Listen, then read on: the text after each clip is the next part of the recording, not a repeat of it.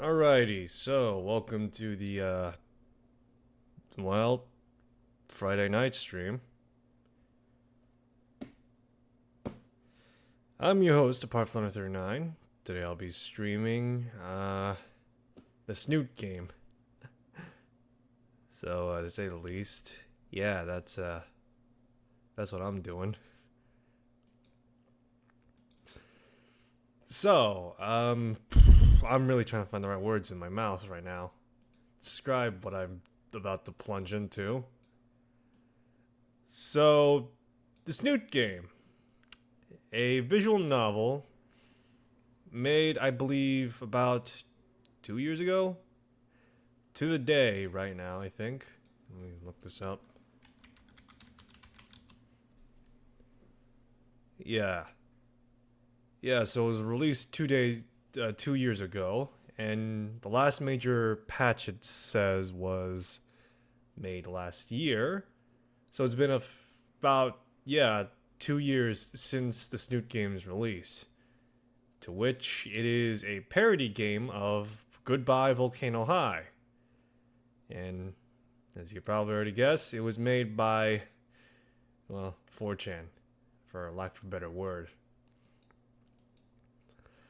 For most part, from what I understand, it was touted as pretty much, it was touted off, to say the least, as a parody of Goodbye Volcano High. But since then, it has been, to say the least, put into play as to how it's better than the actual game. Mostly due to the fact that, for one thing, the choices you make in the game are significant, and along with that, the characters are not trite. Oh, and also the fact that the art style is also not trite and somewhat consistent. Jeez, maybe we should play this on Goodbye Volcano High, see if we could get people pissed off about it. Fuck it, I'm already here anyway. So, yeah. This is a Renpy game, so I am familiar at the very least with what to expect. In fact, it is a visual novel. And yeah. Do note that when I switch over to the recording software, it's not going to be full screen, it's just going to be flat out my desktop. So, yeah. Alright. Off to the races, I guess. English. Yep. Snoot Game. No files on hand, as you clearly see. I have, pretty much just all this. Extra... I download mods for this game? What fucking mods would I want? I'm not sure how long this will last, if I'm being honest, given the fact that this is a visual novel. I am already doing double streams, so at most, if anything, I'll probably continue streaming tomorrow. But that beside, yeah. I'm gonna try and do this in one fell go, and I'll apply any double streams for this weekend for Origins.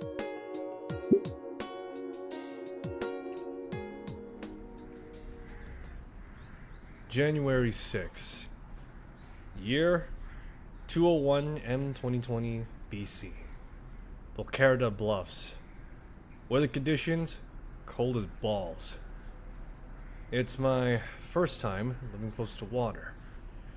The idea of marine layer is new to me, but I do not understand morning mist. This was like it, except infinitely more shitty. Heavy fog makes navigating to my new school more difficult, so I fail to see anything beyond 5 feet in front of me. Like a runt of tree planted in the sidewalk that I have swerved to avoid. It's my first time having to walk to school, too. My new apartment is in an awkward spot, opposite side of town, yet no school or public bus to take me from there. First day at my new school. Second half of this first year of the senior year. 6 months left at my old school. Can't imagine what kind of hell those 6 months would have been. But this... I should take my mind off it. Whip out my phone, consider the best way to make people upset online.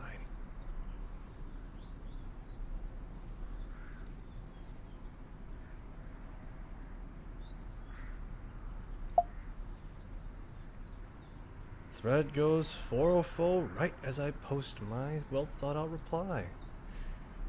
Better hide my phone for a while, as before someone sees fit to take it from me. The only human around town, I think. It's the sounds that reach me first. Chatter of people milling about. Bro, it's been too long. 3 weeks. I can make out the building now. Fog shrouding the school gives an ominous vibe to it. Look at the name written in the arch of the entrance. Volcano High. Oh, perfect setting for a horror game. Or maybe a shitty WAD. The attempt at humoring myself just made me feel more alone. Check my phone, it says I'm 30 minutes early. Wonderful. I move to the entrance only to see all the steps occupied by students. Their eyes turn to me, expressions of confusion and contemplation. Feel the drudging stares, seeing them haunt me for 4 months. I already picture what they're thinking. Dude, check it out! Is that a skinny? Where's his spear? Aren't they all like spear chuckers or something? Bet he eats his own kind. Probably seen it as some sort of circus attraction, but nothing more. Freak show among a cereal box and mascot crowd. Taking acid is not nearly as colorful as going to Volcano High. I should write that down. As I write that down, my phone's note app, I notice the surrounding students stop looking at me, which is good. I can peep around in the friend circles without problem. Not that I'll ever be a part of them anyway.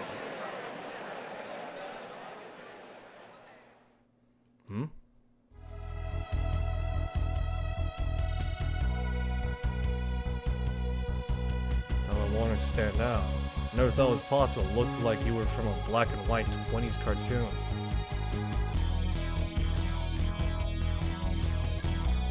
These does differ from the other Technicolor students, though. In the worst way possible. Oh, yeah. She's staring at me. That look? Fucking hell. She's never seen a human in her life.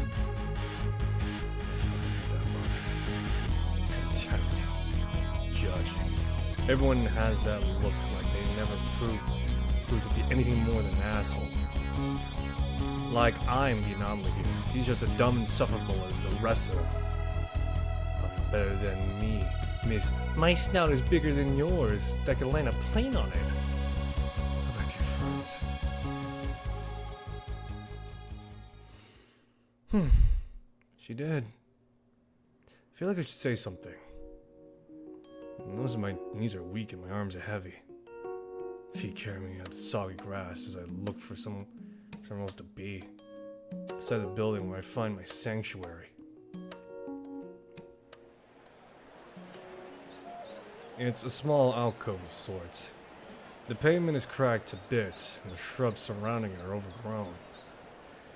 Even the bench, cracked paint on rotted wood, held between 2 concrete legs, matched the abandoned vibe of this place. It was perfect. I flopped down on the wet bench, and the violent crack from it makes my heart drop. It was perfect, but good enough. I feel tightness in my chest, and my lung fights to draw air in. Head in hand, I understand what I've done. 6 months in a new school. a year on my own in some run-down apartment in a town I know fuck all about.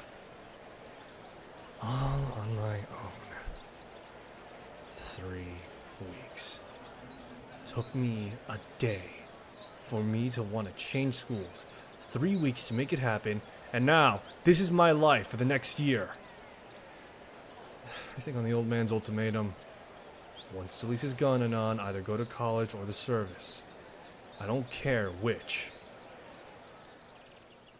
Oh, what an ultimatum. Sounds familiar. Would you happen to be Anon? I look up. Bench broke down. Fuck! I lay on the ground, ass hurting from hitting jagged concrete and splintered wood. Thank God for jeans. Oh my goodness! Are you okay? I groan. Never been better. Instinctively apply my chill guy facade, the presence of strangers to hide how uneasy I am. Hand held over my face in my pain-addled confusion. I shake it. Nazer! Right.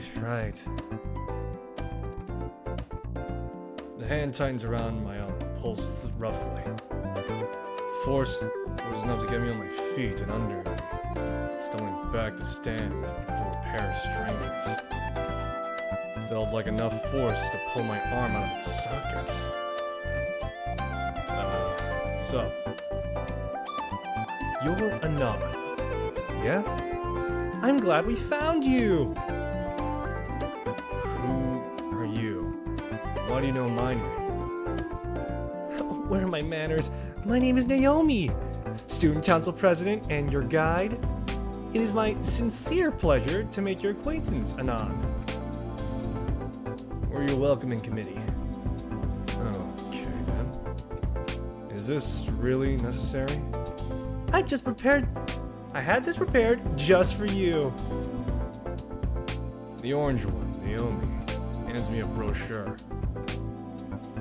Volcano and You, a new beginning to adulthood. Title alone's enough to make me gag. The orange one, Naomi, looks at me expectantly. Brochure is full of typical trivialities. College prep, financial assistance, after-school programs. None of it matters. Babe, I got something to take care of. Nazer looks back at the school entrance. I follow his eyes and see some people trying to lift a large speaker up the stairs of the school. Oh. I'll see you at lunch, right, Nazer? He looks dejected. Of course. Nazer pulls her into a hug and nuzzles his muzzle against hers. Is that how dinos kiss? He leaves, quickly trying to assist with the heavy sound equipment. Turning back to Naomi, she smiles again, though there's plasticity to it. So, Anon, why'd you transfer here? Question catches me off guard. Freeze like a deer in caught in headlights, scrambling to come up with any plausible answer. It's an innocent question. She can't have known, could she? What did Mom and Pop put in the transfer request when they shit my ass here? You don't have to answer, you don't want to. Focusing on the brochure out of embarrassment. Lunch, right, I'm kinda getting hungry. What about something to eat? Herbivore, vegan, tofu. Disgusting. Wait, hold on. Carnivore line. Laming me up. What the fuck's wrong with this school? Is there a soup kitchen? Something around here? Oh dear. Anon, are you needing financial assistance? I can figure something out on my own. Don't worry about it too much. Oh, the school here has a program to help its less fortunate students. The principal here is great. Come on, I'll take you to him. The absolute last thing I want to be doing is asking for handouts. Actually, Naomi grabbed my hand and...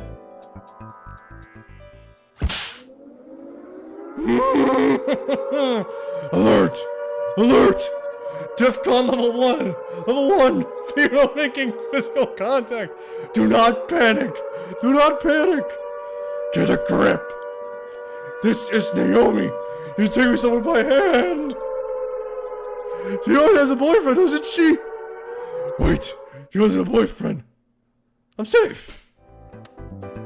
Okay, stay silent, don't mess things up. Jeez. Off to the races, am I right? Soft and smooth and surprisingly warm for scales. How lewd. Day 1, I've already fallen to such depraved lows as hand-holding. Here we are, Anon. Principal Spears should be able to help you with your money situation. What? Right. Naomi knocks on the door. State your business. New student needs financial help, Principal Spears. Number 5. I think he means the loan program, sir. Tell him to come in later. I'm dealing with another student. Fucking hell do you mean I have to clean up after? The orange phallosaur's expression changes from whatever was a smile to up until now. Well, Anon, why don't I show you to class? Homeroom should be starting soon. Right, homeroom. Taking my crumpled schedule from my pocket. Naomi takes the slip from me, blows my eardrum with a squeal capable of shattering glass. We share first period in English together! Come on, I'll introduce you to the class and you'll be able to make all sorts of new friends. Yay me. I follow after her to her classroom on the 2nd floor. The seats are filled with students. I take one near the front, knowing how to introduce myself. I'll probably be doing that all from the classes. Fuck me.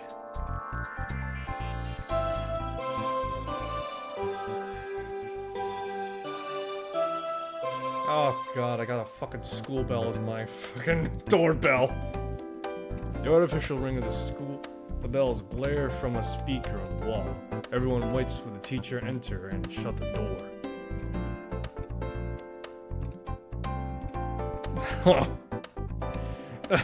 Okay, give me a sec. Ohayo gozaimasu, Kasu. Today you have a new classmate, so Broken High. Broken High. What? Anon-kun, please come up and introduce yourself. He only coughed and settled nodded. Oh. I stand from my seat and face the class. Once again, all eyes on me and the tightness in my chest returns. I inhale deep, willing my erratic heart to slow down. Hey. Again, those eyes just like 3 weeks ago. My name is Anon. Just every day for the past 4 months. I don't really have any hobbies. I wanted to flee, hide, anything to avoid those judging eyes. What was your old school like? My throat clenches. Think back again to it all. There's whispers now. Hushed tones, silent snickers, blending with ever-present stares. Heart hammering in my chest. I'm sure they can all hear it. See the cold chill racing over me. Anon-kun, you will not have to answer that. His words snapped me out of my trance. Only Naomi was looking at me. The rest was occupied. They're talking about winter break or catching up on sleep. They've been ignoring me the whole time. Please return to your seat, Anon-kun. Hi, now, Karasu. Nothing like my Japanese animes. Mr. Suki continued on, drawing the little attention there was to himself. Sat down, feeling blood that had caught in my legs rushed up, leaving me lightheaded. Probably have to do that for each class today. Fuck my life. Awkward introduction after awkward introduction. The classmates that couldn't care less kept me anxious the whole morning. There's still the rest of the day to go. Eventually lunch came around. All the edible stuff was well outside my price range for fucking free, so I settled for a pseudo pizza. The kind that's a viable weapon if you leave it alone for 10 minutes. No time wasting after exiting the line, I scanned the lunchroom for an open seat. Thought I found a decent spot around the corner when disaster struck. When said disaster was hand grabbing my shoulder and turning me around. My pizza plate of shaped cardboard threatened to smear across my shirt. I fought against the momentum until the tray in hand spun me to stabilize it and me. Whoa there! You only dropped your food and not. Yeah, whose fault is that? Yours? I swear to all that is good and holy. Wanna sit with us? What? Wanna sit with Naomi and me, since you're new and all. Points to the table, the pink sugar rush is waving. God damn it. I don't wanna make a scene. Sure. Before I even sit down, a barrage of questions began. So, what do you think of Volcano High? What about your classes? You seem... I just nodded along, starting to not pay attention. You looking forward to the rest of your day? Not really. All these introductions, you know? I get it. Hard to talk to people you don't know, right? Something like that, yeah. Hell, last period I tripped in front of everyone. Talk about first impressions. I don't think they cared too much. Have you had trouble since? Do you have enough money for food today? Oh, you're short on food money, man? Not really, just got to sign up with some handouts. Naomi's starting to look disappointed. I'm only picking up Nazer's interjection. If you need a little extra chow, there's gonna be free refreshments at my at Fang's concert after school today. Your what? Fang. Your brother or sibling. What? Fang's gonna have some extra pizza for the show. You could take some home. I don't know about concerts. Not one for public events like that. Alright, man. Just thought you could use a few opportunities to make friends. What was that? I assume it wasn't meant to be malicious. I'll consider it. Hey! Don't leave me out of the conversation! How about I help you pick up some cheap food after school? I know a great vegan shop in the area. My stomach rolls at the V word. Maybe another time. Sorry. So, the concert, Nazer. Dinner and a show. Fuck it, sign me up. So, what will they play? Music. Music? Yeah. What kind? The kind you listen to. What genre? The good kind? I don't know. You? Do you? Nope. Well, free food is free food. I look at my pizza and noticing something's wrong. Testing it with the plastic spork and watching the cheap utensil shatter to bits. Fuck. Dreaded 10-minute mark has passed and my pizza only useful building material. Oh dear. Nazer, why don't you split your sandwich with him? But it's my sandwich. It's fine. We can split my TLT. Nazer shudders and looks at his own foot-long Billy sub-woman. Sure thing, babe. He tears the sandwich in two and hands me the larger half. Here and on.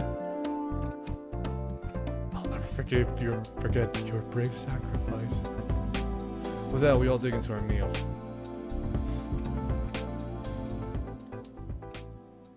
After school. My class after lunch were the same as it before. By now, I had rehearsed introduction, the only teacher I ever cared about. Classmates were disinterested, and I sat down to be forgotten. Hope the rest of your year's like that. Just want to skate through it all. All that's left for today is the concert and, well, dinner. I wait outside the auditorium entrance with Nazer, who's checking his phone for the messages. Right. Fang says the show is starting in a bit. See? Nazer turns the screen to me. Okay, sorry. Fang, piss off. Is the pizza here? You can have a slice, but after you get the fuck out. For real. For where? Franklin W. Roosevelt? Nah, fucking wing. Fucked wing retard.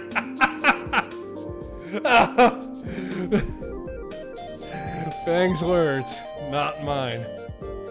This your sibling? Always like that? Fang's... I wait for him to continue. Well, I mean, kinda? Glad I'm an only child.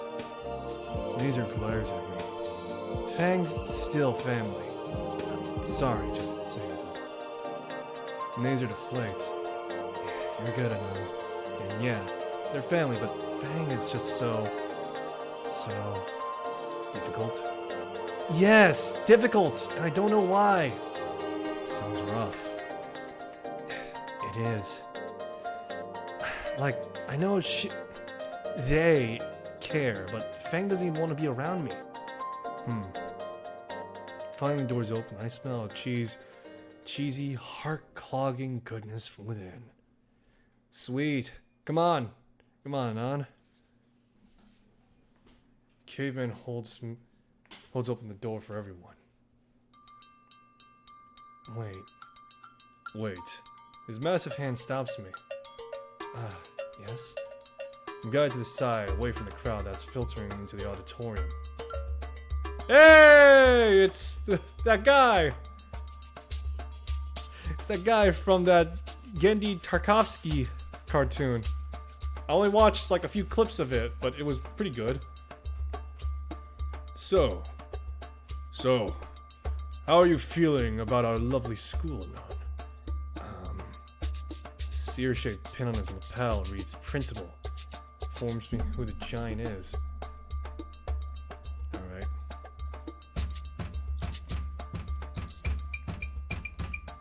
Oh, nice. Cleaner than my old school. Ha! You thank your classmates for that. What? Now, go, enjoy the show. Yes, sir. Oh, I do need you to come by to my office tomorrow for some paperwork.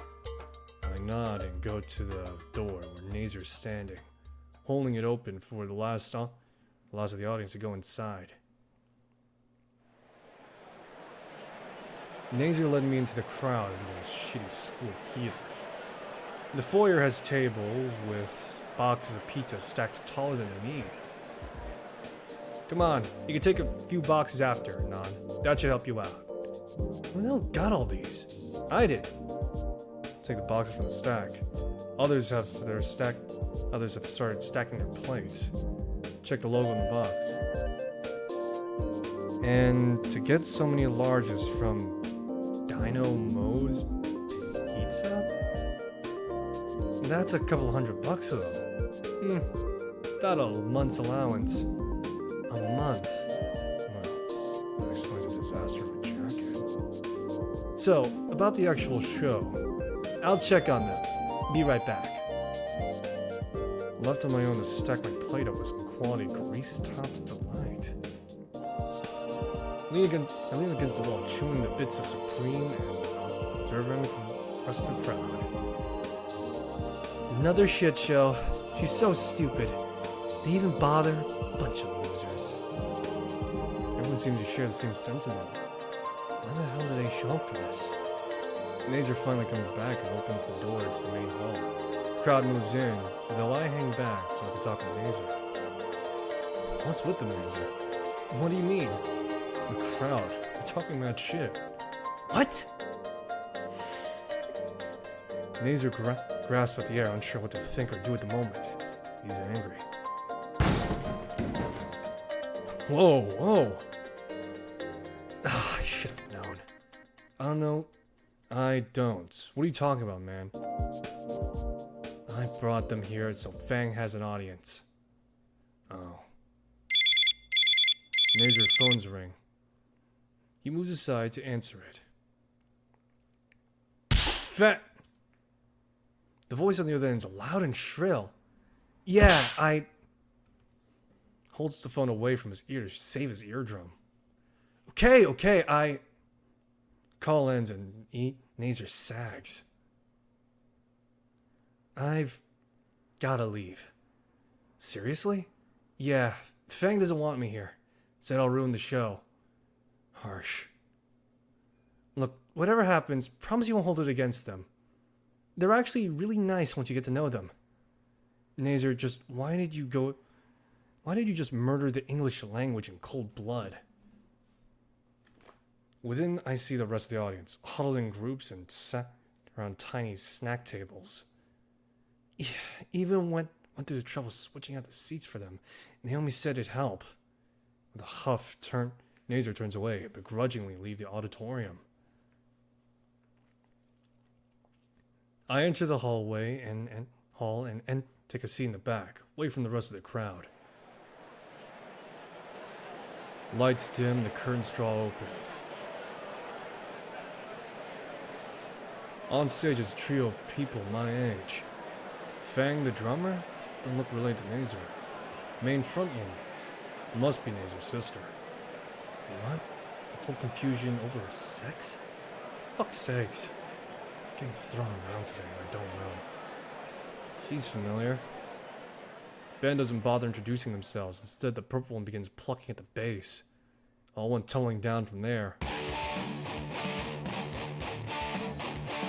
What I thought was a guitar sounded horrifyingly wrong, far too heavy. The guitarist was using the bass. Vocals kicked in. Horrific screeching combined with the melodious shredding on the bass created a cacophony of equal hundreds of cats ritualistically sacrificed. I fight the urge to my ear. I don't know too much about music, but even I know that you're not supposed to be using two basses in one band unless you know what you're doing. Oh no. Oh god! What were they thinking? Look back to the crowd to gauge their interest. I'm surely not alone in thinking this is absolute travesty. They still fucking suck.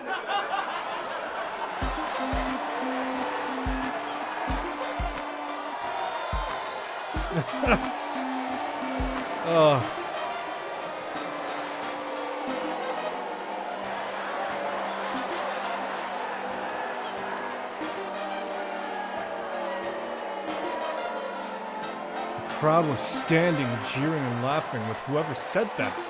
More words were said and laughter eclipsed them. And the music. What happened to the music? On stage, the trio looked panicked. Drummer was inching off stage while the purple bassist was about to break into tears. Frontwoman stood there with her ground.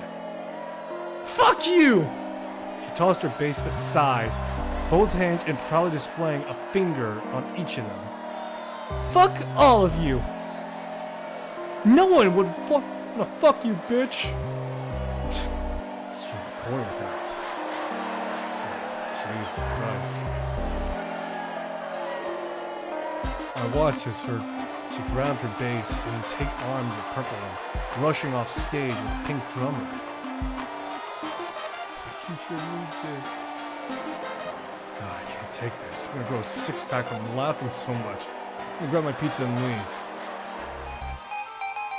Turn towards the door and see Principal Spear. Fierce glare freezing me in place. Enough. Oh, fuck. His voice is even more stern this morning. Yes, sir? Looks in the crowd, then to me. I don't want to hear any of this come tomorrow. I expect some goddamn maturity from you. You'll be an adult once you graduate. You want me though? I've taught my students, and I can tell these things. His hand on my shoulder. The grip was firm and laid on me. Listen here, Anan. You're not the only person in the world. Everyone's fighting their own battles.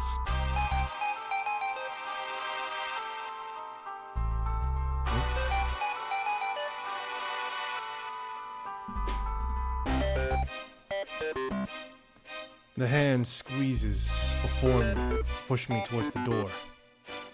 I will assume my office first thing tomorrow. Now, get out of here. This is the only warning you'll get from me. Next time, there'll be campus cleanup.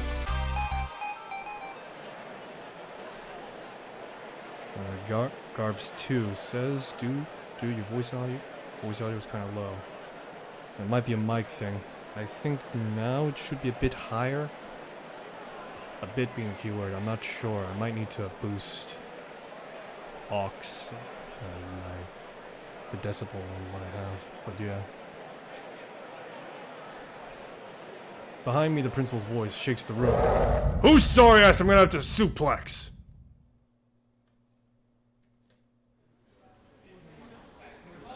Back in the foyer, I see boxes of partially finished pizza left. I consolidate them into a pair of boxes and make my exit.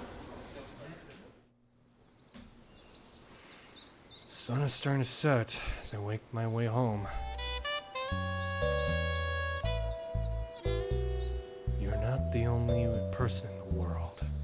As if I don't know that already. There's like classmates that ignore me all day today.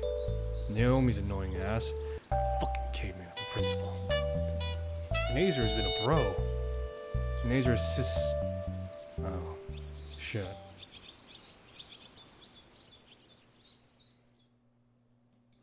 Next day.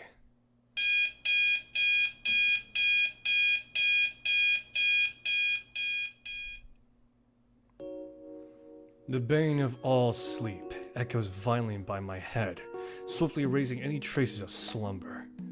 Still without energy to turn off the alarm, I stare at the ceiling for a bit, recalling the events of last few days as an exercise. The school, if you can call it one. My new friends, if you call them that. That band, if you call it as such. Great idea, Anan. Start the day by just saying everything you've done so far in your new life. No wonder you're so damn popular. Finally, I lean out of the bed, turn the alarm clock off. I have a good 45 minutes before I need to be at school, and it takes 20 minutes to walk. That leaves 25 minutes to get ready. Practice movements, I execute a proper combat roll from bed, tackling the floor and headbutting into submission. My foe defeated, I groan in victory.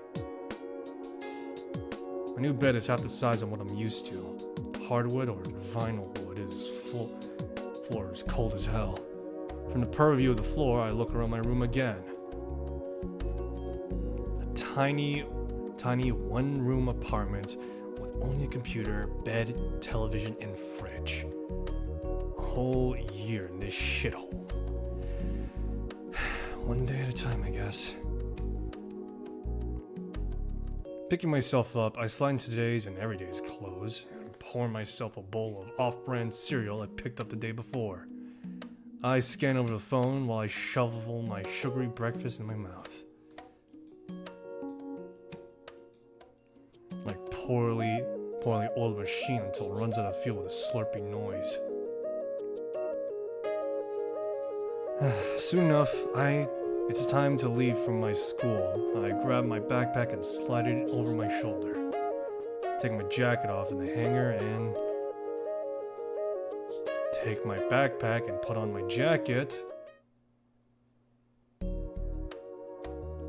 Approaching the grand building, looking to find a place in the line between the other students trundling into the front door.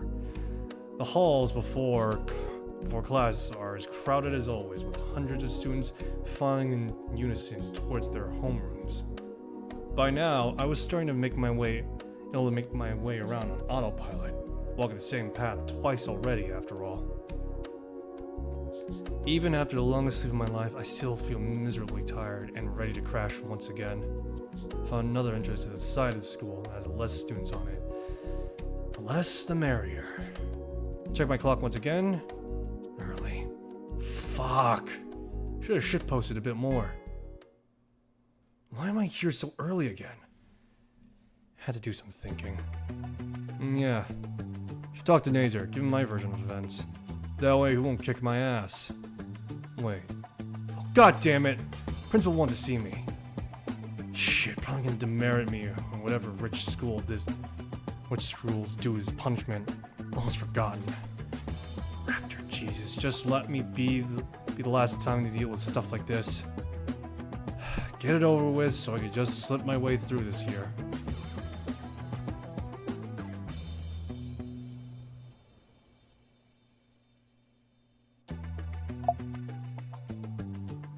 Should probably not, and probably try and not make my principal pissed at me.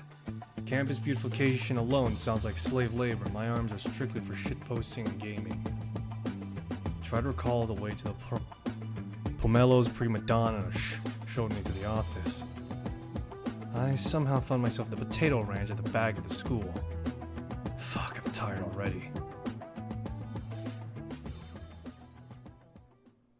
How the fuck did I end up here? Don't worry, man. Don't worry, man. Happens to new students all the time. What? This pink raptor smelling heavily burnt grass surprises me. If you're looking for the office, you're gonna want to go that way. Oh, thanks. Yeah, no problem, man. I'm about to go myself, but I forgot something in my locker. See ya. We walked off to another hallway. I should follow the directions you gave me. Wait. Is that the drummer from last night?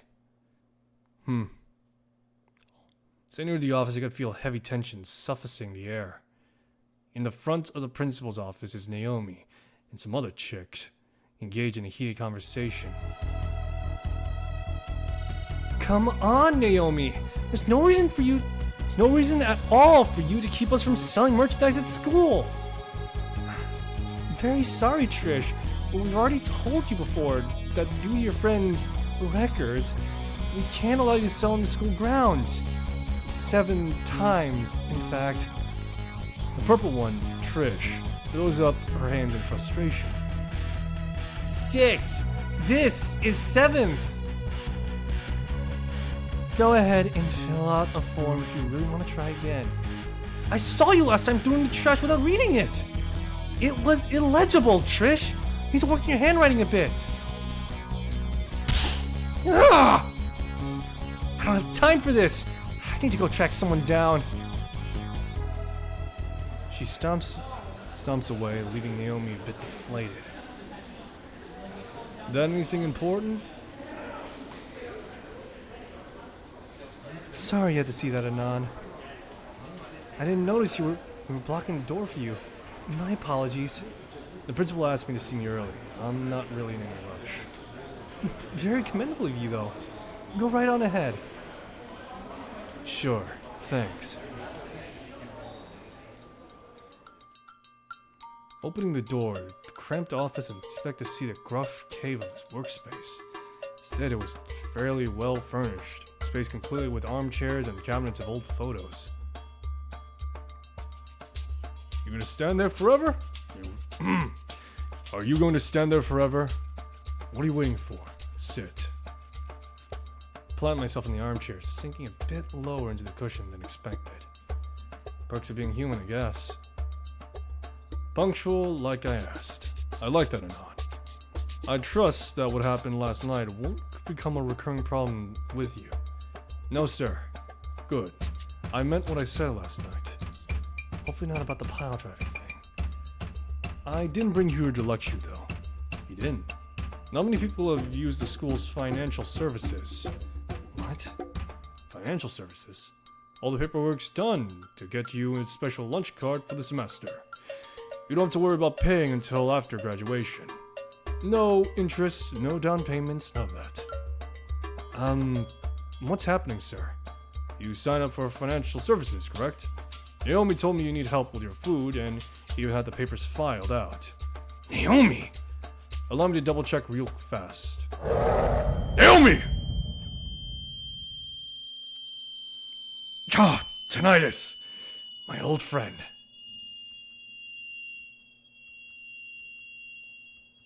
Why am I stuck like this? This mist, Naomi. And just to be absolutely clear, Anon, you did ask for this, right? Oh, give me a sec, I skipped that. Well, he is in need of assistance, right? Otherwise, he's stuck on the budget meals. Anon? Probably wasn't malicious, but still. Getting involved with his office politics today. Yes? Oh, lovely!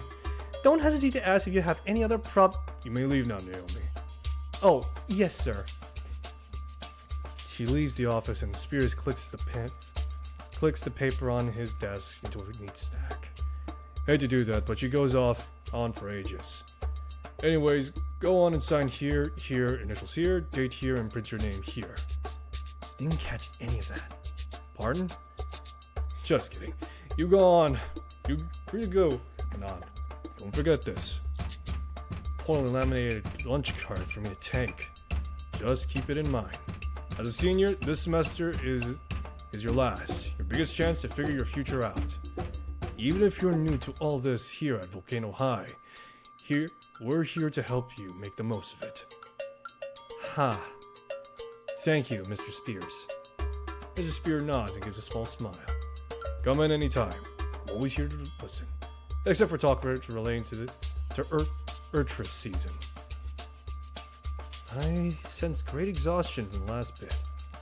Thank you, Mr. Spears. I thank Mr. Spears one last time and head out.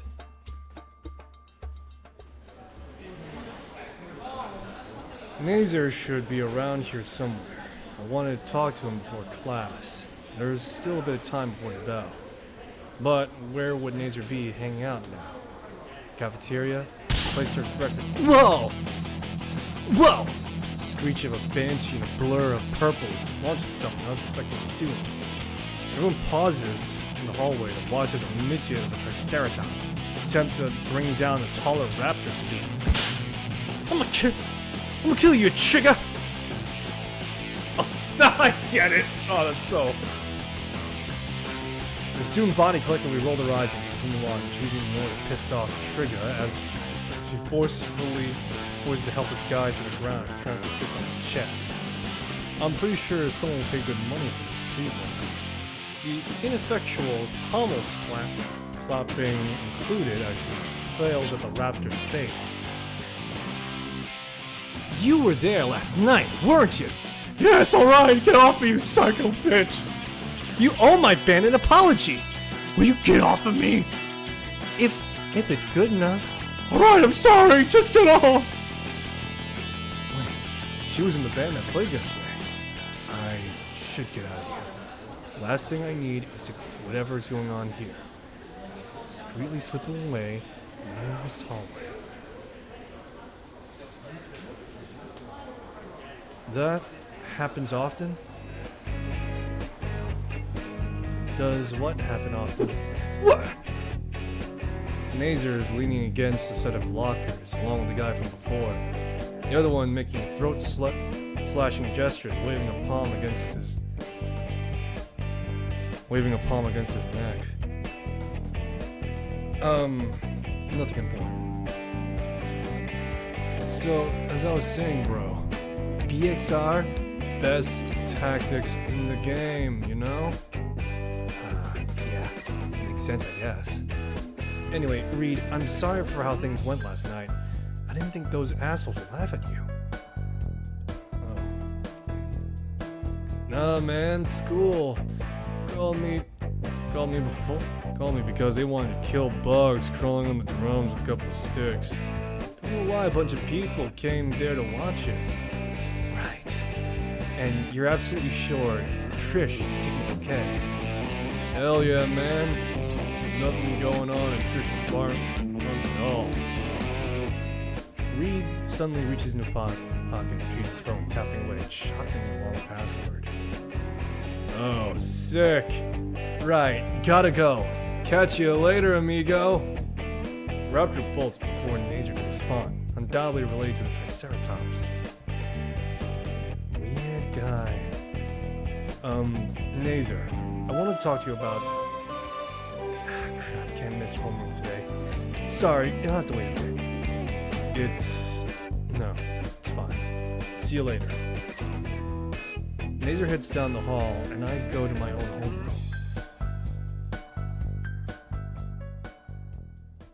The period passes eventually, and it's lunchtime again. I'm focusing less on class, more on getting the routine down, avoiding unwanted confrontation. Still, it's like it's only me and the teachers in class, facing everyone else. I follow the flow of students towards the lunchroom, mindlessly looking around the hallways, passing by the athletic awards case, decent amount of group photos, and Nazer front and center. Apparently this school is pretty well known for the track team. In a similar vein, Naomi is present in a good deal of photos in the academics achievement case. The last case was reserved for general awards, trophies that didn't belong anywhere else. The school got a few commendation awards for their efforts to stop bullying. They pass those around every school. Looking around, several posters on the walls here. Simple slogans, stop evil bully menace. Fat lot of good of those did me in my old school. Went all in with those efforts. One time, they even got the whole student body into the auditorium to watch a short movie. Some frail, pasty kid gets pestered by chubby, buff bully. Kid ends up trying to run away, hit by a car. Credits were rolling over a scene in the hospital. Everyone in class said, "Man, good thing I'm not that bully." Yeah, see if I ever see that bully like that, I'll help the kid. Then went back to talking about me. No use to feeling down about the past. I'm here now.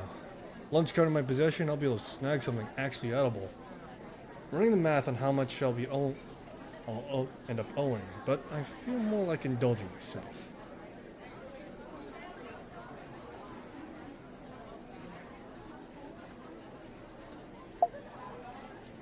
Why not both? Hence my tray stacked with desserts and tastiest looking sandwich from the lunch line.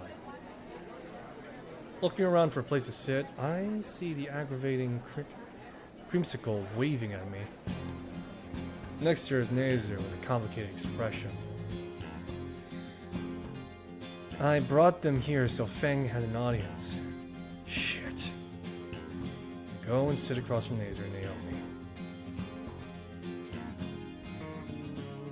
I see you're making good use of the lunch card. Yeah.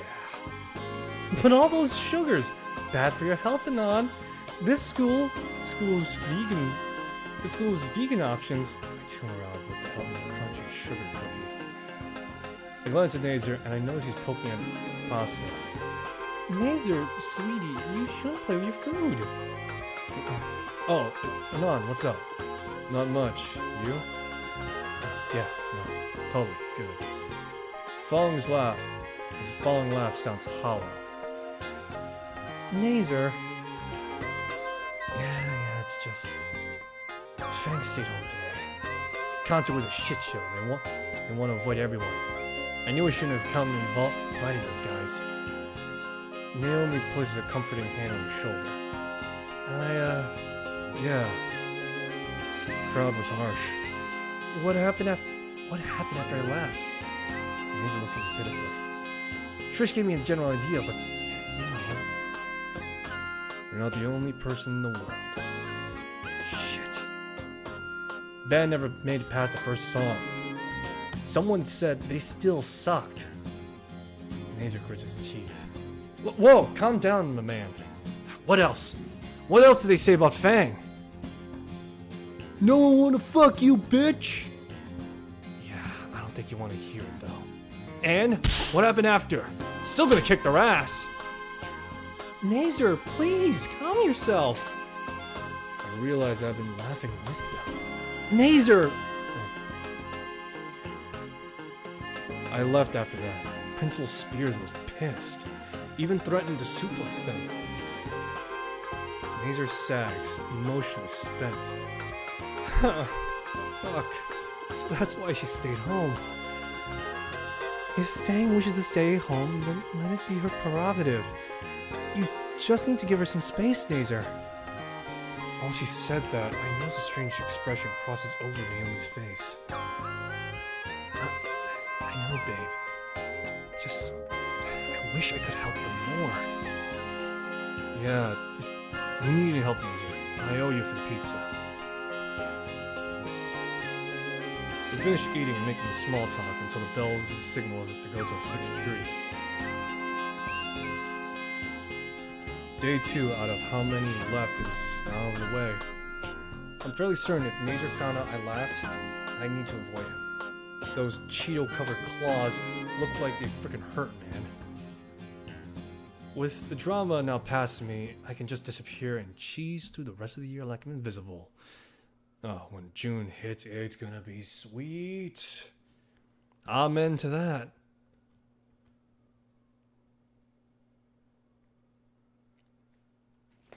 Two days later. Alarm is off. You know the drill. Combat roll, headbutt, victory screech. Breakfast, shitpost, close. I'm pretty good at this. Finally found a decent routine for the rest of the year. Might have to go easy on the shitposting though. Yesterday I might have overindulged. But I succeeded in turning invisible. Not completely, but so far I'm happy. Even the stupid stuff with Nazer seems settled. I could just cruise through schooling and shitpost in the evening. Perfection. Day 4 of how many days left in the year. So far, so good.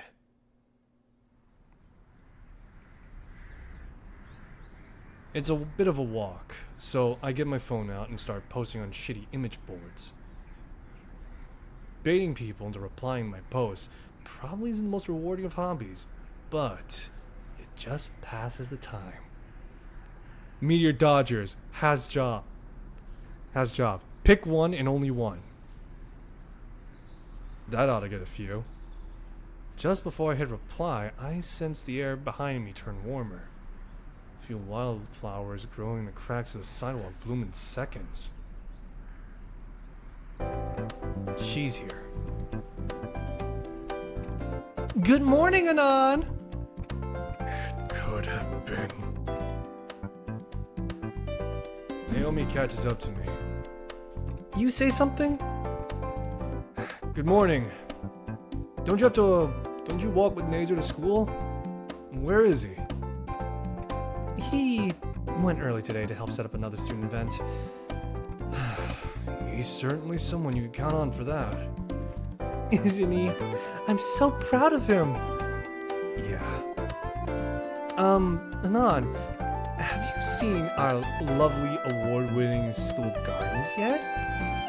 Gardens win award? They do. Come, I'll show you.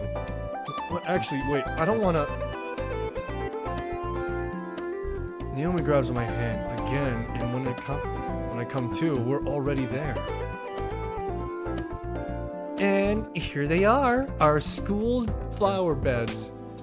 Aren't they just magnificent? Please stop dragging me by hand. She's right though. The gardens here are absolutely stunning. I can't tell what's more colorful, the bushes of flower or the student that tends to them. The garden here does a great job.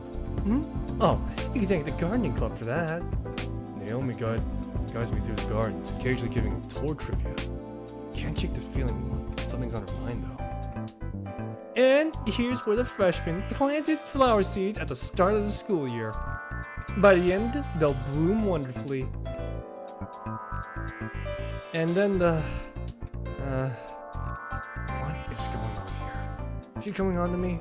I want to ask if she's upset or something, but is it even right of me to do?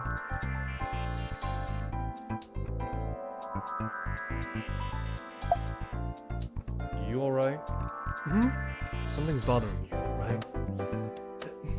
Not really. A bit, I guess. You've been worrying about Nazer recently. Something wrong with him? No, nothing's wrong. Just the more he worries, a bit too much for that sister of his. Oftentimes, when I'm with him, he's anxious about something she's done. I like him to relax about it a bit more, I suppose. Is that selfish of me to say?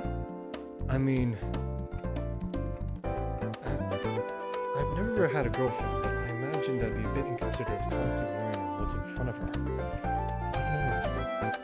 Naomi nods her head a bit, staring at her shoes. Sorry, I just wanted to share with someone.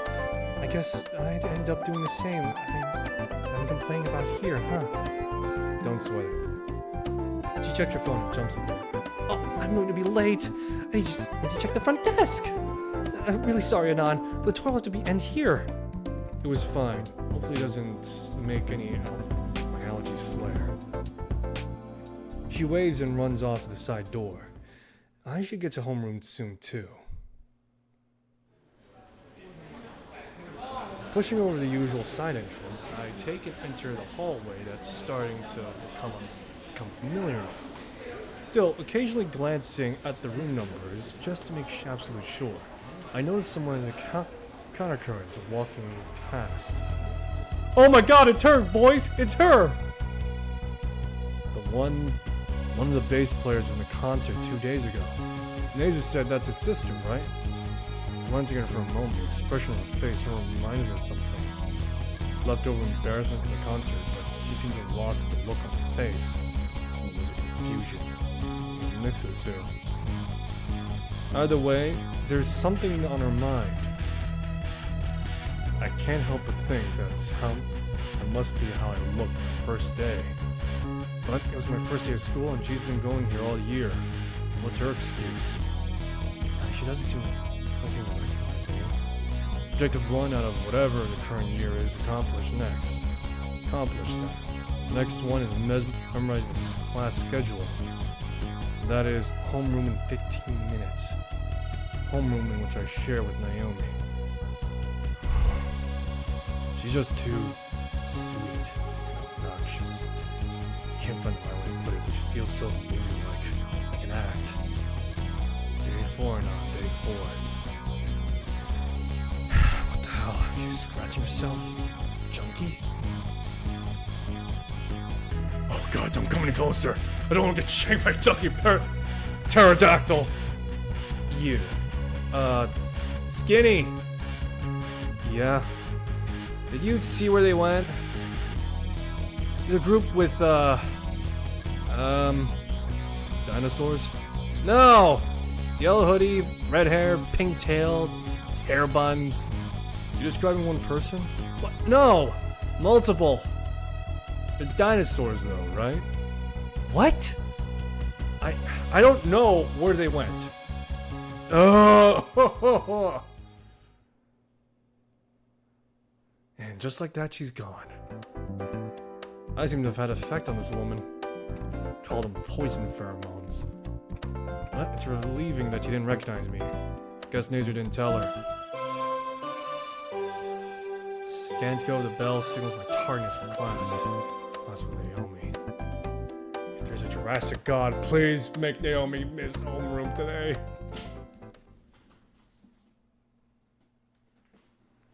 I'll even offer a goat sacrifice. Oh, jeez. The day passes uneventfully until 4th period, science class. I find a seat near the back of the room and watch the clock hand tick down. The remaining few seconds to the bell. Right before the tone, one last student rushes in, out of breath. Oh, it's that girl again. Guess we share a period or two on the first day and I didn't notice. She strides across the room, taking her seat without a word. Strangely, no one seems to acknowledge her, not even a sneer or chuckle. Odd, given how many people were that night. You'd expect at least a couple of snickers. But here she was, fully left alone, or ignored. Seems almost worse than getting laughed at. The lingering chatter in the room dies out as the teacher stands from his desk, moving from the front of the room. Good news, everyone! Today we'll be having a lab on... Give me a sec.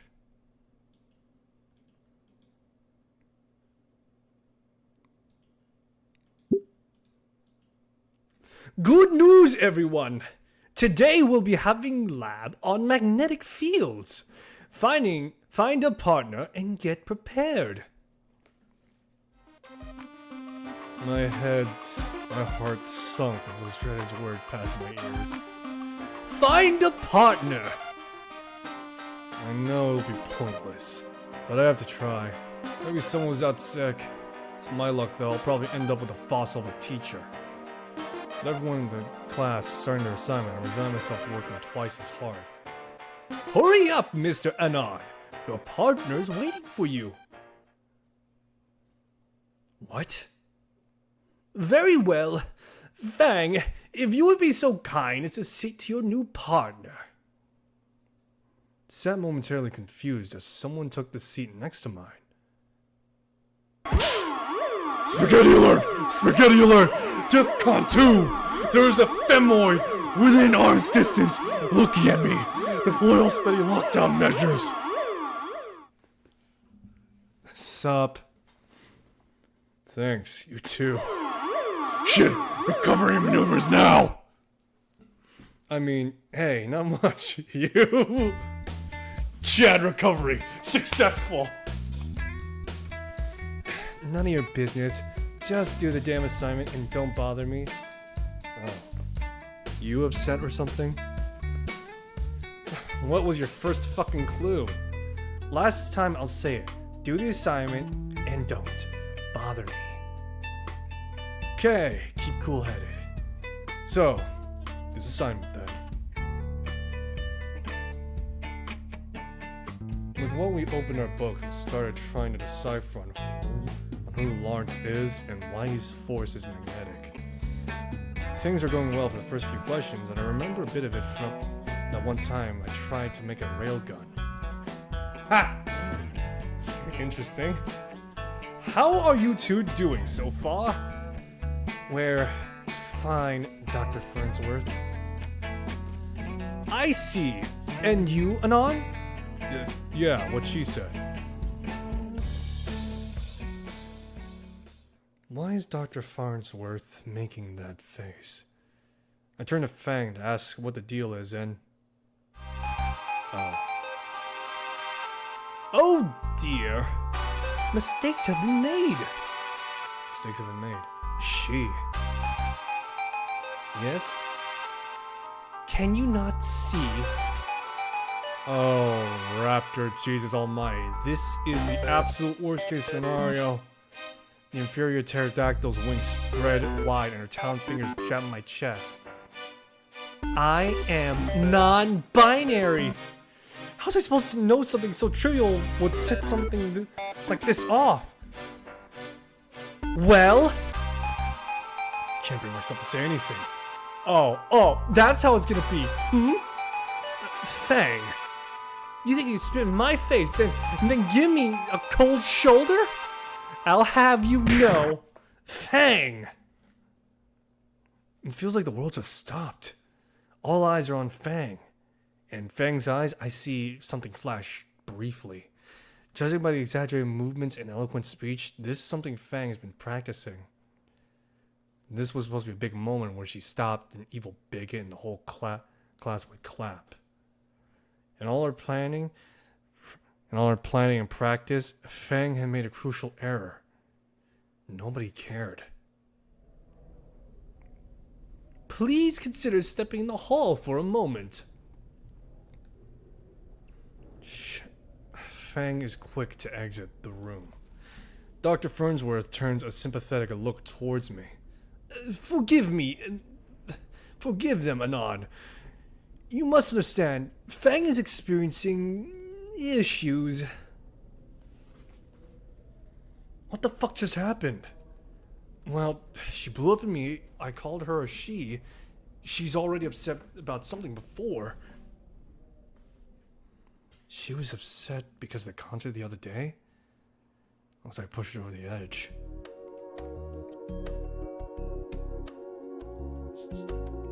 After a few moments, Fang came back and sat down without a word. Sorry. Don't worry about it.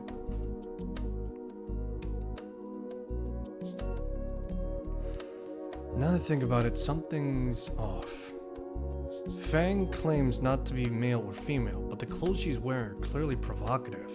It's almost like she's showing off her femininity. Then, why? Why would someone be wearing revealing clothes in contradiction to their identity? It's almost like they're looking for attention. Then it suddenly hits me. I remember a slightly younger Anon running around the school with cape pilot goggles, 3 plastic katanas. Now's a quick way to get sent to the principal's office. Are you even listening to me? What now? Sorry, wasn't paying attention. Yeah, I could tell. She mutters something as she turns back to the assignment. Staring at me for the past 5 minutes. Freak. Judging by the look of the class, both our current social standing will probably be working together a lot more.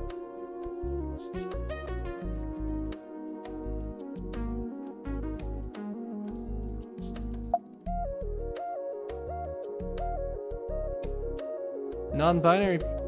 Sorry for calling you a girl. Non-binary people don't owe you an androgyny. Doesn't seem like it's something she wants to hear right now. So, Nazer's sister, right? Sibling!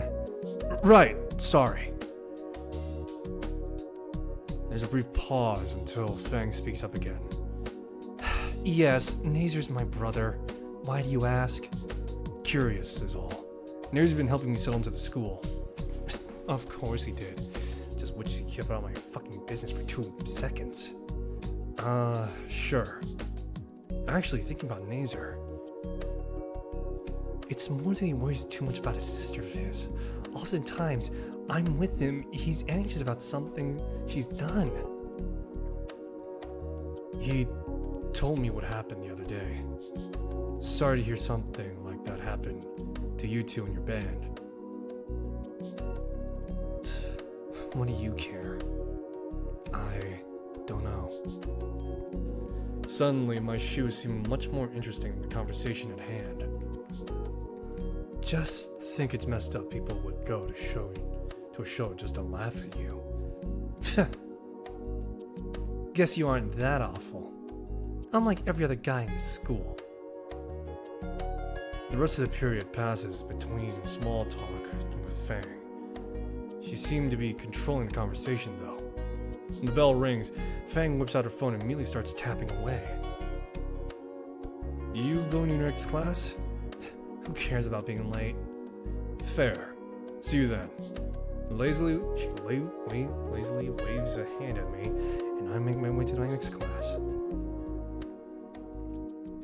Unfortunately, 5th period is mathematics. I'm barely keeping myself away while Mr. Karlovsky is giving a lecture on inverse of tangents. Anon! Sit ramrod straight as a direct address. Are you friggin' listening? Come, finish this friggin' problem on the friggin' board. Just one social disaster after another. Hesitantly, I slide out of my chair and trundle my way to the whiteboard, trying to decipher the runes I've been expecting to make sense of. Only, I never made it to the whiteboard. 3 rows down, my foot catches on a loose backpack strapped in the aisle. Luckily, it fell sideways in the cold hard desk to catch my fall. To chuckle at the rest of the class, I look up the final resting place on a massive pink and white muzzle. Dude! Deer caught in headlights, I stare and wait for him to continue. You're on my desk, man! Since it returned to me, I quickly get up and pick me up, and return the pen to the fluent floor with a flurry of apologies. Then I recognize the desk and who I fell on too. The drummer in Fang's band. Don't I just have the luck of the devils? Give one last apology, I head to the front of the room, solve the whiteboard problem. Tried solving the problem to the best of my ability. It still took a solid 2 minutes. Circling my answer, I look expectantly at Mr. Karlovsky, who gave a nod. Finally turning to my desk, I freeze. Right front row, last member of the band, Trish. He's coming back to my desk. Mr. Kettlewhiskey gives a row of stack of papers passed back. Alright, here's your friggin' homework. Covering today's lesson. Use page 279. I'll give you the last 15 friggin' minutes of class to work with your friggin' peers. Mr. Kettlewhiskey returns to his desk and pulls out a math book with a monthly romance novel crudely stuffed inside. With a very detailed centerfold, by the way, he turns sideways. Looking to Reed's desk, he's joined by Trish, who's trying to get him to get started. I feel their eyes following me. Back at my desk, I glance at the math sheet. 279, right? You finally get to use that phone book or math textbook. Where is it? Opening my backpack instead of a math textbook. It is a Soteria Collector's Edition art book I splurged on yesterday. I'm frozen. Can't move an inch. Did I grab the wrong book this morning? Someone playing a sick joke? How could I bring this to school? Something bounces off my head and lands on my desk. I have to snap me from reality and shove my backpack under my desk, furiously zipping it. On my desk is a balled up wad of paper. Oh great, I was hoping to avoid these chain notes. I unfurl the ball to read the note. Look up. Looking up, I see the purple one waving over me. Fuck. Grabbing my stuff, I shuffle slowly over to the duo. Sup, compadre? Sup. See? He's my class partner, so I look out for him. How are you looking out for your class partner, Anon? Enforcing school social contract, you having good conduct, mutual respect, so you can leave class and go on with your life? What's this about? A certain friend of mine is partner with you in science, right? Wait. Oh! You mean Fang? They just messaged me before class and said they had partnered with a skinny bigot, then proceeded to show them. I had a feeling you'd be him. Am I gonna have to tolerate humiliation from these meteor dodgers too? My head is starting to hurt. Hopefully we can just get started on these math exercises. Yeah, that was me. I apologize though. I know, and appreciate it. I'm Trish. This is Reed. We're Fang's best friends. Uh-huh. What about you? Tell us about yourself. Red alert! There's no way I'm telling anyone, especially these people. If they find out where I was a few days ago. I'm Anon, and I'm human. Got here Monday. That's all. We know that. We know where you're from and what you've been doing since you got here. If you have any friends. I've been doing nothing. Don't really care about friends. She doesn't look convinced by that answer. Right. You know that Nazer dude, right? Hey, yeah, I saw you talking to that Naomi earlier. Gee, I'm not saying that. There's a few things I'm willing to say, but I'm pretty sure that is defining something. Trish squints her eyes at me. They were my welcoming committee. Helped me getting settled, nothing besides. Right. Didn't Nazer or Naomi invite you to anything, or... Not that I remember. I'm trying to get them off my back. Why do you ask? We had a concert last week. Nazer and Naomi invited a whole bunch of assholes to ruin it. Suppose if we had a human in the crowd, we would remember, right? Yeah. I mean, concert, right? I don't think they invited me to solve math problems. We have a band. I'm lead bassist, Fang's vocalist, and secondary bass, and Reed is the drummer. And the songwriter. He just comes up with the funny song titles. Neat. I'd love to listen to your band someday. I drag my chair clumsily backwards and clumsily rise from my seat. It's great meeting you guys. I'll be going back to my desk, though. Wait. I'm not done with you yet. What? I should really get started on the homework.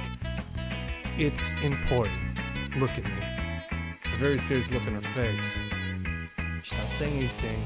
Her glaring through my back of my skull makes me think she's means business. Fang is happy. They found something that about themselves they finally like, and I helped them through that dark time. They made up their mind. They themselves. No wonder Nazo seems confused by this. They don't need people in their life that might hurt or confuse them. They have us, the band. We're trying to make it for ourselves. Okay. I look out for them because I care for them. Nope. They've been hurting because of those dicks, and I'm doing my part in assuring them. Was that what I was doing? Started doing earlier. Well, she was more out to trigger out. I don't understand. My point is, don't upset Faye. I just want to solve math problems. Yes, ma'am. Once again, she's just glaring at me. Oh, fucking... My stupid legs stop shaking. I'll take this opportunity. Thanks for the lesson, Trish. Keep it in mind. See ya. Wait a minute, man. You want this? Reed holds out a sheet of paper. It's a copy of the homework assignment. And it's complete? Hold on, I thought you were the ones needing help. A friend of mine who's a friend that helped me is a friend too. I don't think that's how the saying goes. You're a sharp one, not razor sharp. Friends? The bell announces lunchtime, and the rest of the student collectively rises and starts shuffling out the door. Lunch hour. Been a blast talking to you guys. Swiftly snatch on my backpack by my leg, flashing an earnest, sympathetic smile at them. Or at least what I thought was one. As I power walk out of the classroom, I swear I caught a glimpse of Reed waving goodbye. Came out to be other place to be, namely away from a pissed off midget. Sorry man, you seem like a good guy, but a tiny tyrant? Not in this lifetime. Worst fucking experience in a long while. Almost as bad as actually dealing with Fang in class. Here I was thinking I'd be invisible the rest of the year. And now I have classmates talking about me behind my back on their phones. Probably for the rest of the year. At least it's the best period of the day now. Wonder what's for lunch now. Wait, what's that smell? Oh no. Duck into a corner and rip open my backpack. What should have been my lunch card, a binder, and horrendously embarrassing art book was instead a half dozen flasks of some sort of machinery I don't even recognize. Someone else has my backpack and that book. They see it. This backpack. From the Reed guy, I'll bet. Rushed out of the class. Fuck me. On the other hand, we get a medal of honor for turning all this stuff in. I think every bit of cash for reporting this stuff. What am I thinking? Any amount of money's not worth my power level being revealed. Can't ruin my life. Not again. Especially with these losers. Half hour until lunch period ends. Good. I'll need to find Reed. Go back to the classroom. I just left it and find it empty. Fuck! Maybe he's getting lunch now. Cafeteria. Sprint through the school's hallway. He's already familiar with the layout, looking for a drug dealer. Colorful crowd in the lunch line makes it difficult to find Reed out. So I have to carefully scan the room. Finally spot the pink raptor at the end of the queue, tray in hand and incriminating evidence in his backpack. The world must be fucking with me. I'm the one currently carrying a mini cartel in my backpack. Reed! Stoner drummer turns my way as I calmly as possible approach him. What's up, my guy? I give the backpack a bump, causing a dubious glassware within to clink. You got my backpack, Reed. Huh. Just wondering why it felt lighter. Hold out my backpack to me. Here you go, man. Traded backpacks, and I'm careful to hand his over while simultaneously examining mine within his grip. Doesn't look like he's open at all, but thank fuck. Why are you so worried about the bag, man? Shit, fuck. Because... Bring up the art book. Don't bring up the art book. Thank you, dumb fuck. Gotta be something you can say. Hail me, I owe you a fruit basket. My lunch card. Wouldn't have been able to get my lunch without it. Oh, fuck, dude, I'm sorry about that. What? New kid and you need a lunch card? You wanna, like, hang with us, man? You look like lonely. Fuck, no! Nah, I'm good. Just needed my... Come on, bro, I'll introduce you to the old band. Don't you have to, reward your good deed with a good deed. What? I'll, be your first friend, Anon. What? Yeah, man. I appreciate it, but, you're worried about Trish, bro? Yeah, she can be a bit rough, but she's great. Isn't she on a crusade to assault everyone that laughed at your concert? Oh yeah, she does that sometimes, but worry nothing about it. It's fine for you to be worried. You'll see, she's plenty nice. Maybe I'm a bit quick to judge. See, there's Trish now. Hey, Reed. Sorry, you're gonna have to return that crowbar a bit later than promised. Also, I got vengeance on another of those jerks. Those aren't related, right? Who's asking? I need to get out of here. Well, Reed, thanks for talking. I'll just be on my way. Hold on, my man! Trish just got here. Reed, what's this about? Non here had a little mix-up. Anyway, he's a total bro about it. And he's like super poor and stuff. How poor? How poor? Lunch card thing they advertise on school brochures. Bull. Show her, Anon. I'd rather not. Oh my goodness, you poor soul. Literally even. So I figured, why not bro him back?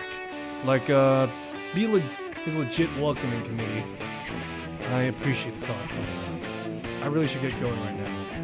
Bye. Oh, Fang, what took you so long? Why? Me? Yo, is that not? What's he doing here? No, it's the other human transfer student with a dress sense of Rex Luthor. Hey, Fang. Good to see ya. Well, lunch is almost over. He's poor.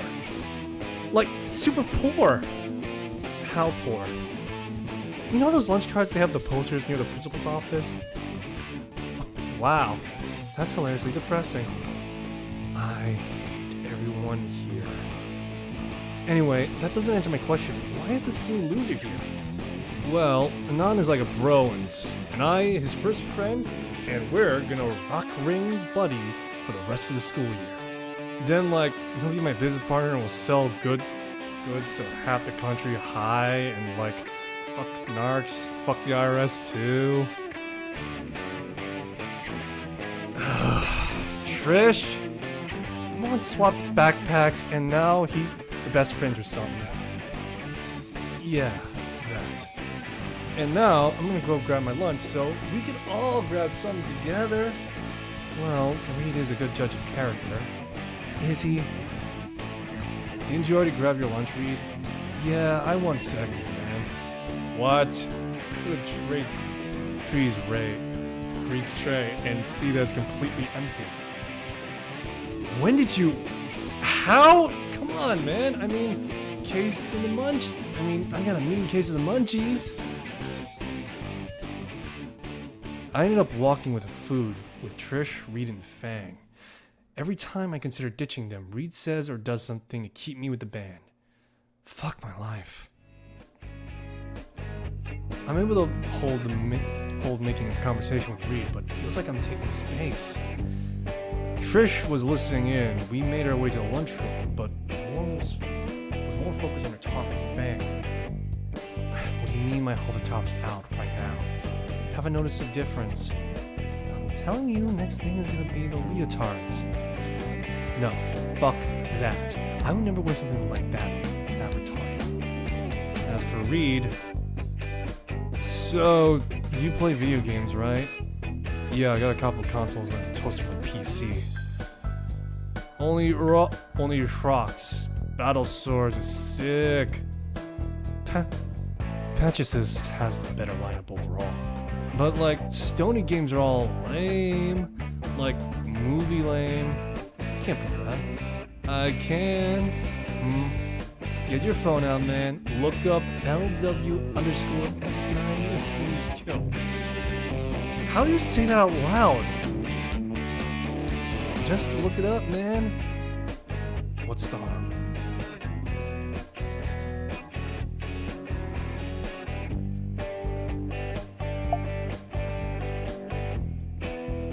Oh my fucking god!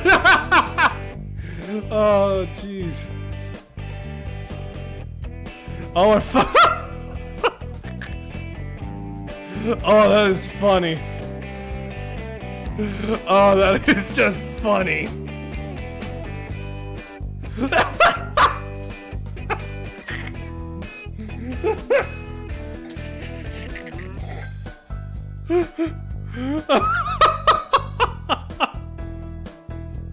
Oh, jeez.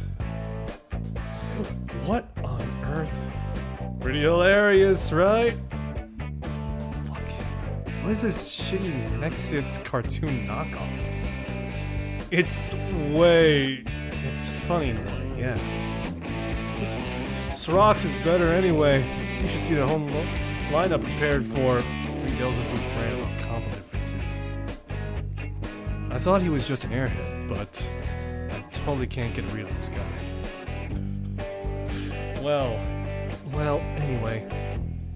Lunch lines aren't getting any shorter. We should probably hurry and pick one. Once we're all got our food, we all stand around chatting a bit more outside the line. Trish and Fang babble to each other about their daily activities all through the lunch line. Reedy, on the other hand, has pulled out a tablet from his backpack to show me something. So, you know we got a band, right? Yeah, Trish brought it up earlier and all. Check it. I've got a recording of our practices. Fang and Trish look at me expediently. Fuck, shit, okay, you can do this. Cool, let me see.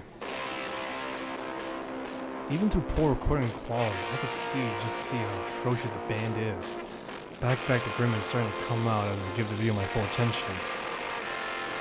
Well, we're great, right, Anon? It's certainly original. I know, right? But like, why two basses? Fang glances me at the side. Weird. It's our style. I see. What do I say here? You don't give feedback on games I haven't played, not music.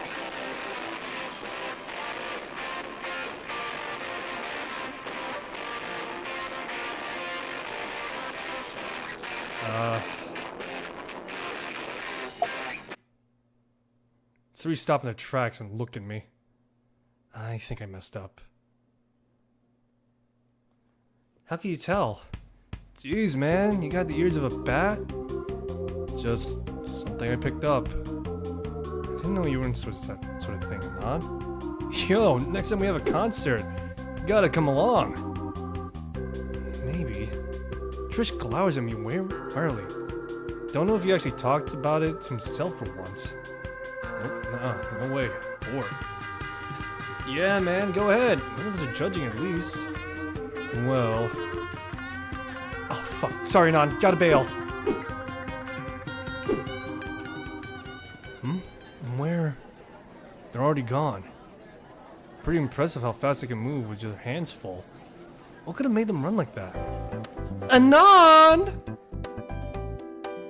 Oh. I turn around to see Nazir and Naomi approaching, food in hand.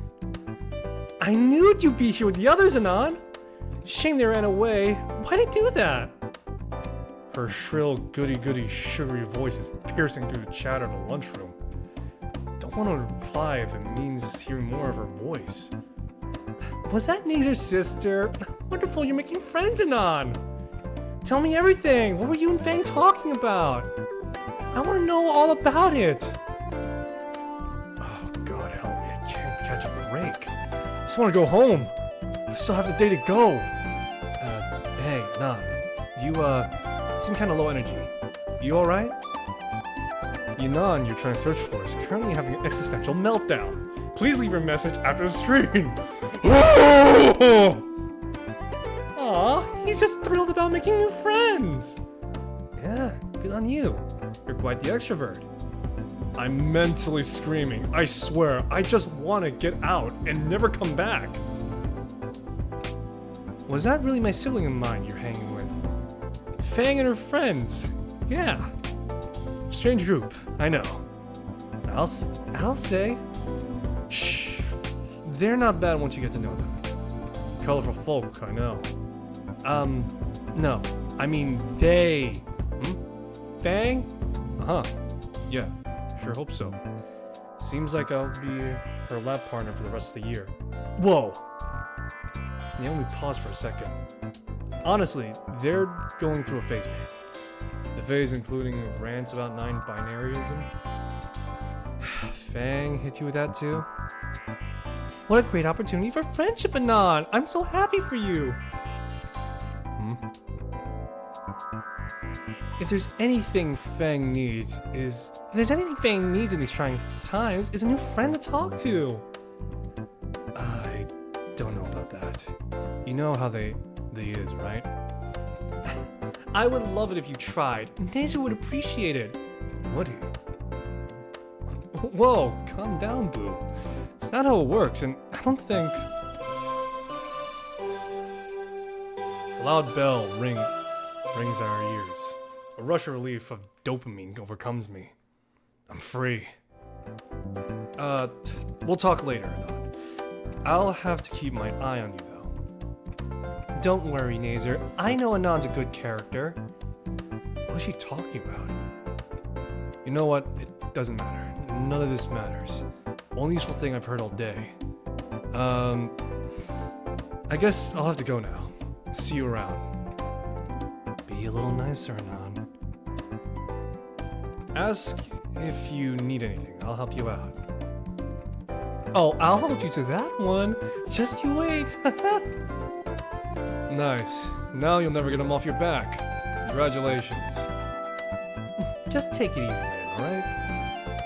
Come on, Nazer. We have a busy day today. Oh, sure. See ya.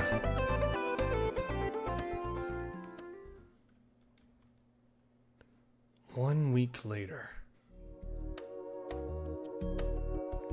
It's math. Bane of retards and lazy intellectuals alike.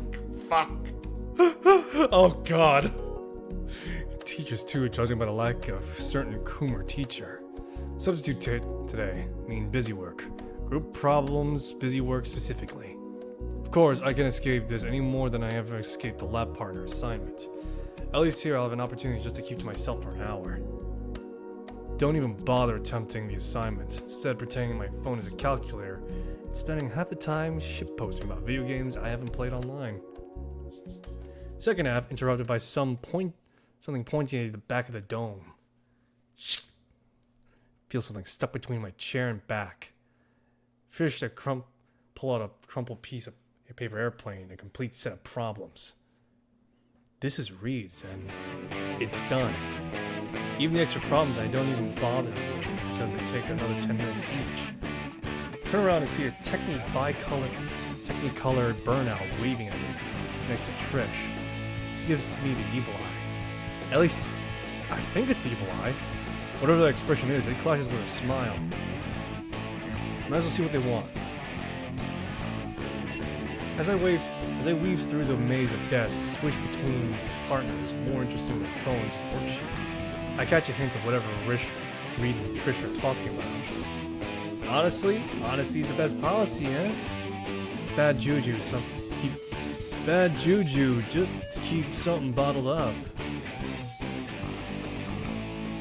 Reed grabs a hold of another chair and sets it on Trish's other side, nodding in my direction before taking a big pull from another, whatever he's got that thermos on his desk. The widening of his pupils suggests it's more than just Warbucks cold brew in it. Hey, Anon! You guys need something? Nah, just wanted to chat a bit before we got time. There's something in the tone of voice. He's getting ready to gore me with those nubs of what you call horns. Sure. I'm gonna let you get to whatever. Gonna go for a refill. Shakes his thermos and heads to the door. What's in that anyway? Don't ask. Fair enough. Wait, fuck it. So, Anon, you and Fang? You and Fang what? They've been talking about you. They? Tiny Triceratops rolls over their eyes dramatically. Fang? Fang's been talking about you? All's good, I'm sure. Fang's been talking about you. That's dumb. Oh, phones. All we've been doing is lab work and science. Last Thursday, I tried to remember how to make a railgun. Sure, I could, of course. Psh, I can make one too. He seems unimpressed at the time, but...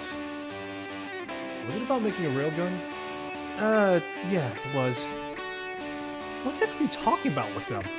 Science stuff. Railgun is something I happen to know, though. Picked it up from an old game.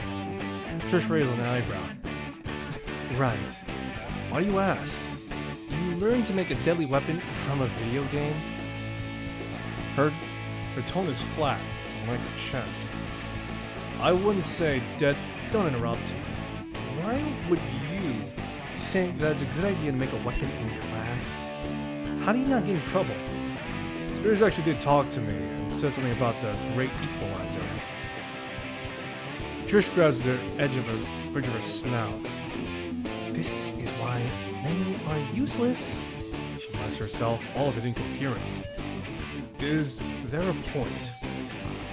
She rounds back on me, anger painted clearly on her face. Look, Anon, you may be into that stuff, but leave Fang out of it. They have better things to do than playing with some man-child's lethal weapon. Whoa, harsh. Reed slumps into the seat next to Trish, sipping on his thermos of just agua, bro. Thermos of water. What the? What did I miss? I'm just trying to tell Anon here that he shouldn't be telling Fang on how to make a fucking gun in school. Why not? We've been over this. We have? When? Less than 5 minutes ago. I thought we were talking about Anon. Yes! And specifically, we're talking about Anon's gun. Let's start the turn. Reed grins at them all. How about these guns? Reed places his hands on the back of his head and flexing his biceps. Trish's face is a blur of emotion. First confusion, then piss. Then aroused, and back to piss. All in the space of an attosecond. Not those!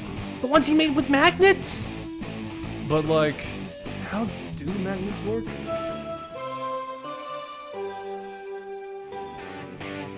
All at once, students giving the clock a blank stare, standing attention, and file out the door. Damn it, Reed! Trish punches Reed in the shoulder, giving another evil stare, and saunters out the room. Hey, Reed pats me on the shoulder. Bruh. Gives a thumbs up and exits, leaving only the substitute teacher looking at me at her desk and patiently leave. Guess it's her lunch period too.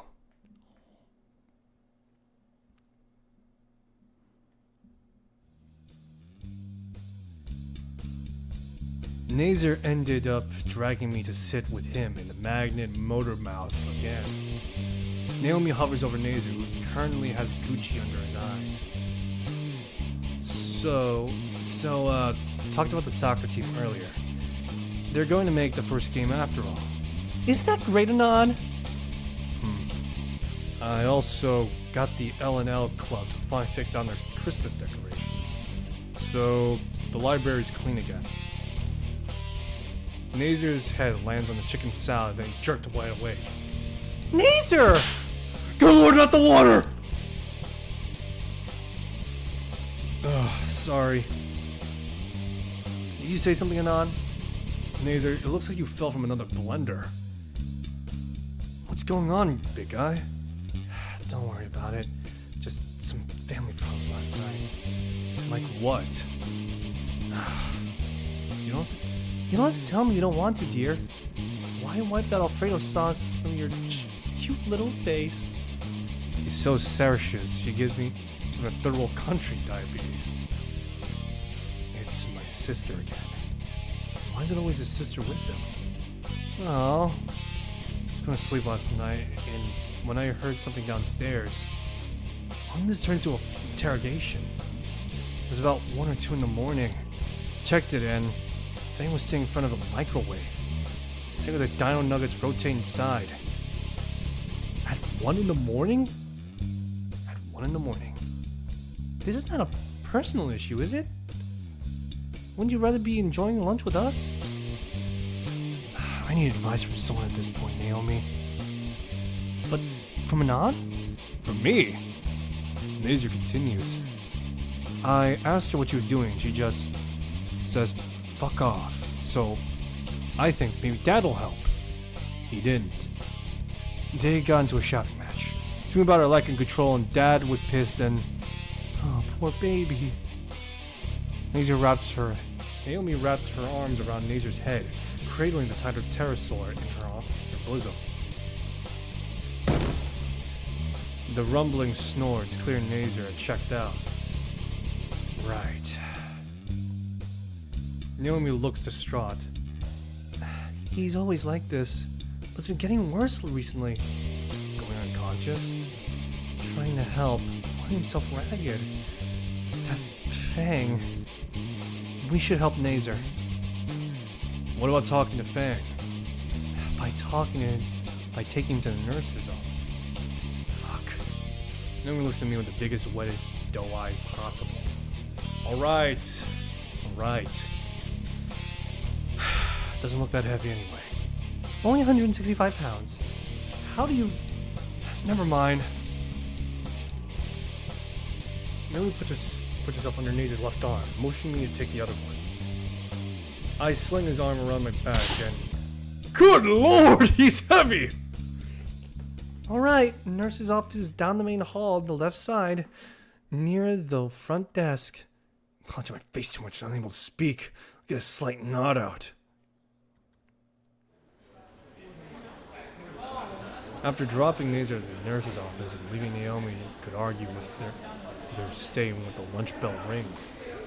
The music at the ass end of campus, I had to sprint through the hallways.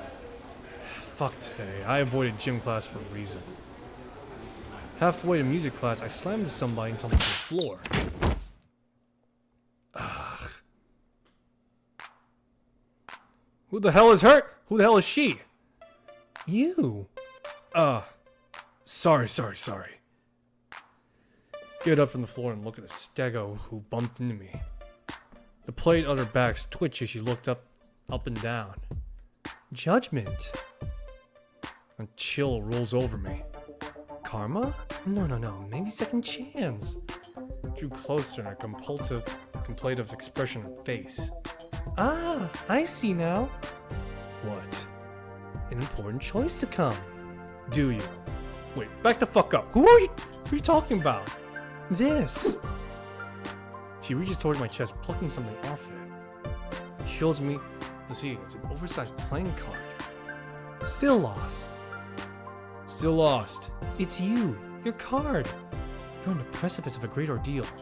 Many points of divergence and contentment are coming your way. Reflect on them. I think about asking the green weirdo to make sense, but the bell's about to ring. Yeah, thanks, sure. Sorry, gotta dash.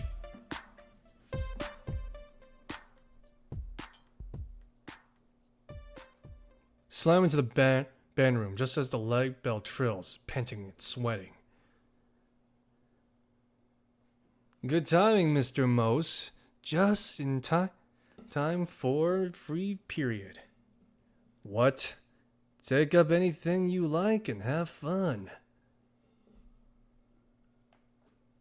The teacher had an extremely lavish love seat, threw on a pair of headphones, and blacked out. I looked at the scattered instruments left alone for whatever reason. Dented-looking brass and woodwinds, even a bass with a missing string. I feel like that's right about now. I reached for one of the random wood things. It looked like an oak tree made love to an eggplant, and this is a boarded monstrosity in Mexico. Whatever. I melted in my chair and pulled out my phone. Seems a majority of my classmates had a similar idea. I love to shitpost. Let's see here. Ah, yes. Perfect. Click post. And now to wait. Nefarious deed for the day done. I look around the room out of boredom. Oh, fuck no! Fang has a weapon of mass hearing loss.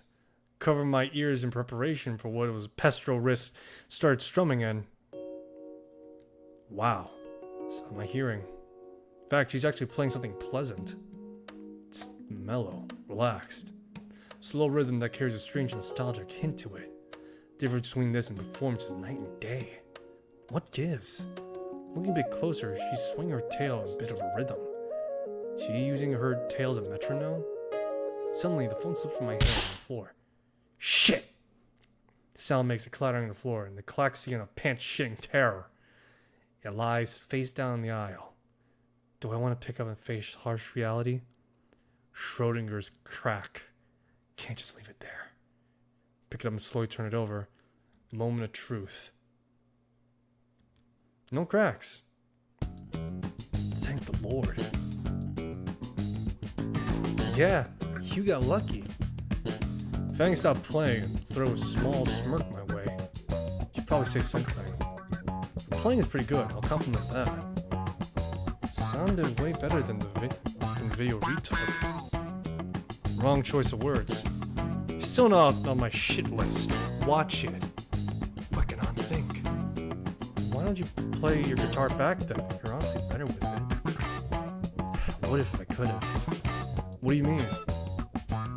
Empty seat next to Fang. Finders keepers, I guess. The band is just Reed, Trish, and I. So, we've decided by majority what happens. Reed says using a bass is more unique, and Trish always says how it's promising business model. But sounds like you play the guitar much easier than a bass. I play bass just fine. I think the problem is that if you want to make an unconventional band layout, you damn well better know what you're doing. If you're anything short of masterful, it won't sound good. And when it comes to music, it either sounds good or it doesn't. Simple as. She continues strumming. But it's a high school band, right? Shouldn't it just be fun? It is. Yeah. Even though you're doing what they want, without getting a say in it, Fang flinches and misses a note. It's not like that. It's just Trish says, God damn it. Look, we're better with two basses. Trish and Reed says so. The odd... Fuck. Almost said audience at the concert to her out loud. What was that?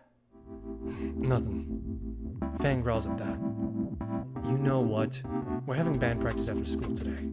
Just show up and see for yourself. And if I don't, you'll be a little bitch that's wrong. Oh, in that case, fuck you. I'm right, your band sucks with two basses, and you should have been on guitar. I locked eyes with her. Fuck you. Fuck you.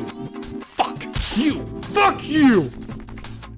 And we're calm now. Fuck me.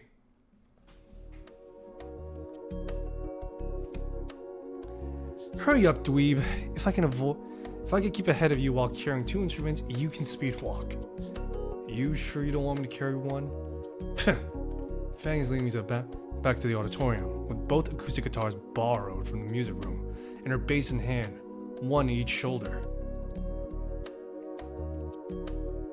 When we eventually get to the auditorium, Fang stops. Is something wrong? Is everything... the doors, moron? She swings the guitar case on her shoulder around a bit. Oh! Step around and grab the handle, pulling the door wide open. Ladies first. Fang growls and stomps on my foot as she walks past. Fuck! Hurry up already. It's a figure of speech! I'm sorry! Inside, Reed and Trish already have everything set up on stage. Where does Reed keep getting these huge drum sets during the day? Trish was waving her arms from the stage. Hey Fang, what's taking you so long? Had to grab something. Trish squints in the spotlight, then finally notices me. What's he doing here? Fang slings both cases on the stage and climbs on herself, providing a dumbass bigot wrong. So, you admit they're smart ones. Fang then ripped something from Trish's hand and threw it at me. Oh! What the fuck? Strikes my head with a dull thonk and lands on the ground in front of me. Worm dramas, it's single, in Dragon Onslaught. Vroom dramas hit new single in Dragon's Onslaught. Fang! Ain't that in art class? Looks like a Picasso had seizure. He's being an ass. I was. Like, are we on break now? We haven't even started. Fang, why is Anon here? Like I said, proving him wrong. Not like proving me right. Proving him wrong how? Like playing guitar, right? You want to play your guitar. What? Yes, I mean... Ha! No, I mean, Anon thinks if I use a guitar instead of bass, the music would sound better. What? No way. I know, right? Wow, you're trying to throw everything off, Anon. Let's just get started. I need meth money by Tuesday night, and if I don't get it, I'll stomp on your child. Don't say, hey, Lamo. 3, 2, 1.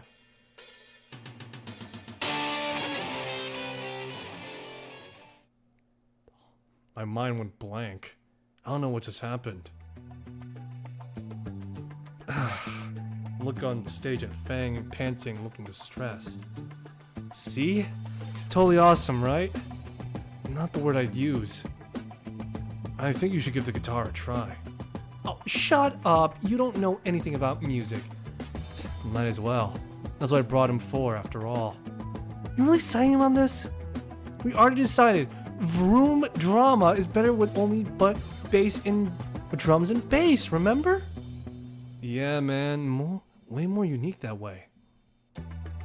Aren't there like 2 bands in existence that could pull it off? That means there's a chance, yeah? Can't hurt to try, right? I don't get you don't get a say in this. It's a band decision, and we already made our choice. Maybe he's right, Trish. What's the big deal? The deal is we're wasting time as it is when we should be practicing. Especially wasting time on a guitar that doesn't even match any of your stuff.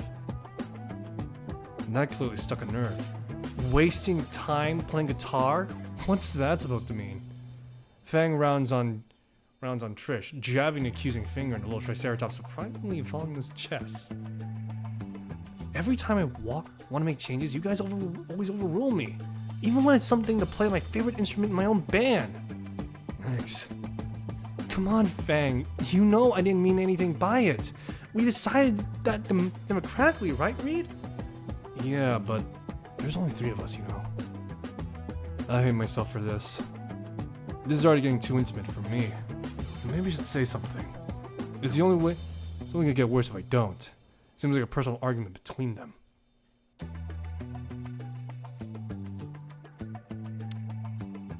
I gotta go to the bathroom real quick. Be back shortly.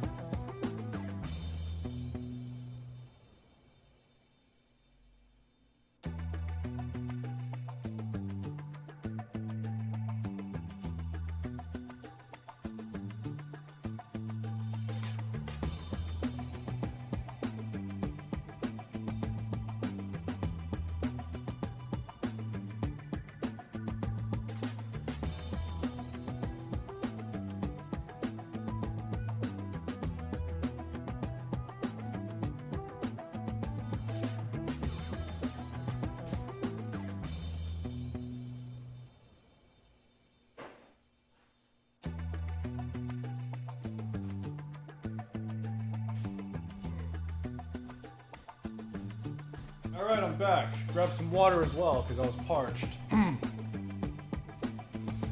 Alright, so the most mature thing to ever do right now is speak up, I guess. Fang does seem passionate about playing guitar. It could only help their music, right? Just give Fang a chance. Have you ever let them play guitar with the band? That seemed to stop Trish in her presidential Yeezys. Not really. We voted it on our first jam session together. Fang made a weird face, like she couldn't believe I was standing up for her. Honestly, I couldn't believe I stood up for her either. But damn it, I'm winning this challenge. If you're really Fang's friend, at least let them try. Trish's mouth opened and closed, as if she's trying to find the right words. She threw up her hands and let out a frustrated sigh. Fine, I guess we could try with the guitar. Alright, guess this time we're doing I gave the special kids a Jonestown special, and now I'm going to jail. Fuck. I'm gonna need Raptor Jesus after this one.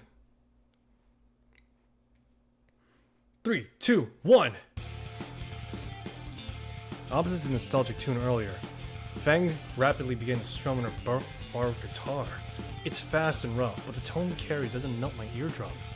Watching and listening now, I could see and hear the difference clear as day. They're actually not bad. Not good by any metric worth its weight, but at least I didn't cringe so hard my spleen erupted from the side and created a splash zone. I find myself bobbing at the song, in fact.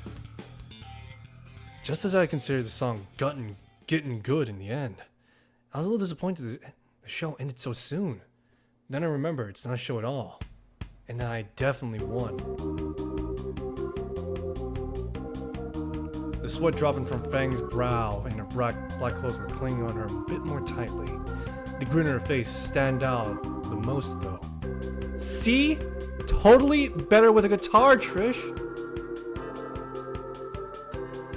Ha! I win! Trish, Reed, and Fang looked towards me. Oh, god damn it! Now you're a normal band? I mean... Trish scowls. A vote then.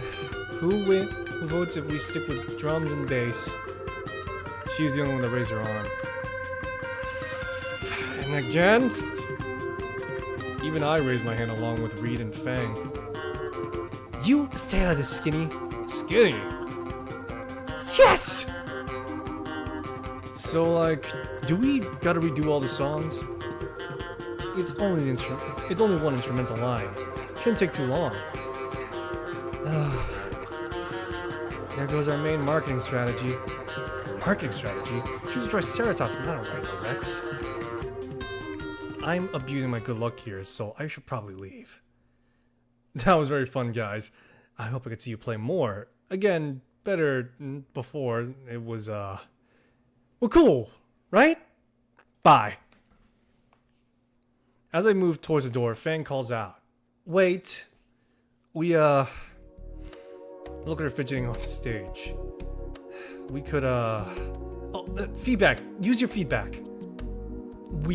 What? Fang? From him? What? He's been helpful, so why not? Reed, back me up here. Okay. None should stay. He's a bro. Really? But, nah, he'll stick around a while, right? If you guys order some Dynamos, sure. Three of them stared blankly. Wait, auditorium, pizza, fuck. Oh, fuck, shit, why involved now? I mean, I actually have to go, like, right now, so bye. Why? I can spring for a pizza if you're too broke. No need. Plus, I just remembered, I have, important things. More important than our music. Yeah, gotta return a book. Fucking hell, mouth, don't slip. What? We talk now. See, it's way overdue. I can't afford the late fee. Wait a minute. recognize Reed's voice too sharply. The late date is like 2 weeks. Are you up to something, Anon? He's completely lucid, didn't slur any words. Oh no. Shit! Shut it down! Shut it down! The pink COVID one knows! It's from the library near my place. Super strict. You know how public libraries are. Right. We just fucking leave already? I love you, Trish. Sure, bye. Scramble away to the exit. To turn my way back out, I hear, "Thank you!" I hear them chattering. Okay, now, how about not? I'm not sure why, but the burglar joined my threesome. What? I don't think a threesome with Trish and Fang. Don't think about Trish and Fang. They're done with your dodgers for crying out loud.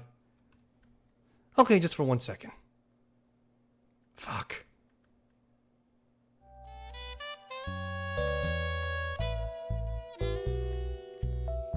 Following morning, Monday morning, haven't been able to focus lately.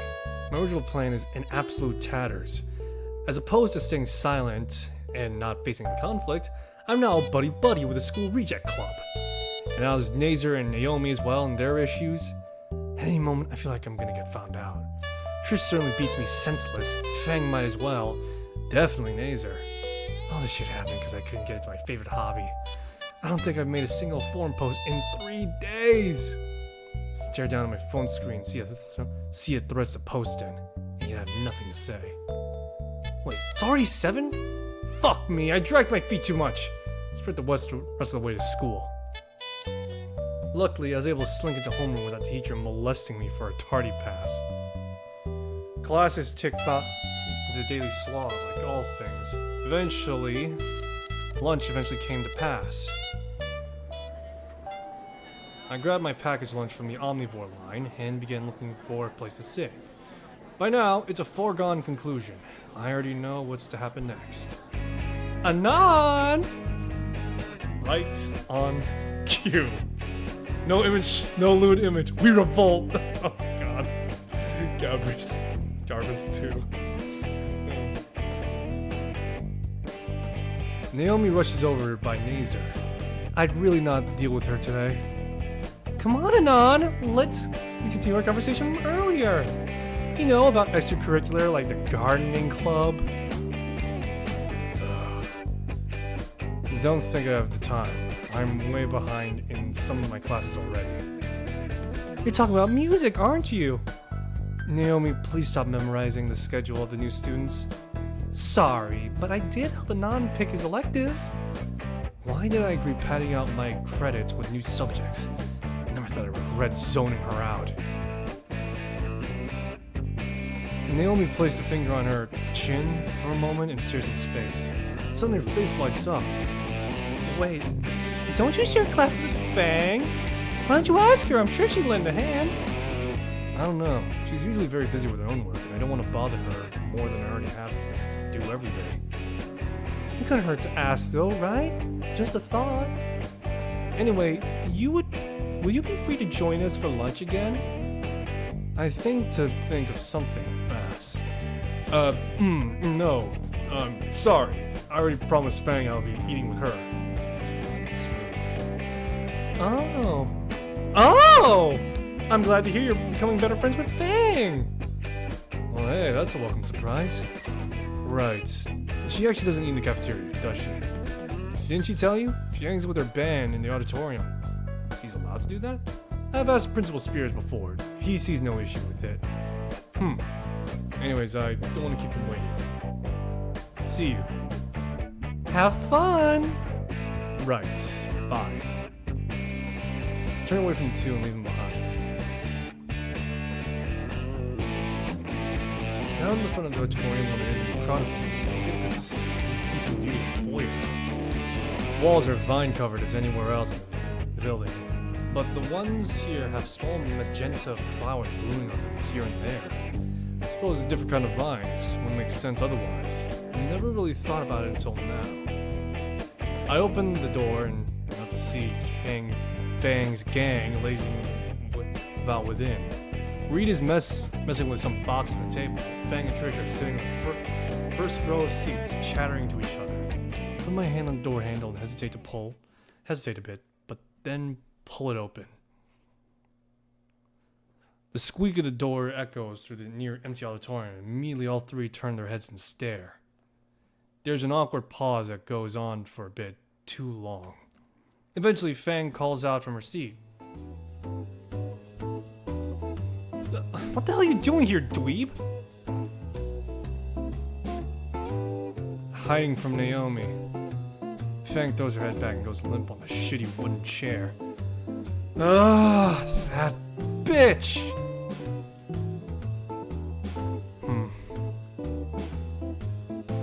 Fang lifts her head back up. Fine, you can stay.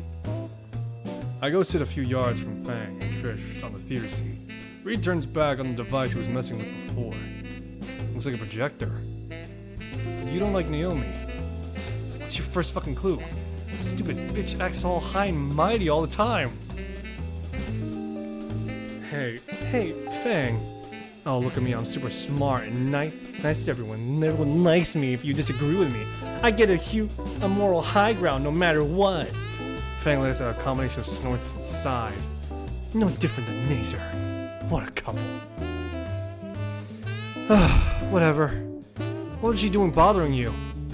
Pestering me over every little thing since school started. Granted, she's been a big help in some cases, but jeez, she's overbearing sometimes. Fang? I'll say, sometime in the first semester she ended up helping me with a major science project. We only had a day to do the whole thing. You wait until the last day for a major grade? That doesn't matter. Shut up. Anyways, Naomi insisted on helping me, and I just went along with it. She ended up just bossing me around for 8 hours. Guys, did you forget I'm here too? Oh, right. Were we talking about Trish? Trish pulls out a cardboard tube from her backpack, pops open the tube, pulls open a roll of poster, then throws it. This, ta-da! Our first poster. What the fuck is this? What is this? Room Drama? That's an interesting name. What's with the date on it? Trish wants, we have an actual show, not a dumbass school show. Actual people who matter to our show, our genius too. Genius? More like retardation. I don't know, Trish. Yeah, I'm on Fang with this one. The glare Trish levels at me is akin to a dull knife. You don't even know how good we are. That's simply a practice session. Since you're Naze's friend too, just know he ruined our first concert. Right, Fang? Yeah, if you hadn't invited all those cocksuckers. Still think... It doesn't matter what you think? Whoa, where'd that come from? Let's drop it for now. My tuna sandwich is getting cold. Trish grins in victory. Dude, you got told. What the fuck am I doing? I'm dead. I'm dead if I out myself whilst outnumbered here. Trish told me like she knew I was there. Had to happen eventually.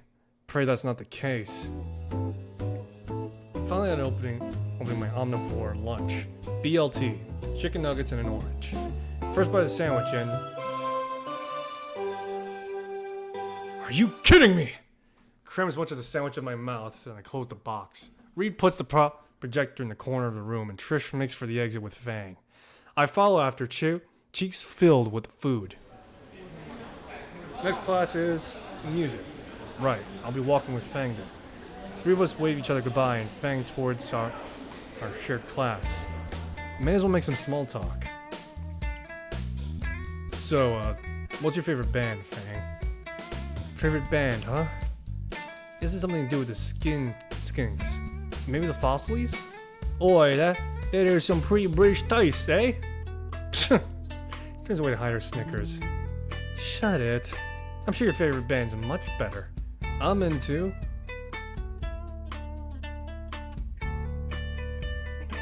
May as well.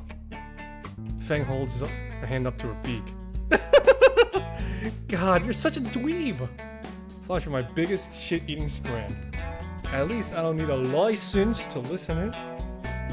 Oi, love. Didn't share your tastiest to get railed a bit rude, innit? Two of us banter with each other with increasingly strong British accents all the way to class.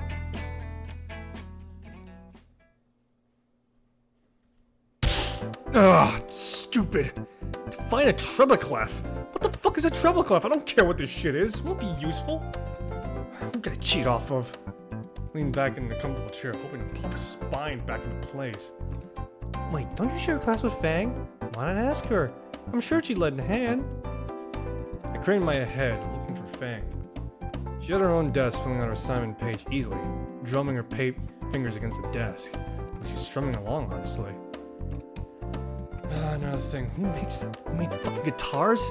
Who tried to memorize frets and whatever the fuck? Shit, she's looking at me now. Tilts her head and taps her sheet. Oh, smelled with an eye roll and finger gun to my temple. Thumb hammer drops and fake die in my seat. Fang shakes her head, returning to her assignment with a small smile, gracing her beak. I look at the paper we need to finish. Fuck me.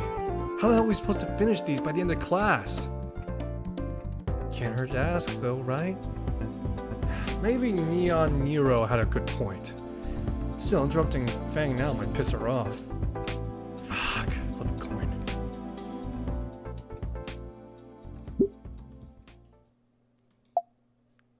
Guess that's that. May as well get it over with. Slink out of my chair and go around to Fang's desk. She jumps in her chair. How'd you? Don't scare me like that. Sorry. I look at her work. She's only a quarter way done. Fuck, hope we have enough time. So, you're capable of deciphering dead languages? What? Can you help me with this? Help you with the assignment? Yes, I didn't get any of this. It's all moon runes to me. How'd you even join this class? Only elected that open spot apparently. Even though it's mid-semester, I expect this to be a level on everyone being here all year. Fang leans her head down and holds her head and the top of her muzzle. This isn't supposed to be pinching the nose of her bridge of her nose. Whatever, it's fine if the teacher gives the green light. What the fuck? It'll be fine. Fang and I jumped several inches. What are you doing here? What's with the costume? Reed is an overly inflated T-Rex costume.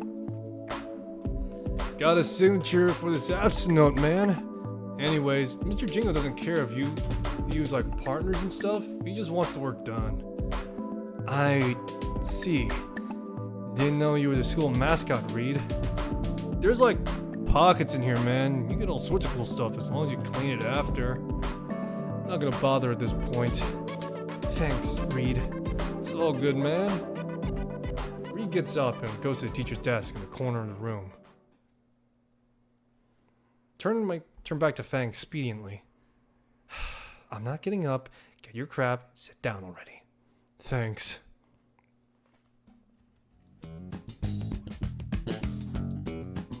Jesus.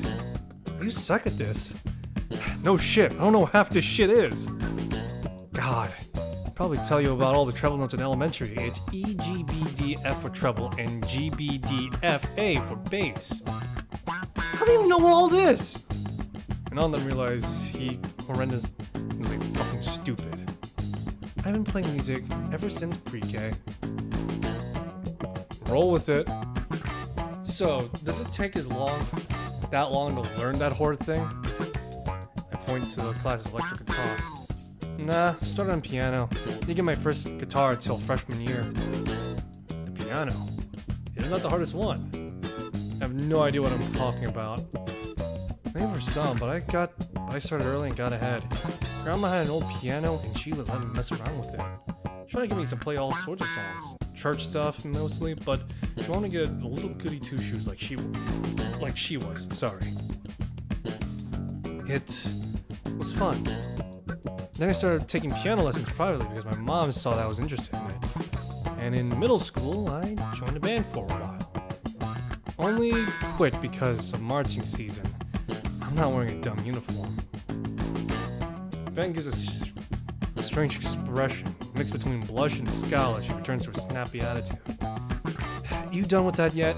It's taking you way too long. I'd rather have you out of my way. Cute. I should show her the half-finished worksheet.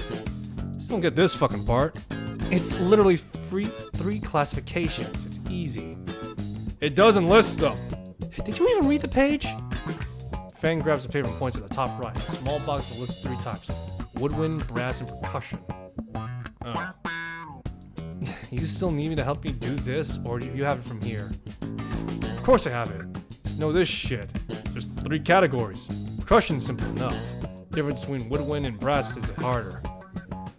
Right. You know your stuff. Band stuff. Here's a sigh from Fang. I can't believe this. What is it? Why'd you leave your old school? What? Where'd that come from? Just wondering.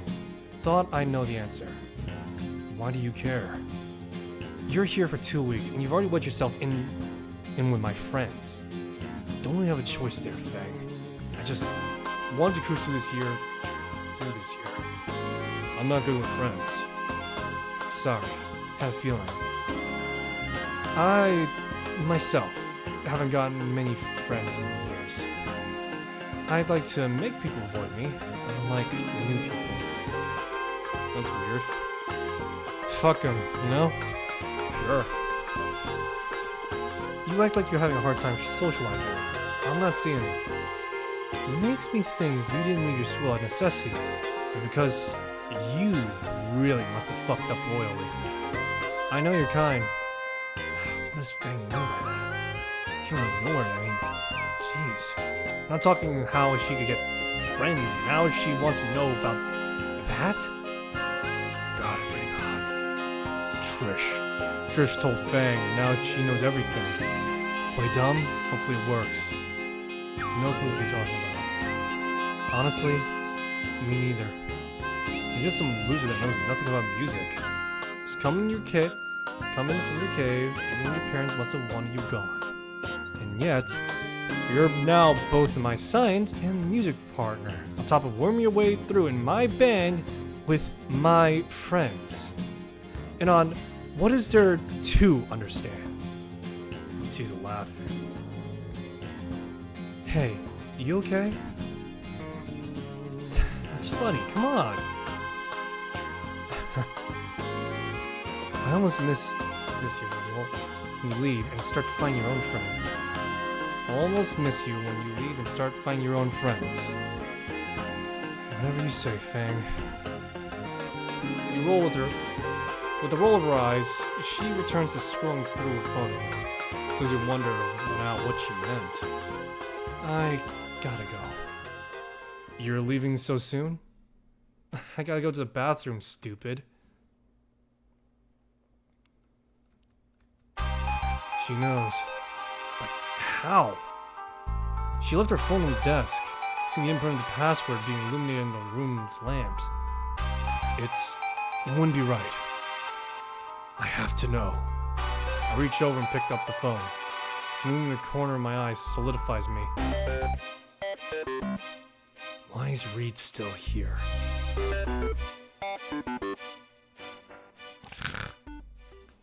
Gotta go to sleep. Catch you later. Voices for the characters are pretty good in my opinion, by the way. Still think the game's music might be a bit too loud. I was just thinking about that. That's the freaking... God damn it, I knew it! I was right! Fuck! Oh! Oh! Oh! Woo! I should I genuinely should.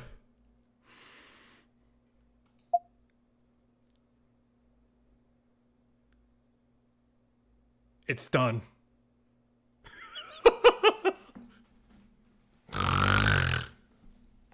Oh, thank Raptor Jesus, he's asleep.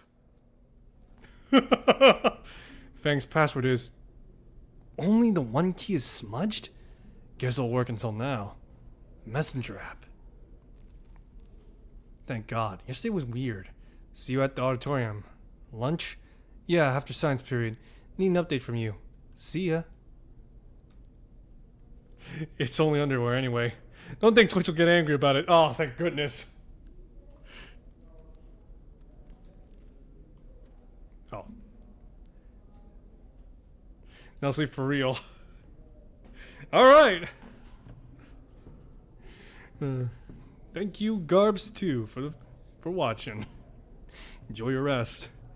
Did much homework, thank God. Haven't seen Nazer all day. Good, fuck him and Naomi to hell. Here. Coming to school? Probably. You coming? Yeah, I feel better. So glad. Hopefully Sage is still my science partner. It's been a while.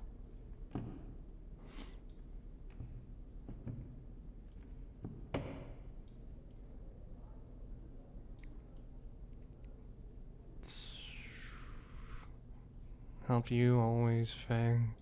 Miss you a lot. Wish you were here with me. Come over in a week. Maybe. Come over now.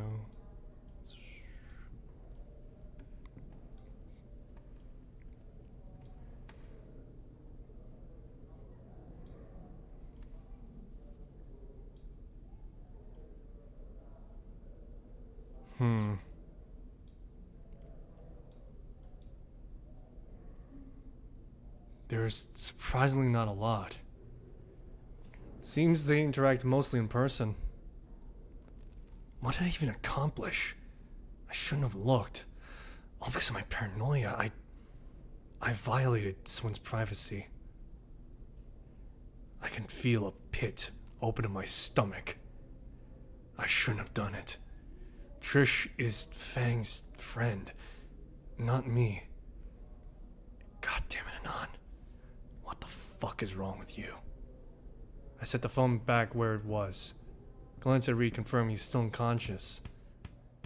What's another secret to keep? Just one building on the last. The growing maw in my gut threatens to make me violently ill. Oi! Startled as Fang retakes her seat. Did you manage to do anything on the sheet? Simply shaking my head as I show it your incomplete worksheet. Fang sighs frustratingly. Look, if I'm being a bother, it's simple, you dweeb. Fang begins breaking down the question, her tone less condescending than we initially started. The way she explained was infinitely more better than how Mr. Jingo did at the start of class. Over time, the sheet was slowly filled in. Things finally starting to click now. Looks like you got the hang of this bit. Good job, dork. Fang smiles, smirks a bit. I see a chance to strike. Helps to have an actual decent teacher. The slight red tint tells me I was right on the mark. There's also a steady thump on the back of her tail, the back seat, to clue me in. I can't help but think on the tugging on the appendage. Wait, thumping. Thump. Hey, is your tail drumming right now? Kinda. I'm feeling rhythm. Think of a new song. Is that normally part of the creative process? Maybe not. Are you done with the packet yet? I groan. Still got half the page left. That's just a crossword puzzle. I'm not helping if you can't do even that. I know. I have to resort to good old logic to resolve the crossword puzzle. The longest and shortest word are easy to find out. But, Thanks for helping me out. With the assignment, I mean. Yeah, sure. there's that rent tin again. I'll help again. I mean it, if you need it. Really, thanks. Yeah, just... That's the bell telling us to piss off to last period. Crap, I still got a few words left. I guess the last few words and rush over to the teacher's desk to turn in. When I turn back, I catch a sight of Fang leaving the room in a hurry, tail between her legs. She's not that bad once you get to know her. Guess he was right after all. God, I feel like a jerk now.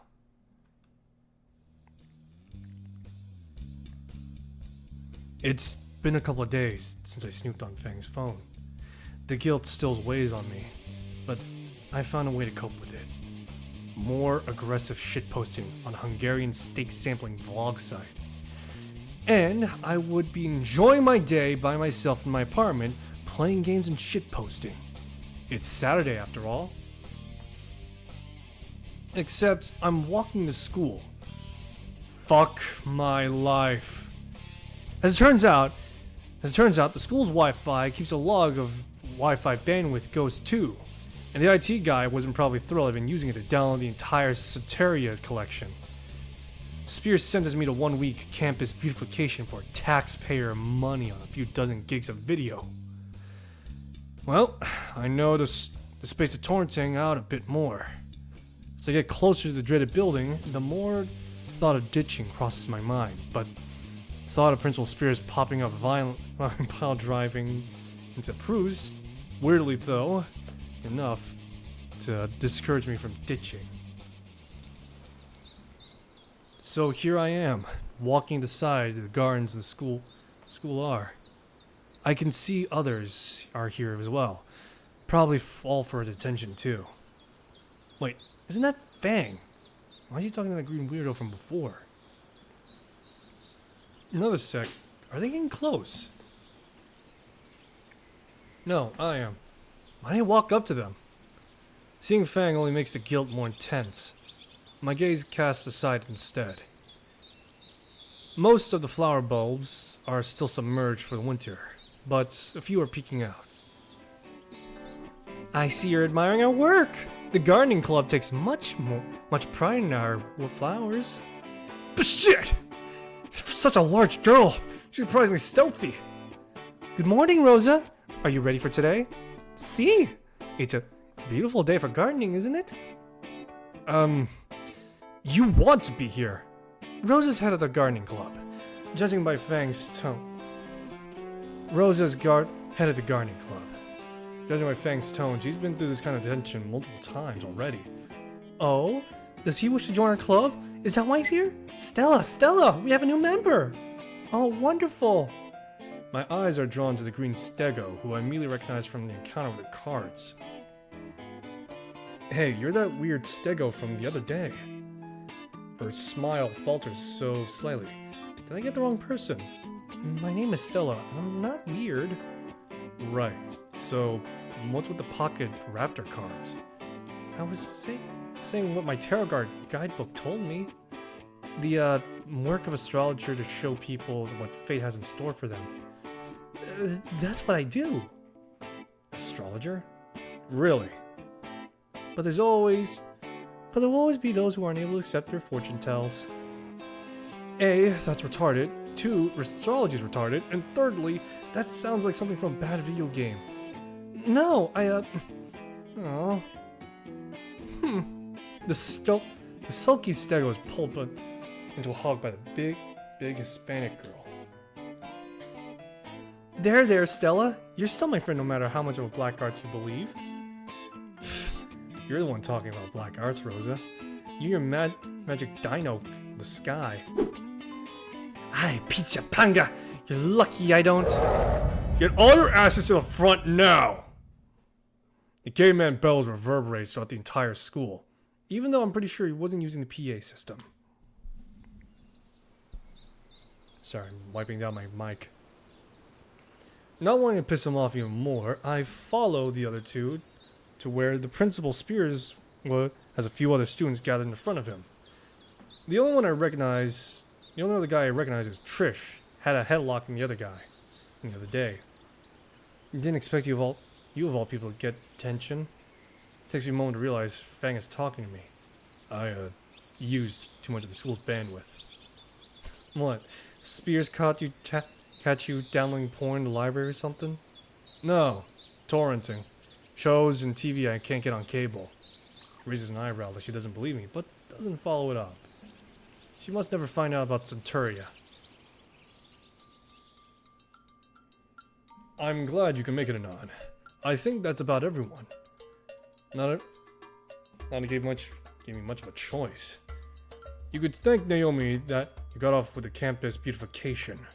She was quite adamant that you were quite constructive than homeroom detention. Again? God damn it, first my schedule, now lunch card, now this? She can't leave me alone already. Alright, I'm sure you're familiar with Rosa. She'll be supervising today. If I hear a bad word from any of you, I think I can fill the rest. Spears nod to Rosa, who reminds me of Naomi, of how overly happy she is. Thank you all so much for coming out to help with campus beautification today.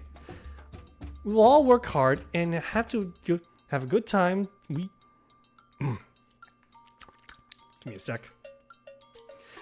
If we all work hard and have a good time, we can get this done before you know it.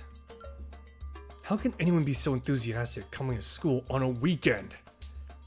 So, by the end of the day, we need to get the weeding done in the gardens, as well as replanting older flowers and some of the vines to get trimmed back. Make sure you get a pair of gloves and return them before you leave. Fang raises her hand. Fingerless don't count. Fang lowers her hand. You should all pair off now and split the work evenly. Decide amongst yourselves. Even in detention, the partner curse haunts me. Everyone else immediately groups off, leaving just me and a wild guess who. I don't like how often this happens. Can't say I'm a big fan either. Whatever, just take vine trimming and get this over with. Fang starts heading off to the ladders and already set him near the wall. Wait, don't you need gloves? What? I'm not a wuss. You're considering getting a few cuts. I don't get this chick sometimes. I get a pair of gloves and some loppers and rejoin Fang at the ladder. Alright, cool. Give me the snippy things. I don't like the idea of you with a weapon that much. She flashes an evil grin. Hold the ladder steady while I do this. I've been here a few times. This is the easiest job of the three. If you say so. Fang quickly scales the ladder, leaving me to hold it in place. I only wish I could shitpost on my phone right now to distract myself, but hands are occupied. Fang disregards me and made extremely clear she carelessly lets the remnants of the dead vine rain on my head. Kinda glad I don't have hair, because I imagine how bad this would look with the sticky tips of plants tangled in it. Oi! Shift the ladder over there! You're still on it. Don't feel like getting down. Come on, you can't be that weak. Whatever. I shimmy the ladder to the side. Fang's weight, making the process a bit more difficult. Damn my scrawny arms. Alright, this is good. She goes back to clipping vines and dropping them on my head. Started building up on my shoulders and neck now. There's now a spot of vine that touch start to itch. Hey. She remained focused on the vines, dropping the largest clumps directly on my face. Hey! Never mind. The follow-up clump is even bigger and lands in my mouth. Finished spitting out the wad of dead vegetation in my mouth, trying to get one last time to get her attention. Fang! Though my blurred vision, I can make out Fang's tail, slowly shifting side to side. An evil idea came to mind, get her attention. There's one less evil one, something that just shocked her.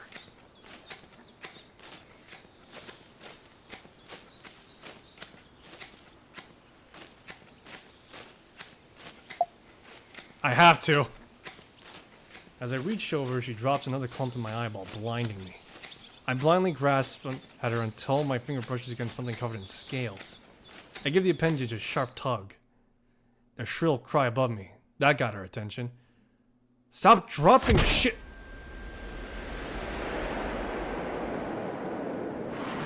Suddenly, stars explode in my sight and paired eyes, and I fall backwards. Ringing in my ears, I try to blink the vines and stars away. Never do that again! Do what? The fuck did I do? Fucking pervert! The fuck did I do? When I see again, Fang has her wings drawn and behind her, and her hands clasped onto something behind her. I think the fleck fell in the bedflower behind us. Sort of soft. You pulled my tail! I thought that was your ankle! The fuck do you think my tail's an ankle? Because I couldn't see because you kept on dropping fucking vines in my eyes! So you pulled my fucking tail, you perv? You weren't listening to me when I was trying to tell you to stop! Both out of breath and stare daggers at each other. My eyes still bleary and starting to itch because of the plant. Fang is still protective, holding her tail as if I pulled again. What? Why's your face all red? I was trying to tell you! These vines fucking hurt! It makes no sense at all. Oh, wait. Yeah. Humans. She tossed me another discarded vine in my face. Just cut it out! Huh. I can report you for allergy abuse. That's the weakest threat I've heard. Actually, in general, you seem a bit milquetoast around people. What gives? Start prying the vines off my stuck to my clothes. It's like why waste on time certain people, you know? It wouldn't be worth my time to do something crazy. Fang leads towards the ladder, pretending to be hurt. Oh, am I not worth your time? Some people certainly aren't.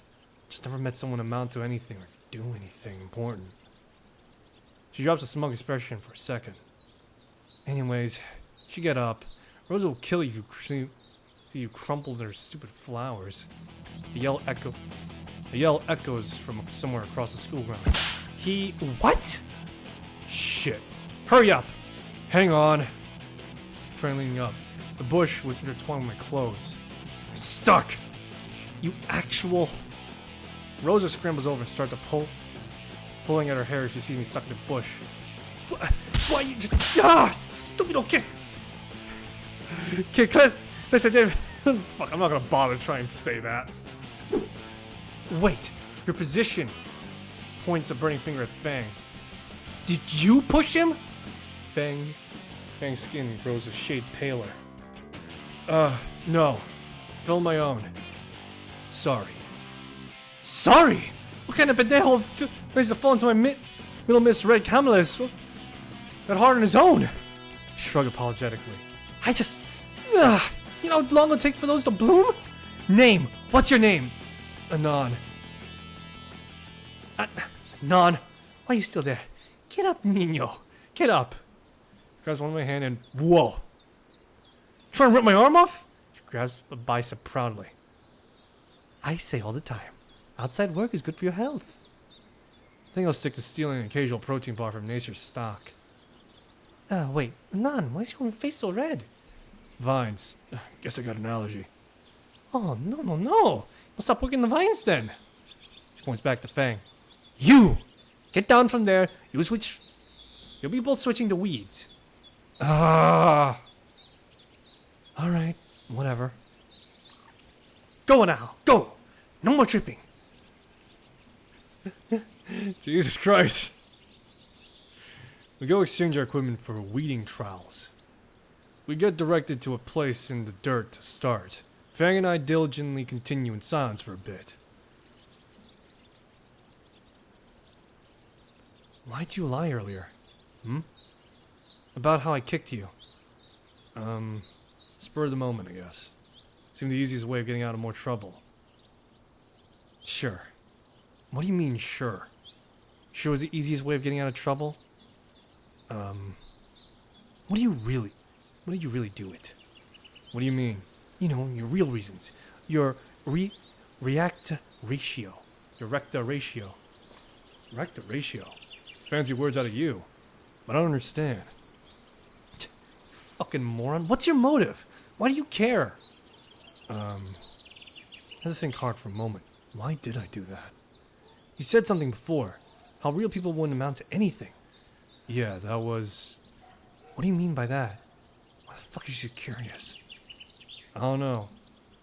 You probably think I'm a creep for saying this. I think you're already a creep. Fair, but fuck you regardless. She retorts by flipping the bird. I don't know. It's like the world is too full. There's only be more people as time goes on. Eventually run out of food and resources, but culture will be too far gone to fix anything. Fang stops digging for a moment, gives an attentive stare at the corner of her eye. Midwits, morons, have kids and like. The number of smart people in the world remains stagnant. Or goes down over time. Nobody's immune to propaganda, and useful people can be indoctrinated right into the crowds, you know? Told you it'd sound weird. No, that actually... Wow. That's exactly how I feel about things. What? Fang's acting strangely enthusiastic all of a sudden. Right. Like, in all of history, if you really look at it, smart people never, ever once have the answers to the excess. Back in the day, innovation was propelled by smart people working with other smart people, trying to sort all sorts of things the masses would have hated. Like rock music. People hated it at first. When my band takes off, I'll get to rub it in everyone's face. All those cock goblins, and it's like everywhere you go, there's like 100 dumb people for one person worth anything. What'd you call it before? Excess? Oh, yeah. Like Naomi. Right. Most people in school even. I can see it. Maybe Reed? Not sure. Rosa and Stella, definitely. What the? Nazer too, unfortunately. Oh well. All of them. Sheep. Too casually. To casually brush everyone aside like that. What does she think of me then? If you think so little of Rosa and Stella and everyone, why hang out with them? I don't like being alone. You don't need to know anymore. As long as they aren't the sort of people that show up the day after the concert. Those lazy, talentless, inconsiderate, self-righteous, condescending excuses for peers. Think they can make fun of our music. Huh. Yeah. Those guys sucked. Their insults weren't creative. Fang's arm jerked back violently. Bundle of weeds and topsoil out onto my jacket. Hey. What's that supposed to mean? Her eyes scrutinized me more thoroughly. Why? Oh. Shit. My foot tastes like a bit of salad like today. Damn gardening. Just gossip I heard from class afterward. We both know that's a lie. Feel anxious as Fang continues to watch me. I watch it happen in slow motion comprehension on Fang. Her voice is low, accusatory. You were at the show? My heart stops. There it is. I couldn't have hoped to hide it forever. Fang stands over me, wings spread and shoulders shaking. How do I explain this? We're close friends now, right? Probably even joke about it a bit.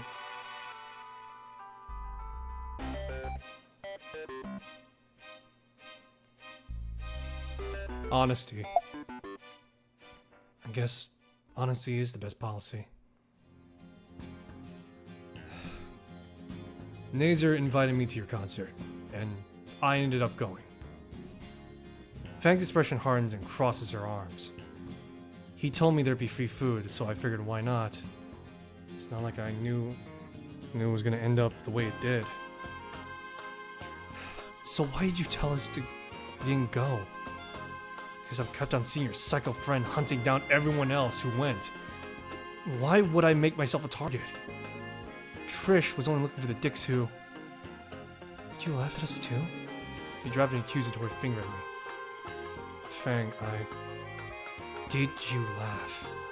I opened my mouth to answer, but Words weren't coming to me. Fang seemed to pick out an ability to answer. I fucking knew it! Look, Fang, I'm sorry, alright? I didn't know. I can't fucking believe you right now! Fang storms off, and I try to chase after her. Fang, wait! But my self-defeating clumsiness seems to have had a different plan. My foot catches a pile of discarded gardening tools. Ugh. The world spins, and I land on my ass where we were weeding. At least something broke my fall. Wait, isn't this the flower bed? Suddenly orange tear descended on me like it's some sort of alarm. Maldito! I'm not gonna try and say that. I'm not fluent enough. Sorry. Ay, Dios mío, do you have any idea how long this will take those to bloom? Just tumble onto them again! Some of my feet expect damage. The entire section where I landed imprint like a snow angel. Just my luck. Rosa, I didn't mean to. It doesn't matter what you meant. Once is forgivable, but twice? Twice? Okay. Whoa! Same by the green stegosaurus grabbing the mighty arm of judgment and swinging midair. Rosa, remember what we talked about? Steam erupts from Rosa's nostrils like a bull. Don't use physical force to make people hurt, alright? Thank you, Stud. That's what manual label's for, right? Yes, of course. You and on. You will help extra 2 hours after everyone else. 2! For flowers! Are you sure you wouldn't rather beat me? I can do both. Where did Fang go? I did something I shouldn't have. She ran off. You ruined the flower friendship like you did when I labor. You should find Fang and apologize. Bring her back. If you don't share someone's pain, you could never understand them. This bitch just quoted Naruto of all things. If I wasn't being direct to leave, I would have bailed anyways. I saw her going towards the parking lot. I'll be right back. You better! There aren't many cars in the parking lot, so Fang shouldn't be too hard to find. A pair of wings rustling between the two parked cars would probably hint. Not sure. Silent approached, hiding behind the cars in the lot. She's huddled in the passenger door of the garish and yellow minivan. Wait, is she? Shit, I gotta stop her. Fang, what are you doing? Fuck off, fuck knuckle! Fang, don't break into a teacher's car. Shut the fuck up, cunt smuggler. I'm focusing on this! I'm over it. Why are you doing this? It'll be fun. Why do you want to join me on a joyride? She looks at me with a genuine question. No, I don't. Fang, what are you doing? Stop kicking the car! Damn it, Fang! Don't know what more to say, except I'm sorry. I messed up and it was a dick move. If you keep this up, we're both going to... What do you care? We're already in detention what's a few more days? To jail, Fang! Go away! You want to get to your parents? Are parents involved? Fang stopped kicking the glass, drained of energy and out of breath. Thankfully, the glass isn't even scratched. You're right for being angry at me. You're talented and skilled, and I got nothing to show for myself for what I did was wrong. But you're better than this. Come on. Fang won't look in my direction. At least she hasn't started kicking the car again. Might be a good idea to give her space. All of a sudden, I feel like I shouldn't be here. Hey! What are you guys doing in my car? We freeze. Get the fuck out of Dodge. Fang immediately bolted towards the school. I follow after, pumping furiously in an attempt to both capture the Fang and leave the teacher screeching at us from behind. I see Fang veer into the school, doors closing slowly after. By the back of my jacket, I was able to slip into Something just before the doors shut completely. Jay Favin says hello. Hello to you too. Fang is panting in the stairwell near the door. I'm sure I'm redder than I was earlier in the vines.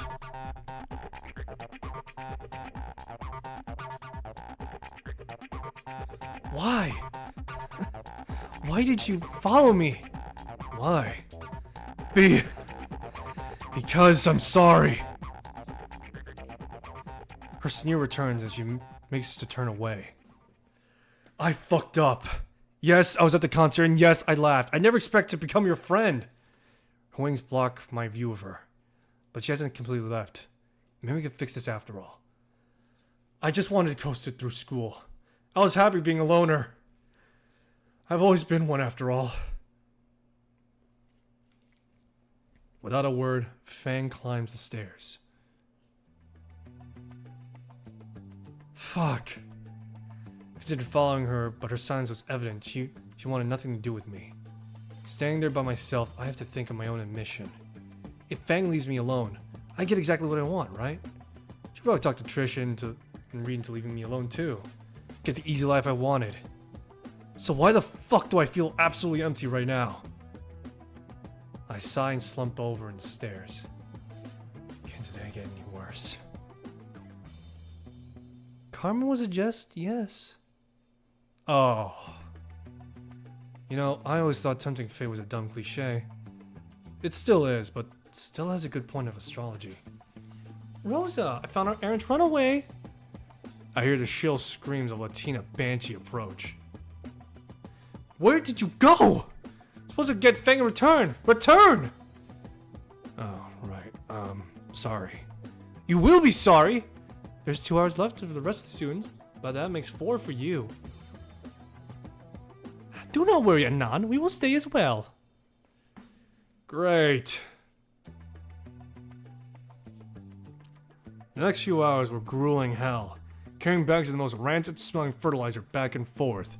Entire sections of the flower bed of weed using only a trowel to the same flower bed by hand. I don't think the phrase backbreaking labor was supposed to be literal. As I expected of hombres. I could already tell by the end of the day I have crippling arthritis. Fang returns eventually, but still won't talk to me. Just sticks nearby cutting vines. An hour passes and I'm ready to sleep for days. And on we'll be replanting the flowers you destroyed. Destroy is a harsh word. But I don't know anything about planting. You speak nonsense. Come here. I'll teach you. She motions for me to get on my knees next to her. My hands clump of dirt with a juvenile daisy in it. I will dig the hole. You'll place it. Very simple. I somehow almost dropped the flower. Yeah. I don't want to think about what happened if I mess up a 3rd time. Rosa points at Fang, who is still aggressively trimming the vines. Fang, don't you want to plant some too? I'll pass. With a practiced hand, Rosa clears a cylindrical hole enough for the clump to go in. Okay, it's ready. My arms are practically rubber from today's work and faltering at this point, pieces of dirt being shaken off. A little bit from the hole, I catch the whole thing when it slipped from my grip. Rosa puts her hand around mine to steady them before I drop it for real. Very easy, like this. The bulb is in the hole, and we let it go. Rosa quickly fills up the patch of dirt with a trowel. I'm only left with the stem and flower visible. You did it! Doesn't seem like much. I didn't do much. Give me a sec. Doesn't seem like it did much at all. Hush now. We still have a dozen left to plant. A kneeing whine rumbles from my mouth. Can't I just take the beating instead, please? I'll do that if you want. You want to borrow my slippers? I prefer the shovel. Aim right here. Do not resuscitate me after. Fang chuckles help to lighten my mood immensely. Maybe... I continue replanting under Rosa's caring yet Orwellian supervision. At noon, the bellowing of our principal calls back up at the front of the school. Thank you all again for showing up today. Hope that through your hard work, all of you learned a valuable lesson. I catch Fang rolling her eyes from the corner of my vision. Please do stay on your way home. Try and keep out of trouble in the future. Dismissed. Not you, Anon. You stay. Right. And before everyone else goes. Stella approaches with a covered plant and paper plates. I made lunch for everyone. Small crowd gets a bit more energetic. Home-cooked mole pain blanc. Enough for second and thirds. I graciously accept the plate and stack it high against the salty sweet goodness. Hot food is absolutely heavenly, reinvigorating me as I bite into the Mexican meal. So filling. Yeah, wish I could cook like that. Wait, look around to see the only ones left are Rosa, Stella, Fang, and I. Even Spears have gone home. Fang, Alright, Anon. Back to work. You still owe me 2 hours of heavy lifting. Oh, don't be sad. You're a natural green thumb. When you're not laying on my flower, that is. I don't really get compliments. It's just circumstance. It's not like I'm actually less lazy or unskilled. Hold on. I'm not done yet. We can stay a bit while you two finish. You need all the energy you can get. These guys aren't half bad. I thought they were slave drivers, but then again, I did ruin their hard work. Stella, I've been meaning to ask. Why are you like this? Like what? You know, the whole astrology and quoting. Video games. Oh. I don't know. I guess it's just the stuff I like. Right. Why do you ask? Oh, are you interested in too? Maybe some other time, Stella. The rest of the lunch period passes without so much as an incident. I'm left savoring Rose's delicious cooking. Like they say, first rule of Mexican food, the more it looks like raw sewage, the better it tastes. The next 2 hours of work fly relatively quickly without Rose and Stella breathing down my neck. Replant the rest of the flowers I crushed, all done by me. Collect all the discarded vines and clippings into the compost bins, all done by me. Carried all the tools back into the maintenance shed. Take a guess who did that? This guy! Fang stuck around for some reason, even though I don't think she had any other work to do. But my prison sentence is over, and I'm free to go. My feet hurt, my arms hurt, my back hurts. And Non, you did such a good job today. You should sign up with the gardening club. Yeah, you can come and help out with all our meetings. I just want to go home. I'll think about it. I walk away before either one of them can push joining club further. I'm too tired to argue. Fang seems to have disappeared. Guess she didn't want to stick longer than she had after all. As I pass by some of the gardens, I take my moment to admire my hard work. As much as I didn't want to be here, I admit, they look a lot cleaner than before. See, that's what doing some actual hard work can do for once. Fang's sudden appearance from behind makes me flinch. Guess she stuck around after all. A wimp like you could have uses too. So, now Fang is suddenly talking to me again. Yeah, sure. Now all the important and beautiful plants can thrive without the need of useless weeds choking them up and holding them back. Right. Almost forgot Fang thinks people like me are barely worth the oxygen. Not that I blame her earlier. Yeah, well, don't let the weeds like me get in your way. I sigh and turn away from Fang, beginning my very achy walk home. Time to go and sleep for 20 hours. And wait. Stop in my tracks. What does she want?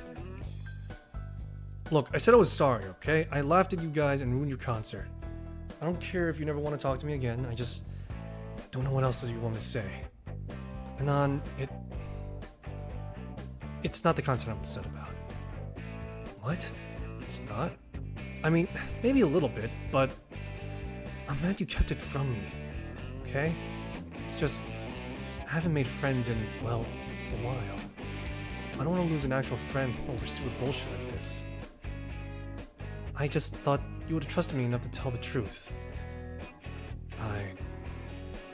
Is that why you stuck around earlier? She hesitates before nodding, like she needed to convince herself. Not that it mattered, but I'm sorry too. You, what, for kicking me in the face? I might have overreacted a bit earlier, but you deserved that. I'm sorry for calling you one of the weeds. You're not a weed. You're, I don't know, a mushroom or some shit. A mushroom? Not a cool tree or a cactus or something? Hell no, you're not that cool. Mushroom takes all bad shit and turns into nutrients for all good plants, you know? You're kinda like one, too. Fucking rude. That's the nicest thing I've ever heard you say. Now you're pushing it. Let out a sigh of relief. Can't say that's how I expected this conversation to go. Guess we're both assholes then. Yeah. Friends? Friends. So, why do you know so much about mushrooms anyway? Read? Fang gives a sideway glance and smiles a bit. Spending on time around Stella and Rosa, and you pick up a few gardening facts. Yeah, first impressions aside, they're pretty alright, I guess. Stella's a bit weird, and, well, Rosa's a walking stereotype. A dork like you calling Stella weird? A dork like me has a right to call out Stella. Sure. Anyway, I'll be seeing you, Anon. Yeah, see you. Fang strolls away, humming a tune I've never heard. Left alone with just my thoughts, I find myself feeling a great weight lifted from me. Friends, huh? Can't recall the last time I had a legitimate friend. Some people certainly aren't. Just never amount to anything important. I don't know anymore. I set off from my apartment. Body's sore, but spirit's soaring. 1 month now. 5 to go and I got myself a predicament. I'm enjoying my time with Fang. Most of the time we're talking about stupid shit. Mutual love for wire fu, comedy movies. Both ventriloquists. Both ventriloquists and practice every day. He carries a basket. Carries a paper roll. We don't have sis, do we? We are ventriloquists. Almost every day now, I'm either at her desk helping her in science or on the lab, work with her. She sat next to me, decrypting the mystical arts of not sucking at music. I'm talking to her more with her than anyone I've ever talked with. Not to mention lunch and after school, I'm less hiding from Tangerine Tyrant and Nazer these days and spending more time with Fang and Reed. Even if he's constantly checked out. And smells of burnt skunk. The fuck is he on anyway? It's Carf, bro. What? Carfentanil. Whatever. Fang and the gang are pretty alright. Trish, though, every day she gives me the same look of distrust and a put-on sigh. It's almost like a chore to deal with. Whatever, it's not like she matters in the long run. I find myself having weird thoughts lately. Like, any of this real or not? Tumble backwards, off the stage. Ugh! Ah! Bro, it sucks. It's lunch now. I guess I dozed off. Too many late night sessions. You, need help? Ah! Just fix the projector, Reed. Okay, almost done. I hobbled to my feet, feeling the bruise blossoming on my shoulder. Stupid fucking stage! Consider jumping back up, but find the stairs more appealing. Going up the stairs, Trish grabs my shoulder, pinning me to the wall. She leans in close, looking me dead in the eye. Can I help you? Don't play dumb. Something's up with Fang today. She gestures to where Fang is sitting. Fang is picking her lunch with a fork, not eating a bite. Now I think about it, she's been distant today. They've been like this since band practice yesterday. What? Did you do something to them? Do something? What does she mean? She doesn't think Fang and I... Oi! What? No, I don't think at least. Why are you so concerned? Everyone's having a bad day every now and then, right? Fang and I have been friends for 10 years now. Not once have I seen them this upset. You're the only new thing around here. It can't be anyone else. So, what did you do? I swear, I had nothing to do with Fang. Look, we just got music next. I'll ask Fang what's up then. Trish glowers. We both glance at Fang, still sitting there with her untouched food. You'll talk with Fang? You'll probably make it worse. I should be the one talking with them. So why haven't you? Trish's mouth shuts with a click. I stare her down. Her eyes harden and she speaks. Fine. Better not fuck up. She lets go of my shoulder, stuffing her hands in her jacket pockets and with a huff. I finally returned to where I was sitting on stage to continue finishing my lunch. Right when I plant myself on the ground, Reed speaks up. And done. Done. With the projector. That's right, man. Now we can watch movies, shows, pornos, all that. We're not watching porn in school. Not with that attitude. There's just a JPEG of a fucking orange. What?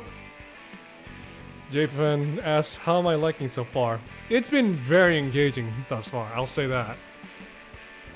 It's been engaging and compelling thus far than I expected from something from 4chan. So, what do you guys want to watch?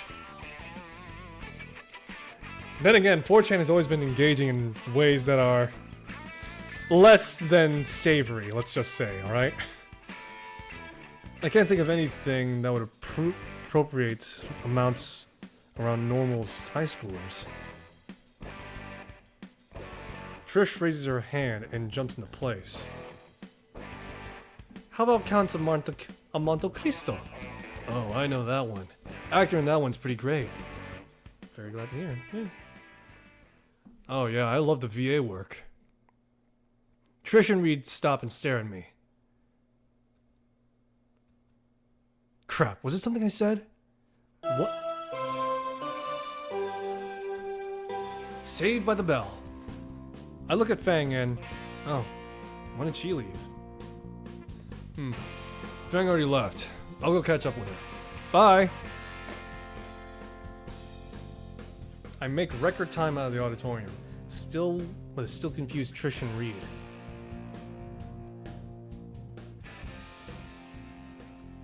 Fang is in a music class when I get there. I tap out a quick message to her on my phone.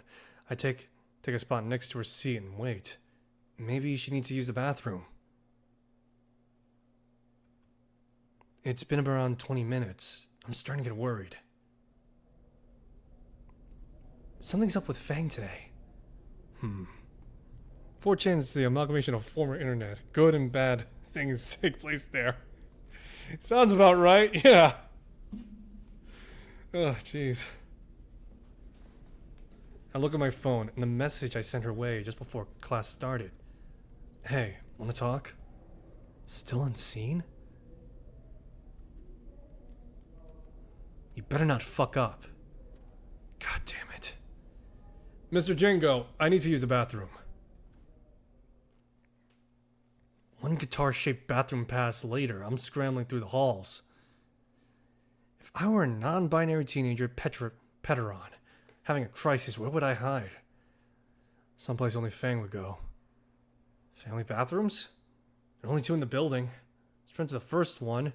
Close to the back of the school entrance, nestled away in a special needs area. Knuckles rap against the door, locked and preoccupied. Fang? You're missing class, and I seriously need help with this sheet music. The one you seek is elsewhere. Who the fuck? Wait. You're the weird Stego chick. Stella? That's very rude. I'm not weird. Whatever. Do you know where Fang is? Not here. Can you please leave? I have a nervous bladder. Turn away from the door and sprint to the front of school where the other bathroom is. Move briskly through the empty corridors of the school with an untuned guitar in hand and divine providence. Or rather, feather floating down by the window providing me the clue I need. Looking out the window, I can't see for sure, but the shadow that she's casting on the ground below is enough verification. My feet climbing up the steps easily, but mine is ill at ease. The hell's wrong with me right now? Why do I feel anxious? What did you do? Did I do something wrong? Fang and I have been friends for 10 years now. I've known her barely a month. Why is it my problem to fix? Not once have I seen her this upset.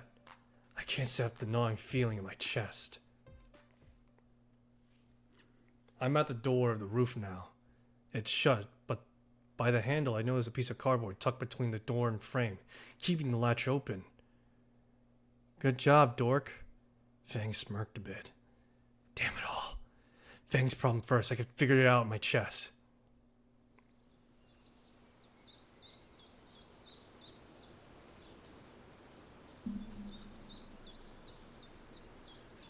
I open the door and immediately blinded by the sun.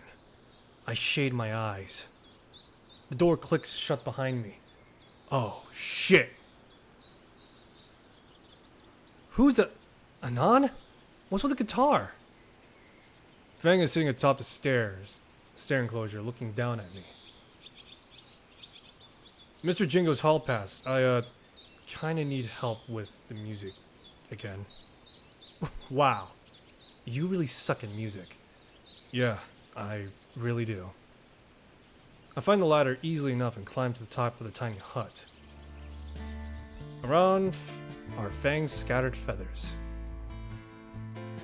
You... alright? The preening. What? Fang sighs. She holds one of her wings and gently brushes their fingers through the feathers. I'm preening my wings. She winces. A feather drifts to the floor. Looks painful.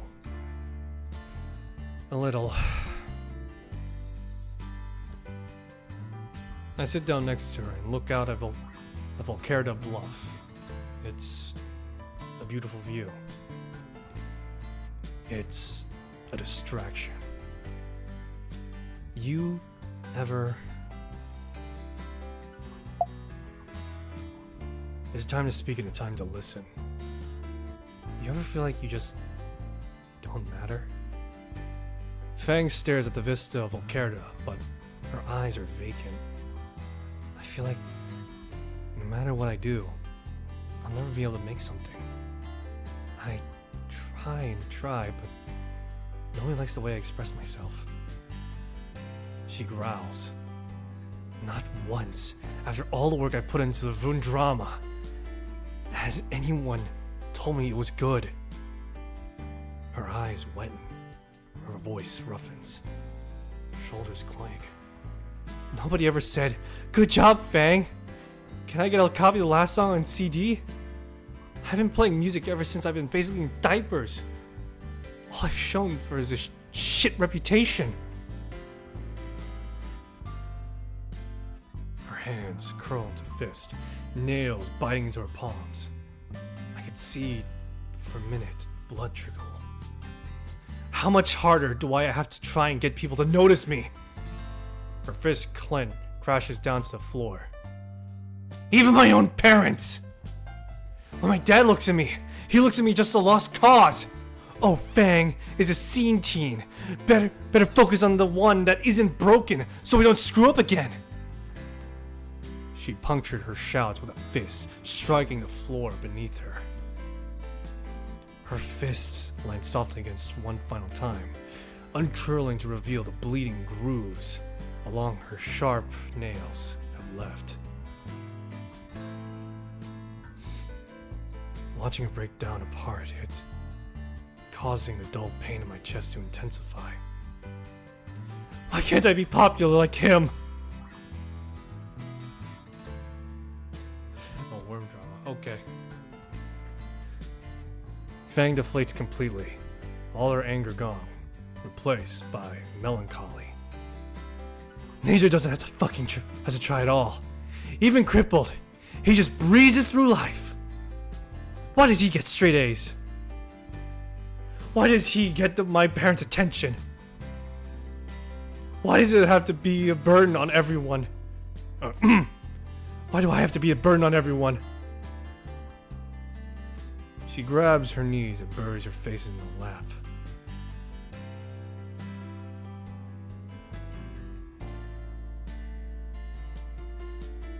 Oh boy. This is...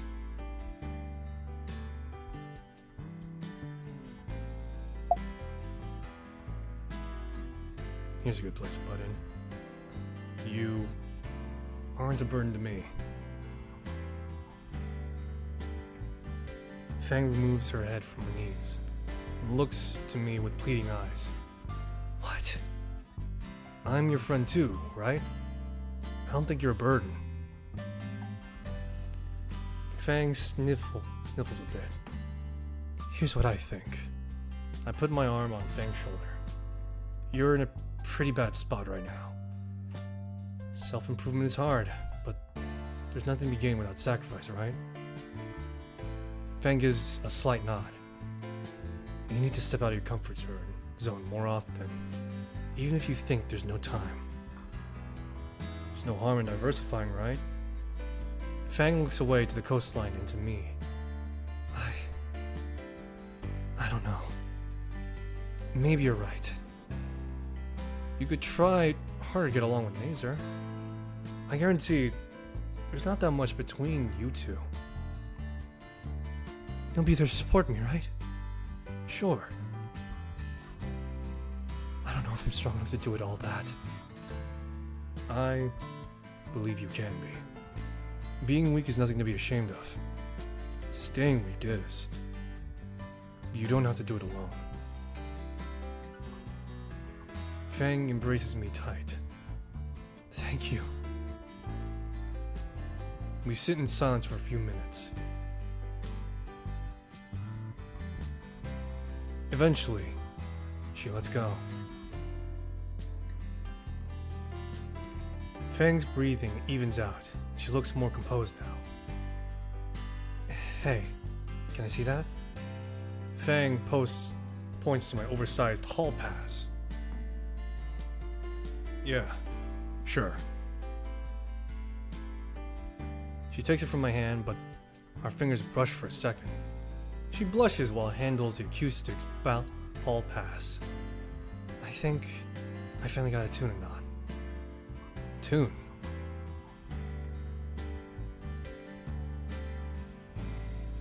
She finishes tuning the guitar and tests it. With a nod to herself, Fang begins strumming. The rhythm is slow, tone is soft. Enough her humming blends perfectly with it. I lean back, bobbing my head along with the impromptu music. The streak from her tears, marred with a pretty face, only helped to highlight her soft smile now. I hum along too now, which causes Fang to giggle. The rhythm is slowed to a crawl. The song's about to end. With the meteor coming soon, everyone's going to die. So I'll say to everyone, goodbye, Volcano High. The lyrics surprise me, but I shrug. Are you ready to get up? Fang nods and wipes her tears one last time with her forearm. I stand and pop my back, looking out over the fence and the ground below. Here I can see the afternoon sun begin to encroach on the skyline of a small coastal town. Turn to Fang, I crouch a bit and extend my hand to her. She moves her bloody hand to take it, but hesitates. softly grasps my hand, wincing in pain. You know, it's strange. I expected the alarms to go off again, but this feels different somehow. More natural. I'm careful to hoist her to her feet, mindful of her injured palms. But her beak accidentally bumped with my cheeks on the way down. Ah, there they are. Fang's eyes contract. She instinctively hops backward, covering her muzzle with her hand, turning her head away in frustration. I clench my lower jaw and look at my palm, slick with sweat and blood.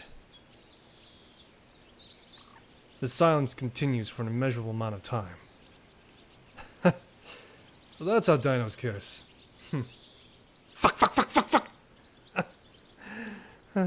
Not really. I look for anything to end this awkwardness. The guitar hall pass. Wait. Check my phone, seeing that Mr. Jingo's class is about to end in 10 minutes. Fuck.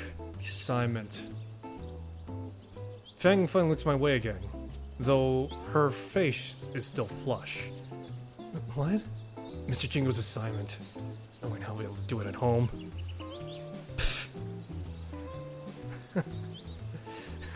God, you really suck at music. I glare at her. Why don't you drop by? It's an elective anyway. Because I need to maintain a GPA for college.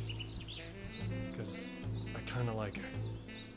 I blush and look down at the entrance of the roof below us. Maybe I'll help you. Fang hops down, her wings easing her landing. I owe you for the fucking therapy session anyway. Oh, thank fuck. Climb down the ladder. Those wings must be really convenient. Who the fuck is up here? Shit! The door flies open off the hinges. The suicide fence over the side of the building crashes loudly to the concrete below. I know someone's ditching up here. My hunting instincts can tell. Double fuck. You! Principal Spears looks at us, finger pointing at me as if as to fire a special beam cannon through my chest. And all my goddamn ears on top of the roof? Explain! Now! Bullshit mode activate. I got lost looking for the bathroom? Spears incinerates me on the spot. Estrus season? For the brief instant, I picture Fang in a bikini. Oh! Hot. So that's what it looks like. Fang gets similar stares and withers down. I'm not stupid. Petrol estrus season isn't for another few months. Empty your pockets. Now! I reduced myself to hover flags. All I had on me was my phone and a ratty wallet held together by hot glue and duct tape. Fang does the same, dropping her own phone and a spare guitar pick, and opens an unopened pack of cigarettes. Spears looks at Fang dead in the eye, ripping the pack open and stuffs every cigarette in his mouth at once. To our mortified stares, he chews them until the brown glob spits them over the fence, laying them on the rather oriental car. And on to class now. Fang, to the nurse.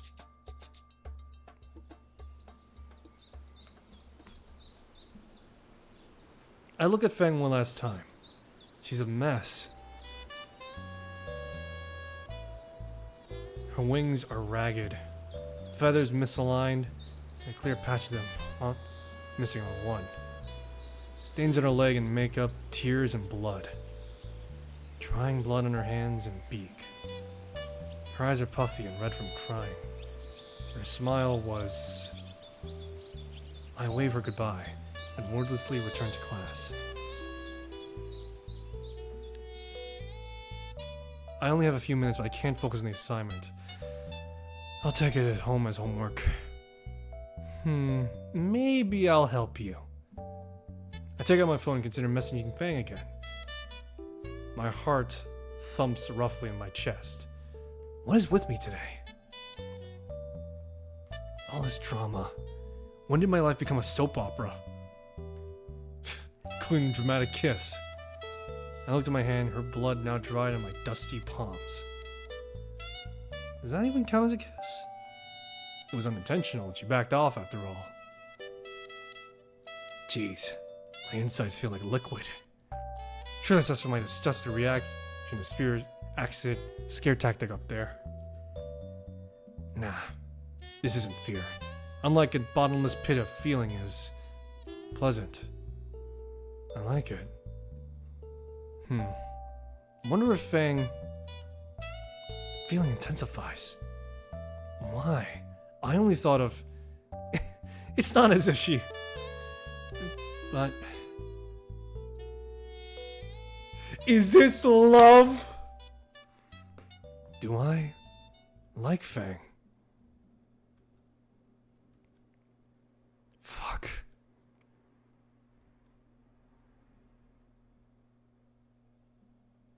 One month later. Laying on bed on a Saturday morning. Been raining the last few days and I'm stuck inside. Not like I have any other plans today. Forecast says it should clear up later today. No new games out and my backlog's a perfect size. Oh, fuck that noise. I don't even like baiting on a certain basket-weaving Polynesian forum. The light on my phone is the only thing illuminating my hovel of a home. I scroll through a camera roll out of boredom. At least, that's what I tell myself. Interspersed throughout various memes and screenshots of homework assignments our Fang has been sending. Over the last month, I've been included more in Fang's circle of friends. Never thought I'd have actual pictures on him. Each one bring a vivid memory to mine. Usually an embarrassing one. But there are some other ones. Like me and the rest of the band just enjoying the atmosphere in the auditorium. My perusal thought. Old photos is interrupted with a text. Fang, looking at a new band venue. Don't feel like going alone. You want to come with? Alone. Shut up, alarms. Why alone? Trish is in a horn appointment. Reed is... preoccupied. Dude, like, back to the story. Alright, where are we going? Just show up at my place in like an hour. Need to go now. Okay. This is fine. Helping out a friend of mine find some place for a band to play. A friend who I have feelings for. And we're alone. Just hanging out. Calm down and on. Calm the fuck down. Booted my computer and started a gotcha thread on a Taiwanese rum brewing site. Soothing replies bring my heartbeat to an acceptable level. To top it off, I insult the mods, then report my own post, so I know they have to see it. I become Anon, collector of views and poster of shit. By now, the rain has subsided. Still feeling refreshed, grabbing my jacket, started making my way across town to Fang's house. Passing through the snowy part of town to catch a bus, my thoughts began intruding on me. Images of what may come to pass before my eyes unwarranted. Looking at restaurants, they look like good venues, of course. Mall, maybe? That'd be a good spot. Day turns to night and the temperature drops. Offer Fang my coat and... Damn it, this is not a day. Shit, stop! Scurrying off the bus right as the doors are closing, I don't forget to thank the driver. The bus stops is luckily on a block away from Fang's neighborhood.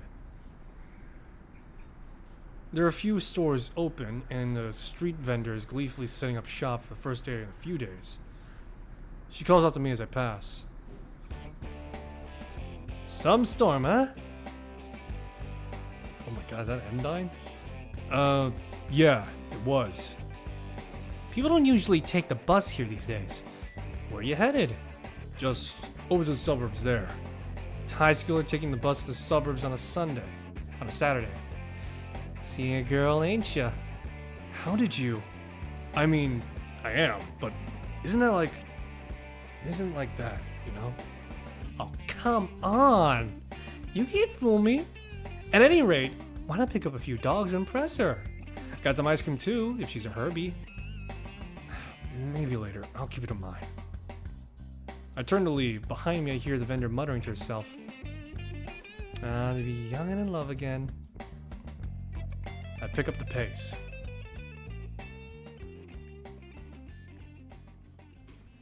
The difference between Fang's neighborhood and my apartment complex is night and day. Smell of burnt tires doesn't hang in the air. Instead, a mix of cedar and wet pavement. The knife in my pocket feels excessive as an officer's car passes by. I suppose to be someone who's lived here would be normal, but someone who's a bumfuck nowhere? Suburb felt decadent. The Fang's home is easily enough to find thanks to Google Maps image.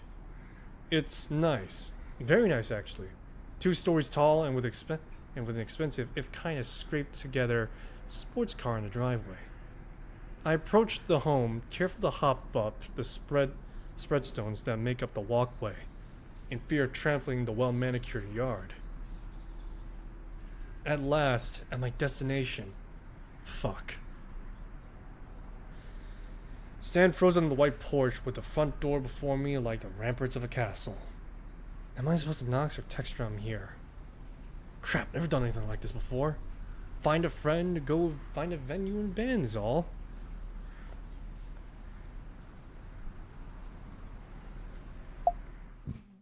Before my knuckles reach the door, it swings open. What is this killing intent? Oh, fuck. Are you anon? Shit, alarm! Shut the fuck up right now, I need to think! Yeah, I'm anon. Pleased to meet you, executioner. My pants feel heavy and sodden. Honey, who is it? Are you kidding me? Oh, you must be anon. Lost character belonged to a cooking game while the original dev abandoned and never seen again. Really? Huh. Come in, come in!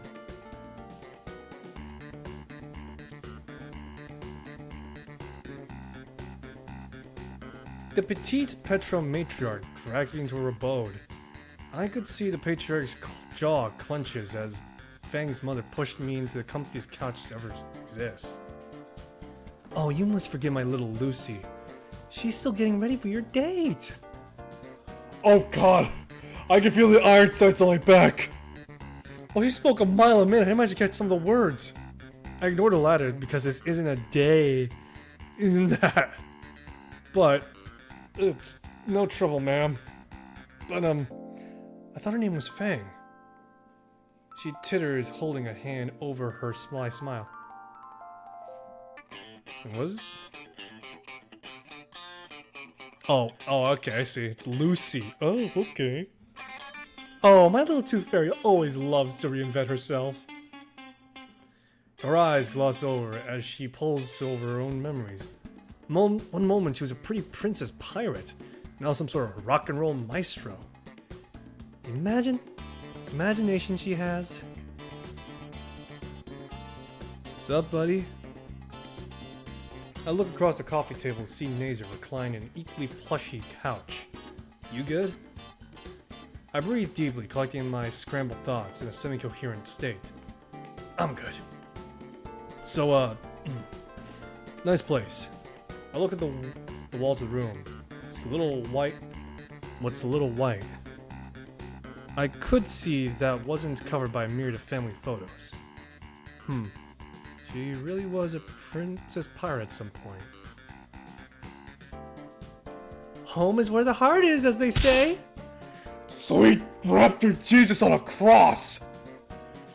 Oh, is that a sin to be hung that cross behind Nazer's head? I look back to see the cream queen of Kremlin, a tray of smallest cups I've ever seen in her arms. Nazer, your mother made us some tea. Oh, isn't she a wonderful woman? Nah. She knows I'm not a fan of hot leaf juice. Naomi navigates around the couch and coffee table, setting the tray of treats and tea before us. Would you like some Anon? I'll pass, thanks. Something's not right what just happened. I looked back to where Naomi's standing. The entire opposing wall is covered with various hunting trophies. 2 bears, a whole hunting fish, whole school of fish, a falcon, 2 deers, and rhinoceros. I've made a huge mistake. The love seat to the left me scripts towards my field of view. Fang's father leans back, carefully examining and polishing a golf club. Maybe I could turn his trophies into a conversation piece. Extend the olive branch, so to speak. So, what gun did you use to hunt these? Gun? My hand's full in my lap as I stare a million yards to the wall clock ahead of me. So, Anon, was it? Big fan of golf? Nazer dons a similar pose.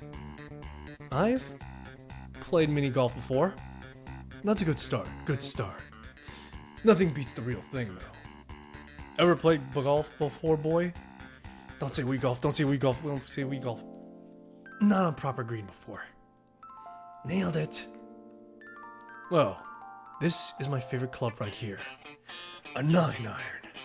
Finish polishing the head of the club and rotates it ever so slightly to see my reflection on it. On the head. Now, irons are far the most common and most useful of your standard club set. Anywhere you need an extra push, the iron will do. His gaze makes his way from the club to me as he lays it across his lap. I gulp and sink into the couch and attempt to hide from among the cushions. Of course, this is all due to solid steel construction and your own effort. With the right quality club and technique, you can almost feel the ball cleaving in twain when you strike it. I assure you, Anon, that my equipment is the highest quality, and my technique is impeccable. Fang's father stands up, stepping on top of the sturdy coffee table, his club lined up, and I can see my reflection on the impromptu ball. With a well-practiced motion, he demonstrates a perfect swing in the middle of the living room.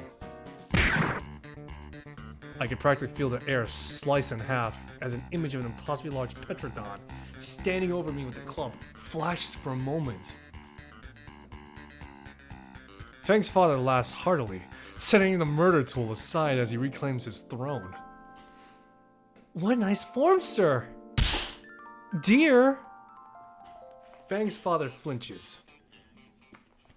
How many times have I told you about intimidating suitors? This is the first boy our little tooth fairy has brought home. What about Reed? The father shrunk under the patented mother's leer. You know that boy isn't right, dear. I feel a smidgen of sympathy, but keep quiet to avoid similar treatment from her. I cannot get over Fang's mother's design. It is fascinating given the fact that she's small and Fang's tall. And the fact that, Nazer takes after the father, obviously. But he looks big. Oh my god, Mom, not in front of my friends! Fang is a foot from the stairway, frustration clear on her face. I look at Fang with hands clasped together, silently pleading. Oh, are you ready for your date now? I lurch in my seat at that. No, we're just... No, just need to find a venue. Just you two, though? Oh god, no. Raptor Jesus, I promise to sacrifice you a goat if you end this now. Why don't we have a double date then? God.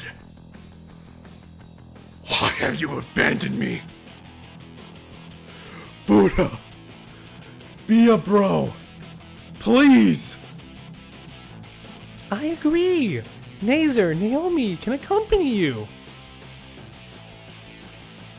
I am going to personally commit mass decide. I agree. He looks me dead in the eye. More people less likely to do something reckless after all. I don't know. I don't think Fang would appreciate. Fang's father puts him around his arm, around Nacer's shoulder, and pulls him aside. You're going with your brother, right, Fang? Absolutely not. I'm perfectly fine somewhere to play without someone's help, especially his. Come on now, how many opportunities in your youth are you going to spend your time like this? Hopefully none. Oh, but you always spend time with little Nazer. Her eyes gloss over again and again. Like the time you two bathed together. Mom!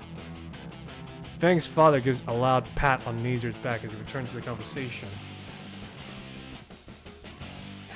Yes, I think a group date is an excellent idea. We should all go. Nazer is shaking like a leaf in a monsoon, in the middle of an earthquake, with a meteor hanging overhead. Not happening. It is.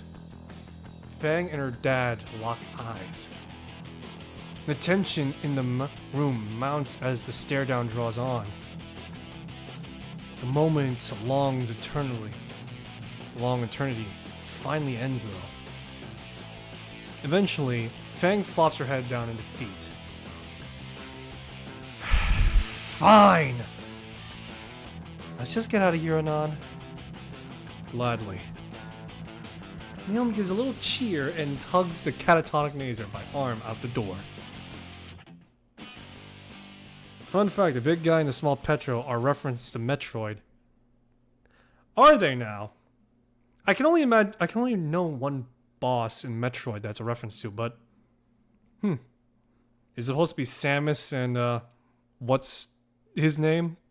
Crap, I'm trying to remember like the big guy. Either that or it's Chozo. Fang is Ridley. Oh, I see. Cement. Yeah, all right. There we go. Thank you, J. Fabin. I extend a hand to Fang's father, and the 8 bones in my palm are squeezed together, being grounded into dust under immense strength. From the 5 bones joining my fingers to my hand, threaten to splinter into a powerful grip. The rest of the bones in my hand try to separate from the viscous shake that Fang's father ends with.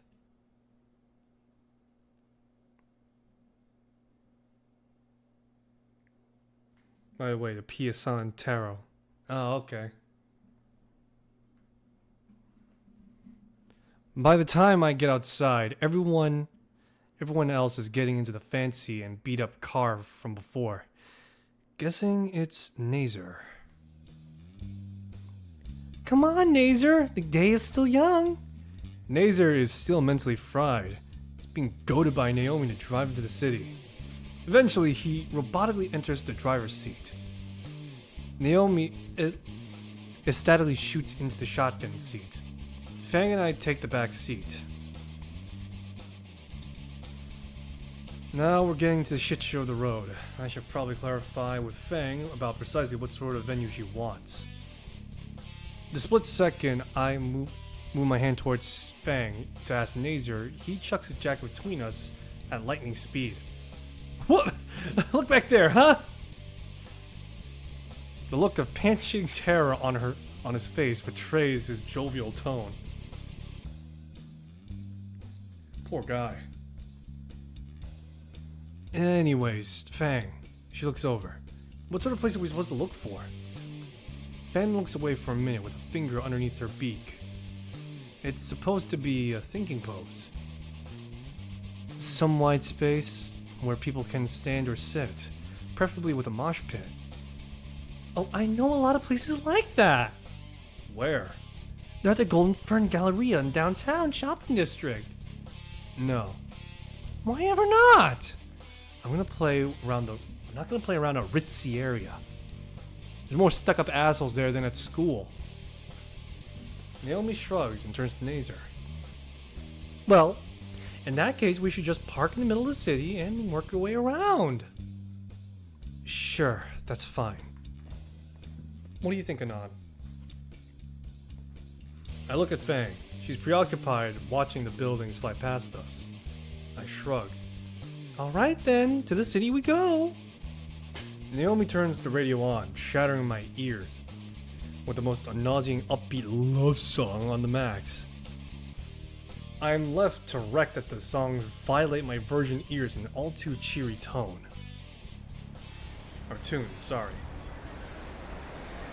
In the city proper now, I find myself with a new dilemma. The group slowly makes its way down the sidewalk.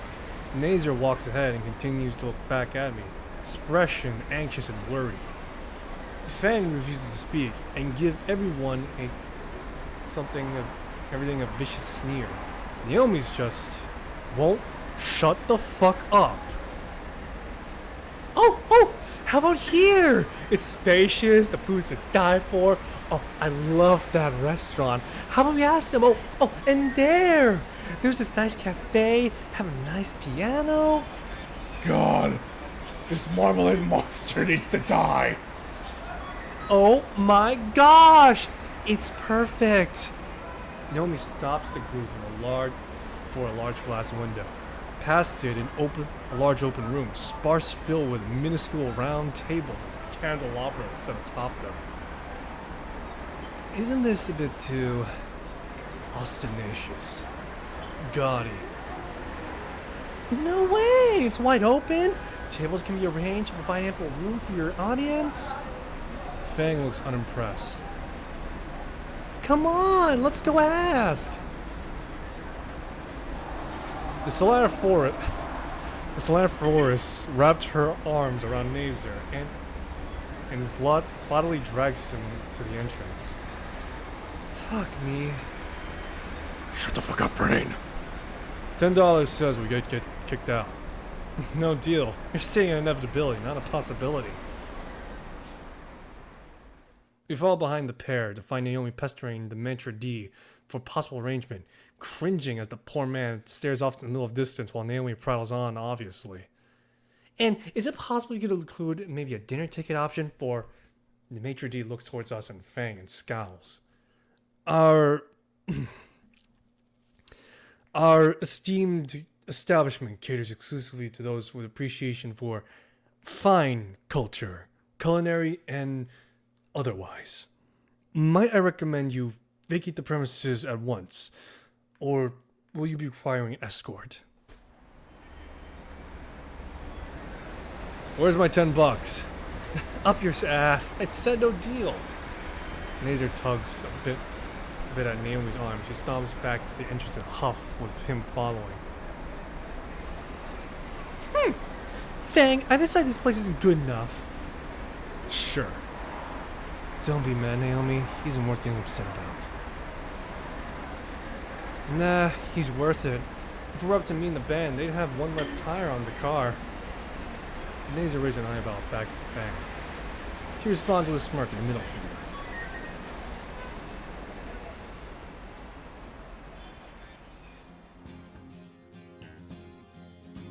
We've been searching for a place for at least 2 hours now.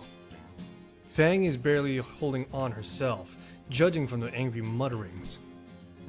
A lot of mutterings, including a lot of words like murder, knives, and particular genitalia as pincushions, with profanity taking up a good half of what escaped her beak.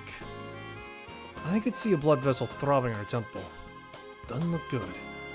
I position myself slightly behind Fang, putting her between me and Naomi. Hey, Naomi. Got an idea. Naomi spins on her heel towards the sound of my voice. Giant grin on her stupid snout stiffens as she sees Fang's looming aneurysm. Maybe we should take a little break? Luckily, the small park nearby. The four of us grabbed something to drink from the vending machine. Fang and I grabbed a knockoff brand of soda. Naomi got a bottle of water, and Neza brought a sports drink. We're lucky to have found an unoccupied picnic table with some shade because the afternoon sun turned a cold day into a sweltering hot one. Thank you, coastal weather. We sit in near silence from Nazer's audible chugging of his sports drink.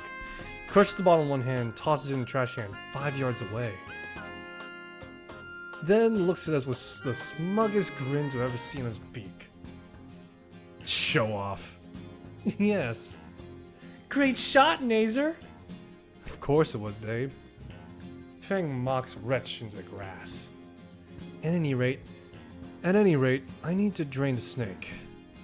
What? Nazer gives a brief wave at his back, making his way to the public restroom on the other side of the park. Aw, his double entendres are always so clever. Fang slaps her hand over her eyes. I need to go too. Why? Something the matter? Monthly problems. Do you have everything you need? I have some extra stocked. Regular, plastic, scented. What a diameter to it. Shut up now. Fang stomps away to the bathroom, leaving the apricot as Spain. Ass pain. Oh, okay. And me. Do you need to use the restroom as well, Nan? How tempting. Well, now that you mention it, it's just the two of us. I've been wanting to ask a while. How have things been going with Fang? Has she been well? Is there anything wrong? Shouldn't Nazer know? Nazer knows, but I figured I'd ask you as well. Since the two of you spend so much time together and all. I hear Nazer talking about it all the time, how worried he is for Fang. He's such a good brother, isn't he?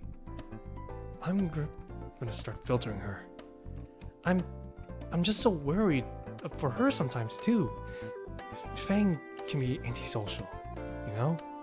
And she's always avoiding me. I never can get a read on how she feels. Like when she's upset a month ago or so. Or just after the concert she gave after winter break. Wait, rewind a bit. How'd you know Fang felt sad a month ago? Oh, Nazer told me. The fuck is up with her? Then why ask me? You keep on asking that question. You keep on dodging that question. What am I dodging? Fang clearly doesn't like you. You say so yourself. You keep asking me about her. When you can go just to Nazer. Fang is his sister after all. Of course. It's just, I'd like to hear from you about her. Why me though? I don't know anything about her. Nazer knows Fang way better than I do. Because you two have been getting close. You're even on a date right now, Anan. Naomi's pupils dilate and her eyes dance away from me. In fact, you two make the cutest couple. First time Naomi looked anything other than happy. Are you up to something? Why would I be ever up to something? Because you're not making any sense. Nazer knows her better than anyone else. But every time we talk, you bring up Fang. Why? I have every reason to care. Why? Because. Why? Because Nazer wants to make Fang happy. And so do I, of course. Naomi's laugh is hollow, her eyes shifting side to side. I was only doing what's best for her and you, Anan. Wait. First time I saw you sitting on your own on the dirty old bench, you look like you need someone to lean on. No. And with Fang, I think back to all the times the big bitch asked me about Fang. What a great opportunity for real friendship, Anan. I'm so happy for you. If there's anything Fang needs in these trying times, it's a friend to talk to. This entire time. Wasn't that Nazer's sister? How wonderful that you're talking and you're making friends, Anan. Tell me everything. What are you and Fang talking about? I want to know all about it. Fuck! How did I not notice? Sorry, but I did help Anon pick his electives. Oh, what if you asked Fang for help? I'm sure she'd be able to lend a hand. That fucking bitch! You can thank Naomi for getting you off the campus beautification. She was quite adamant that you were more constructive in homeroom detention. This entire time, she's been pushing me to get closer with Fang. I must be a fucking idiot. Anon, you've been spacing out. She's been playing me like a goddamn fiddle! Did I miss something? I look at Nazer, who's completely clueless to what Naomi's been doing for the past month. Just like I was. What would I do in this situation? He's the Boy Scout here, of course. Fitting that the moral compass has a little compass on his head. I'm part of someone else's plan.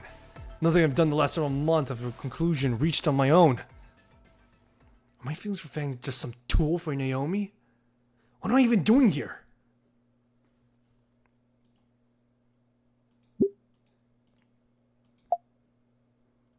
No.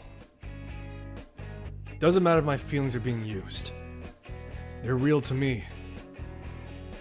I want to actually help her. Right now, that means helping her find a venue. Even if it means being around the coral cunt. They're real to me! Hey, Naomi, did you know that the 13% of public restrooms? Neither bowels as Naomi waits for Fang to return. Alright, I'm done taking a dump or whatever. Let's go. Wait, why do you smell like smoke?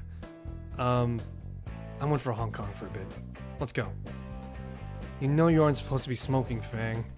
Just drop it, dork. You don't see me bringing that leopard bikini you have in your closet. Nature's skin tone turns noticeably lighter shade. That's the only thing in the closet. Oh, fucking course not. He's also got the pink. Stop right there! Why don't we continue on? Naomi's holding a handkerchief to her nose, a prominent splotch of red steadily growing. Finally!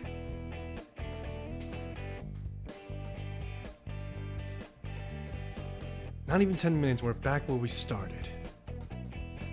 Isn't this one perfect? Stage is so well lit, and Fang seems second away of recreation Jin Kei's assassination of King Zhang. I know it's wrong to poke at a hornet's nest, but Fang, are you alright? I hate everyone here. Ah, well then, Fang's about to commit homicide. I should ask Nestor to split off for a bit. Naomi would back me up if I can convince her to take Fang out on a date event. I really don't want Naomi's help though. I could get Fang to ask Nazer to break off, but she's on the verge of fratricide too. Anon, you alright? Got this intense look on you. Sorry. Just trying to think of good places. Guess now or never.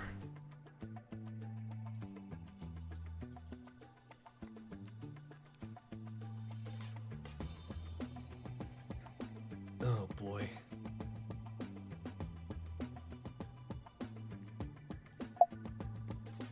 Actually, Nazer. Slowing his gait, walking next to me. Something on your mind?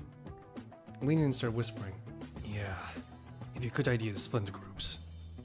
Ha, you're funny. Nazer's brow grows slick with sweat. Christ, what does Dad tell him? It's gonna be difficult. Take a look at her, man. You know she doesn't get along with Naomi. Alright, his eyes shift back, catching sights of Fang's poorly withheld anger. It's the only matter of time before things go nuclear. As much as I like a catfight amusing, neither of us want to see Fang and Naomi get out. Be that as it may, we still can't split. I'm supposed to keep an eye on you two, alright? What are you two whispering about? Raptor, Jesus, fuck! Naomi circled around behind us, pokes her head between Nazer and I. Don't worry about it, babe. And I want to split the group for a bit. That's a wonderful idea! But babe, you know I'm supposed to... I think you should trust Anon a bit more. Do you really think I'm the frisky type? Nazer looks at me for a moment. Yes. Wow! It's true. I mean... A, go fuck yourself. B, I'm not a degenerate. Still, despite his looks, Anon wouldn't be doing anything weird. You really think so? Sure! You promise not to make anything weird, alright? What? Of course not. It seems it's settled then. Come on, Nazer. We'll go to the east side of town. Alright. I trust you, Anon. Naomi grabbed Nazer by the arm, leading him around the corner onto another street.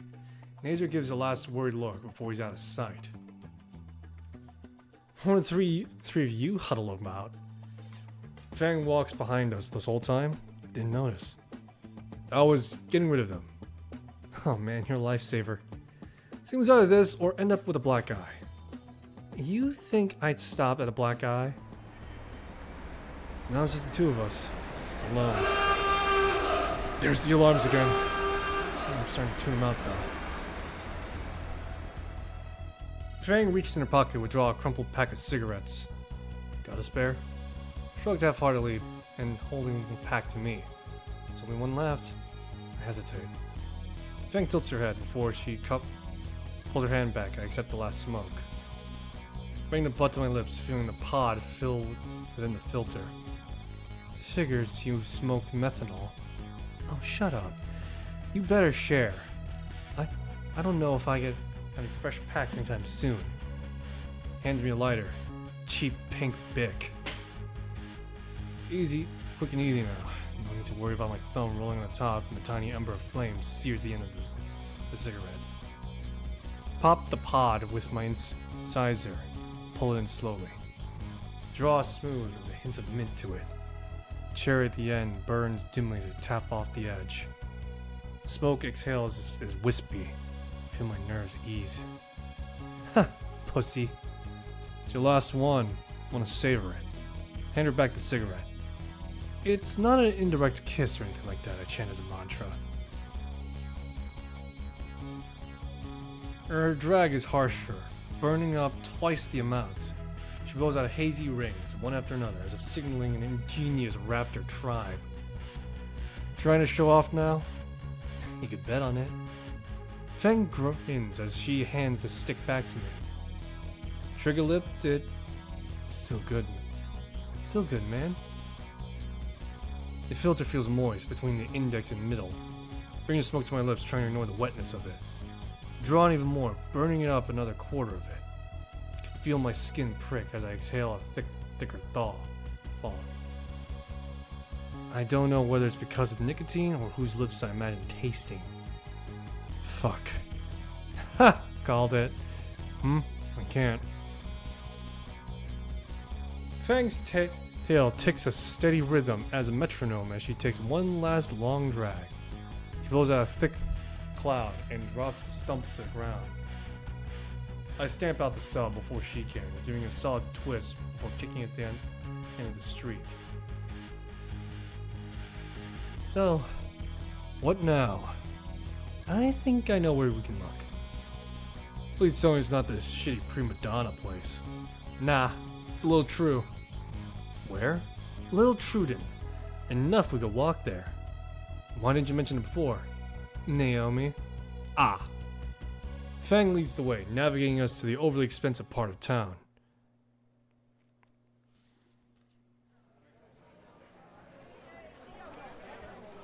Little Truden's completely unlike the rest of the city. Instead of skyscrapers and glass buildings, the whole place is a series of interconnected alleyways forming a plaza. Mostly booths of skimming vendors, but every now and then an actual building can be seen. Countless salesmen call out Fang and I. Fang just strides past them. Just don't make eye contact. She knows the place. One child runs up and gives me a flower, to mark me for pickpocket. Toss it in the nearest bin. Good eye. Living in the ass end of this place, I pick up a thing or two. The two of us check the sparsely located buildings one by one. I make sure to mark down the foreign swears on a notepad just to look up later. Several hours pass as both the sun and the temperature drops. I can't believe we're still looking. People are usually looking for ways to possibly attract customers. Maybe you shouldn't have insulted that one guy. Fuck him. Call me a meteor dodger. Fucking prick. Still, I must have checked a dozen places by now. But why don't we have anyone? Why won't anyone have a band? Her reputation does precede her. Fang's pupils contract. Not this again. Her? You people are all the same. Thinking of you could go off, Fang. What? As you can see, her reputation does precede her. Choke on a platter of cocks. Everyone here knows her, especially her family. A full platter, stacks high. I look at the... What the fuck am I looking at? Don't think, though, you can't perceive. Uncle Reed's uncle, then. The uncle you seek is elsewhere. What? Yes, I know that, which you oh so desperately seek. Wait, you know a venue. Where? But first, the ritual must be conducted. Finally, progress. No way. Tell us. Anything to get us away from this guy. We will partake in ancient humiliation that has slain my entire lineage. Even my own family oft in this deadly sport before I was even born. The humiliation is the diabolically easing a clutching of earthly currency. Oh, reference to Xavier Renegade. Oh yeah. Fuck, you're right. It is. I've only seen clips of it, but you're right. It is Xavier Renegade Angel. Jeffman. And to the victorious, my own artifact, holding to this flimsy visage, a phone Roomba. A phone Roomba. Only the finest tool to clean your phone. Here, let me show you its brushing majesty. He feels around his fanny cap for Roombas, then holds his phone in one hand. He puts the device on and it whirls to life, slowly crossing the screen. Which it reaches the edge and it beeps, turns around, making a return trip to where it was standing. A few more trips, the merchants turn the Roomba off and gives us an expedient leer. I just used my shirt though.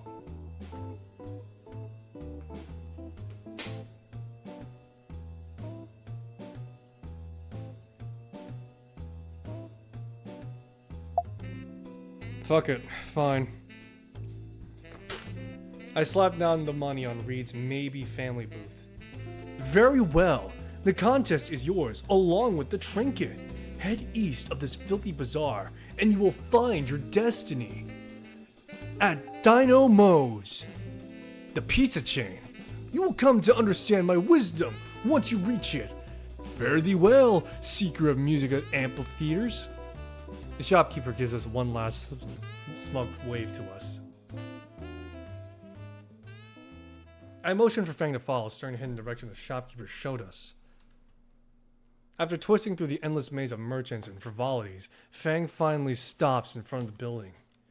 We're here. The building is an antiqued Italian restaurant with Dino Mo's Pizza and Pasta written on the grand sign front. Pizza, huh? In the middle of Little Truden's. Let's see. I opened the double door for Fang to enter.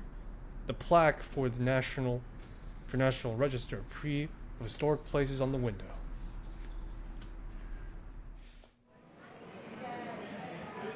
Historic, huh? Inside is a homely Italian-style pizzeria. Warm candles lighting up against the latitic dividers. The booth casts shades of orange across the along the wall of the floor. The two of us walk up the reception desk. A very tired waitress puts on a plastic smile when she sees us. Welcome to Historic Dino Moe's. Table for two? Actually, we need to ask the manager something. The waitress rolls her eyes and skulks off. Service with a smile, huh? Working in the industry grates on you. This is a historic place though, isn't it? One day have hired standards for...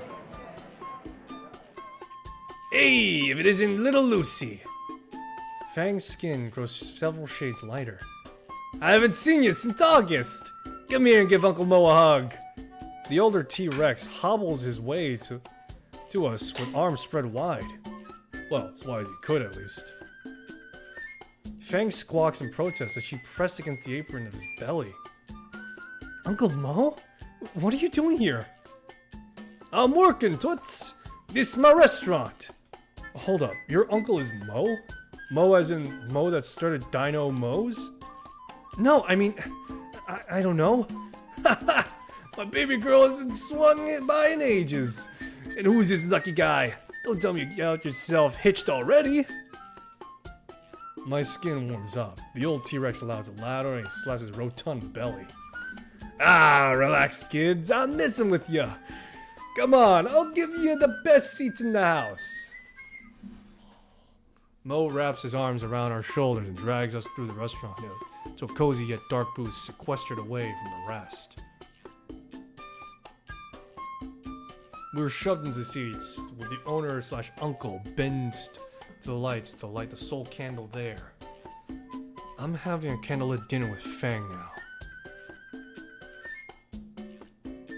The hell is happening? Now yous two wait right there while I make my little princess favorite pie. On me, of course. Mo proceeds to saunter up, pushing through the double doors that probably led to the kitchen. I look over to the candles to Fang. She looks how I feel at the moment. Lost and absolutely confused. What just happened? I don't know. So... Fuck, come on, Anon, you can do this. You're part of the team that kicked Reddit's ass in Claws of Duty Jurassic Warfare. Is that really your uncle? No, good family friend. Dad goes bowling with him, every Thursday with him. Sounds fun.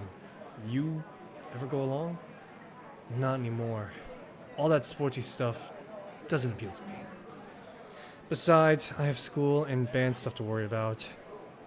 Not to mention my dad's a bit of an asshole. The image of a golf club comes to mind. You don't say.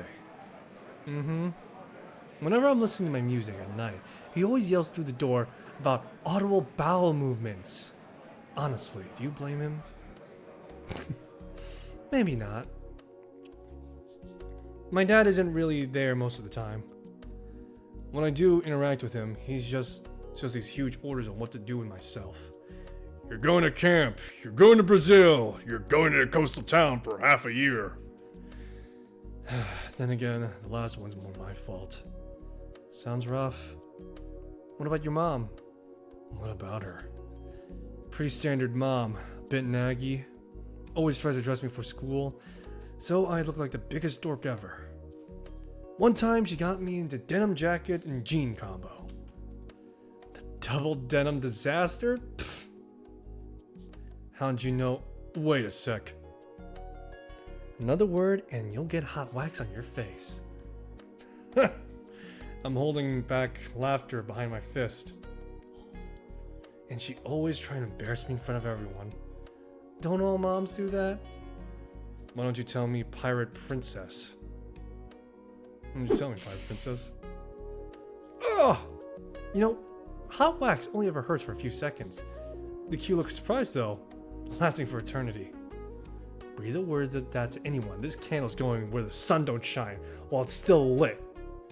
I scraped the hard wax off my forehead with one hand. Alright, sheesh. What about your mom?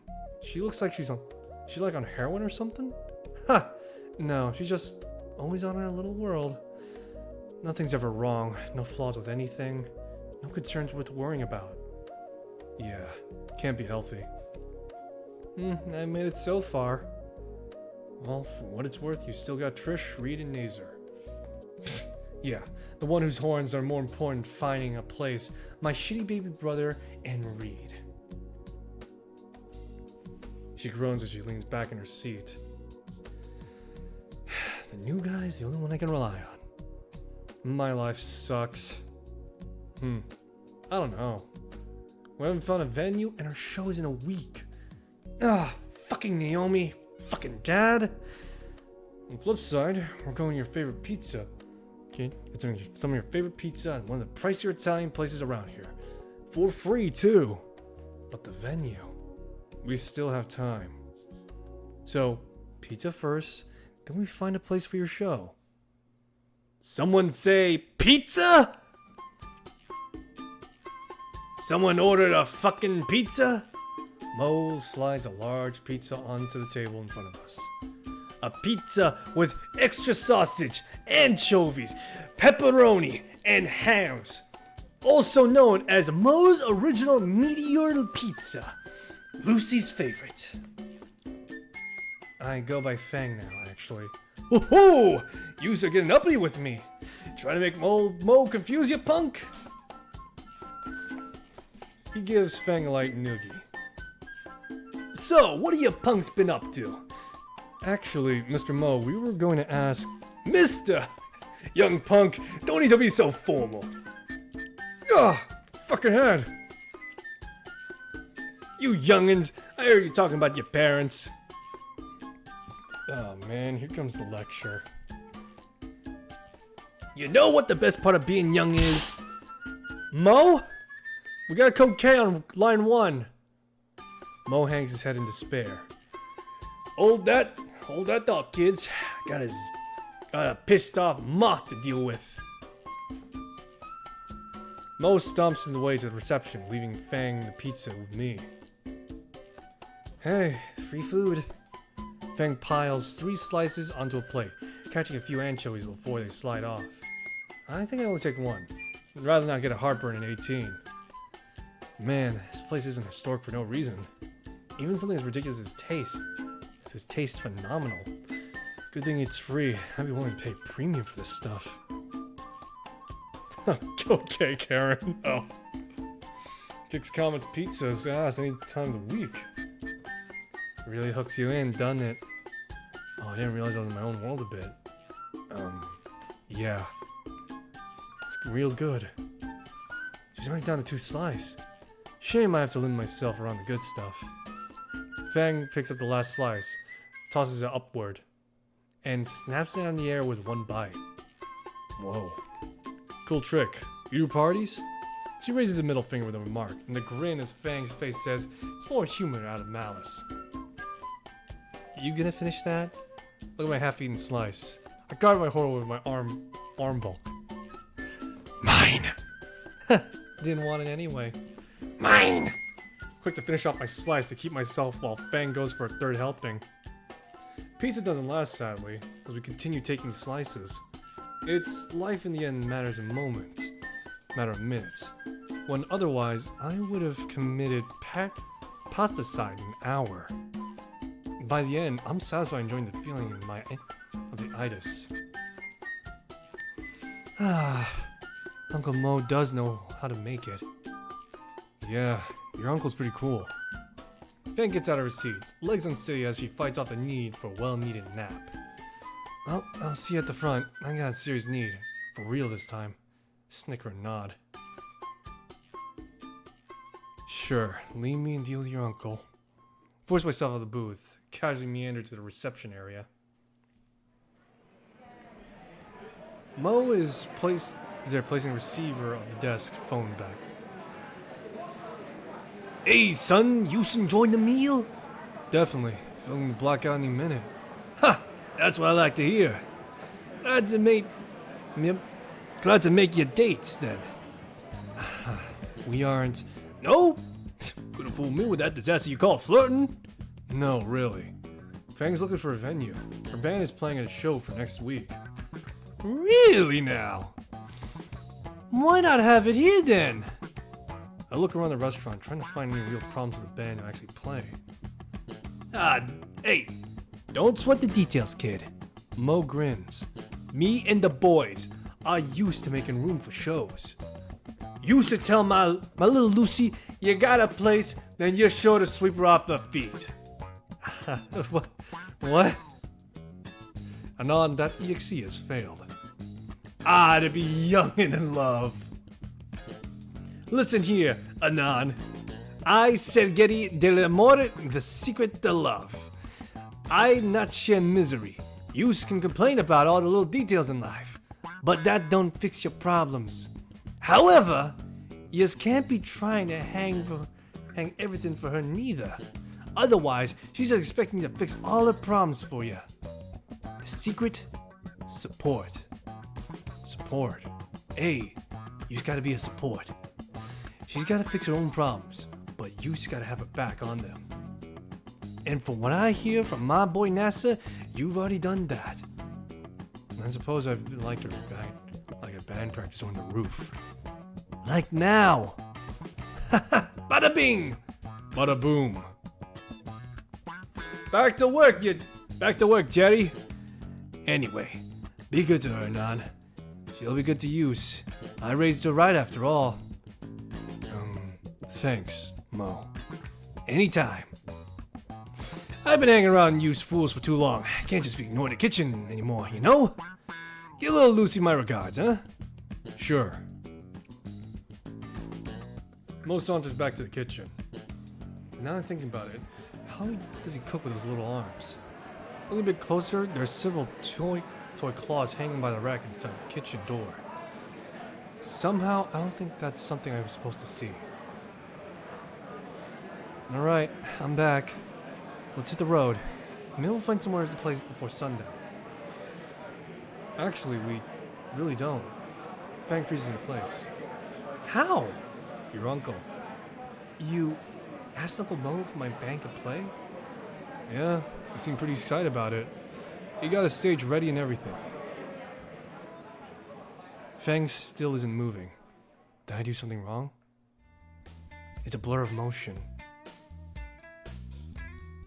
1 second, Fang looks like she's about to start hyperventilating. Next thing you know, I'm wrapped in a blanket of feathers, being shaken side to side with tinnitus-induced scream in my right ear. We gotta Fang you! It's infectious. My arms reflexively support her, wrapping around the lower wing. Fang's arms are wrapped around my shoulder as she clings to me. I feel something warm and soft and moist present in my cheek. We gotta all movements stop and reality resumes. Fang withdraws from around us. She pulls away only for her hands to be around my shoulder. My hands are now at her side and I feel her warm scales on my palm. Oh, wow. I am... Sound of clapping that causes us to jump apart. Face is bright red and breathes rapid. Back from the kitchen, Mo is clapping loudly with his minuscule arms. I suppose we, call Nazer. Yeah, and tell him, right? Totally. Worm drama has a venue. Fang smiles softly and nods. Good thing Naomi put Nazer's number in my phone, even though I didn't ask for it. The tone rings twice. Yeah? Nazer. Hold on, I'll put you on speaker. Go ahead. Mission accomplished. We'll get a venue set up. Oh, they did? That's great! Yeah, Dino Mo's, little Torridon. Cool. I'll bring the NASCAR over in a jiffy. I'm going to punch him. You're sure you want us to get you now? You have business out of the way. Now you have business out of the way, you and Fang go do something fun. You know, it might not be such a bad idea, even if it does come from the Orchid Oppressor. Good lord, I'm never gonna be able to play golf again. Pass. It's getting pretty dark. Aww. Alright, stay put.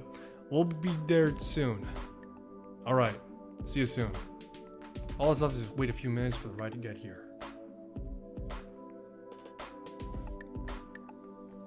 Fang is sitting on the bench in the front of the restaurant windows. She's humming to herself and her drum tail is drumming Eurobeat on the bench. I take the seat next to her. By now, the plaza is cool and most shops have closed and only people still out are returning home after a long day. Two of us are sitting in a companionable silence, save for Fang's humming and tail drumming. Her mood is contagious. Soon enough, I'm humming with her.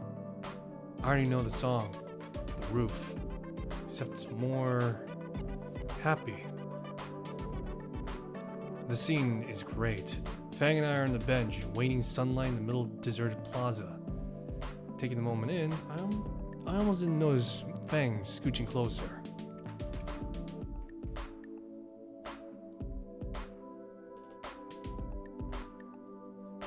Mom, Dad, we're home. The ride back to Fang's house was uneventful. Fang and I didn't talk about what happened, so Nazer didn't have an aneurysm. There she is, boys! There she is! Oh wow, looking at them in the same room though, all of them. Do you see anything wrong with this picture? Oh, welcome home, Nazer dear! How'd your date go? I'm just dying to know. I'm also interested. I don't know how, but he's looking to look at the exact center of my pupil with no margin of error. So, Anon, how was your trip with my little girl? Dad, why don't you get ready for bed, Lucy? Fang glowers. Lucy, your mom. I look at Fang. Yeah, okay, it was a date. It went well, sir. We were able to find a venue and met Uncle Fang's Uncle Mo. Fang's dad sputters. I have half a mind for bringing you to the station, boy. The other half testing my new nightstick on you. Dear, not in front of... I wouldn't mind doing this again. Oh!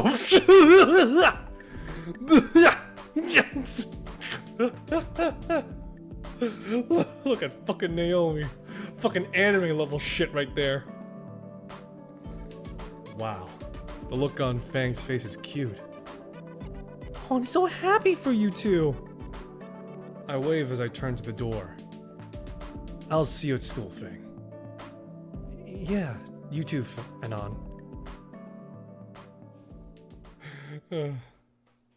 With that, I exit the door.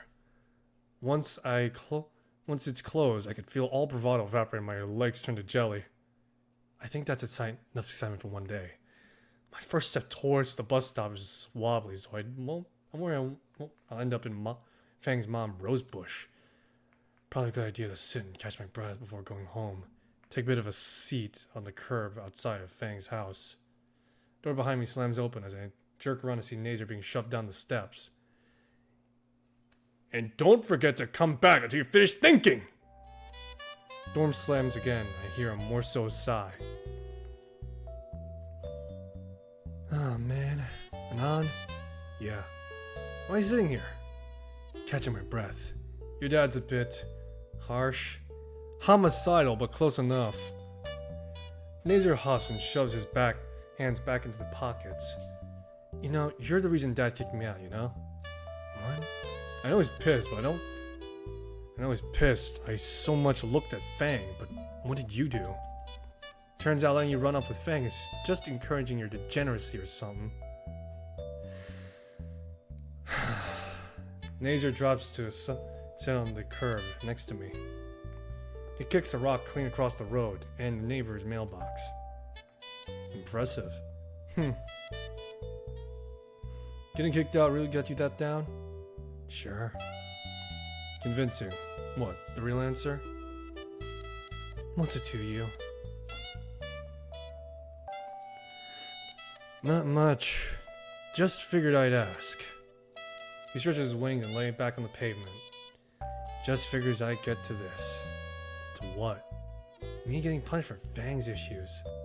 Nacer lays on his arms over his eyes. Why'd you need to go alone? You saw her today. She was this close to killing your girlfriend. Honestly, you gotta be thanking me for that shit. He waves away at me. Go on. You aren't my therapist. Humor me. Nazar's arm flopped away from his face into the concrete. I mean, look at this from my perspective. Fang is always up to something stupid. More so often than not these days. She's arguing with either me or my parents. At this rate, Fang will end up a junkie or a prison somewhere. I cringe at the mental image of junkie and Fang.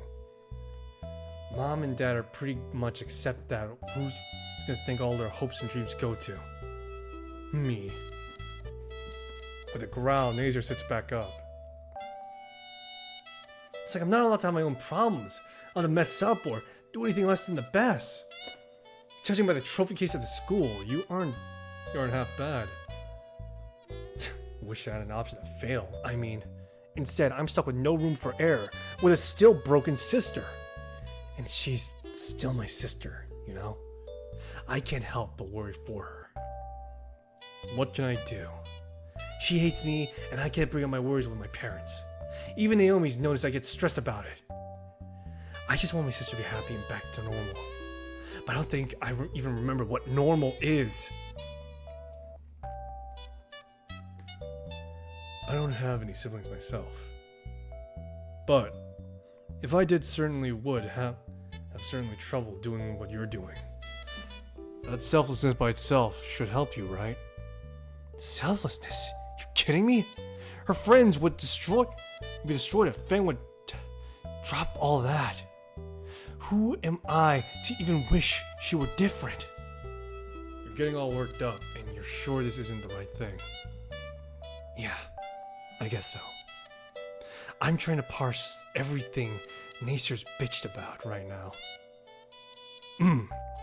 Guess it's time for Dr. Mo's psychological response. You know, Nasir, you ever considered just not? What? Nasir practically lunges at me as I hold my hands in supplication. I consider what to say. Mo's advice drifts to the forefront of my thoughts.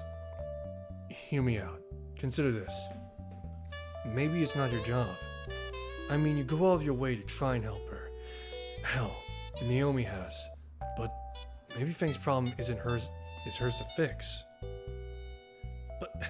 But, we met your uncle today. Uncle Mo? Yeah. Had some advice for me. Said she needs someone to support her, not fix her problem. Isn't that what I've been doing? Remember the show in the auditorium? The protruded pterosaur sags as he recalls the disaster. Oh. Look, man, you got a lot of problems of your own. Maybe you should handle this first before you fix your sister's. Huh. Well, Uncle Mo says so. Why the hell did you tell you that? Shit! You know, advice from an old guy. You know how they like to give advice. His head shakes side to side, dismissing my dismissal. No way, not Uncle Mo. He never gives you the time of day. Shit! Look, he wanted me to give some advice to Fang, and I'm giving it to you. So drop it. No way. Advice for Fang, saying it was a date. Do you like my sister? I wasn't the one who called it that. Explains a lot. Shit. But I didn't. Oh god, what is Dad gonna think of the kids? What the fuck? Hell, if Dad finds out at all. Nazar! He pauses, the shocked disdain stuck on his face. At this point, it seems like you want to be a stressed mess. Maybe I do like your sister. She's rude, violent, and maybe bipolar. She's impressionable, self-centered, stubborn, and the list goes on. Look at the taste of concrete. But beyond all that, there's more to her. Like passion, Nasir. She adores music. And she has these moments where I could see the softer side of her. The pop of knuckle Nasir tells me I should rephrase that. I mean, I've gotten to see a side of Fang she hasn't shown anyone else. Side she's willing to give a loser like me time of day. And that's enough? I don't know, man. This is all uncharted waters. Like, how did you and Naomi get together? That is a long story. How long? 2 school semesters, 30 track meets, school election. How about paperback then? Why not? Nazir hums and reclines to the back of the pavement. How do we end up talking about our love lives? Speak for yourself, man. I know fuck all of this. And you think I do? Naomi's the one that makes all the plans and stuff. Seems like she does that a lot. It's the way she is. Anyway, I think that's had enough time and beer to cool down now. How long has it been? About an hour, I think. Wait. Fuck, I'm gonna miss the last bus. I could give you a lift. And let you find out I live in the shittiest part of town? Nah, it's fine. If I run, I can make it. Well, don't let me keep you. I'll catch you at school, Non. Sure. And for what it's worth, you're not like the monkeys we hear all the time on Dino News Network. The kind that hangs around the town called Skin Row, you know? I'm gonna ignore that. Thanks for sticking around a bit.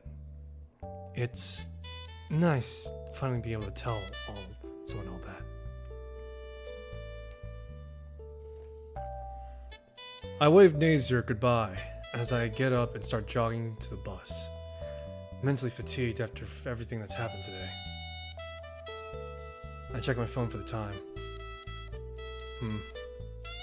Open up the browser into familiar Sweden's sword-swallowing IRC. Hey fagoat! Guess who got back from the perfect date? I'm not about to say it proper, alright? I am already in hot water as is. 12 replies from a single post.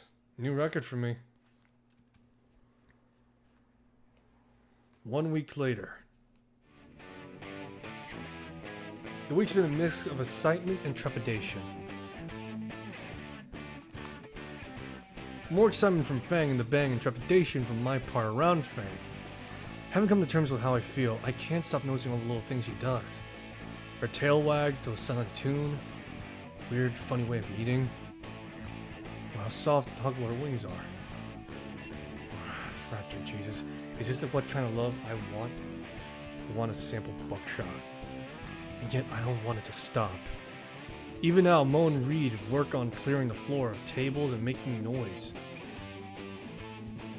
Oh my! I'm drilling at an idiot looking at Fang. Bend over an large amp. Even now, her tail's wagging and mysterious beat in her head. Ahem! Not to mention the jeans hugging her hips and ahem!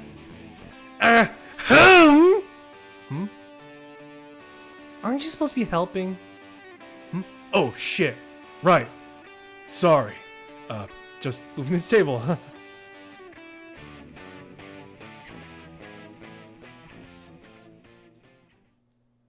I pick up the last table on the floor and hurriedly move to the suspiciously large storage room in the back of Dino Mo's. Set the table on the rest and seemingly out of place buckets of cement mix. Looking from the closet, the joints are actually pretty big. Area's pretty good for 150 by 200 feet. So without the tables, there's enough space to fit at least 100 people. Impressed, I let out a low whistle. I'm on time, right? Where did she come from? Were you? We've met before. What? Stella from School Gardens. She gleefully nods. Yes, Rosa should be coming any minute now, too. Haven't spoken to either of them since campus beautification. Well, other than Stella through the bathroom door, though that doesn't really count.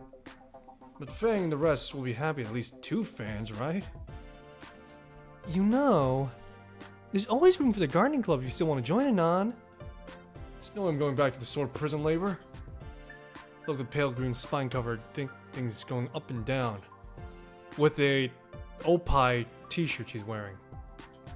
What the fuck?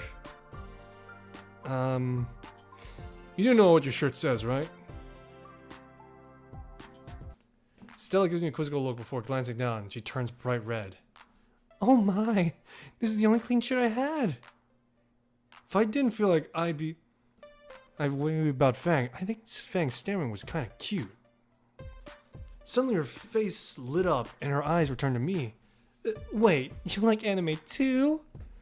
Alright, cool, on. No need to reveal your power level.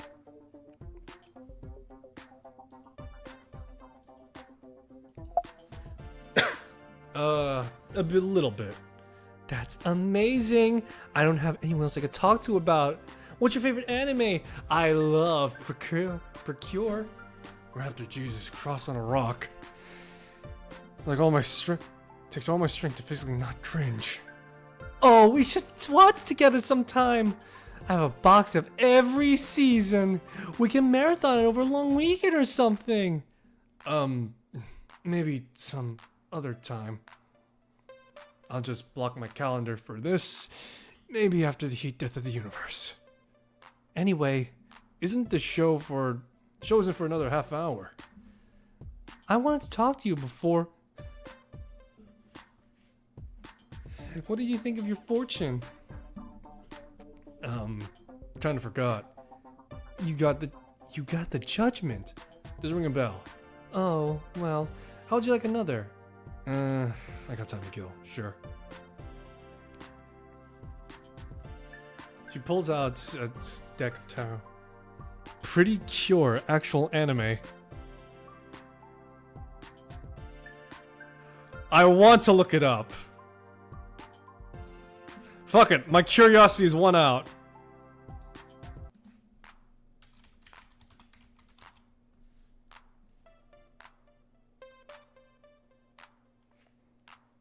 Huh.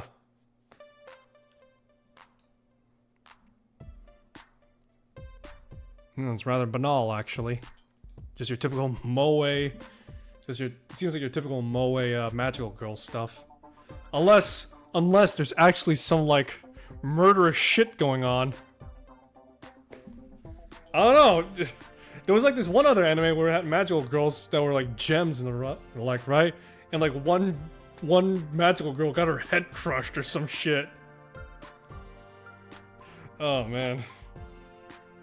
She pulls out her deck of tarot cards from somewhere. Where the fuck does she hide these things?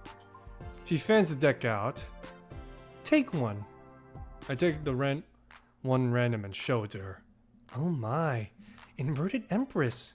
Be wary about future negligence, Anon. The fuck does that mean? I gotta go nature calls, see what the show.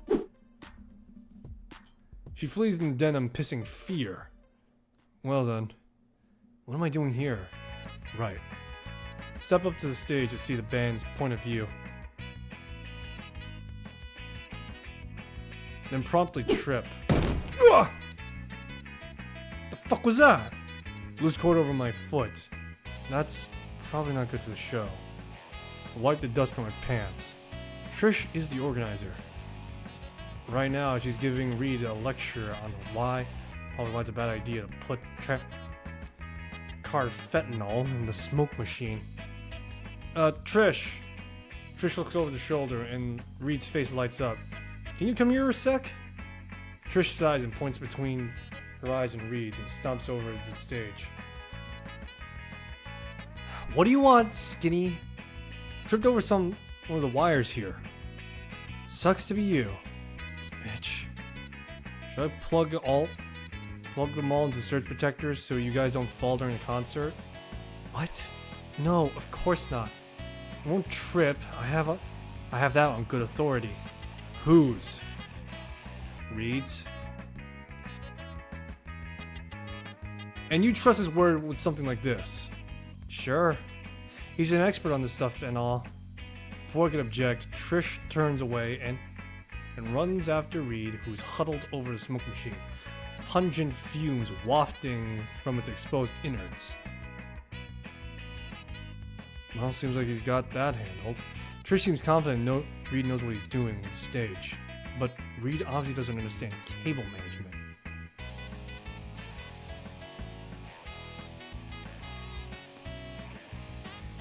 Oh boy. Can't escape from crossing fate. Could be a serious habit. Fix it or leave it. I'm fixing it. Fuck it. Let's see what happens. I watched the video once, but didn't go into detail. But still, like fire hazard or something. I think. Put them all in most surge protectors, and done. Taken care of. Glance at the pizza-themed clock on the wall. 3 minutes until the show starts. Oh boy. Reed's bass drum bring another new logo for Worm Drama. Doesn't look half bad. Trish has a wicked grin on her face, and I can practically see the dollar signs on her face, on her eyes. And Fang looks anxious. Hands ringing, straps on her hollow body electric guitar. I consider that I'm about to do was extremely stupid, but hey. She jumps a little as I step back on stage. Knuckles are bright white as they strangle the leather strap. The secret is support. I offer my most supportive smile. You got this, Fang. Don't feel like it, though. You do you. You've been practicing all month for this. And you've improved immensely since your last gig. I have complete faith in your ability to play guitar. Don't worry so much. And don't fret about it. You'll be fine. Trish rolls her eyes. Reed's vacant stare as a bit of approval. At least we don't have a dinosaur pun this time. I'm not that unfunny. You are. Fuck you, I'm hilarious. No one thinks that, loser. Don't you have something to be triggered about? You can't use that word, that's our word! Just did. Wanna see me do it again? Ladies, please. Shut the fuck up. We got music to play. Showtime. Take my eyes off the stage to get a read on the crowd. Easily a good 100 people show up to the room for Worm's drama. Better than any of us expected.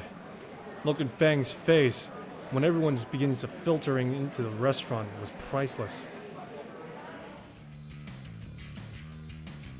And when the last song of the night, bizarrely long name which I missed. Gotta ask, why is Hitler riding my bike, pretending to be a monkey? Oh, right. Reed definitely wrote that one. Band release improved as opposed to booing and pointing at the audience is listening intently. Nobody's tripped so far. And at 3 a.m. in the morning on a... Oh boy. As if right on cue, half the lights on the stage cut out. Trish strummed silently before giving confused glance at the speakers. Tuesday? Fang fell out of tempo with Reed's drums stumbling at the end of the song. It's silent. I began to clap, followed by other patrons, including Stella, who looked away for a second from being curb stomped. Rose on the other side of the room, too entranced in the music to care. My eyes scanned the room before noticing Trish, the sheer vehement rage radiating from visibly distorting the air around her. Fuck. My jaws ache as I picture Stella's place, cursing one pissed off womanlet. Before I had a chance to escape, I hear my one saving grace. Anon! Fang reaches me before Trish can leave the stage, extending her hand to a high five. We did it! No thanks to that asshole! Oh no. What's wrong? Skinny sabotaged the show. Told him not to touch the wires, and look what happened! I was only trying to help. Trish held up her hand with my face, waving the other one in grand gesture. You ruined the big finale! We missed our chance to make it big! Why is it that only my bass cut out anyway? Are you actively trying to ruin us? I told you Reed knew what he's doing! You not trust him and I? Tears trickled down his sweat-glazed face. Is Fang really the only one you care about? We exist too, you know. This hypocritical bitch. Sharp words cut right through me. Jeez, Trish, the show went great. Our first good concert. The crowd actually clapped this time. No thanks to him. I didn't do it on purpose, even though you deserved it. Before she could interrogate me further, Fang grabbed Trish on the arm. Trish, didn't you want to say you want to set up our merch? Trish winces before a begrudging sigh, lowering her accusatory finger. You aren't worth it. Trish storms out, leaving Fang and I alone. Reed, who was listening the entire time. And dude, you really should trust others, you know? It's like they say, trust is the building blocks of our economy or something. What?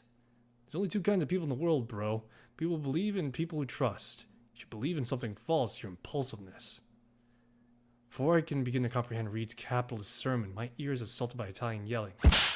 Hey kid! Look at it here, prawn little trigger friend sold me. Reed looks almost jealous of Mo's new garb. Nice threads, compadre. Hey, someone took my apron. Get back to work, Jerry. You're on the clock. It looked nice, Uncle Mo. Anyway, you's gonna be helping with the cleaning, right? Look at the absolute mess around us. Fuck. No good deed goes unpunished. Yep. An hour later, I'm stuck mopping up where the mosh pit once stood. As my mop head gains a tinge of red, I pray to God this isn't from Stella. Rosa wants to stay and clean, but... I'm so sorry, Stella. I shall nurse you back to my home. I feel sorry for Stella, but Rosa looks capable of helping her. My God, that's a lot of marinara. Yeesh, what the fuck?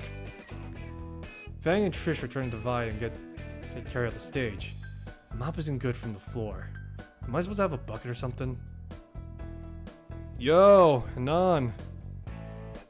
Reed crosses right through the puddle, tracking grimy footprints without care. Hey man, what do you think of the lyrics? What, were you the one that wrote that?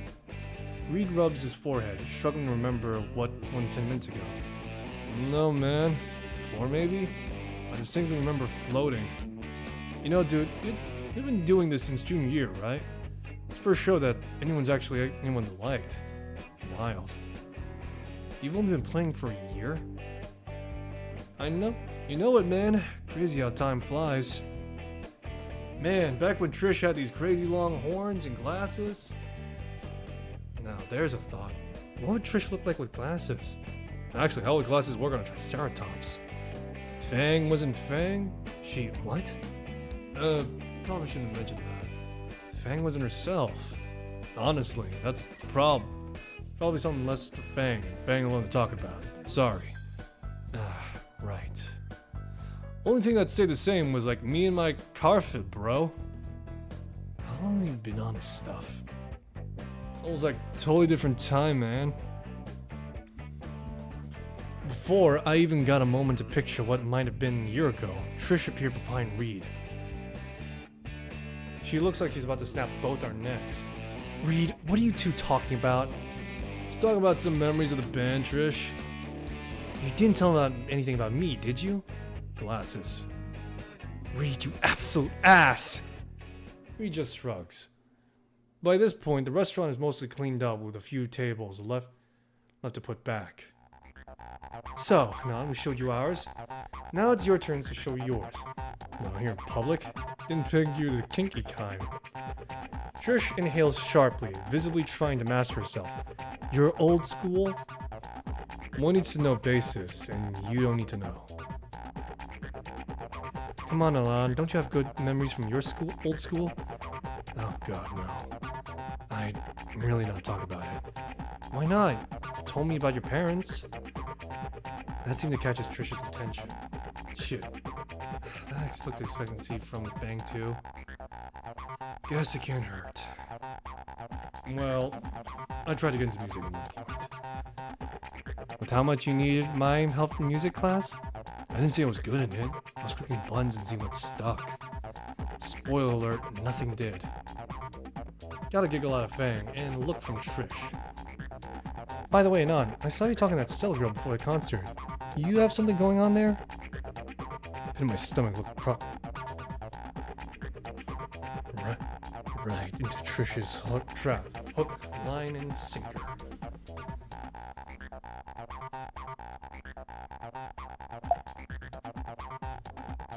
I do not have a thing for a little inconsistency. Who? Like, who are we talking about? What's her face? The one with the Dino Duel cards? I thought those were Pocket Raptor cards. Weren't they hanging cards? Moving on. Anyone back home had your eye then? No one on rock bottom was worth the time. Fang's face softened, almost sound of relief. Is there hope for me yet? Rock bottom, Don't think you ever told us where you're from. Shit. Oh, I haven't, huh? Who cares where you went to last? Yeah, man, it's just a school. Was it in the sticks? Not really. Certainly lower class, though. Used to buy bulk soda and sell them to stupid kids for lunch money. Yo, my man! Reed gives a fist pump. I'd usually go to a place on a crappy dirt bike, leaving donuts on parking lots when I was sure nobody's looking. Sounds like you're pretty cool at your last school. Ha! Don't know about that. Sure, man.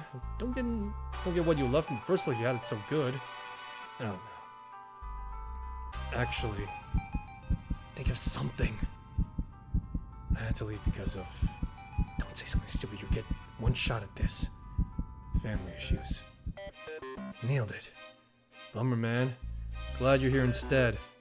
Yeah. Thanks, man. Sounds personal. Guess we shouldn't pry. We're friends here after all. Because we are friends at this point. To varying degrees. I let a content smile creep on my face. Hey, you stupid kids! Tyrannosaur stomps over from the kitchen. Great job on the show, punks. Knew my little Lucy could pull this shindig. She clamps one tiny hand on Fang's shoulder as she reflexively tried to hide her face with her wings. Alas, I'm expecting late night visitors, so I need you punks to piss off. Come by for a slice sometime, yeah? Thanks, Mo. Yeah, man, thanks a lot. Now scram you kids, got a different kind of cleanup to deal with. And repressing that, a few weeks later. Things have cooled off since the concert back in February. No major events have coming up, so the days have gotten longer. The weather has started growing warm as well. Each morning I walk through a thick blanket of fog that's always dissipated by lunchtime. Drastic shift compared to the hot and cold binary of flyovers. Maybe I should ditch the jacket soon. No way I'm showing the world just how much of a lanklet I am. Even if it means being grilled alive. Jeez, Anon, look like you're dying right now. The sun can go fuck itself. Fang chuckles and pats me on the back as I lean over my desk. Second thought, tank tops seem cool. Reed usually wears one. Alright, class. The principal's got something to say. Then you'll be leaving early. We're all directed to the auditorium. We didn't have assigned seats, so I immediately thought of sitting with Fang.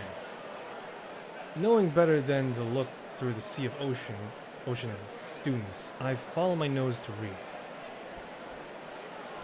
The fetid raptor was sitting in the last row with Trish. Yo! Reed bellows easily eclipses everyone else. I wave back, hurrying past the awestruck classmates to my rightful throne. Hey guys, saved some seats. Take a glance at see Trish pouting. Fuck, he found us.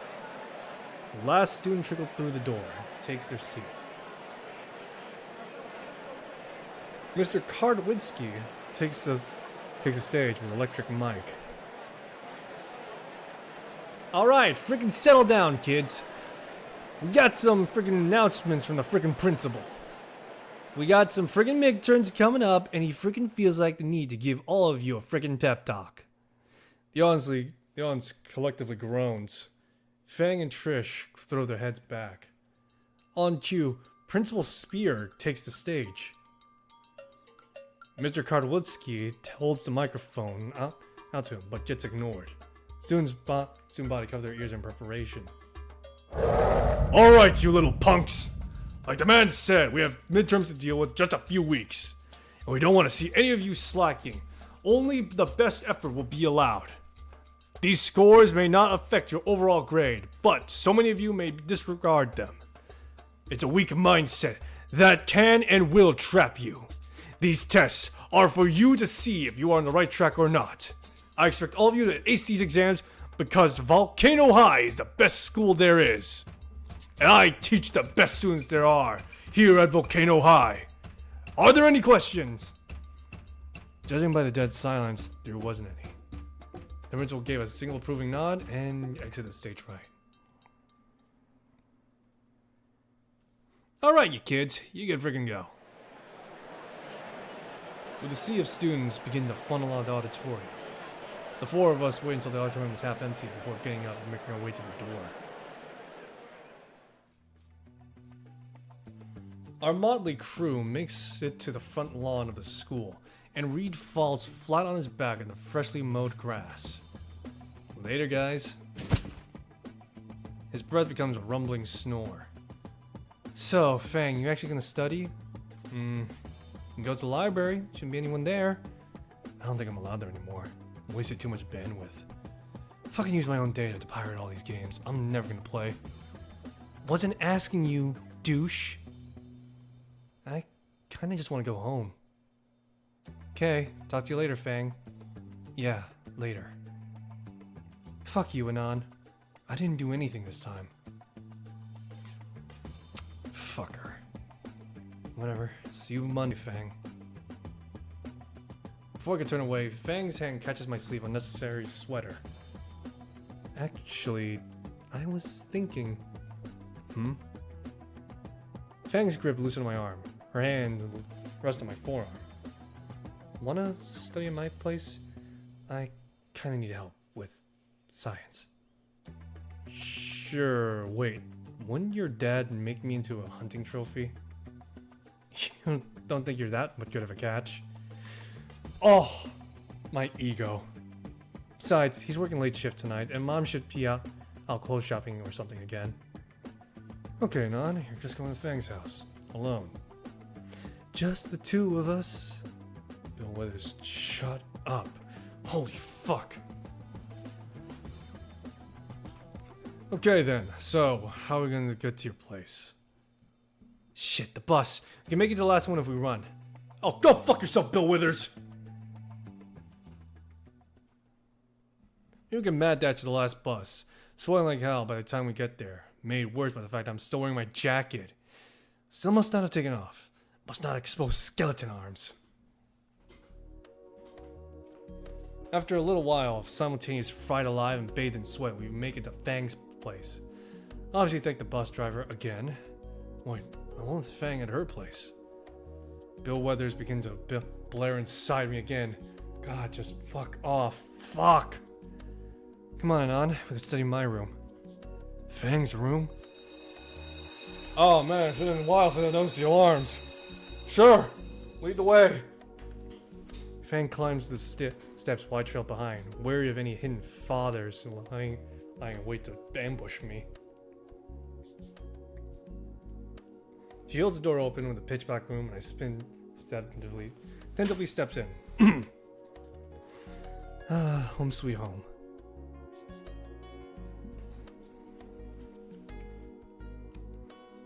Fang flipped all the lights on. I'm not sure what I expected. Black walls are covered with various band posters, spacing between the cover above I assumed the lyrics to write down in chalk.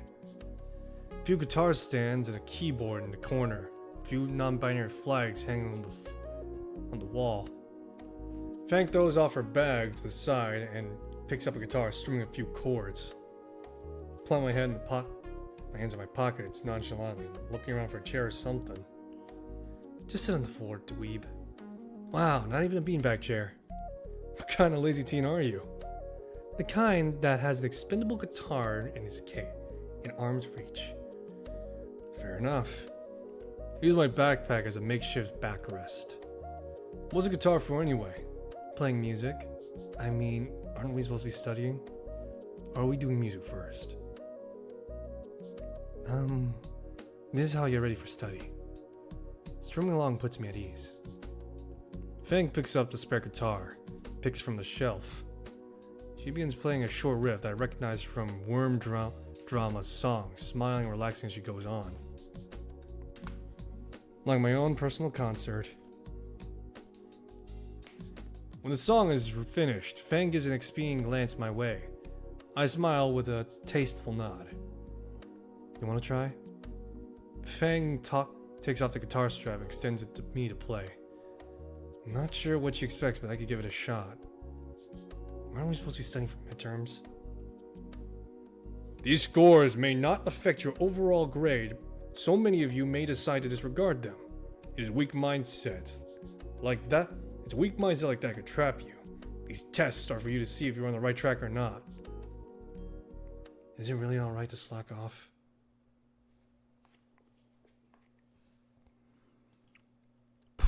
Boy.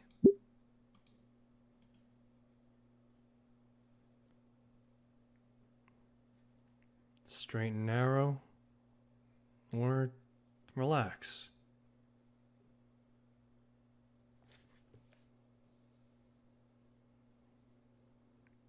What do I do?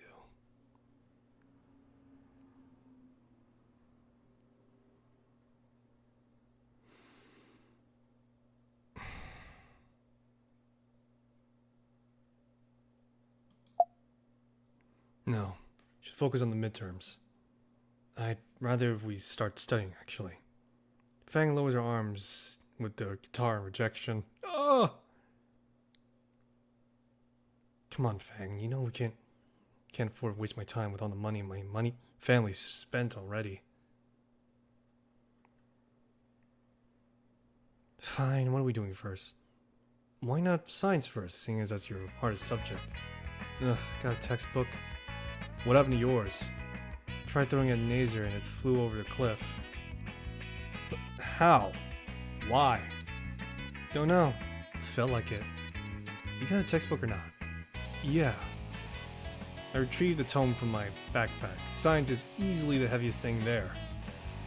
So, take turns reading? Too slow. Huddle up and read in together. Why not just switch back and forth? Don't feel like it. We reading or not? Fang sits beside me on the ground, her oversized beak obscuring a good portion of the side of the page in my peripheral view. I can feel the prickle of her feathers barely brush against my back. We're on chapter 16, right? 18. Pay attention to class? What do you think I hang around with you for? We read about electric currents and science for a few minutes.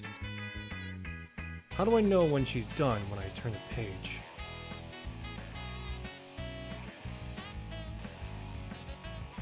Are you done? Oh, I wasn't reading it. Fuck you. You wish. Don't read into that. If I read the page out loud, would you read the second? Sure. Fang leans back on the floor, hands behind her head. Get started already. In conductors, electrons are free to move around and flow easily. This is not true to insulators, in which the electrons are more tightly bound than nuclei, which we discuss next. When currents is applied, electrons move. Damn it, Fang, I'm trying to read to you here. Would you cut it out? She really did pass out! Fang, seriously, get up or I'll poke you.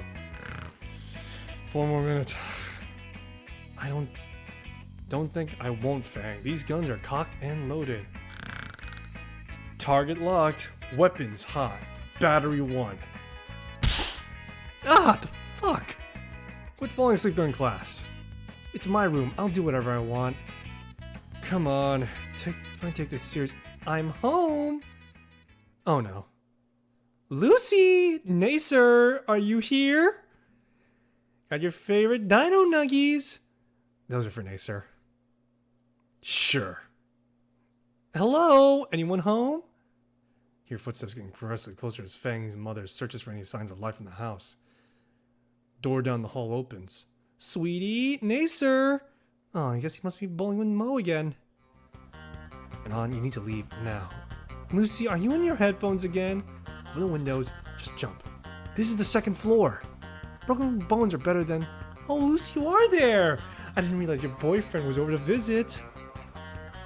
What? Fang's hands cover over her red face. Wasn't aware Beaks got red too. Mom! He's not... What did I say about knocking? That you and little Nacer need to knock on our door at night when it's your parents' special oh my god, really? Not what you said! Oh sweet, there's no way to talk to your mother, especially in front of a guest. Tiny Taro turns to me with an apologetic smile. Oh, since you're here, why don't you stay for dinner? Something tells me Fang's dad would make me the dinner. Be strong and on does not sound palatable to me. Actually, he was leaving. Now? Oh, but I wanted to show him your baby pictures. Right now, in fact, he's gonna miss his bus. I have one with me right now. Reaches to the elbow deep into her purse, pulls out a small flip book. Oh, Lucy, this is my favorite little picture of you and Nacer. She shoves the phone in my face, and I immediately make out as a bathtub with an infant Fang and Nacer playing in the water. Well, it is kind of cute. Before I can open my mouth, Fang jabs on my ribs. Oh my god. Mom, he doesn't have time for this. Fang pulls me away from the ground and begins to push me towards the door.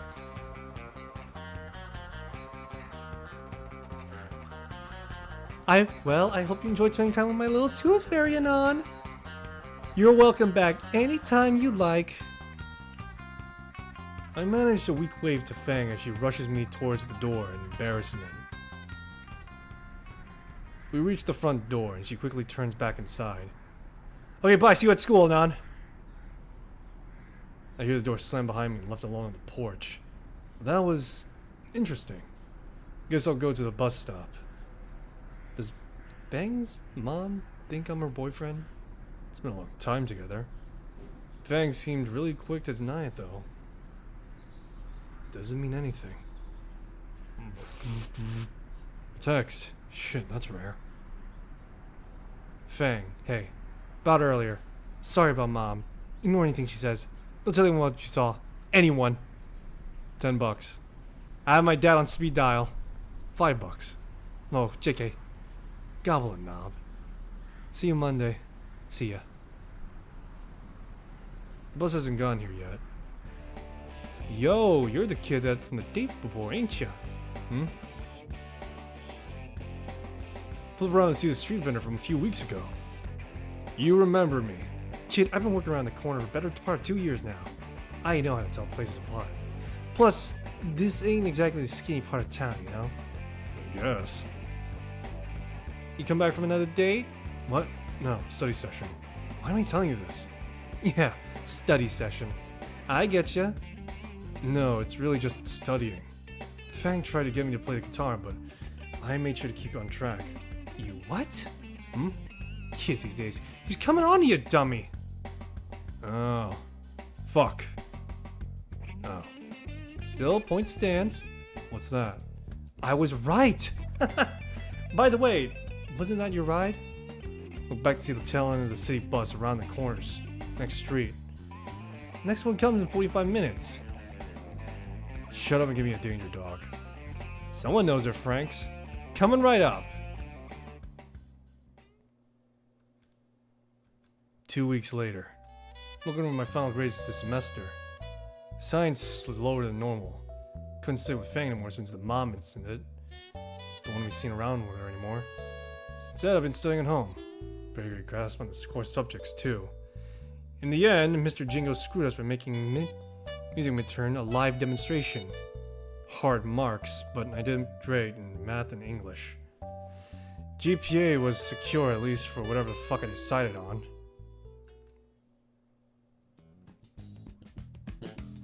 End of the midterms mean the start of a new quarter. Halfway through the semester, things are going to be pretty good. Didn't completely fuck up so far. I think the rest of the band is starting to warm up to me. Especially Fang. In fact, we've been hanging out more in the auditorium after school. Instead of band practice, we've been making use of the repaired projector. Watching shitty movies and playing games on Reed's rocks. Why so deep in thought, Anon? Mandarin rips me away from my monologue. During homeroom, Spirit came with an announcement to declare an assembly for senior class. Or in his own words, asses in those seats now. Naomi's taken an opportunity to walk with me through the hallway. What do you want? So I heard you and Fang went on another date the other day. Of course you did. It wasn't a date, we were just hanging out. Just kicking Reed's ass in Rock Ring 3. Please give me mammoth bone armor. Do you do anything fun with Nacer lately? Oh, my Nacer just got another track meet. That always works. His high jump form is so perfect. And he looks so dazzling in his track and field uniform. And his physique. Tune her out as she covers her profusively red nose. The less I think on Nacer's body, the better. We get to the auditorium once again, and I look at the back rows to find our spot. Empty. Over here, Anon! Fang and Trish are sitting in the front row, next to Reed huddling behind a cart with the projector he'd fixed on messing with the cords. What's the deal? Why are we sitting in the front all of a sudden? Spears asked me to man the projector. First I was gonna say, what? But I was like, yeah, sure, man. So here I am. I see. I take my seat next to Fang. Did they say why we're here yet? Nope. Since we're seniors, it's probably the stupid pep talk of our futures. But it's a fundraiser. I'm good selling stuff and all. I'm sure. Actually, I've been meaning to ask, what exactly is Carf? You don't know, man? Carfentanil, the widest stuff that dinos can get. Really now. Used in the wars by skinnies a while back. Deadly tranquilizing agent. It's only deadly when you make it wrong, man. But yeah, it's great stuff, you know how to do it. Fang, have you ever tried any? Once. Woke up hanging upside down in a tree with Naomi's clothes on, hugging a fake skeleton. See, when I do it, it just makes me dizzy for a few hours. Huh.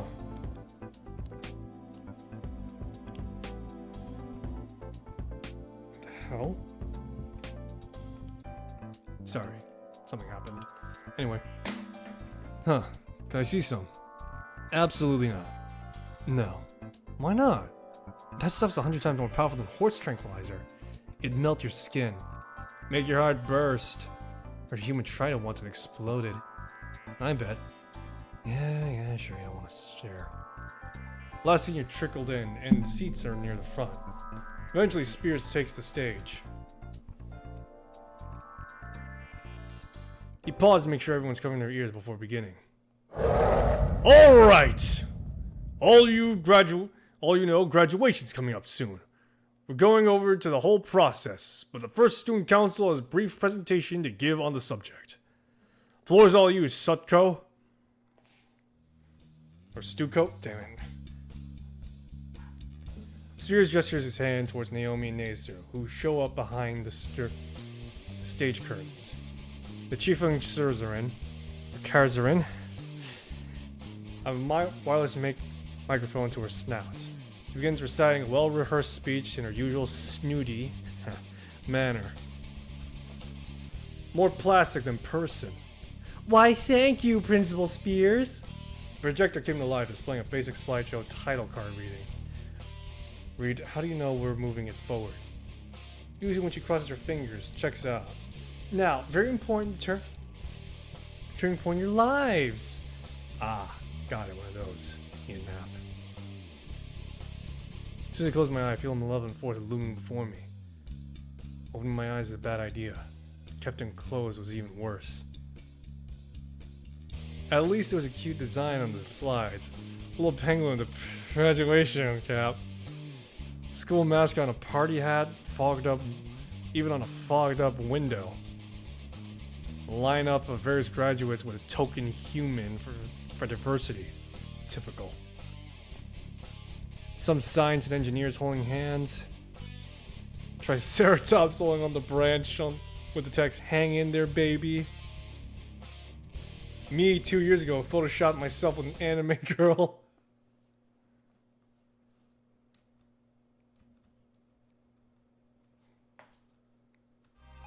What the fuck? How?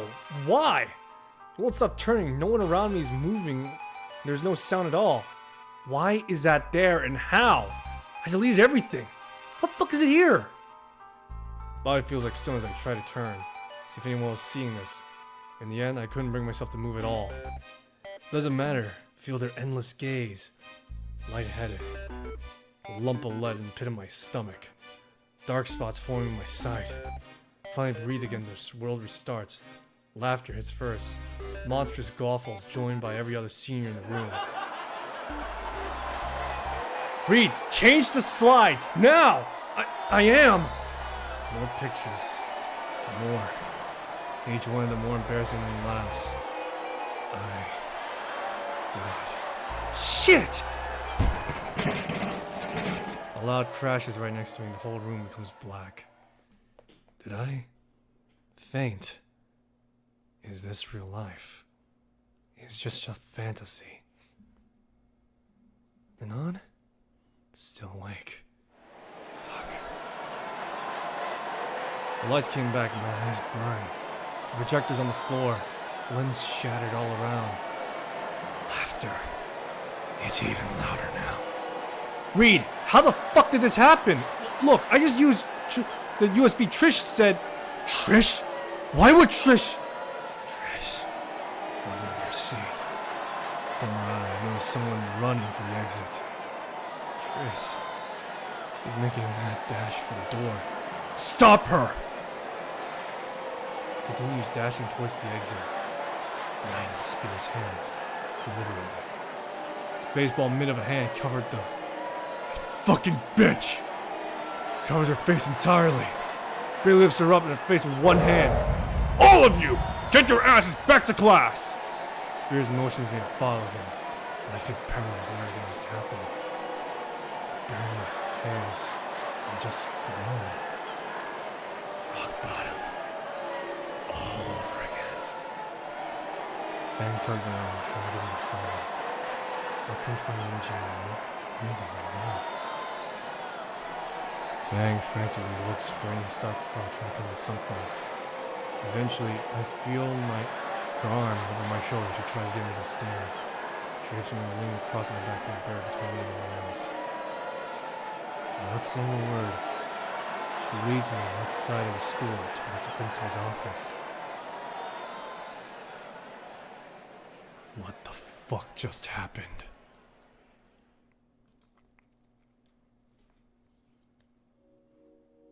Hey, how is this happening to me? You gonna be alright? How did Trish find those dumb pictures?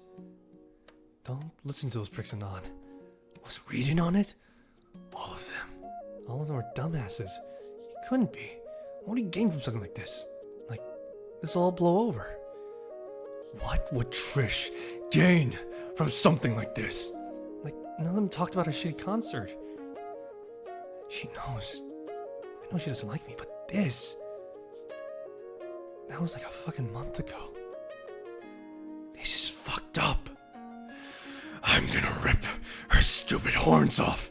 Give her a couple of new holes to breathe through. It's gonna be good or not. Thanks, Dad will give her. It's a thing going with the golf clubs. See if you give me some pointers. Just need some time to forget it all happened. Squeaky sneakers catch my attention. See Reed approaching us down the hall. Reed, I thought Spears sent everyone back to class. Just can't sit in class while my hombres all going through all pretty some heavy stuff, you know? Got something to get off my chest anyway. What? But busy being doxxed here! Wait. What do you gotta get off your chest? Were you in on it? Fang's questioning glare makes Reed shudder. No, don't get the wrong idea, man. Reed, how did this happen? It was more like I was getting the projector set up earlier, right? Something was wrong with the lens, and I didn't have enough time. So I asked Trish to go get some things from Naomi. She must have changed the slides before it gave it to me. You didn't think to check? Reed deflates. Damn it, Reed! Look, man, Trish isn't a bad person. Bitch has a funny way of showing it. Dude, you're still hurting what she did, but yeah, what could possibly give that away? Bro, let me finish. Reed's raised voice took the wind out of my lung. First time I ever heard him raise his voice. Trish messed up pretty bad, bro. Hugely messed up. Not gonna argue with that. She betrayed my trust too. She gave me the presentations from Naomi. I didn't think she'd do anything like that. But you ever consider why? Stupid cunt. Reed sighs again, noisily lacking smoke around him. Dude, you and Trish has been in each other's throats. But why even? I open my mouth to answer, but can't find those words. The reason. Did you ever consider why Trish ever gave you a hard time? No. Another sigh. This time expedient look from Reed. You ever even try, bro? No. And that's the problem, dude. Reed gave a pain expression on his face. Quick glance from Fang is even worse. I know it sucks. Trish tricked me all too, and that hurts, you know? Maybe try and think why Trish did this, alright, bro?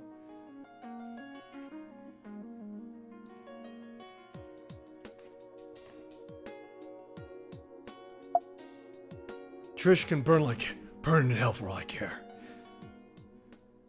3 months! 3 months from graduations, you pull stunt like this? Spears' stern voice, grilling Trish in the office, rips me from my thoughts. Good. She deserves it. I have half a mind to have campus security escort you out of here and send you to Reef City continuation. Fang and Reed both hiss at that. Fuck does that mean? You have 5 minutes to explain why I shouldn't do that right now. I couldn't hear Trish's full response through the door, but she was obviously crying. What was she after? Fang leaned in, trying to listen through the door, hearing what the bitch had to say. Because of her arms, I was pulled closer too. I heard the throb whimpering, wanting nothing more to make her cry. Oh, his fault. My fault. I had nothing to do with that purple pole smoker. Didn't know what else I could do. Nothing showed half the fucking school the craziest thing I've ever done and committed a mountain of character assassination? Some fucking asshole from the sticks. Show the cunt what I do from the sticks. Driving Fang away. What? What does Fang have to do with any of this? She's the one that hasn't been bitching about everything I do. I glance over to Fang, whose expression seems worse now. Looking at her, part of me feels even shittier. I caused this. Fuck Trish, though. She's been an ass to me from the beginning. Anon! Will you please step in my office? Spears' voice shocks me from my eavesdropping. What was I supposed to say to Trish? Fang gives me a reassuring smile, but it's fragile.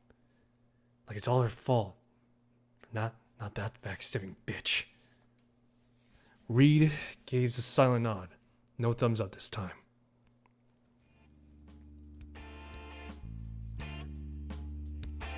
I enter Spears' office, and my eyes are immediately drawn to Trish, sitting in the front of his desk, surrounded by crumbles of tissue. Trish, is there anything you'd like to tell Anon? Never seen her like this. It's all your fault. Who are you to come and take Fang away? You're nobody from the middle of nowhere. Care about yourself. I helped Fang pull out of her shell. Make her a social pariah in the process. My band was doing great before you came here. I only set up a successful show you ever played. And you showed up and started manipulating everyone. Because you're a selfish control freak. Everything has to revolve around you. Fang and Reed, we were gonna make it to the top. But you stole everything from me because you didn't understand us. No one understands us. Trish was cut off by a horrid sob, her head falling into her hands, new tears from her eyes. Wrapped her Jesus at a cross. That's a lot to unpack. It's like you didn't even try to understand me either. Anon, is there anything you'd like to add? Like how she's not worth the oxygen? But it's really about Fang.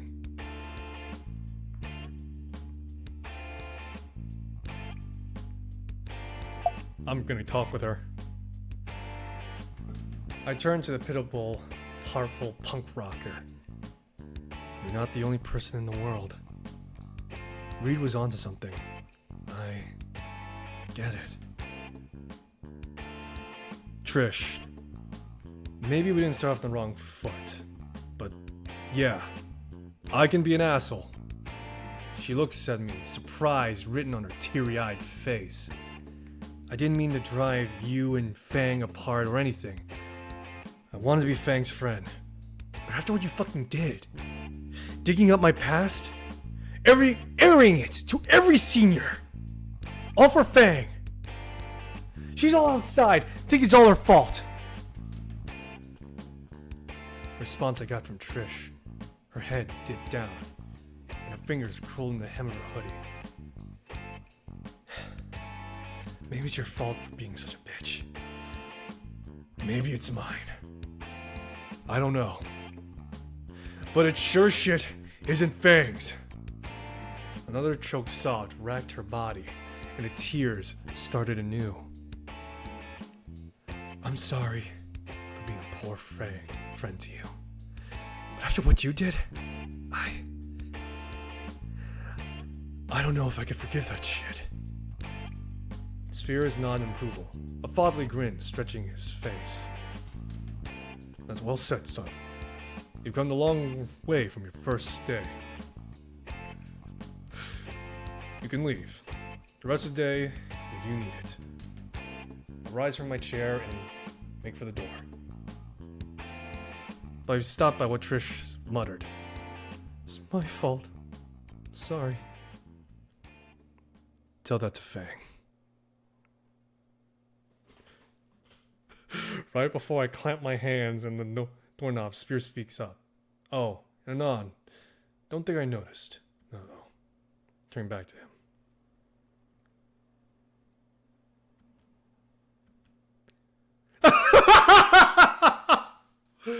Oh. Oh, God. Your wife was trashy. You taste of shit. Oh my God.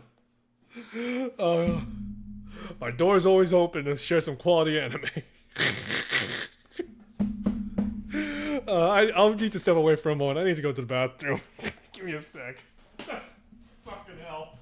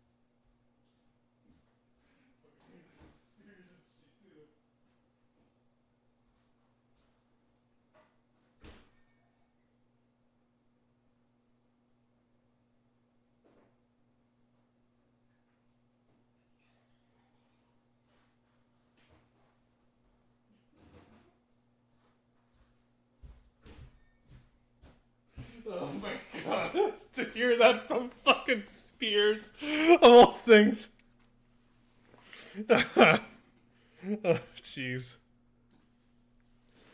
My door's open so I can share some quality anime. Who would have thought Spear was a connoisseur of anime? What? I open the door and see Fang again. Expression complex, leaning against the door's frame. Reed has taken my place beside her with a comforting arm around her shoulder. If this was any other situation, I might have felt jealous. Hey. A heavy sigh escapes my lips. Hey. You okay, bro? I'd frankly like to disappear right now.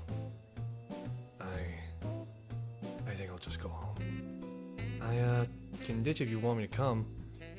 Fang looks at the door at Spear's room for a bit, then back to me. She should probably have to call her parents right now. Fang must have heard everything in the office.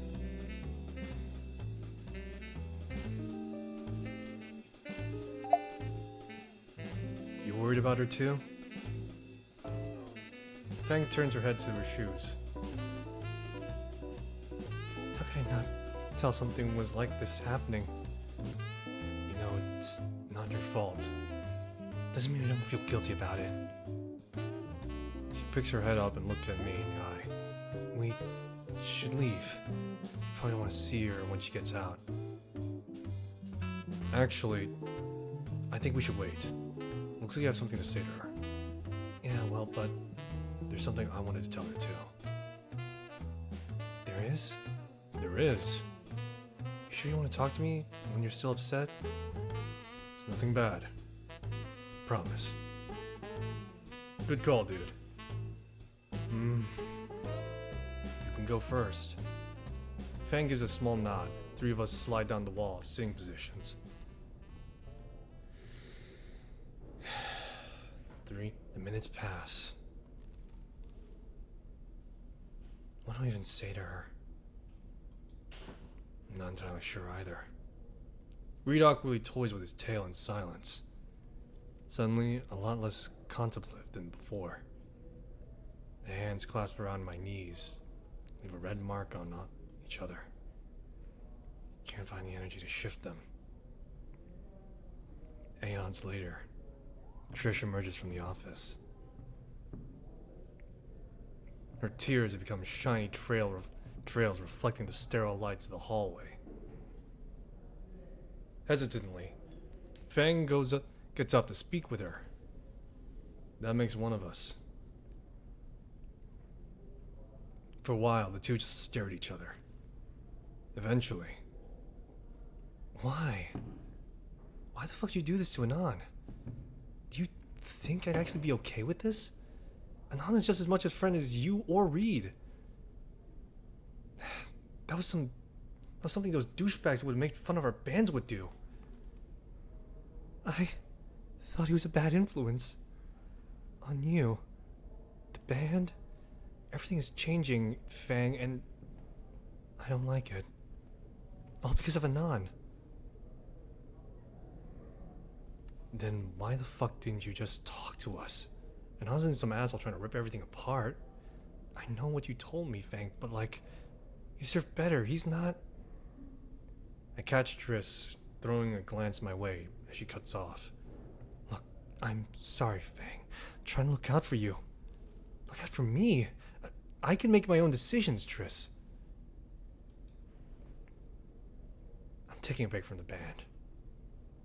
I watch as Trish's entire world shatter before her eyes. Reed's lack of reaction told me to discuss this while I was in Spears' office. What? I need time to think. Fang, wait! Bye. Fang turned away from Trish and started walking. I'll be by the exit while you talk, Anon. Reed gets up as she passes by and begins to follow and gives me the thumbs up. Give you two some privacy, amigo. Just the two of us. I get up from my spot on the floor, pin and needles in my legs, making it more difficult. Now what do you want? I fucked up too. That catches her off guard. This is my fault too, you know. I played a stupid game with this instead of manning up and just talking about it. I stoned the fuck up and finally admitted to the world and myself. I like Fang. I like her and know that you're afraid of. That you'll never be able to break anything up. I just like Fang. I want to help her. I never wanted to hurt anyone. Trisha's eyes glazed over, stare at something in the distance, as if her worst fears came true. I guess in a way, they did today. I'm done, Trish. I'm not going to fight with you over this. I won't fuck with you, you won't fuck with me. I'm going home. I turn away from Trish as she buries her head in her hands again. Part of me wonders if she'll use that against me.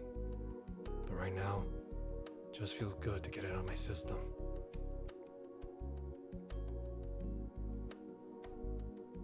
As I begin to look for Fang, Reed stops me in the hallway. Made the right call talking it out, dude. Trust me. Reed shuffles his feet a bit and scratches his neck. Gonna give you a bit of space to deal with that. Time to think over things, you know? Suddenly leans over and lowers his voice. You should tell him, bro. A cryptic wink rushes off towards Trish. Probably give her the same kind of therapy. Throw a quick glance as he pulls Trish in for a hug. His turn to deal with her now. What does he mean by tell them? Tell them what? Does Reed? How did he? So much for privacy. Shake the thoughts from my mind and head towards the direction Fang went. That can wait. Captured the Fang near the entrance of the school. Prepare myself mentally for what's to come. Time for the walk of shame. As I make my way through the hall, do my best to ignore the passing jeers from teens I didn't even know. It's already spread to 2 lower years, too. Fucking Lightspeed capable rumor mill. Hey, do the Naruto run! Look at that pathetic weeb. How's your 2D girlfriend, Anon? Hey, Anon, need to borrow a jar? Your waifu's great and I love her! Not helping, Stella. Keep my head down, avoiding the looks from all of them. Shouldering the door, I'm blind to the morning sun's glare.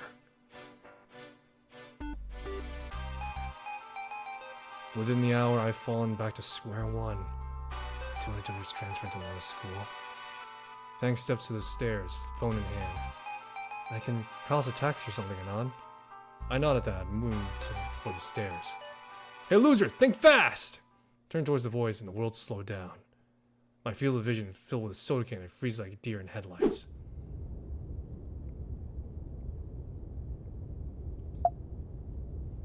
The can smacks me in the forehead while I was in mid-stride, shifting my foot and gaining balance. Seg my foot, catch it on the edge of the stair, and slip.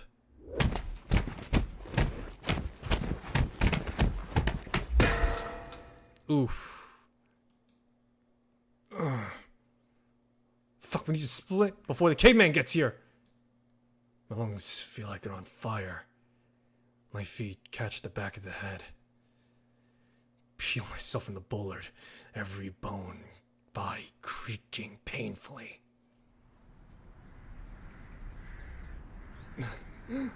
Fuck.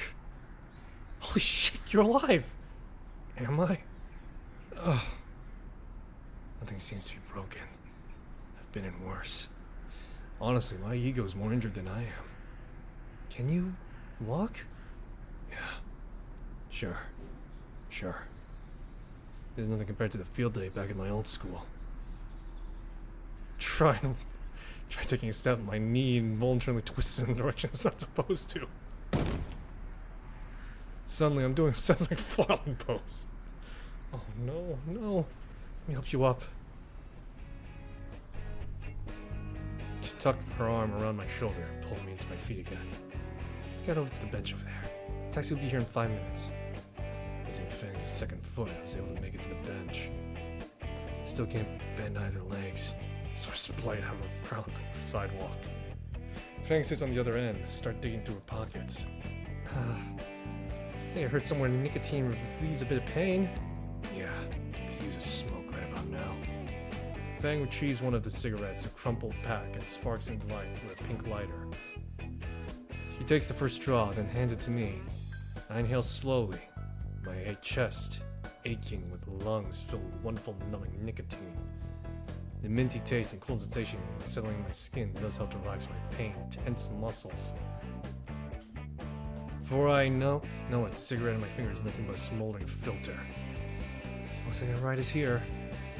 Grimy beat of a taxi pulls up the curb, driven by an equally grimy velociraptor, clearly one of the 3 left operating in the city. Fang had me on my feet and over the cab, opening the door so I could shamble in. Shit, kid. Was he got fighting steamroller and lost? You guys hit it on a school day. Hospital? Home. Sure thing, kid. Got an address? 237 South Hammond Street. Skin row, huh? Tell you so far at the edge of the neighborhood, deal? Yeah, whatever. Take me home. Monarch from Venture, huh? Well, you're right, actually. Cab speeds away from school. I still can't believe Trish would do something like that. Cab lets out a laugh. Got your hat handed to you by a girl, didn't ya? I didn't bother responding while Fang kicked the back of the seat. Yeah, I didn't want a tip much anyway. Why doesn't the driver want to drive us all the way to your place? Can't be that bad, right? Reminds me of this for me. Toss my pocket knife into Fang's lap, leaving with a nervous smile, expecting a punchline. Oh, joking, kinda. Haven't need to shiv someone yet. Talking hurts, breathing too. Each time I feel like my ribs are gonna shatter. Fang must have noticed since she kept silence after that. Alrighty, end of the line. $50 even. Still a few bucks, we gotta walk. I limp out the car and Fang dropped a few crumpled bills at her seat, slammed the door behind her. Car peels out and disappeared around the corner. No place like home. Wait, you still can't walk, right? Probably make a good 50 yards. Give me your shoulder. Don't worry about. Ignoring my protest, Fang wrapped my arms around her back for support. Where are we going? First turn in the right up here. Wait, Fang's coming to my place?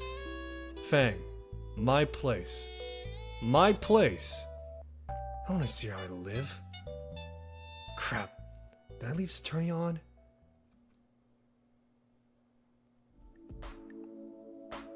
Hang on, let me get my keys. Awkwardly fish around for it in my pockets, hand weighed down by some cheap stuff first aid from the first nearby liquor cabin. This stuff wasn't necessary. Shut up. Open the door. Finally managed to get my key wedged between my legs and wallet. Fang managed to take the keys from me. Open the door before I can think and throw out the window nearby. No turning back now. Welcome to Casa de Shithole. Occupancy, a miserable weeb. Raptor Jesus throwing you boneless.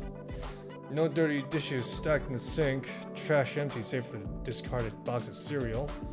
Monitor's not displaying something Saturnalia related. The entrance wasn't big enough for both Fang and I, so I leave her supporting shoulder and limp my way to a twin-size mattress on the floor. So tempting just to drop face first as usual, but I don't think I survived the shock of the fall. Nice place. You don't have to stay. Just want to curl up in bed and sleep my sorrows away. And it's 10 in the morning. And You're fucking hurt. At least let me patch you up. You do.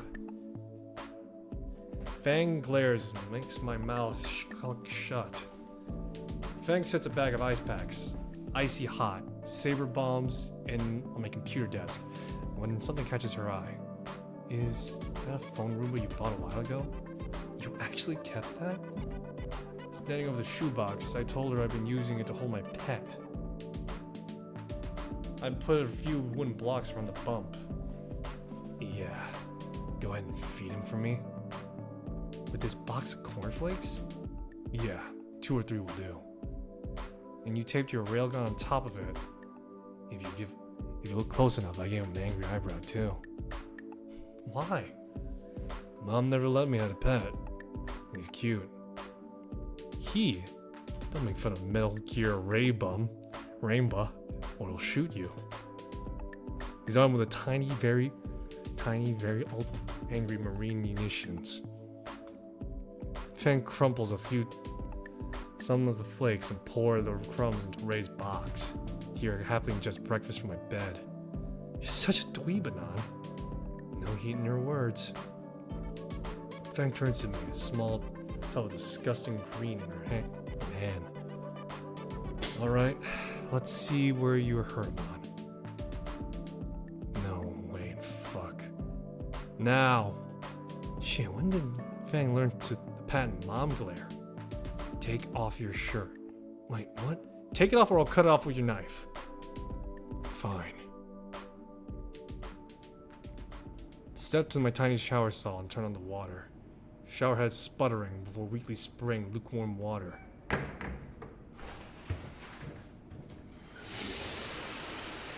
The temperature of the water doesn't help the tension of my muscles or bruising my skin. Search around and see massive blotches of purple and black spattered across my torso. Each contusion is hot to the touch.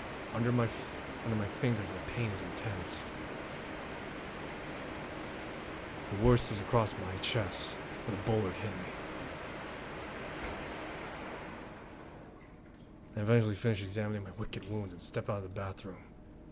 Fang on her phone doing Raptor Jesus knows what. Fang pats the bed. Come here. I walk over and lie on my stomach.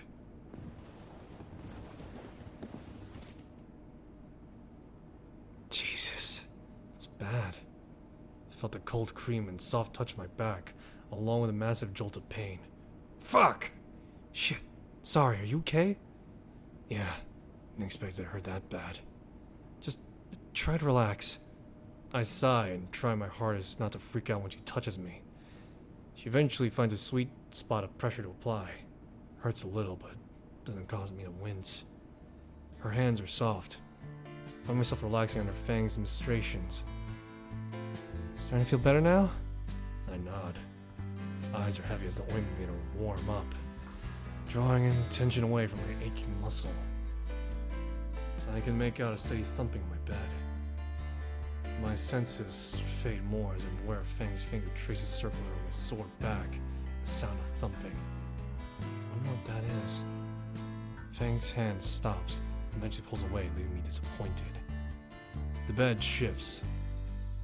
Anon, there's something in her voice I can't discern. I need to do the front. Oh. Okay then. Rolling on to my back, I find myself to speak with her. Dangerously close. Breath on my lips as I blush. I never occurred to me that I applied the ointment myself. I want to look aside, my face away from the growing blush, but I can't. Tranced with Fang's yet warm amber eyes. Millions of words flash through my head, thinking of trying to say something. Fang looks right back. The eyes seemed to glow with what little sunlight filled the room, stared into mine. I wonder. I hope. Do you like me, Fang? Anon. Pulled my thoughts by her voice. Fangs blushing heavily now. Tail positively hammering away at my bed. Wait. Oh, fuck. Did I? What, that... Did I say... Yeah. Oh! Fuck. Snort escaped Fang's beak. You're such a fucking dweeb. Fingers brushed lightly across my large bruise in my chest without ointment. He muttered from time to time. He knows till our date.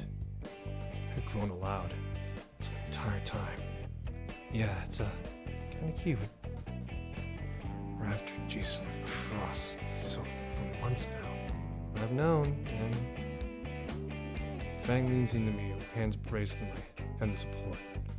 I like you too. Fang's hand moved back to my chest, resting on my machine gun beating heart. Her head slowly descends towards mine. And before we could try and figure out how human dino tonsil hockey is played, Fang Wade began to press behind her hand, which was dead center of this serious bruise on my chest. Fuck! Oh shit! Sorry. I managed to catch my breath. I'm okay, just... Oh. Hands wrapped around Fangs. Maybe something else? Something that won't stress these. Nod as blemishes across my chest. Like hug? Maybe I don't...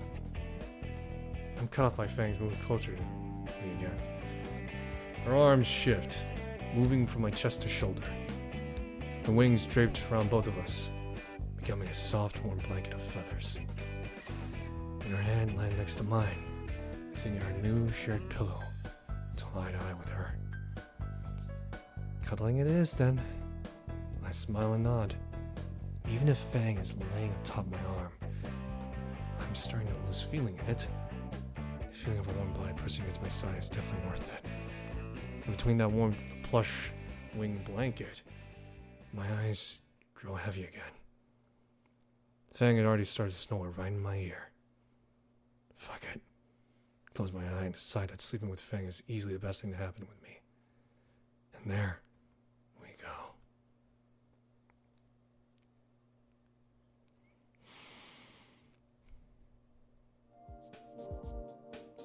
The next day I was about ready to go to school when Fang stopped me at the door. Told her I felt fine when I crumbled after she poked my ribcage. I decided she had a compelling argument to stay. Fang and I ended up watching movies and playing X-Rocks all day. I don't think I've seen Fang this more so thorough. Didn't want to pry too much, even if we're dating now. Although I had distinct hunches related to the band and Trish. Today though, my tongue through Fang's chest poke test, she let me go. I know she'd stay the day before, and she'd keep an eye on me, but she still didn't want to go today. I made her a promise not to start preening again before I left. I know picking up her missed homework will cheer her up right. Now, if some time for myself, I could probably address something I've been meaning to. The alarms. A girl stay at my house! How'd this happen? How did I go from never being able to be in a relationship to a chick sleeping over in less than 2 days? Oh, if anyone fucking finds out. Fang's father, Mazer, Trish, collectively spattering on me on the wall. It's not like I ask for advice either. Even the people I can ask are hopelessly single and probably living off government benefits. My heartbeat's doing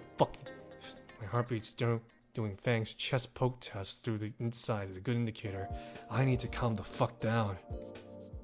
Just get through today, check out some romance manga on the way home. School's rowdy as ever. Somehow nobody confronts me about the events 2 days ago.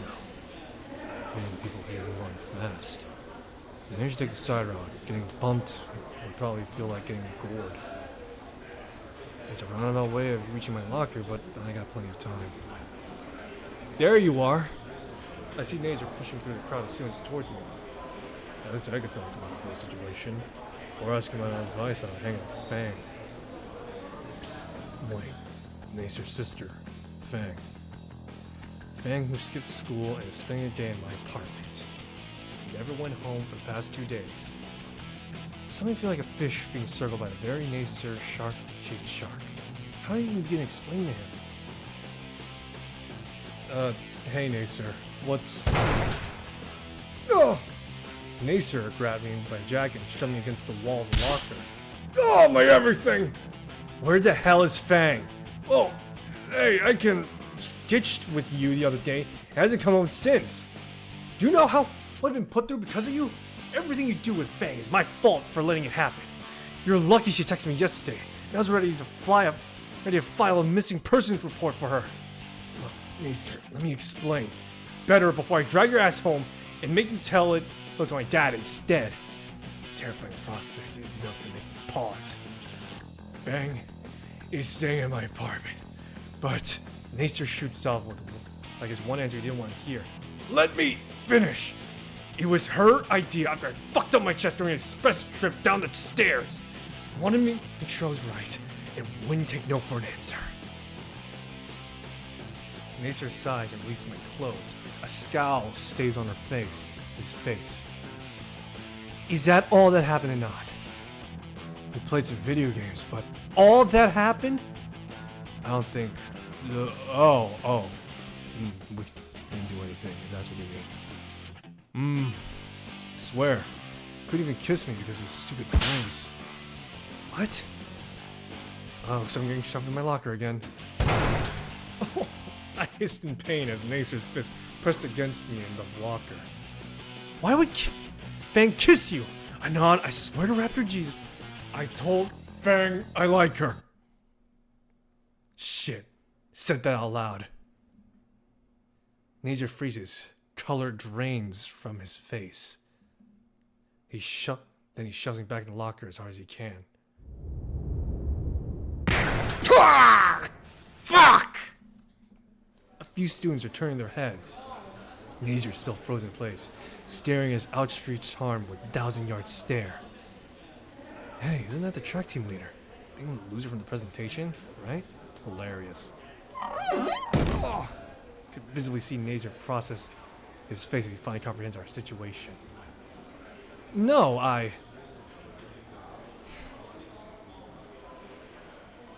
He regains control of his legs and hurriedly dashes through the crowd, pushing aside a few students. One or two classmates glance at me, then continue their way. While I'm checking for any more broken bones, my phone buzzes. Fang, has anyone beaten you up yet? Oh, no. On an unrelated matter, you spoken with Nazer recently? I told him I was staying here yesterday, but I haven't checked his responses. Why, do I need to kill him or something? Not just yet. It might be a good idea to get in touch with him when you feel like it. Might feel like it after I start raiding your fridge. Die. Glad to know she's holding up. Shit, I got enough soda to last a week. I'm worried about when I get home.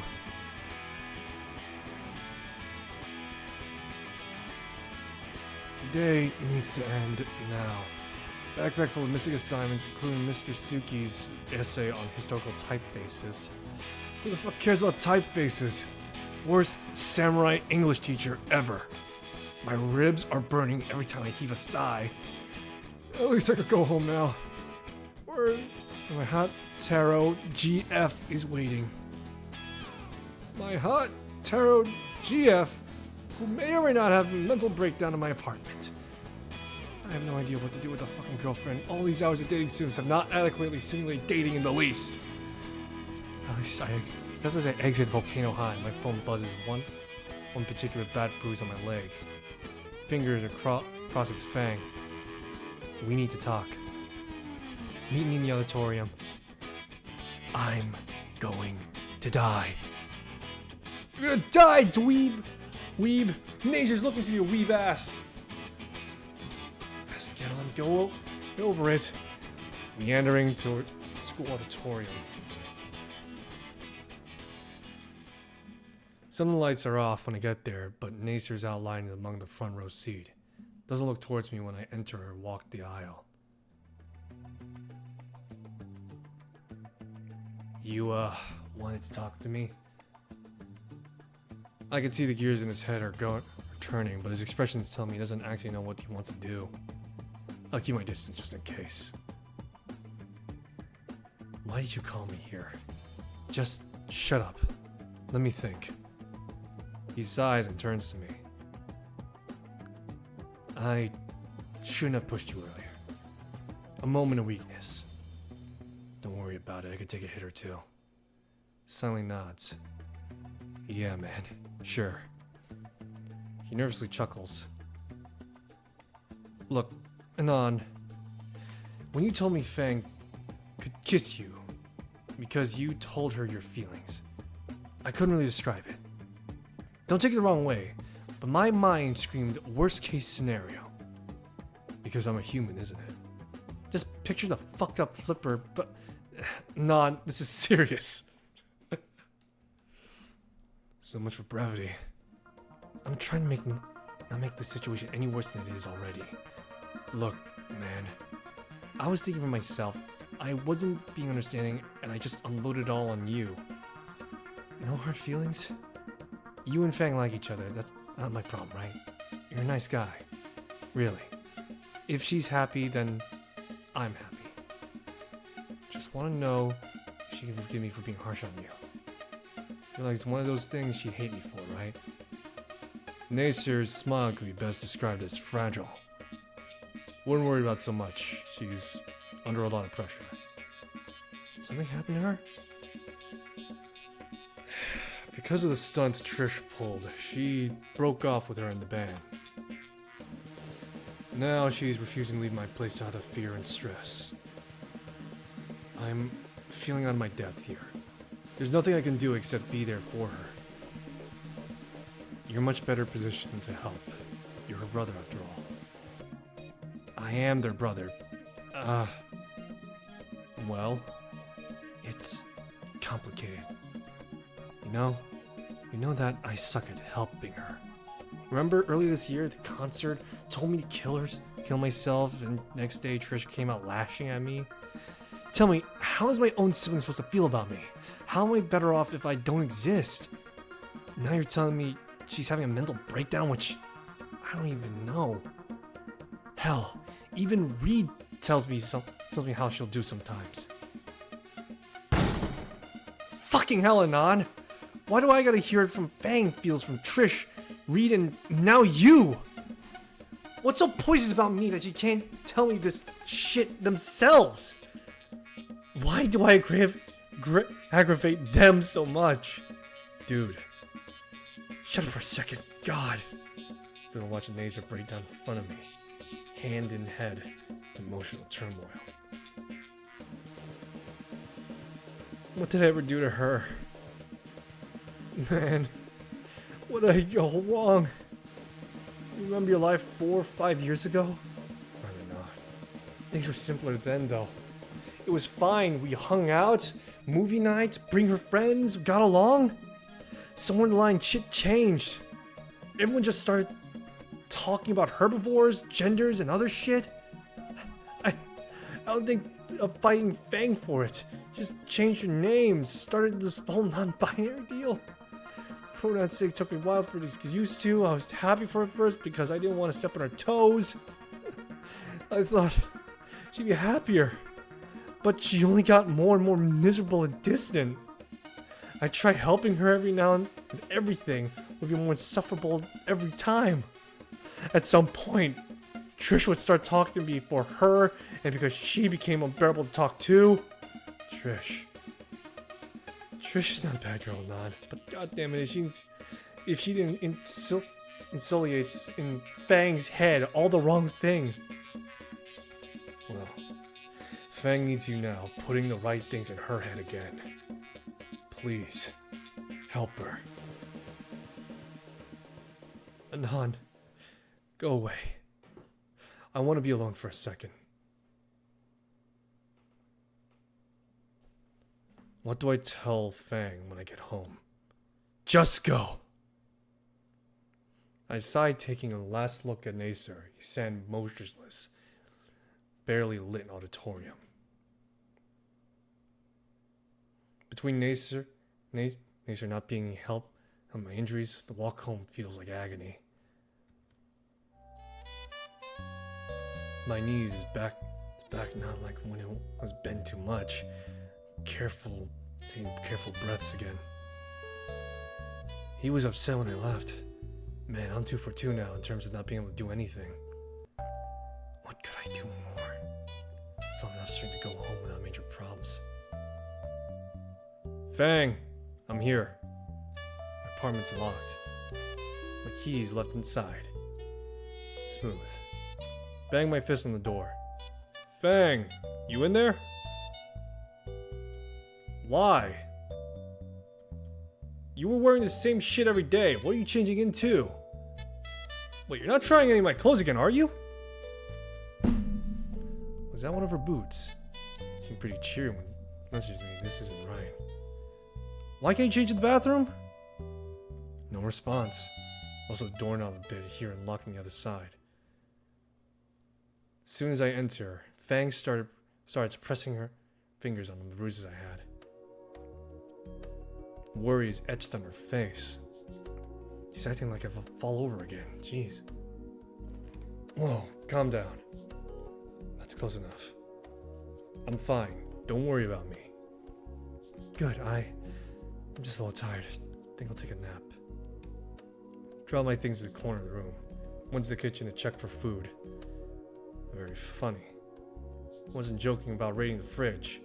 All the salami's gone. It was a good salami too. Time to go out for more.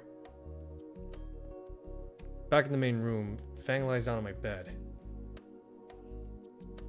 Are you really that tired? Figured we could go buy his groceries. No. I can go by myself then. No. Don't worry, I won't push myself. Get a few things. Non, please. She pulls me by my jacket. I'm sitting next to her on the bed. Fang hovers over her hands over me. Different attitude from when she was poking my ribs earlier. Is your arm still hurting? Don't fucking lie to me. Doesn't hurt that much. Only wrist and knee. Good. She lays her head on my arm. Very careful. I was fast becoming her preferred pillow here. In any other situation, I find this cute, but I totally lied to her, and this hurts crazy. I'm almost willing to give another go at the stairs if this keeps her from touching me like this. You don't hate me, do you? That's not what I was expecting. What? Why would I ever hate you? Because it's all my fault, right? You deserve all the shit me and the others gave you. Maybe we should start over? Unlike what we have now. Maybe you need some rest, Fang. I'll be back with groceries. Gently sliding my arm out of her grip. No! God damn it, can't you stay still for 1 second? You can't leave me here alone. Well, I'm going for grocery shopping. What's going on? I'm fine, just fucking dizzy. What did you do? Don't leave, please. Holding her by her shoulders, they feel scruffy. Fang, what happened? Don't leave me here alone. Red speck on her, against her wings. Fuck. Damn it. First aid, first aid! Fang grips my arms tightly as I get up from my bed. Anon, wait! When I open the bathroom, wavy humidity washes over me. A smear of blood on the walls. Further behind the toilet. Another stuck in the seat. 3 bowls, a lot of them blood. Fang? Poured away from me. Her wings look thinner. You're preening again. She hesitates for a moment before nodding. Yes. Couldn't stop it. Gotten really bad. There's blood everywhere. I spent all day cleaning it. On the verge of tears. I don't know what to do. Fuck. Fuck, shit. Fuck. I make both of us dino nuggets. Suddenly eating the floor. Groceries will have to wait. You think you'll be able to go to school tomorrow? No. You'll fall behind in class. I'll drop out. Come on, Fang. Don't want to see anyone right now. What about Nacer? I talked to him earlier and... Fuck him. He can help you. He can go die. Fang, this isn't healthy. I can't help you through this alone. But you're good at it. Then take my advice. Tomorrow we go to school. We sort this out with him. Why not just get him to come here today? I don't think he'll come to Skin Row. Why are you so against this? It's Nacer. Nacer! Fang's head falls as she lets out a shuddering sigh. It's Trish. Trish will probably be there. I blocked her number. She kept messaging me. Shit, I forgot her. She's missing Fang all day. Trish's last plan to humiliate me in front of the entire school body. It's because I hang out with Fang. The fuck would she pull this talk to Fang? Okay. Yeah, Trish. Fucking Trish. Well, what about your parents? Have you even told them you're here? No, fucking duh. Dad's mad. Big shocker there. Mom? Don't know. Maybe she can help then. Fine, I'll text her, but I'm not going tomorrow. Okay. More so, she withdraws her phone from her pocket. Fingers tap rapidly at the screen. Is this what it feels? It feels like I turn over writing, erasing, rewriting the message. Ends with her looking at me with eyes filled with worry. I shuffle closer, arm wrapped around her shoulder. Fang thumbs the send button and sighs. There. Happy? Tired, actually. So, movie May? I just want to sleep at dawn. Sleep. Sounds good. Fang gets up first, before needlessly helping me up. I consider options of changing the pajamas. I don't think Fang would be impressed with my Master Grug onesie. Fang slips into bed first, wings laid behind her. I climb the space she left for me, which she quickly invades. Her head is settled on my shoulder and wings once again act as a shared blanket. Night Anon. Night Fang. That night, laying with Fang, I dreamt of us escaping all our problems. If only.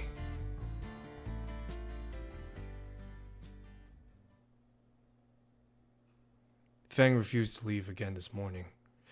Originally, I told her I would stay with her as well. I didn't want to risk her hurting herself again.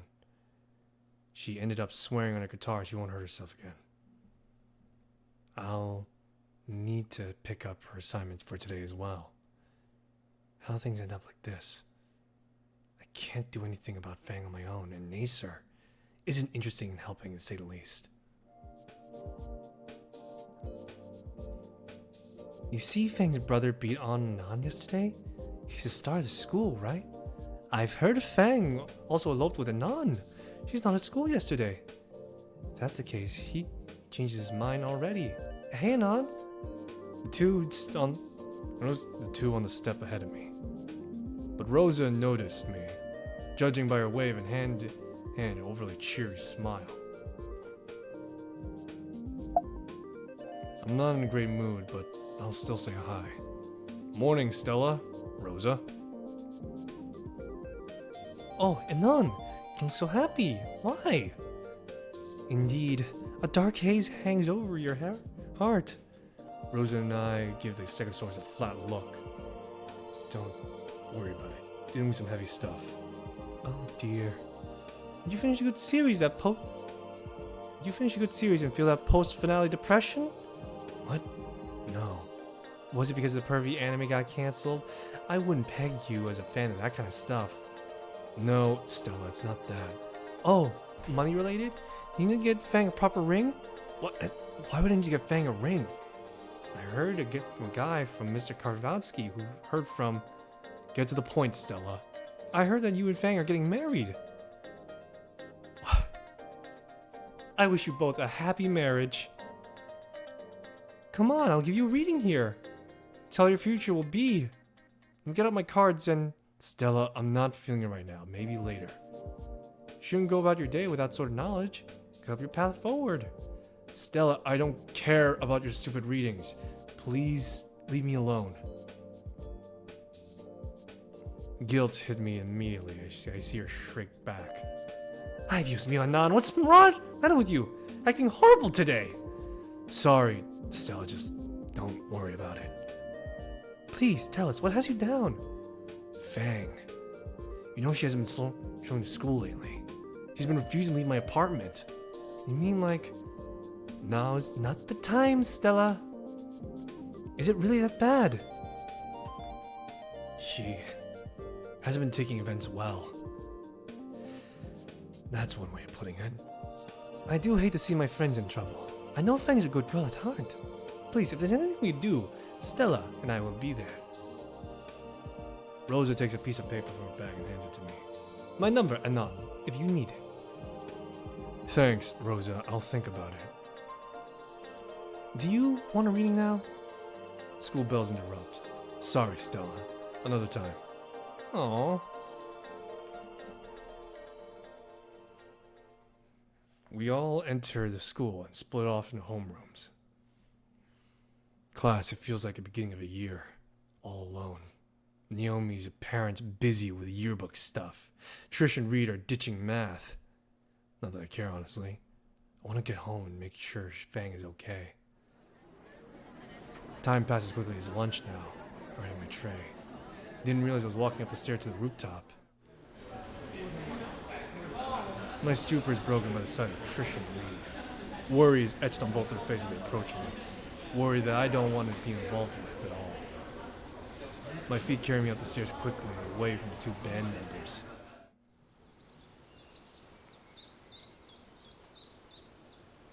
I passed through the broken threshold of the roof, managed to climb the ladder one-handed on the top of the stair enclosure. Doesn't want to talk to us, see? Damn it, where'd Skinny go?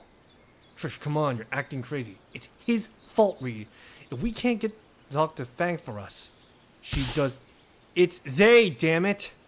I hear a defeated sigh and retreating footsteps. I feel like Neo dodging that. Maybe Fang has the right idea not coming to school. Who needs it anyway?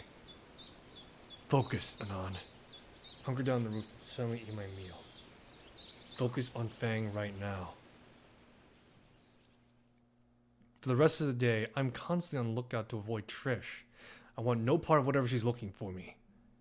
Thankfully, I reached the end of my day with no more Triceratops-shaped incidents and hurry my way back home. Once I'm free from being intercepted on school's campus, my mind starts wandering back to my conversation this morning. Rose and Stella are willing to help Fang and Nacer. But do either one of them understand what's going on? It's not like just some dumb argument. Not sure what either one of them could do to help either. Rosa would just pull out some Bible and read, and Stella would just show some anime about friendship or something. I guess it couldn't hurt to talk to him though, right? At the very least, they could point me in the right direction. Before I reach my apartment once again, lost in thought about Fang. At least I remember my key this time. Things seemed to be normal enough when I entered. Fang is resting on the bed, chest rising and falling. Quick look in the bathroom, no gore splattered on the walls. Check on Fang myself. Closer inspection, my heart dropped like a rock. Dozens of feathers strewn about the bed sheets, most of them under Fang. Back, a stream of frustration. They're everywhere. Fang's wings are folded behind her, but I can't see the damage at all. Gently lift one of them to see if she hurt herself. Anon? She sits up with a jolt, dozens of feathers sticking at her sides. Oh, shit! She quickly swept the feathers into a pile behind her. You're home. Fang. Why? voice when you wouldn't start again. These aren't mine, look! Fang stretched out her wings. Sure enough, no fresh blood on them. Then, what? I pick up my pillow, and chunks of it fall down from a hole ripped on the side. I glanced at Fang in bewilderment. She cast her head aside in shame. I mean, it's not self-harm, but... Well, I was looking for something to watch online, and to watch a movie when I got a call. Read, and I remember what you said yesterday, and it got myself ready to talk to him, since it's what you want me to do. And... it wasn't Reed. Trish used his phone. I couldn't stop myself from ripping something. I'm sorry, Anon. Hey. I scooped closer to her on the bed, holding my arm around her. She turned to me and buried her face in my collar. Don't worry about the pillow. I'm more worried about you. You can't just hide forever, you know. How about going out for a good meal? We're out of food here anyway. You able to go somewhere if you're with me? I feel her head nod against my chest. I'll place a reservation at Moe's. Why don't you get clean of the feathers on your arms? She slowly let go and gets up for the bathroom to get ready. When the door clicks, I call Rosa. Yes? I need your help with Fang. I'll be glad to help as best I can. It's a long shot, but get Nacer to Dino Moe's and Pizza and Little Troton within the hour. Is that all? Of course I can. I could go get him right now. She hangs up on me. The bathroom door swings open and Fang throws a fistful of down into the trash can. Okay, I'm ready. Great. Think we could catch the next bus in the next 10 minutes if we leave now. For all the heartache and mental anguish I've been through in the past few days, there's one thing to come of it. I'm on an actual date. Such a dweeb, Anon. My cheeks warm as Fang's finger interlocks with mine. We're in Moe's reception now. In hindsight, should have called Moe too. Aye, my little Lucy! Back again so soon! And you brought Anon. Must be a date night then. Yeah, date night. Please don't tell Dad. Oh, of course. You know how old Rip would just keel over. Thanks, Moe. No problem, no problem. Now, let's get you two settled. Jerry, get that table clean now. A little longer at the foyer as the overworked employees scrubbed the booth table clean. So, you two officials now? I noticed a flurry of white wings wrap around itself over my shoulder. I now look like I have a feather cloak, hiding my tarot girlfriend from view. Yeah, we are, Moe. I don't know if I'm wincing in the awkwardness or the pain of Fang's claw digging into my hand. Probably both. Moe laughs regardless. In that case, I'll make sure that your date night goes perfectly. The old T-Rex lead us to the clean tables and set about lighting a glowing candle and an extra long barbecue lighter. There we go. Don't worry about the menu, kids. I'll set you up right.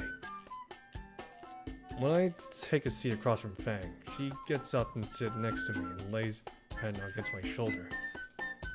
I was expecting it'd be free good. Your uncle's pretty nice. Yeah, he's nice. We sit and listen to soft music playing through the cheap speakers. Only now occurs to me that Fang might not like a sudden appearance of her brother. You holding up so far? I'm not that fragile. Come on. Certainly not me fooled. She bumps my elbow into my side. Oh! My phone buzzes in my pocket. Probably Rosa. I discreetly peek at the notification. She's here already. I crane my neck around and see Rosa and dragging a horrified Nacer by arm. Suddenly my stomach tightens as I'm having second thoughts. Rosa spotting me through the lattice and her face lit up. My eyes over one hand slumped in one seat. Anon! Fang! Happy coincidence seeing you two here. Is this what you're dragging me here for, Rosa? Fang's voice is a angry hiss in my ear. What did you do? I'm here with you. Just give it 5 minutes. I'm so not buying a new pillow. Rosa practically shoved Nacer in the seat across from me and sat down. Rosa, I thought you wanted to talk about the gardening club budget. He's quick to turn his glare to Latina to me. What's this about, Anon? I told you before Hush, this was his idea. You were telling me in the car you were having struggles with your sister. Yes, but... Go ahead. Talk with Fang about it. Fang shifts in her seat to get up. I squeeze her hand to stop her.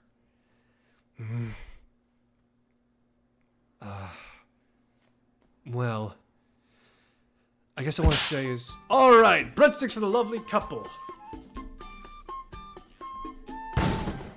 Rosa slams her head into the table. Whoa! Nash! Finally see you dump that strumpet. Told her she was bad for you, I did. Do I need to call him or what? Mo's powerful jaw clicked and noticed our unenthused stares.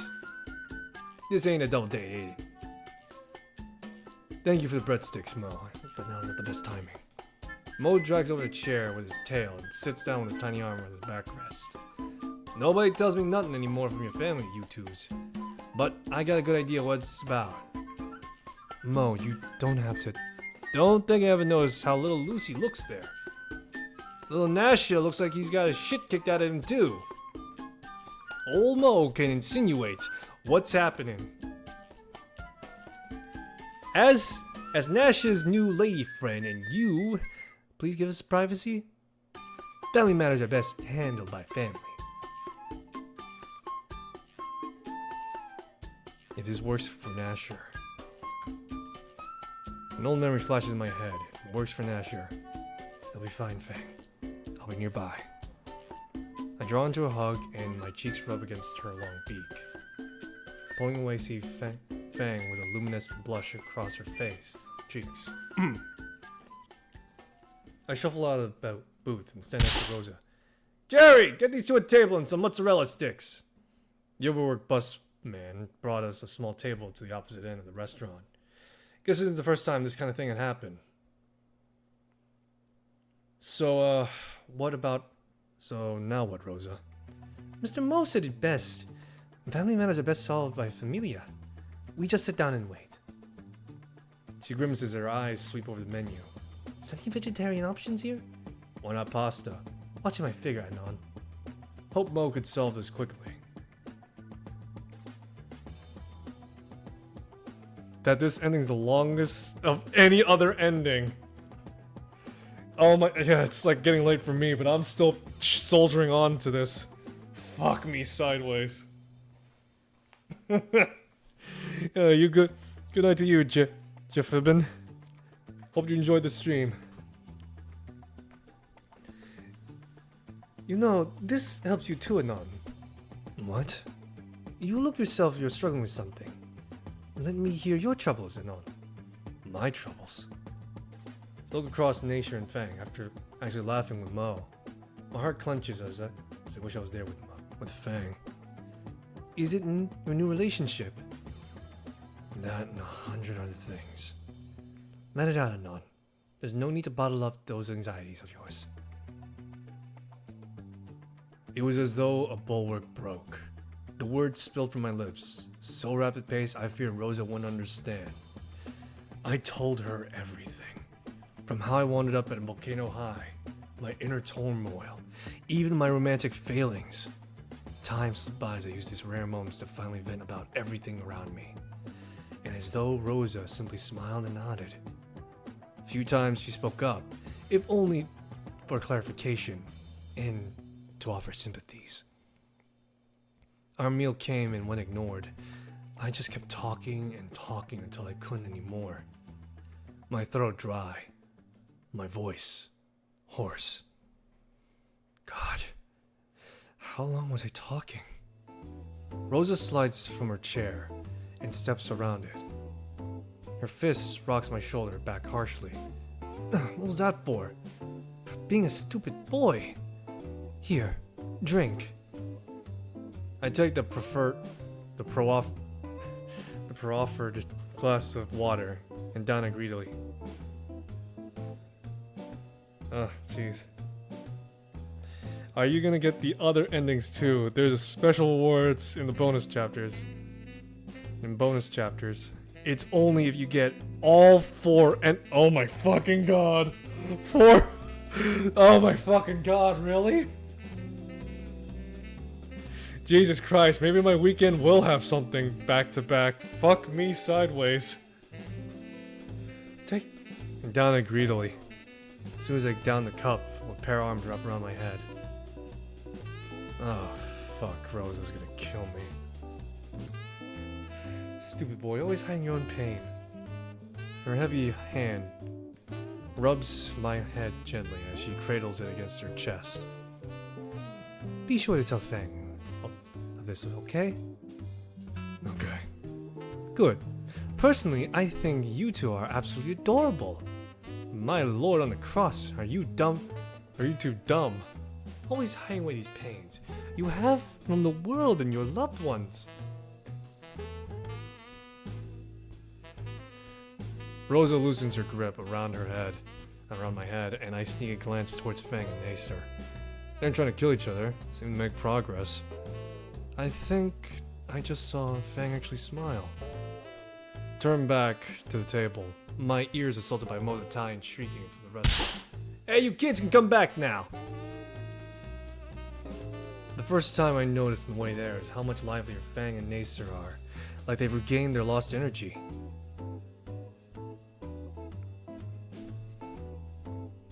Before I could take a seat, Fang gets up and wraps her arms around my head. I almost ask her what the deal is until I feel icy stare shoot towards Rosa. Fang, you know I didn't mean like that!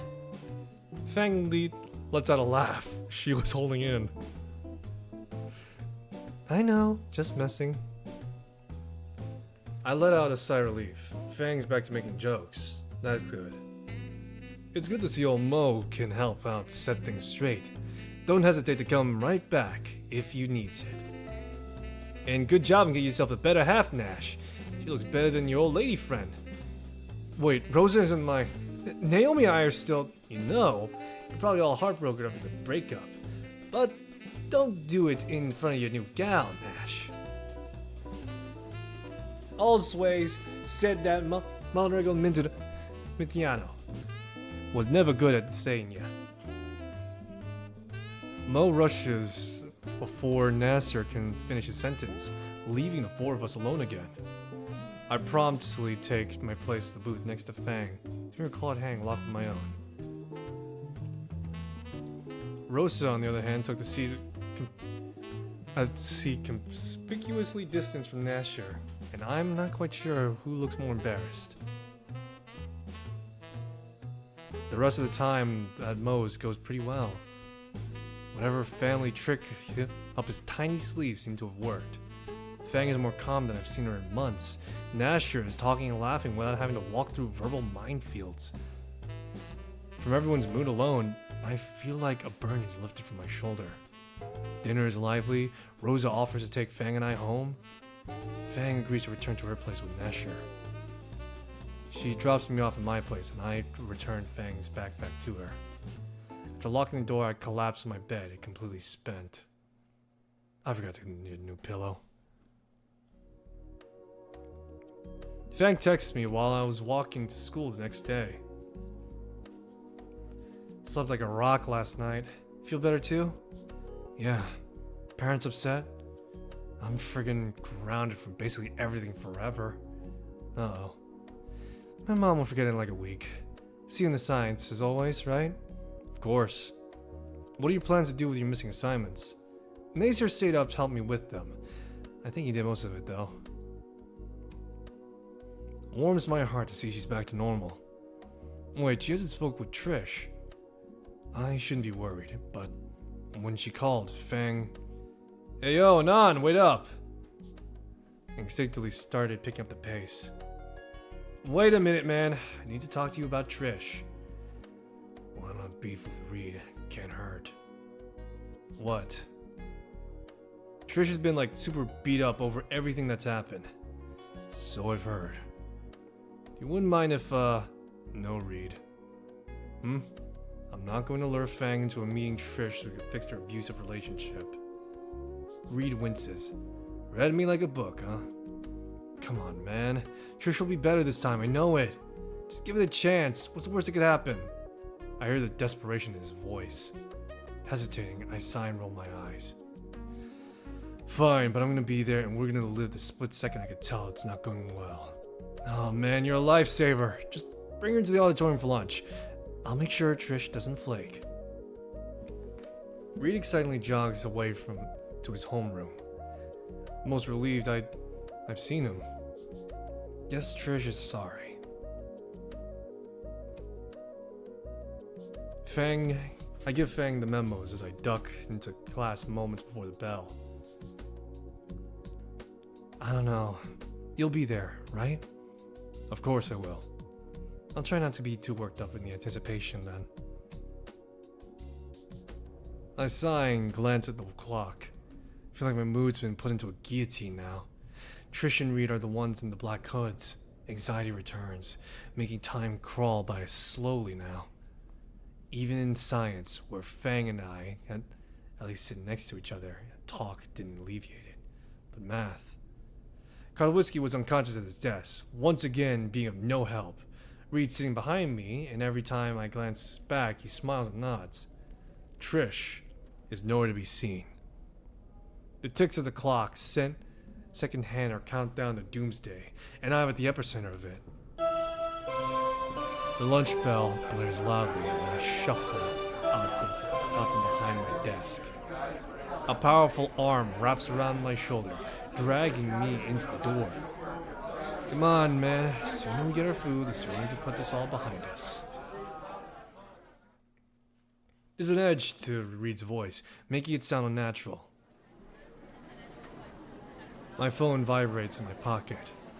When I reach for it, Reed bumps me. What do you want for lunch? What are they serving? Buzz in my pocket. Oh, you're going to bed now? Jeez. Alright. Well, I think it's mystery meatloaf and pizza today. And another. One sec. Yo, line's moving. I bumped forward in the line by Reed. My phone vibrated non-stop now. Reed, what are you? Just trying to get some grub before Trish and Fang. Don't want to be on an empty stomach. Give you a follow. Oh, thanks. My phone lets out C. Yo, so pizza, right? Let's get pizza. Reed, what's with you now? That's my phone. 10 messages from Fang. Reed pushes me and my phone hits the floor. God damn it, Reed! I got it, Anon. Scoops my phone and pockets it. Food first, come on, man. Reed, what the fuck is wrong with you? What? Nothing, just getting some food, right? Give me back my phone, Reed. Sorry. Drop my train, make a break down the hall to the auditorium. Reed is chasing close behind a few feet. Anon, wait! Thinking managed to outpace him. As he turned a corner and other than the hall. He reached footsteps getting further and stopped a split second. Did he give up? The fuck? Water sprays from the ceiling, crowd screaming, keeping them calm. Reed! Dirty bastard! Shove aside all angles by his student body. Just a dozen more feet to the door.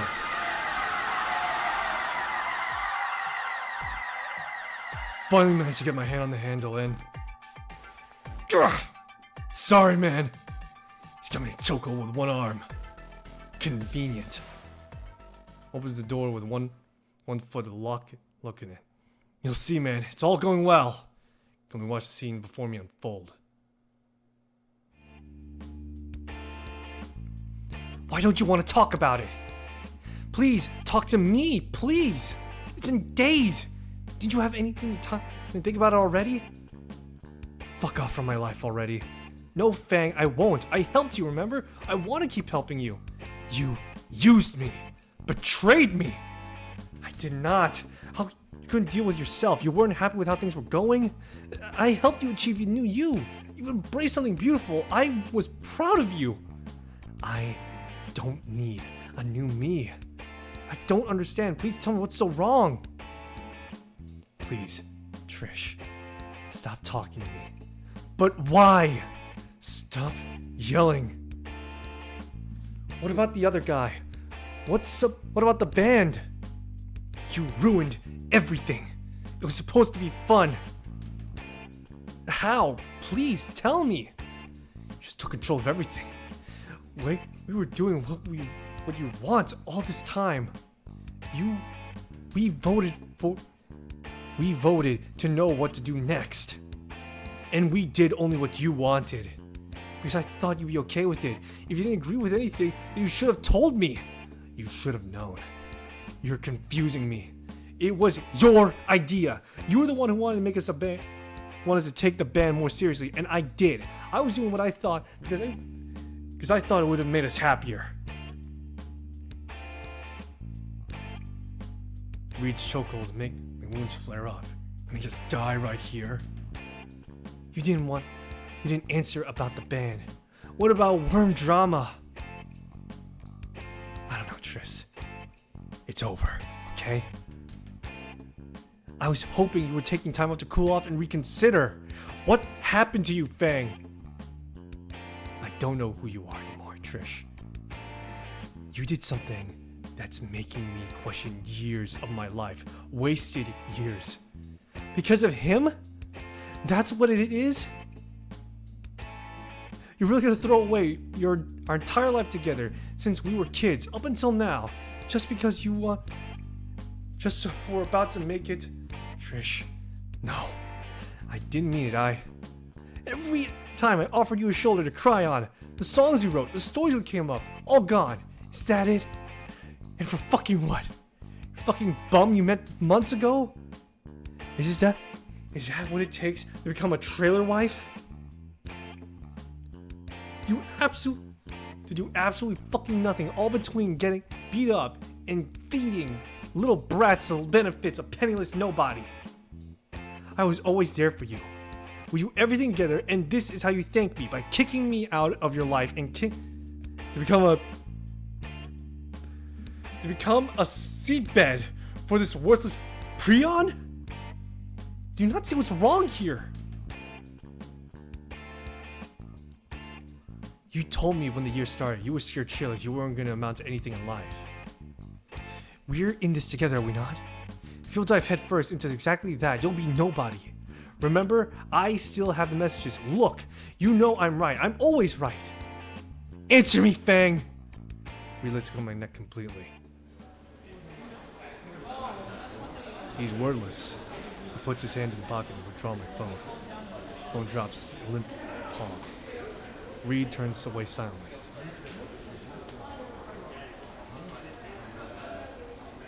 I only caught a glimpse of it, but I only saw disappointment in his eyes. I stand back up and throw the doors open. Silence washes over the room.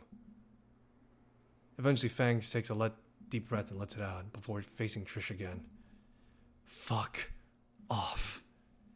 Just fuck off from my life, Trish.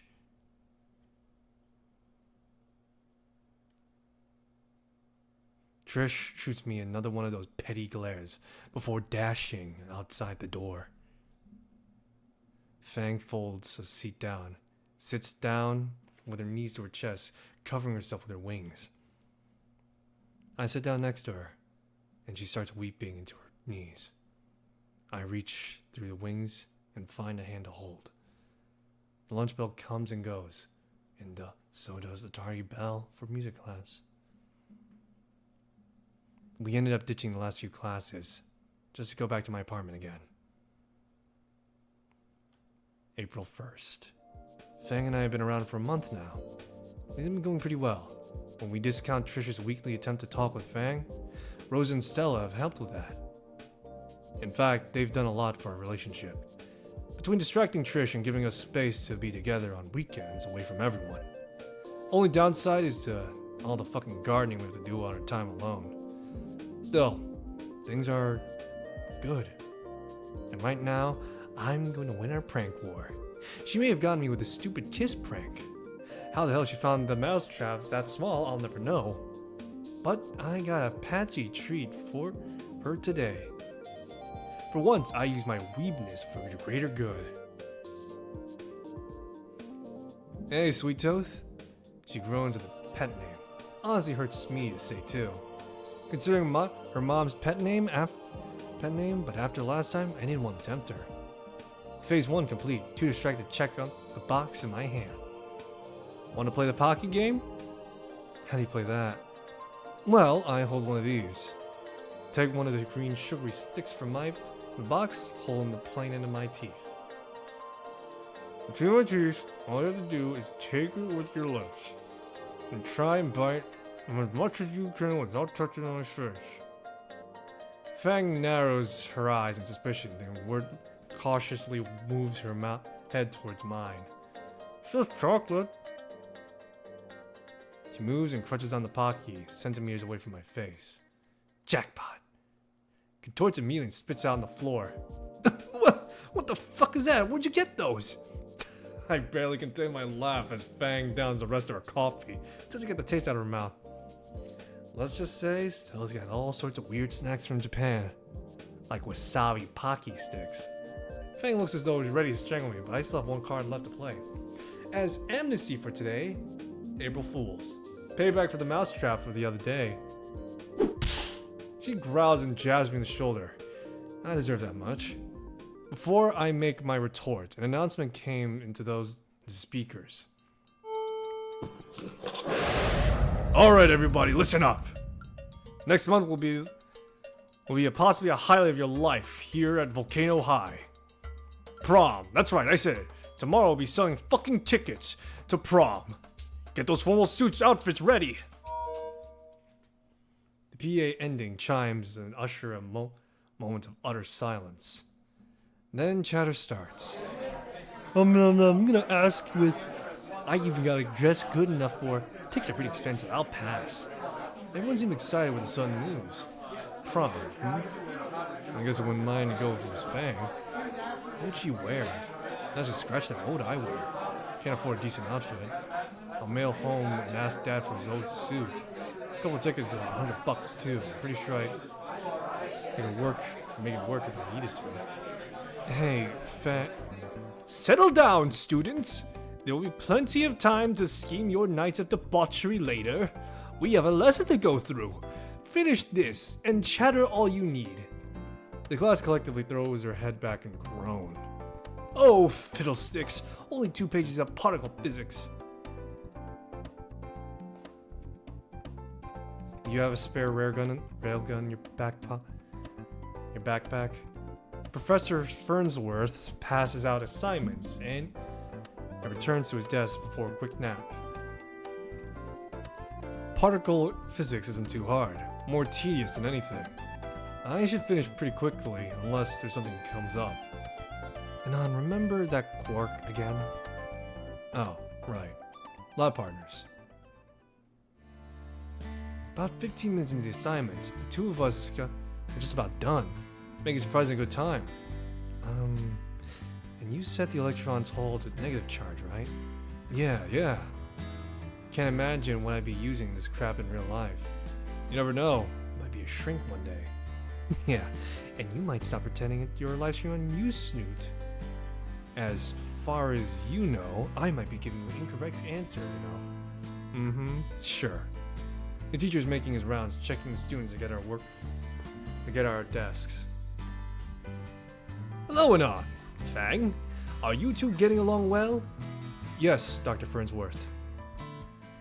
Great to hear. You know, I'm real proud of you two. I remember at the start of the year you two were at each other's throats. And now look at you two. Two of us cringe. Yeah, thanks. At any rate, you two understand the materials, right? Oh, yeah, Fang and I are fine. I'm just helping with a few problems. Remembered it this time. Oh, good, good. I won't keep you any longer then. Fernsworth meanders to pester the next few students. Anyways, where were we? Turning back to Fang, her hands are trying to cover her face, except a frown that's impossible to hide her long beak. Fang, you okay? An embarrassed smile forms on her as she begins to shake her head. Yeah, I'm good. Just reminded of something embarrassing. What? Trish. Trish. I can't help it. I see her every day. We tried setting up so many classes together as we could, and now I regret it. And every time I'm reminded of this whole thing. I'm not good at the pronoun game. What the whole thing? That. The pronoun thing. Now things are different. I wish I hung out with Nasher more than her. The disdain is a way if she said it. Now that she mentioned it, Trish has been weird lately. She mentioned to Fang the fact that every day in math period I try and check there's a bomb underneath my seat. You're one I see the least. It's a shame. Fang starts stroking my hand on the table. Now though, I've been thinking and I wouldn't mind if you called me Lucy. I'd like it in fact. Are you sure? Mm-hmm. There's a fragility in her voice, a stiffness to her nod. But if Fang... Lucy. Like it then. Alright then, Lucy. She blushes again and looks away. I test her name a couple of times. Nice name. Really sweet, but Fang fits her more in my mind. Only you though. I don't know if I'm comfortable with anyone else saying it yet. I see. Thank you for sharing that with me. Now both of us are blushing. Well, if we're already in the moment, may as well ask. Anyways, Flucy. Don't stress yourself over it. Right. Anyways, prom, right? Fang's amber eyes zeroed in on mine. Her pleading gaze bored through my soul. Feel impossible urge to comfort her in any possible way. You, wanna go with me? I watch as Lucy grows redder and redder. Her lips turn from thin line to an impressively massive smile. She tries to cover her face with her hands. Then she fails to hide the growing excitement in her wings and engulf her upper body.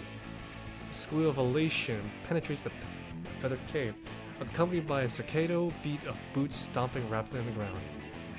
Once jubilation dies down, Lucy lowered her wings, takes a calming breath, and shrugs nonchalantly. Sure, could be cool. Whole class is snickering, and I have to fight back my own. Sadly, it was a folk greater than I. Up the shut fuck. You're my date. I'm allowed to be happy.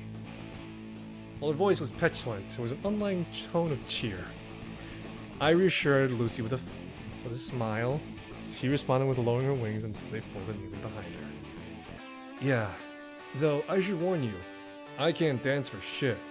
Your feet are about to be worn. That's fine. I'll just step on your feet first. Crap, I need a suit.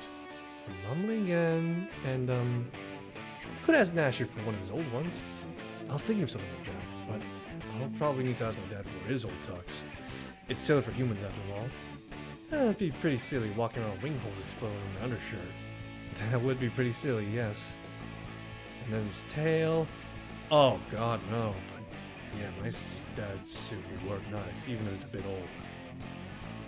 He used to tell me at parties he went to at his age. He was my age. Sounds like he was a lot of fun. Anyways, you got anything to wear? Mom's already plotted the perfect outfit for me. But the announcement for prom was just earlier this period, and sounds like it's a date then.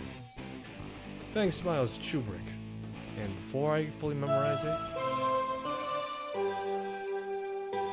crap, the assignment. We're mostly done with it anyway. Look through mostly done sheet. Flipping it over, the backside is twice the question and 4 times the blank spots. Mostly halfway. I sigh simply and drop the sheet. Finish it at my place? Sounds like a second date. Later at the hovel of my home. Almost finished. Jesus Christ, how long is this fucking ending? Holy fuck. I wish I could get some help for the other periods. This took way too long. Fuck, man. Trish keeps staring at me during class, expecting me to talk to her. Avoid reading Stella. Gotta avoid reading Stella now because we're always around her too. It's agonizing. I have to keep these dreams where she mans up and forces to talk to her again. They feel like nightmares now. Rose is too busy to help with the exercises. But hoping the camping trip will be fun. Well, it's done. All of it. Thanks, Anon. Pretty cool guy. No problem. I just like helping you, I guess. And without asking for anything in return. You're so good to me. Thanks, Lucy. There's nothing you really want from me? You repay? I don't know. Things are too good now, though. More naps? Or perhaps hugs? Hand-holding? I'm sweating profusely. Or maybe a kiss? Kiss. Without a huge snoot? Yeah. Never kissed a dinosaur before? No? Not even a human girl? So I'm your first. That's exciting. This is so weird. I don't know how I'm feeling right now. Don't you feel weird too? I've kissed shorter snouts. Yours can't be different. Look, Anon, if it doesn't work out, it won't change anything. Promise? Of course I promise. Get over here, you fucking pussy. Oh, okay. Won't bite, though I never had human before. Okay, here it goes. Well, it's just the lips.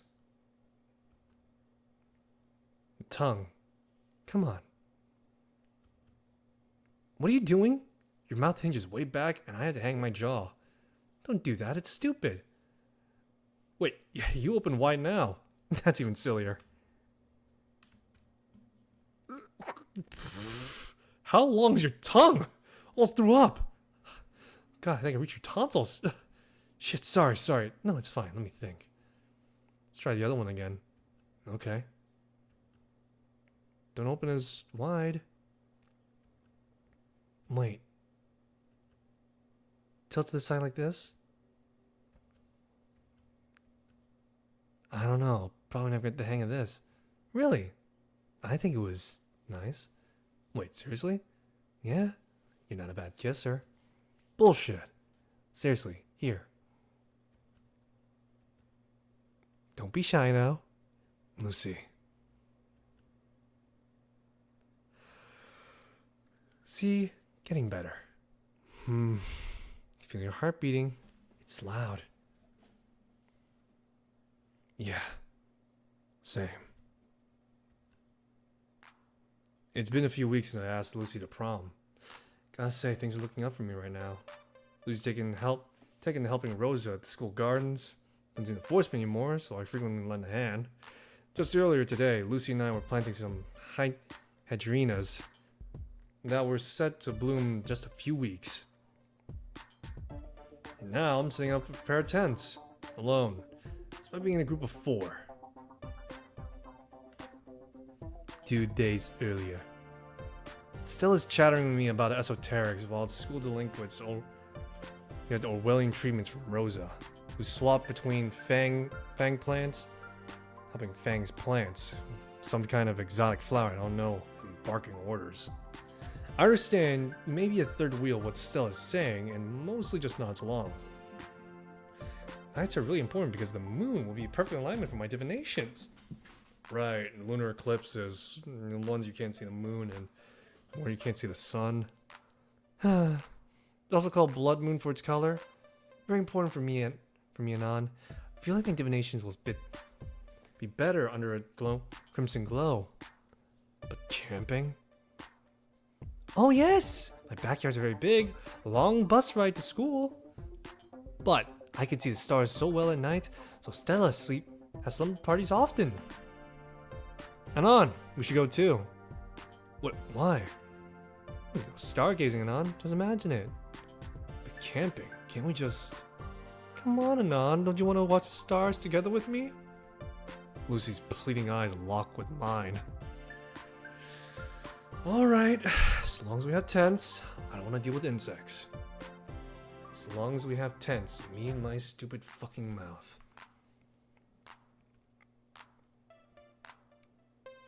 Finally managed to get a post and stick it into the soft soil.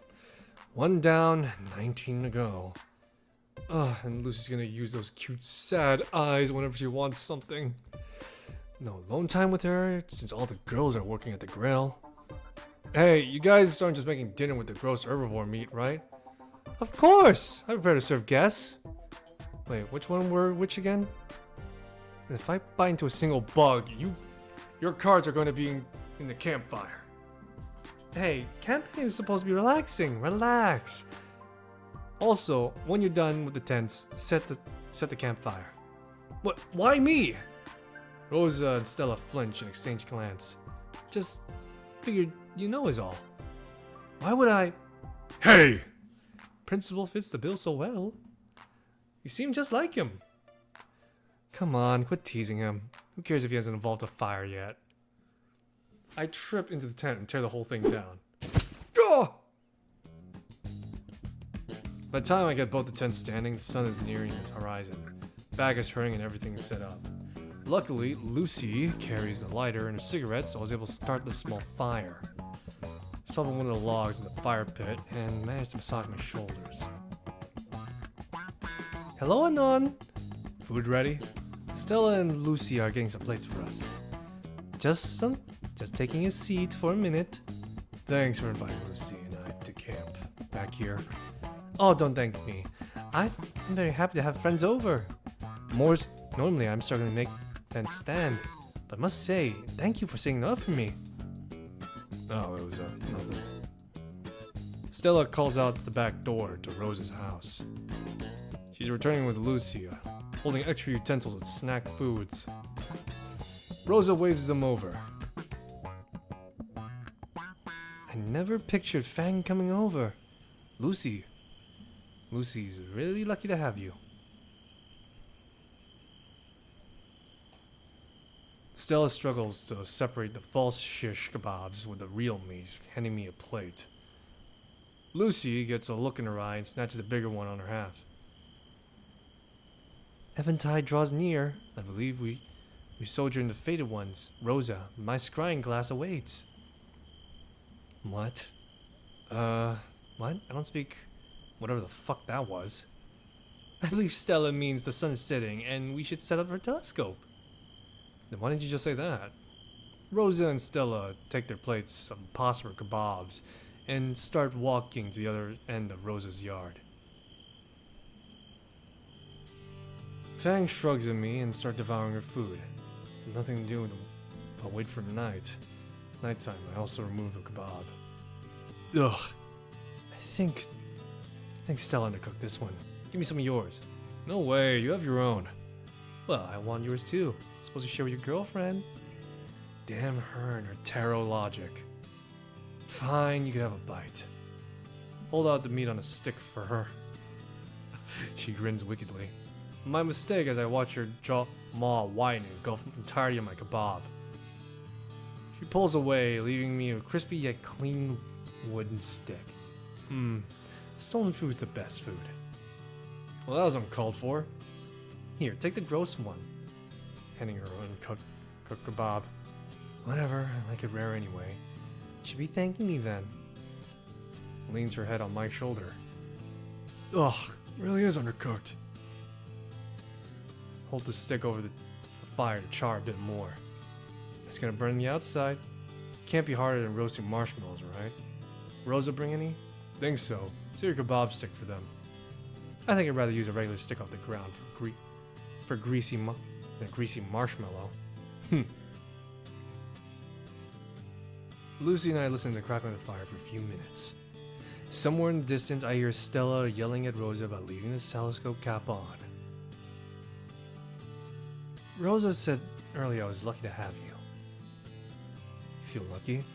I think it's the other way around. I do. Rosa was right.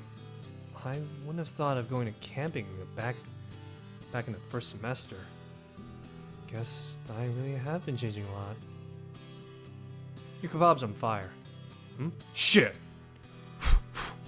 Blow out the chunks of burnt meat. Flambe? Chewing down, not the worst thing I've eaten. Still want a piece? Hold your mouth open. I put this stick in buying range, you know how to chunk off. Yeah, not to cook anymore, that's for certain. Looks like I poured jet fuel on it. Lucy leans in the back of her arms, staring up at the night sky. I finished off the stick, and joined her. Stella's right. The stars look great out here. Reminds me of home. Stars do? Oh yeah. There wasn't a lot of light population around rock bottom. The brief time I was in Scouts, I looked at the constellations a bit. Name a few. Don't remember now. It's like a decade ago. Orion's Belt? Orion's Belt? Anyone can name Orion's Belt. Big Spoon, Little Spoon. The Dippers? Also yes. Lucy hums and scoots closer, so I wrap an arm around her shoulder. Her head leans to my shoulder, and I can't help but smile. Something like this, then? Close enough. I think you can see Mars, too. It's supposed to be the red one. I think that's the moon, Anon. It's been a while, okay? Cut your boyfriend some slack. I feel her head shake as she withholds a snicker for my sake. Still managed to get my badge, though. Aren't you a big, strong man? Fuck it, compliment's a compliment. Gaze at the night sky in companionable silence. Oh, look! Pointing to the shooting star. Well, hey, got a wish? It's not a shooting star, dork. It isn't? I look again. Star is joined by several trailing dots, sky. Only in the sky for only an instant before disappearing over the horizon. Meteor shower. Stella's incomprehensible gibberish breaches our ears. Lucy lays back to get a better view. A little dirt on my clothes is worth the moment. Man, being here with Lucy, a wonderful night. No matter what, everything's gonna be fine. I feel the same. I'm just starting to bite my tongue. Thank you for being with me, Anand. I mean, this is all you. Rosa, Stella too. No, you big dweeb. I mean, you've always been there for me, even when I was mean to you. I don't know what kind of road I'd be going when you met me, but I know it wouldn't be a good place to be. I do know where I was going to end up if I never found you. You saved me, Anand, and I'll always be grateful for that. She sits up and looks down to me with a warm smile of hers. Hearing her put it that way, maybe I did fix Lucy after all. Seems happy with how things turned out. Doesn't matter if it's all part of someone's stupid plan. Lucy's fingers dance across my cheek. Slowly, ever so slowly. Her eyes lit as she leans forward, head tilting and my mouth opening slowly. Taken a month to figure out, but now we've had practice. I raise myself up, my own mouth meets hers, slowly, slow and soft connection. Her tongue slid along mine, and this time she managed not to gag me with it. Our first through 14 kisses never went this smoothly. It was utter bliss to savor each other's lips. And while I'd like to stay like this forever if I could, the air is definitely a necessity for life. Separate just as slowly as we connected. Lucy's eyes are open as she smiles impishly at me. I love you. Yeah, me too. She giggles, then lays down. her head resting on my shoulder and her wing becoming a blanket as we look back at the stars. We stay laying a while longer, keeping the red mood company.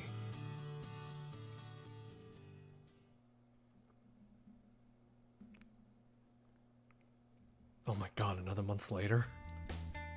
It's prom. Oh my fucking god! Are we anywhere done? I want to sleep! My old man was kind enough to send me his old tuxedo for his time at high school. A bit of sewing and I was able to get it pretty good. Judging by the wine stains on the sleeves, Dad made a lot of important announcements in this tuxedo. Gives it a bit of history, I guess. And when I arrived at Fang's place, with a cheap corsage, I see the pomegranate parasite waiting outside the front door. Great. Dear God, how could she move in that dress? Half the top looks like a shrink wrap to her body. I'm 100% certain there's nothing but beneath the bottom half. Oh, I already knocked it on. Nazer will be out in a moment and invite us in. I'm sure Fang will be ready too. I heard you two are getting to prom together. Ladies and gentlemen, the next Sherlock Holmes. No, I just have to be here in a suit to go golfing. I ignore her, focusing not to stab my palm on this flower's thorns. Fuck it, free is free. Nothing's more freer than five-finger discount from the neighbor's yard. You and Fang would make the cutest couple. Did you sign up for prom king and queen? Nah, she said something about fascist, sexist monarchy system. Well, Nazer and I entered, and we're going to be prom royalty. Oh, I can't wait to wear that beautiful tiara I picked out and everything in the crown for Nazer. I already tuned her out. Nazer opened the door. Oh my fucking god, why does he look like a pimp? Wasn't that the fanciest jacket I've ever seen? Better than the background of Avatar he always wear. Sorry to keep you waiting, Naomi. This thing is a nightmare to get over my wings. It looks like a GTA character, what the fuck? Oh, Anon. Oh, Anon. Come on in. Didn't know you were here already. He waves to the two of us and enters, pecking Naomi on the cheek when she passes by. Fang's mother speaks up from the kitchen. Oh, is that Anon? Here we go. A small pterodactyl came out. A bowl she was struggling to stir in her arms. My, aren't you handsome? Pictures! I need to get pictures of you and Lucy. She sets the bowl aside and on the coffee table, frankly searching for the Polaroid camera. To think Lucy would have such a wonderful young man to take her to prom. Ah, found it. Hold still, dear. Ugh, it's like being slapped in the face with the sun's dick. I blinked the blindness away, so that's why Nesher has those fucking aviators. Lucy will be down in bed. She's getting the last of her makeup on. In the meantime, have a seat. I've just gotten some cookies in the oven, and they're almost ready. Yes. Thank you, ma'am.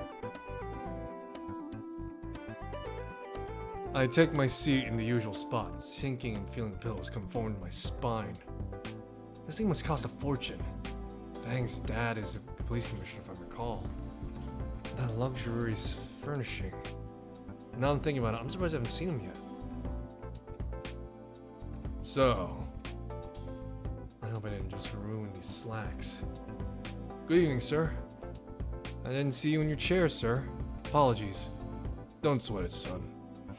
Things about humans, as well as many carnivores, their vision's based on largely movement. You'd be surprised on how effective staying quiet and stationary can be. How close you get to someone without knowing. Sweetheart! No intimidating the suitor! The big guy deflates a bit in his chair. Point is, don't get any funny ideas. Yes, sir. We're not taking NASCAR, right? Yeah, right. Yeah. Once Fang settles down, we'll skedaddle. So until then, we sit and chill. We could take more photos. Please, no. Oh, I would love to this little photo op.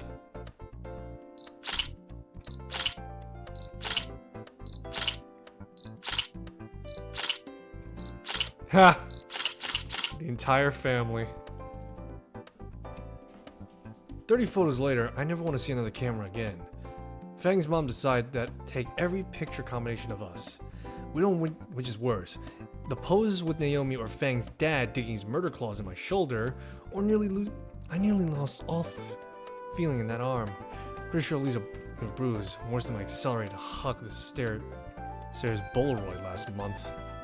At least the pictures with Nasher were a nice reprieve. We ended up looking like Blues Brothers, standing side by side in these ugly fucking suits.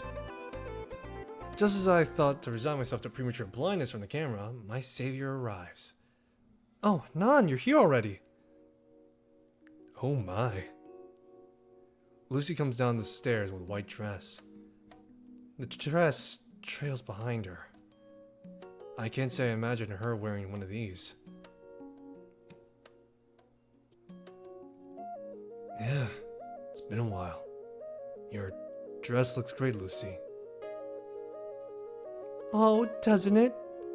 When I got to school's email, I knew right away the precious little getup I saw shopping the day away before was perfect. I got Nasher an outfit when I saw it. I would have been fine going in church clothes for the record. Oh, hush, you two look like your father and I when we went to school dance. Look at Nesher's rather colorful getup. Something's less louder than his usual jacket. Come again? Oh yes, I remember fondly. My dear. Lucy's father had moved from the seat. I don't know. Do I? Oh yes, I remember you in that snazzy zoot suit. You saw me by the punch bowl, strode right up and offered to dance. Mom, stop. I'm trying to create a mental image. Nope, can't do it.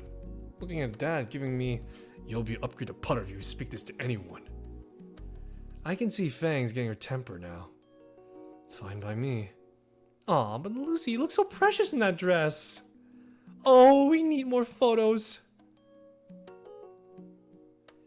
The tiny pterosaur tries to push Lucy and her figured father together, fighting the duo to pose properly. Glad that Neshu simply resigns himself to countless more photos. I think we're gonna be late if we take any more pictures. Lucy and Nash are not in agreement. Oh, just a couple of pictures. Show your children when you were going to prom. Been early to think of something like that. I tug my arm and spin around Naomi to give me a look of unfiltered frustration. Oh, Lucy, there's a stringer coming out of your dress. Where are the scissors? I'll get them. Anon, come with me. Why don't I even live here? It's the scissors kept on the top shelf. I can't reach it. Pushes me to the kitchen. I don't even know how Nesher catches on. I don't know how Nesher doesn't catch on what she's doing. What are you up to, Naomi? She pinches the bridge of her nose and exhales slowly. Look, I normally thank you from the bottom of my warm heart for fixing Lucy and Nash's relationship, their siblings, and how it should be. Then what's the big deal? Let me finish. However, I don't think Lucy's completely fixed. She's not talking to me. She just runs away from everyone at school. Nasher keeps texting her. I had to call him out on slacking on school duties, behaving like a crass idiot like you. Just like you. What have you done to both of them? The only thing I've done is support her. I didn't do it for you or your stupid plan. I just want a good time with Lucy without any bullshit. Anon, I swear to God Almighty, if my night with Nesher's ruined because of Lucy's... Naomi's sneer vanishes with a false smile. But, okay, of course. You two deserve it, after everything you've done. Phil took my arm, this time Fang's mom dragging me back to the middle of the room. Bitch! No need for scissors anymore. Oh, Anon, I never got a picture of you and Lucy yet. Please, God, no more pictures. Fine, but we should really get going if we want to. Just a couple, I'll send those to your parents, but they're just as proud as we are with Lucy and Nasher. I'm sure they're just as surprised I'm going to prom. Posing with Lucy is nice, but I need to be extra careful when my arm goes whenever bad.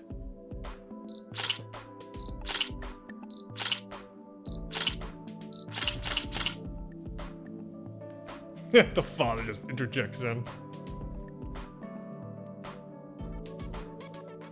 The searing stroke finally ends. I feel my early onset blindness. These photos are just need to have a special album of their own. Honey, we need another photo album. Mom. Oh, fine. Be sure to have fun at prom. Glance over and Lucy's dad catches me dead in the eyes. Midnight. Home. I only manage a weak nod as Lucy rushes me towards the door.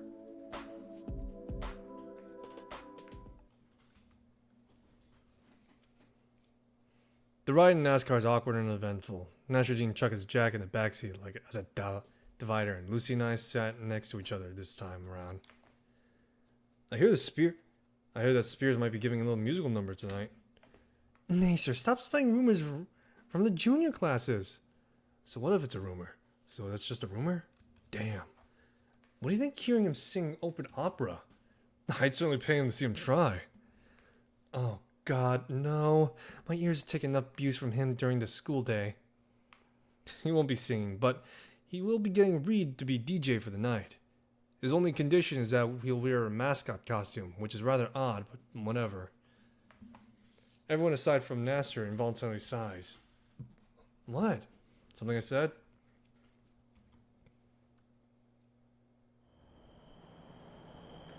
He's hotboxing in that fucking costume, I'm calling it. Pulling the school's parking lot by the gym, a lot to take in. Students strung up various string lights, along with overgrowths of vines around the school. The lines didn't get too long, and it only took a few minutes to get inside. Jesus Christ, this thing's been going for God knows how long at this point. Holy shit, it's like literally 5:30 in the morning in my time. And I was streaming at 10. Inside is about well decorated as outside. Those nerdy little Chinese lanterns are strung from wall to wall.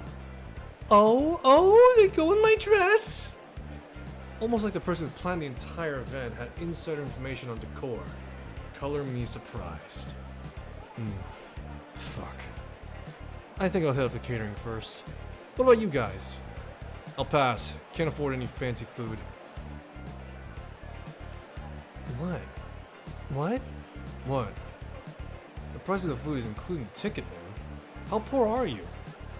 I live in Skin Row, remember? Sorry, forgot I asked. I thought of being able to eat like a actual human was actually push Nature to apology out of mind. In that case, I'm gonna get food for me and Lucy. What do you want? Give me the closest thing I have to barbecue. Oh, Nacer, if you're getting food too, could get me a plate of kapamakis. Wrong country. Nacer slugs me on the shoulder. Oh, looks like we're playing waiters for a bit. Seems that way.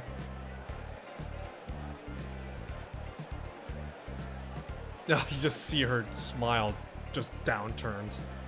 Follow him to the food table. Don't even recognize most of these dishes. Heaping a pile of 7 and 8 dishes for Lucy and pick out the steak myself, grabbing a nice looking sandwich on the other end of the table. Wait, drinks. Fuck, hands are full. You got everything? Don't got drinks. We'd always do a return trip. I guess. Hey, is this what Lucy would want? Honestly, man, you'd probably get her to eat a rock and it came from a cow. I see.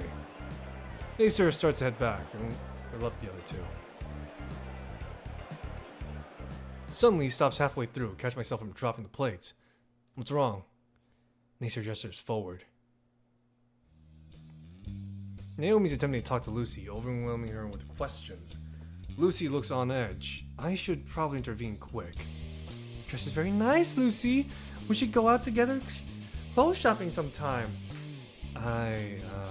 Oh, come on, you need a few friends, right? Why don't we... Hey, we're back. Food, too.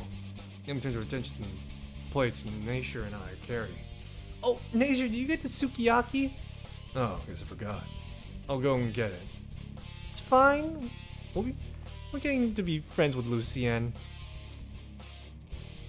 Lucy pushes herself from the table and strides away. Oh? I leave the plates behind and chase after her. Smooth work, porcelain bitch. Lucy retreats to the corner of the gym. I just can't, Anon. Then don't. God, I'm doing it again. Everyone has a good time and I'm ruining everything. It's alright.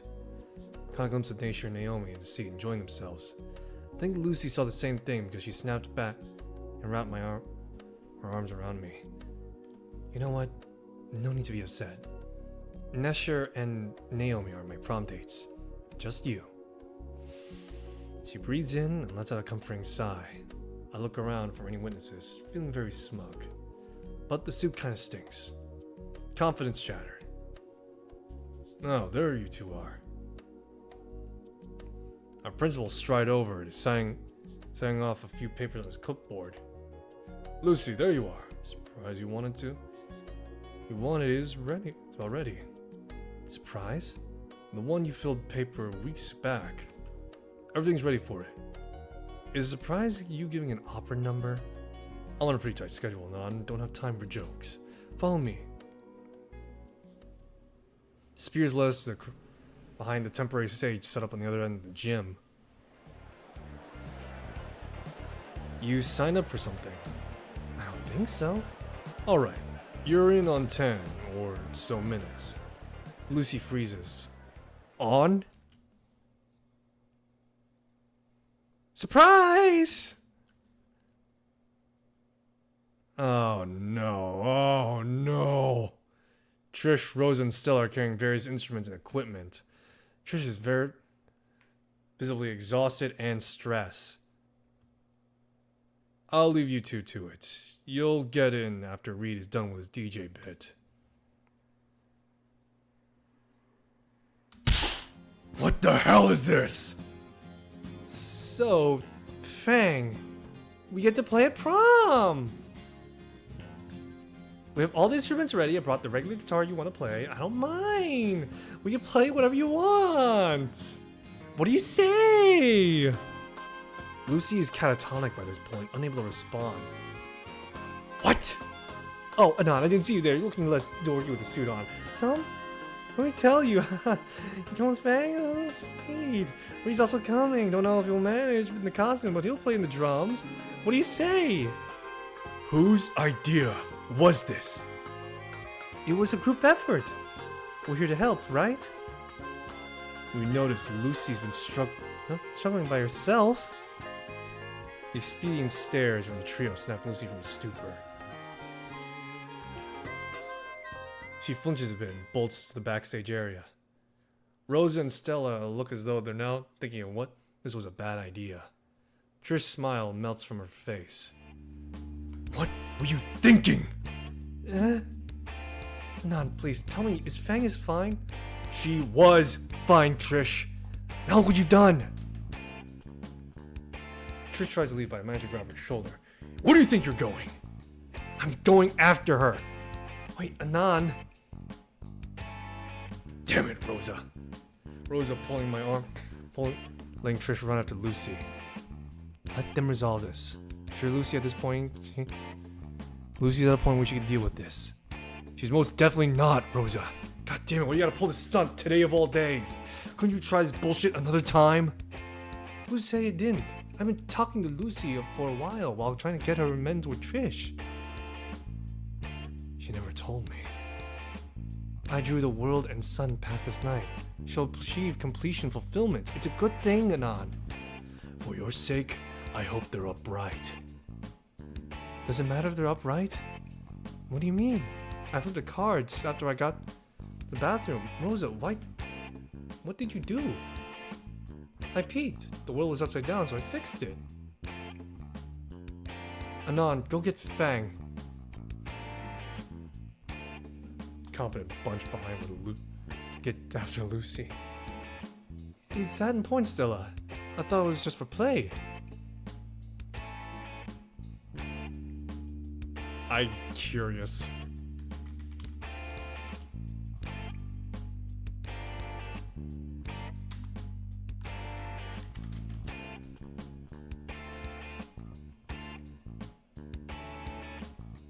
Delayed success.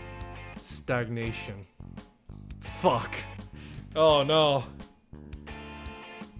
Oh, that just blows. Back in the gymnasium, finding Lucy huddled in the corner. Her hands on her head, tries to block out Trish. Tries to shout even louder. Loud enough for me to hear and make my way to my girlfriend. You never thought about me all this time? Seriously, say something! Trish, I can't even look at you anymore. Why? Is it what I said? I accept you and Anon. Seriously, you and him are cute or something. I don't mean any of what I said to you two.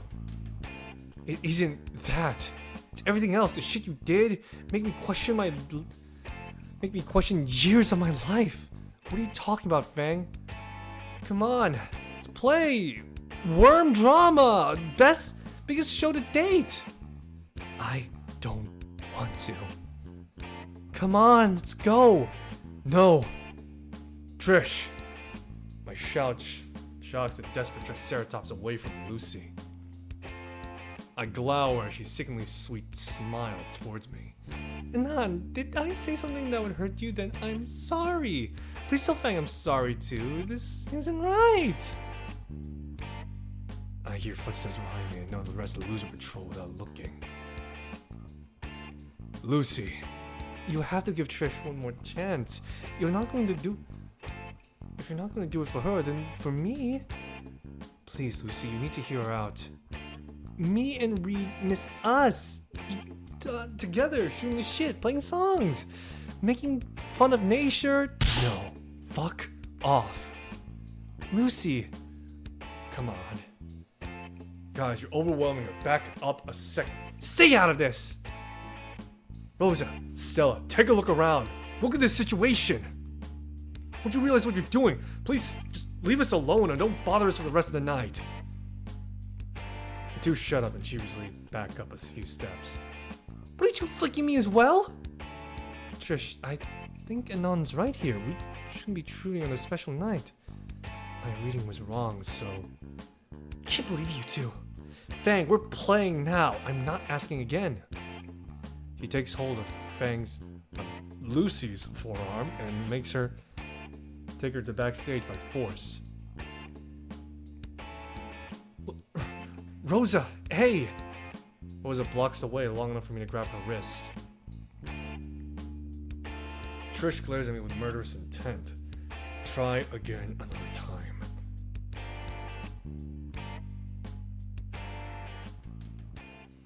Guess that's that then. She backs off into the crowd. Lucy, are you alright? Yeah, I need to get away from the crowd. I wave off Stella and lead Lucy into the hallway.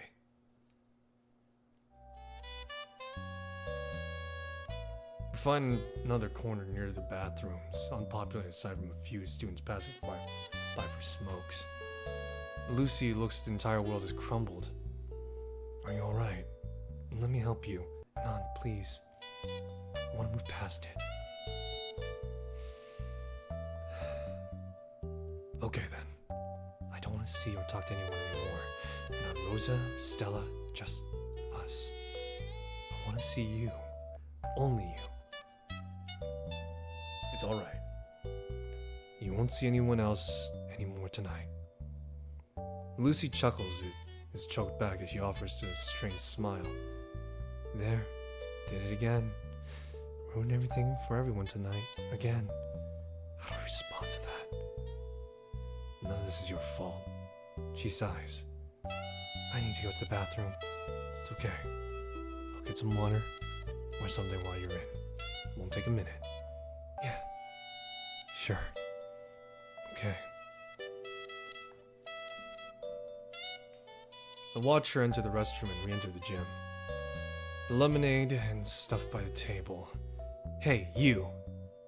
Raptor, Jesus on a cross on a rock, give me strength. Hey. Is Fang okay? No. Tell me about Fang. Are they happy? I'd say she and Nesh are on speaking terms.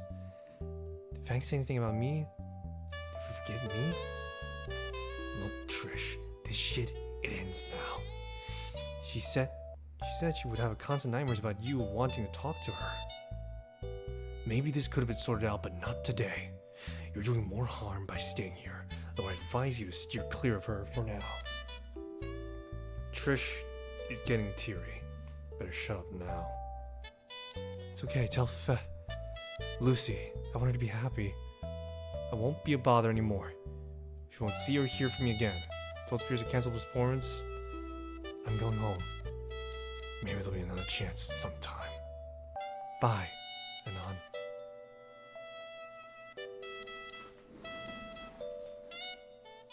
Ah, Jesus Christ, this has been going for fuck knows how long. She left. Oh well. Getting drinks and returning to Lucy.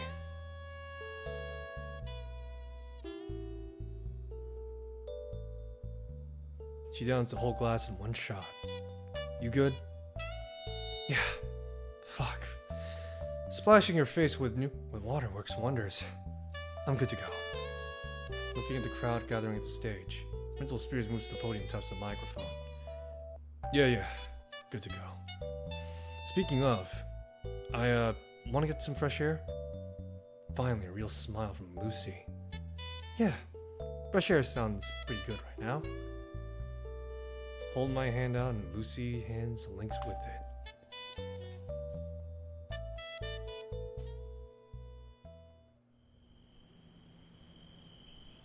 Walking out the stuffy gymnasium, we are met with a cooling evening air. I feel all the tension leave my body as Lucy presses closer to my side. Cold? A little. I'm not used to wearing these things. My hand leaves her. Before Lucy can balk, I wrap my arm around her. How's this? I can one up this? Right. Wings. Her wings wrap around both of us. Feather cloak of warmth. Want to call a taxi or something? Nah, we can walk home. 15 minutes ago, walked to our neighborhood. Filled with comfortable silence most of the way. Guess Lucy's glad as I put everything that happened tonight behind us.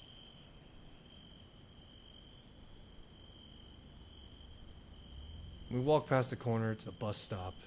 Let an audible groan as my eyes blind a particular cart. Same hot dog vendor before, illuminated under a streetlight in the same spot. She notices almost immediately and begins wildly waving. Does she know you? Does she know you? I shrug and shake my head as we continue to approach the vendor. Well, if it isn't my favorite skinny, what brings you? And you brought your lady friend. Yeah, it's like 10 at night. It's like 5 in the morning for me, bro. Can't get any customers this late, right? You're here, aren't you? What can I get for you lovebirds? Nothing says date like steaming hot franks. I think we're good. We're onward back and... Fang's face glows bright red as she grasps her stomach. We left before we eat, didn't we? Well, nobody ever misses prom food, right? Prom? Oh, how was the life of the party of mine? Tell me you kids got Reef City dumb mascots? We shake our heads. What? We spike the punch? Nope. Seriously? Tell me you ate the principal's car. No, we got into a fight. The vendor winces and puts on a smile. Oh, that's a bummer. You know, prom is where I discover hot dogs are my true calling. But yours too, you know? Right, I don't think it will be. Look, can we just get some food? Our night's been a fucking wash. Night's still young, though. Listening to sizzling meat as we wait. Look, kids, prom? Nothing special if you ask me. What makes something special is on you. You. For me, it's turning shit back. I can actually remember. Car phase, a hell of a drug. You know, off topic. Point is, the night isn't over. She motions to the table to sit. Enjoy your dogs and think about something you can do with the rest of your night. Think it's something worth remembering. I'm gonna pack the night though. Enough chatter from me. Thanks. Lucy and I sit with plastic folding chair, tables, artsy clogging grease tubes. Dad grills these sometimes, but I never had one that wasn't just ketchup and mustard. Actually, can't even tell what's even on this. So much junk's dumped on it. I think it's just a plain chili cheese dog. Been a hot minute since I had one. Figured why not. She made a good point. What should we do for the rest of our night? Lucy chews contemplatively. I'm not sure if she heard me or gave a silent review. Whatever we do, I want to get out of this dress first. It's freezing. Think your dad will let us watch movies or something? Don't know. We only have cop movies and hunting documentaries though. I'm down for it. After we finish, we wave goodbye to the vendor and start down Lucy's neighborhood. Oddly enough, there's no cars in the driveway when we arrived. Your folks get grocery late at night? Probably took the opportunity to go and date themselves. Don't remember the last time they took the occasion though. 3 years? Lucy kicks over the rock at the walkway and turned with a key taped under it. Parents put it in the center of the doormat? Nah, I put it there. They don't know about it. Get kicked out of the night one too many times, you find your way back on your own. Lucy stretches when we walk in.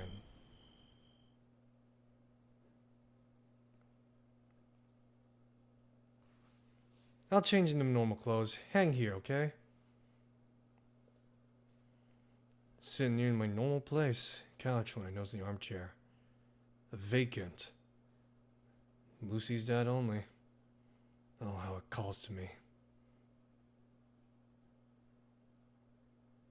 Whew, much better. Anon, what are you doing late this night? You better not be listening to that ratchet again. Oh my. No, get out of there before you leave your scent. Scent, you can't be serious. It's your head on the line. Nacer sat there once, ended up with a new scar. Okay. Think they're actually on a date. In that case, the house is ours for at least an hour. Sweet. Gonna raid your dad's liquor cabin? He doesn't have one. Mom won't let him. Damn it. He's really whipped. So, movie then? I was thinking. Lucy took hold of the coffee table in the middle of the room and started pushing it aside. Why are you doing that? The living room became a lot more open and approaches the antique stereo in the corner.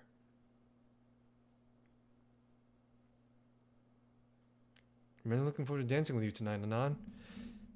Oh, damn it. Thought I managed to get out of that. Look in Lucy's eyes. I nodded. Yes, always want to try Mom's lights. Music plays from the stereo, positively ancient. Probably one of her parents' CDs. They use CDs. What about the light? What's this about the lights?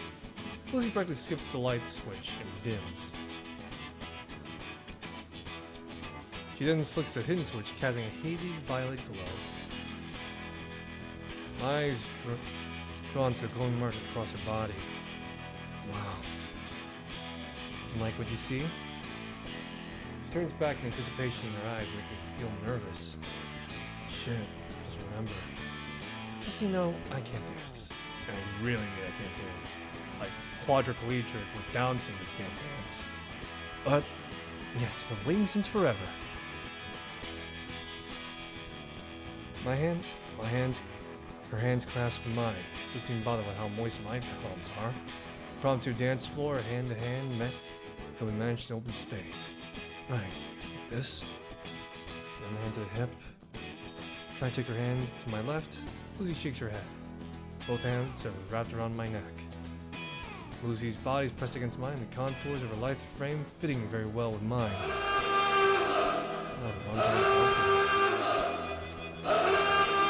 I notice how my hip too.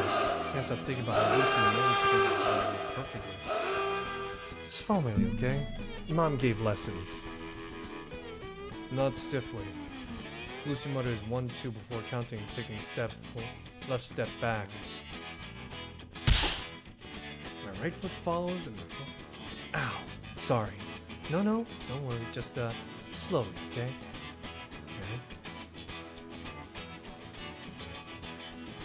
Steps back, I step forward and manage somehow. Step aside, I follow. Awkward steps continue like this. Clinical successful steps, I ruin with heavy stuff on dainty toes. Those failures became less and less common. Third song, we managed to get a basic waltz.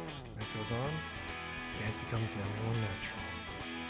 The light of the various strobes, I relish the moment of being able to be face to face. Whenever one of the lights passes directly through her eyes, the glow with the luster of cut amber and diamond pupils often soften. There's no one else in the room I would just be in now. Just us. Going well? What? Our prom night. It didn't go as planned, but I like it where it's taken us. I'd rather be anywhere else right now. Wouldn't be anywhere else right now. Me neither. The last song fades away, leaving us in comfortable silence in each other's arm. Black light totally taken Lucy's beauty.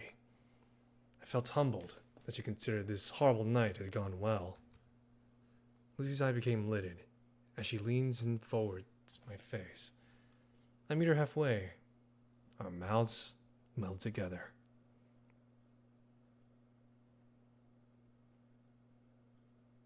For all that's happened tonight, Lucy enjoyed it.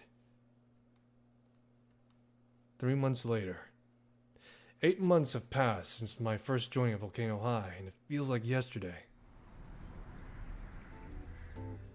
The sun bears down on us, the atmosphere has more water than air. Somehow I feel like I'm the only one in heat right now, but the jacket stays on. Nacer finally took day off from his part-time job working at a grub club, so three of us can go to the park for a picnic or something. I'm not making the delivery dance, Anand. Stop asking me to do it. At least tell me how often customers ransom your tips for it. Too often. Now stop asking. Lucy tosses a chili cheese fry at Nace's shirt. He jumps immediately to get the napkin to wipe it off. No! Why another anyway? How and why, I still don't know. It's for conditioning. Can't stop my training routine, even if it's off season. Naomi isn't even here leering over you like always. I'm dying. You're in just one jacket. How are you even still alive? Well, my skin is a plate. Tossed a fork of fry on the other half of his shirt. Lucy offers a fist bump and records the half-finished explanative. I down the rest of the soda to keep alive and look at my plate. Not only that hungry anymore, should just toss. Whoa, don't finish that thought. Gimme. Shuffle my plate and press my elbow on the picnic table. Familiar voice, chock full of cheeky energy, alerts me at her food cart's arrival. Well, if it isn't my favorite high school sweethearts, haven't seen you two in quite a spell. What are you two doing now? What you been up to since graduation? Oh, you know, usual. Dreading futures of adults, trying to figure out what to do for a living, stuff like that. The more you think, the more daunting it becomes. You ever thought of letting go of your expectations, see where life takes you? Well, this makes it sound worse than it is. We've only been out of school for like 3 months. Only 3 months? Gosh, I could have sworn a lot more time had passed. Now that's something I wholeheartedly agree. Last few months felt like a year to me, both in a good and bad way. So, you have any plans for what, now that you're both adults? Vendor's worried about realizing struck a very sore spot with sore cord with Lucy. Something wrapped around her and shut her eyes. Before I could move to reassure, Lucy, street vendor, noticed her error of her words. What's wrong, Shug? Something I said? No, it's nothing. Street vendor gives Lucy a raised eye look. Now, Shug, I can tell someone's upset. Now, you right now are upset. What's got you down all of a sudden? Lucy hesitates on the words. For a second, seemingly thinking about what she'll say next before letting out a sigh. It's just, things have changed so quickly and basically I'm losing everything I've just come to love recently. Lucy shoots a loving gaze before returning attention to the street vendor. There's also the fact that I'll be alone. You? Alone? With that hunk of boyfriend sitting right next to you right now? I'm best to try and hide the blush. No doubt forming on my cheeks. I mean, Lucy let out another sigh, one more frustrated. I'm actually leaving tomorrow. Oh, my bad. I didn't mean to, join the military. I didn't want to bring it up here. The last date Lucy and I could have. Yeah, he'll be gone, and I cut off contact with some people. Ah, fell out with your old friends. Lucy gave the vendor a sad nod. Don't we have plans for the future? They don't seem to change. I can never decide. Street vendor gave my girlfriend a soft, understanding look as she placed her tongs on the food cart and sang side by side with Lucy. I lost contact with some of my high school friends as well. Don't go ever thinking about anything is your fault.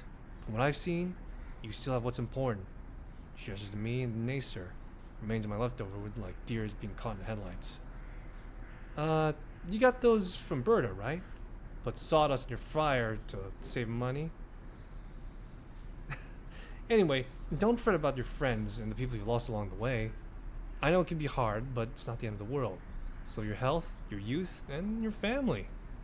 Street vendor turns her gaze to me with a smile. You haven't managed to scare me off all these years. Why stop? You haven't scared me off all these years. Why stop now? Oh, look at me getting all sentimental like I'm my grandma. I shouldn't be gushing like this. Your situation's probably more complex than I think. No, that helps. You're right. Still have lots of people here for me. Street vendor seems satisfied with the answer. Don't get distracted by what ifs and what should have been, if onlys. The only thing that matters is you choose for yourself the truth of your world. Street vendor gives Lucy a pat on the shoulder, overturning the helm of her cart, wheeling around in surprising dexterity. You ever feel alone? Chew someone's ear off with your woes? Me and my delicious hot dogs are always available. Without another word, the street vendor walked away in search of another customer to cater to, leaving me and Lucy to absorb her sagely advice. For either one of us can truly process what happened, Nacer walked up with us, whipping his hands and wiping his napkins. So, you guys are ready to go? Lucy gave a glance, returned to it somewhat somberly. Yes.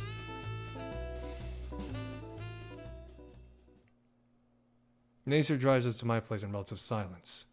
Back in the front of my block, locks the door. See you tomorrow, man. Yeah. Well, enjoy your last night together. Lucy and I step out of the car, and he speeds away like normal.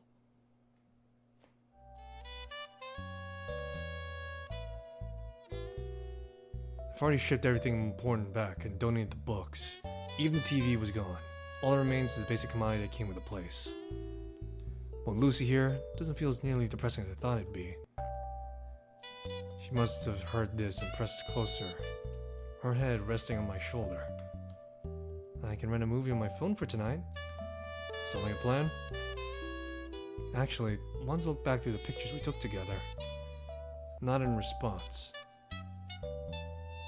Curled together and looking at Lucy's phone app. Summer spent well. Lucy and I were all over town. Documented escapades, local farmer markets, and guided tours through warships. Frequented quips and anecdotes to our experiences. Eventually, timeline goes, familiar faces start showing. Unfamiliar faces that quickly swiped past. Swiping past older photos, seeing Lucy's eye. Hard to describe, a mix of sorrow, longing, and something I can't put together. Lucy. My interjection snapped her out of her mood, and she sets her phone down gently on the computer desk. Sorry, Her eyes linger on the signal device. I have at least 2 other phones with pictures in them. I don't think I'll be able to look through those now. Or maybe I'll do it when I feel like letting go was the best decision. Lucy cast her gaze around the barren room. It's not fair to delete them, though. I could just forget about them. Good at forgetting things on demand. Take her hand in a reassuring squeeze. Lucy sighs and her breath exhaled and expelled her mood. Look at the clock, nearly jumped. Been looking at the pictures for a long time. Along with the hunger, fate find us again. I moved to the kitchen and looked through my mini fridge. Not much but green onions, a few pieces of beef, and 5 eggs. Meanwhile, Lucy went through the pantry and cupboards for anything to cook. A minute searching, 2 cups of Pechi Man ramen, and just a week shy of their expiration date. Discovered a new recipe. The meal was prepped, didn't take too long for 2 adults. Wasn't the most filling of dinners, but it would hold us over until the next morning. With our feast finished, nothing else to do with the stuff packed and shipped to rock bottom, Lucy and I returned to bed. Closed my eyes for a bit, trying to get lost in my girlfriend's warm embrace. Suddenly feel a jab in my ribs. Looked down and Lucy was poking my chest. Lucy, what are you doing? No, just making sure. Sure of what? You know, that you're all healed up? Lucy, it's been 5.5 months since the accident. Pretty sure I healed at this point. Lucy doesn't stop poking me. If anything, increases the ferocity of poking, not just in my chest, but stomach and armpits. Lucy, cut it out! I'm trying to be stoic, but I can't help but giggle, as Lucy turns into a literal tickle monster. I decided to return the favor by poking at her with her stomach and gradually moving up to her chest and armpits. Finally hover over Snoot and give a mischievous spread over my lips. Nah, don't you dare! Letting out a giggle and poked her snoot. Boop. That seemed to do it. Lucy pulls me closer to her, wrapping me tight in a warm hug. Turned the embrace and attempted to resume my tickling assault, but far too comfortable in my Taro GS embrace to care about anything else in the world. All laughter dies down. It comes to mind that this might have been the last time I'd hold her like this. Going to the army tomorrow. Shipped off to Raptor Jesus knows where. And there's a good chance I'm not coming back. Brings my situation to somber light. Double my embrace on Lucy. The more primal part of my mind, I'm willing to let go of her. I raised her up and pressed my head against her chest. Heartbeat greets me. Soft yet hastened. He's so desperately trying to come off as calm and relaxed when he knows his terrible future awaits. Heartbeat I may never hear again. Almost breaks my own heart. Feel Lucy's hand trace along my shoulder across my neck to cup my face. Gentle hands so gently guide me to look into her eyes. She has a smile with a hint of mischief. Before I realize what's going on, landed on my nose.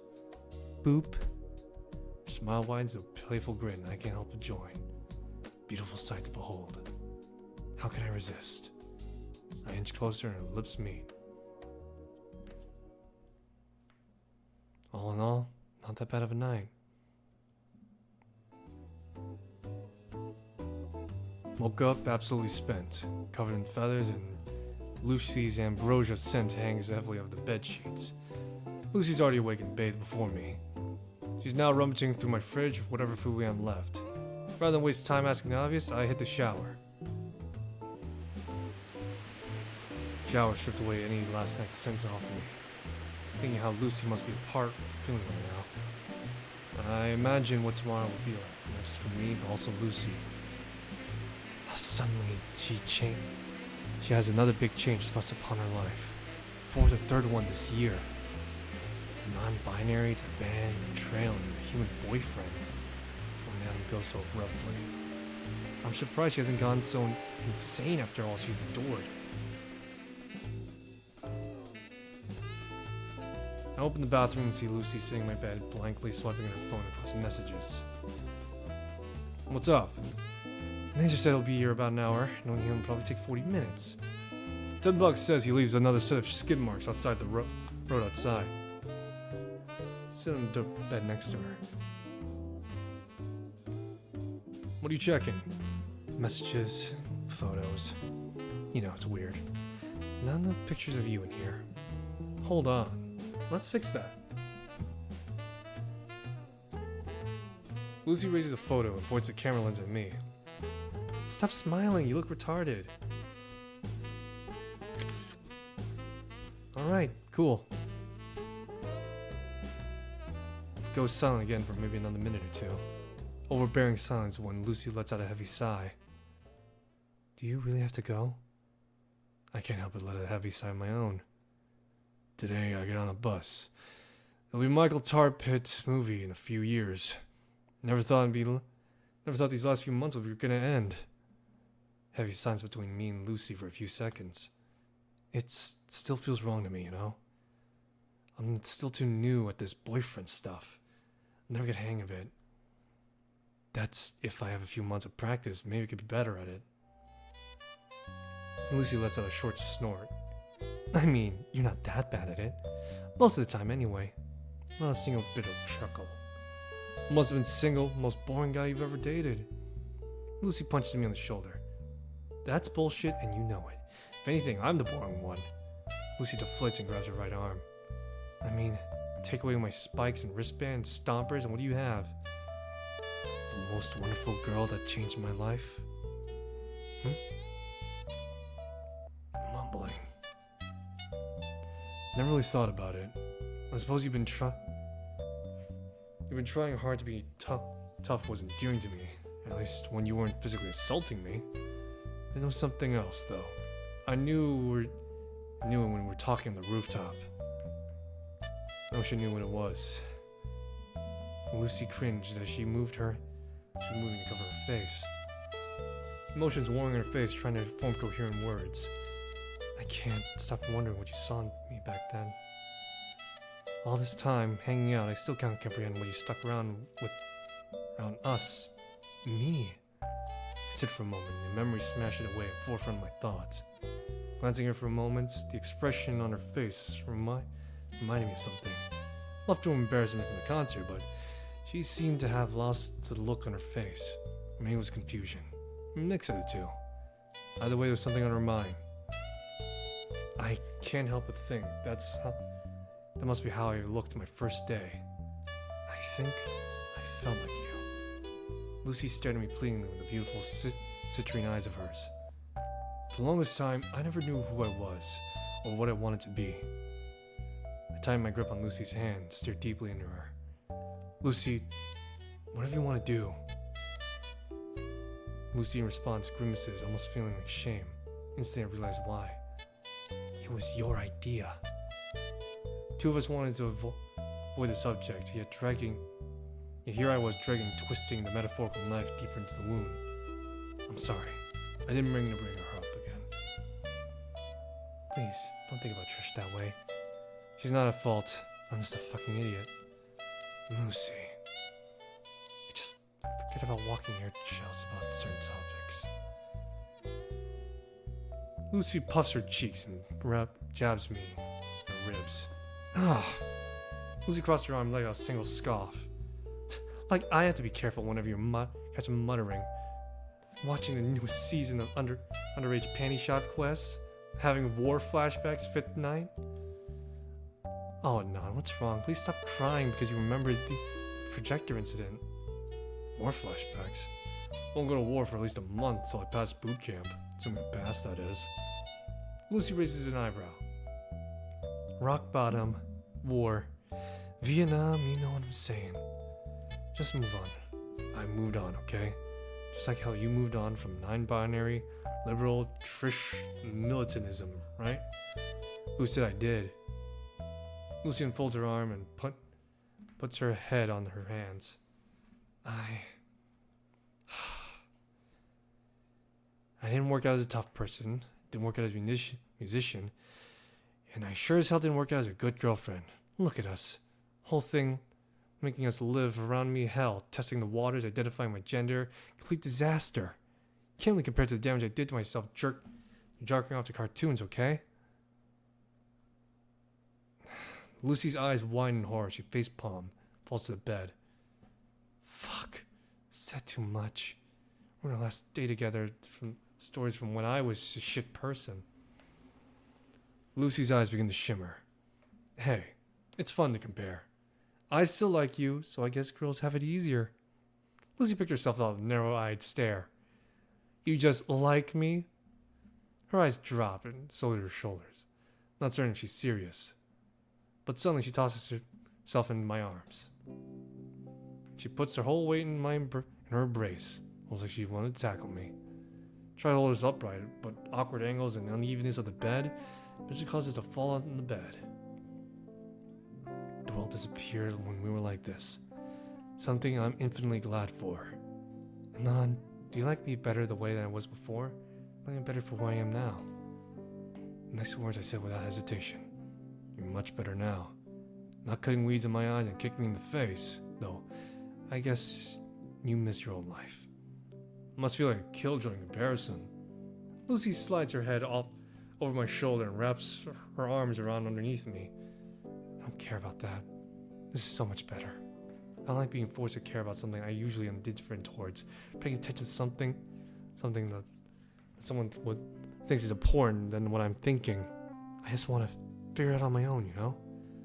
You're talking about me wanting us to marathon Lucky Star then, huh? No, stop. Lucy pulls away from our embrace, just enough to see red cheeks and tears stroking her eyes. You fucking dork. Let a small chuckle and wipe away some of the tears. Just like seeing you ramble. You'll find stuff that interests you. Just do you, Lucy. Our foreheads touch. Grabs my face with both hands and we both look at each other like I'm the most precious thing in her life. All I want to do is bring her closer to me. I want to keep picking apart her brain and become acquainted with every single corner of her mind, and still realize there's something more to her. I love you, Lucy. So very much. Anon, I love you. So very, very much.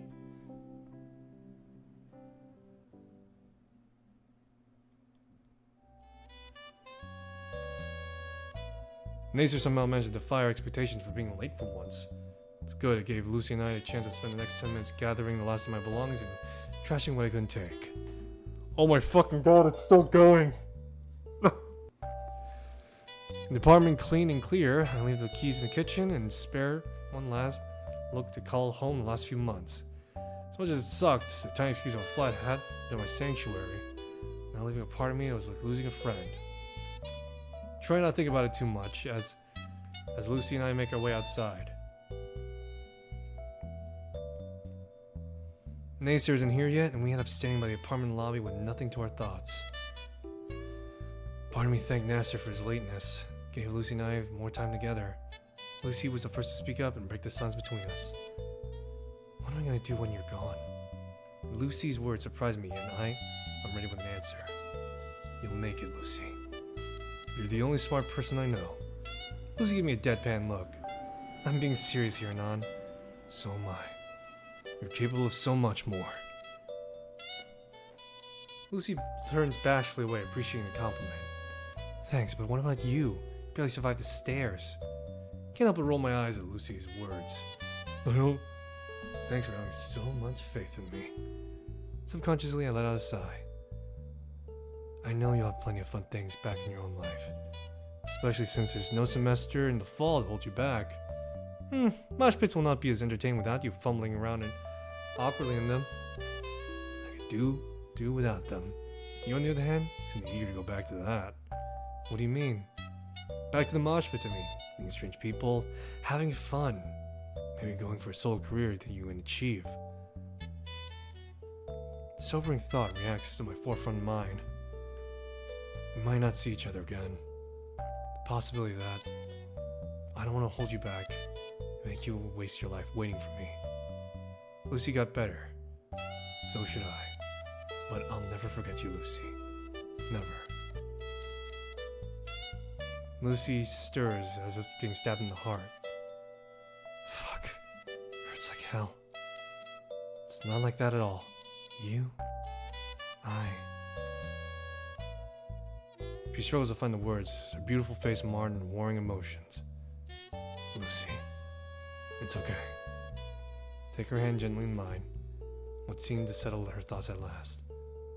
Lucy lets out a soft sigh. When I laid on you with all this much bullshit, when I opened to you on the roof my baggage, I thought the worst within you. And the questionable weird shit I must have done resulted in me. I thought I could be a better man and not judge you. And that still you thought that I came to care for. It's all in the past then. Painful tone in her voice making my heart ache. Lucy, you're still you. She looks conflicted inside, like she's been holding back something. And just let me know it doesn't matter now, right? I hate so much shit. I pretend nothing, that none of that happened. Voice cuts out like she chews her bottom lip. She's afraid her memories will be painful, but for me, that whole discovering myself quest, that trip that led me to talking and hanging around people like Trish. Voice came out with a hiss, spitting venom. Gender pronouns, shit. No wonder high school sucked. No one ever came near me and stuck around to see where it went. So shitty, everyone, I didn't get it. People begged me to be like them, didn't care about me either. She growls and tears threaten to fall from her eyes. It's always a competition to see who has the worst baggage, and I lost because I never had it that bad. I insisted so much on this thing. Lucy finally let out a sob. And I never want to dump all my baggage on you. It wasn't right. I drew closer, my hand rubbing against the space between her wings soothingly. Lucy, it's okay. Let it all out. She buries her face in my shirt and takes a deep breath. This thing I used to be, never realized. It's humiliating. Nazer might have known he suffered so much because of it. My parents too suffered so much for no real reason. Fuck. So blind to what I was doing to everyone for around me for so long. I think I was convincing that being that thing would make me happy. Never meant to be. I really was an ungrateful bitch. Her hand squeezes mine as tight as she can muster, causing some discomfort. At last, she leans her head back, offering a watery smile. I accept it though. She needs this. I look deeply into Lucy's citrine eyes, returning my most comforting smile back. Before I could do anything with my girlfriend, the sound of screeching a roar of an engine. A familiar gray-toned car pulls up, stopping abruptly, leaving its skid marks. Lucy reached in her pocket a $10 bill, motioned her to keep it. Something told me where I'm going won't be needing money anyway. As the car completed stop, the driver disembarks and while munching on the remains of the delicate-looking hot dog. Sorry I'm late, guys. Decided to stop at Tracy's Hot Dog, get something to eat, but took longer than usual. Nazer chomps the last of me and licking his fingers with a satisfied smile. Anyway, you two ready to go or you need a few more minutes? Only time on my phone. But if I wanted to stand still, the bus was departing to boot camp would be less than an hour. Give Fang one last look. She looked in mine. We both know what's happened next. Doesn't make it any less painful. Without another word, Lucy and I get in the back of the NASCAR. Nazer, without so much hesitation, floored the gas pedal and flies off the Skin Row's small streets. Part of me bids the old neighborhood, shitty as it was, a final farewell. Drive towards the pickup spot, it's quiet. Not one of us said a word. 15 minutes of silent driving and we arrived at the location.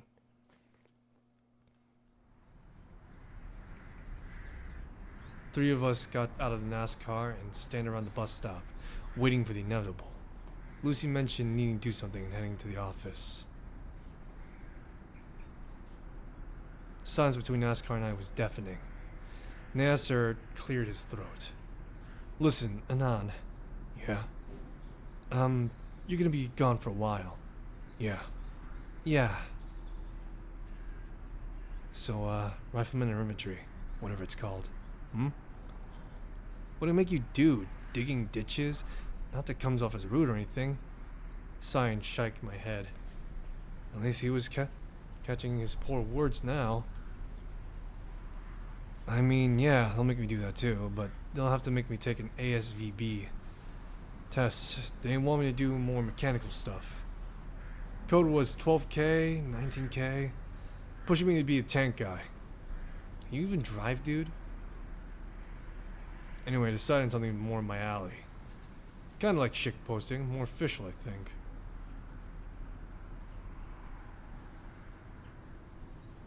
What's shit posting? Never mind.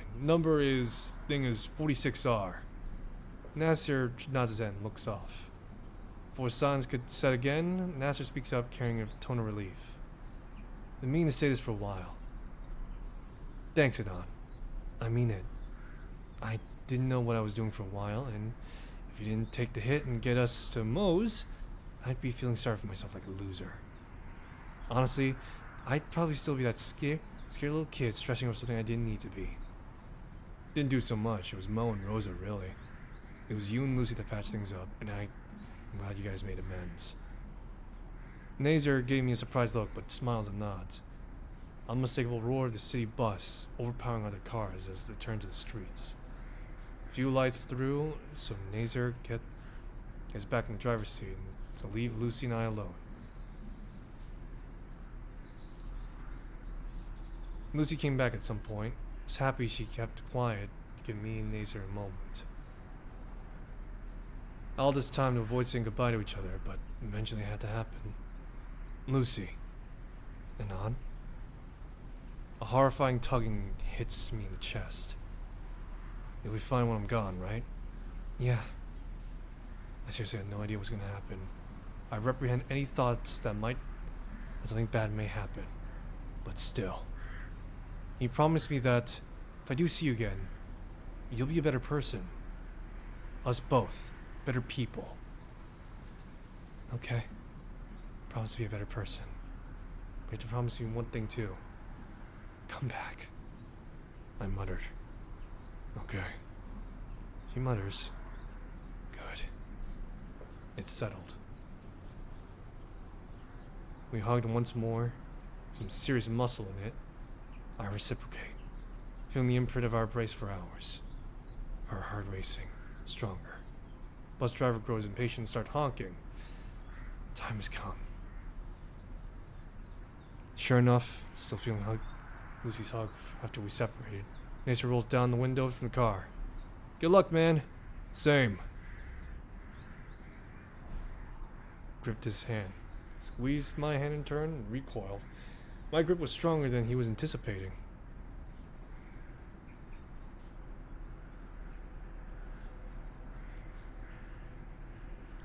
Got inside and waved back. Gave the driver my regards and laid back looking at my feet.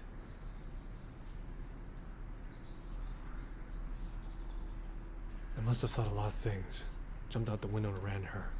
Or if I die and never see her again in the green Snoot music video, I looked back to see if there was anything to get a glimpse of her. My eyes frankly searched for small figures, and there she was, caught mid-motion, crying on Nacer's shoulder. Bus around the corner and they're gone. Vanished from each other's lives. I'll drop to the hotel with the other dudes. Surprisingly, oh my god, it's still fucking going? Fucking end, please. Diverse crowd and humans. We waited for another bus to take us to the airport. You might have slept as soon as I sat on the airport seat because I didn't remember takeoff or drill. Fortunate enough to get a seat with a window, saw the desert, 2-lane roads cutting through. Don't even know where I am, when I'm nowhere near Lucy. God, I hope to see her again. What does that say? 3 years later? Volcano Bluffs, new duty station recruiting teens that suffer like I did. Good times. Rucksack back, cheap rolls on my side, make my way down stomping grounds for cheap living. 3 years later. I wonder if Lucy's still here. New buildings and gallerina, not to mention labyrinthine. Sun reflecting off the mirror, polished window, baking me alive in my JDUs. Thinking back, there's probably a park nearby with a decent vending machine. Mentally retracing my stuff my senior year, I managed to find a park.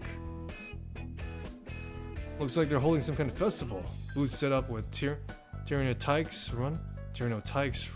running around. Unoccupied picnic bench. Miraculously, I set my bags of my entire life down and pop them in a water bottle. Oh, there he is, Giga Chad Anon. Sitting there, can't help but reminisce that the last time I was here. Not awful, left behind. High school sweetheart. Dix in my old platoon never believed me. Then again, I never want to show him a photo album her mom gifted me. Raptor Jesus, I miss her. Wonder if she remembers the promise. Anon? I see a pterodactyl in the floral painted print dress running full tilt towards me. Anon, you remembered! What? Stand up, prepare to take her down. Poorly prepared, however. She lunges at me and I grab my cheap-ass K-bar. Her beak mashes against my lips. What? Curse my instinct as my hands respectively hold my amorous attacker by her hips. Wait. Pulled back, both for air and is figure out how not to let some well-dressed, sexually harassing lady hobo. Lucy. You remembered our promise! Right. The promise. That I come to be with you. How can I forget? Finally had a chance to take Lucy in. Gone is the halter tops, torn jeans, and spiked horn braids. Placed a simple golden sundress with a large ribbon tied on her head crest, looking as though the world, looking like a pair of red bunny ears. Her hands only remain on my shoulder, checking me out now. Proud to say I'm no longer a Lanklet with my uniform blouse rolled up sleeves, with a cutting flow from my hands. You really changed since I last saw you, Anon. I'm so glad you're safe after all these years. Got worried something happened overseas. You got lost, hurt. You never turned. Hey, have more faith in me. Still got all my limbs, right? Didn't get bruised too badly. Remember like I fell down the stairs? I was pretty indestructible, right? Maybe I'll wait showing you my new scars. You're pretty amazing. What have you been up to? Oh, associates and then... Miss Lucy! Fang shrugs. Then this. Little T-Rex runs up to the table. Miss Lucy, Miss Lucy! Now Vince, you don't need to yell this close. What's wrong? Playing with Jerry and he said that the earthquakes are happening when my mommy gets out of bed. Tell him it's not true. Tell him that his mom has a secret daddy she doesn't tell anyone about. Anon! Okay. Oh, no you don't.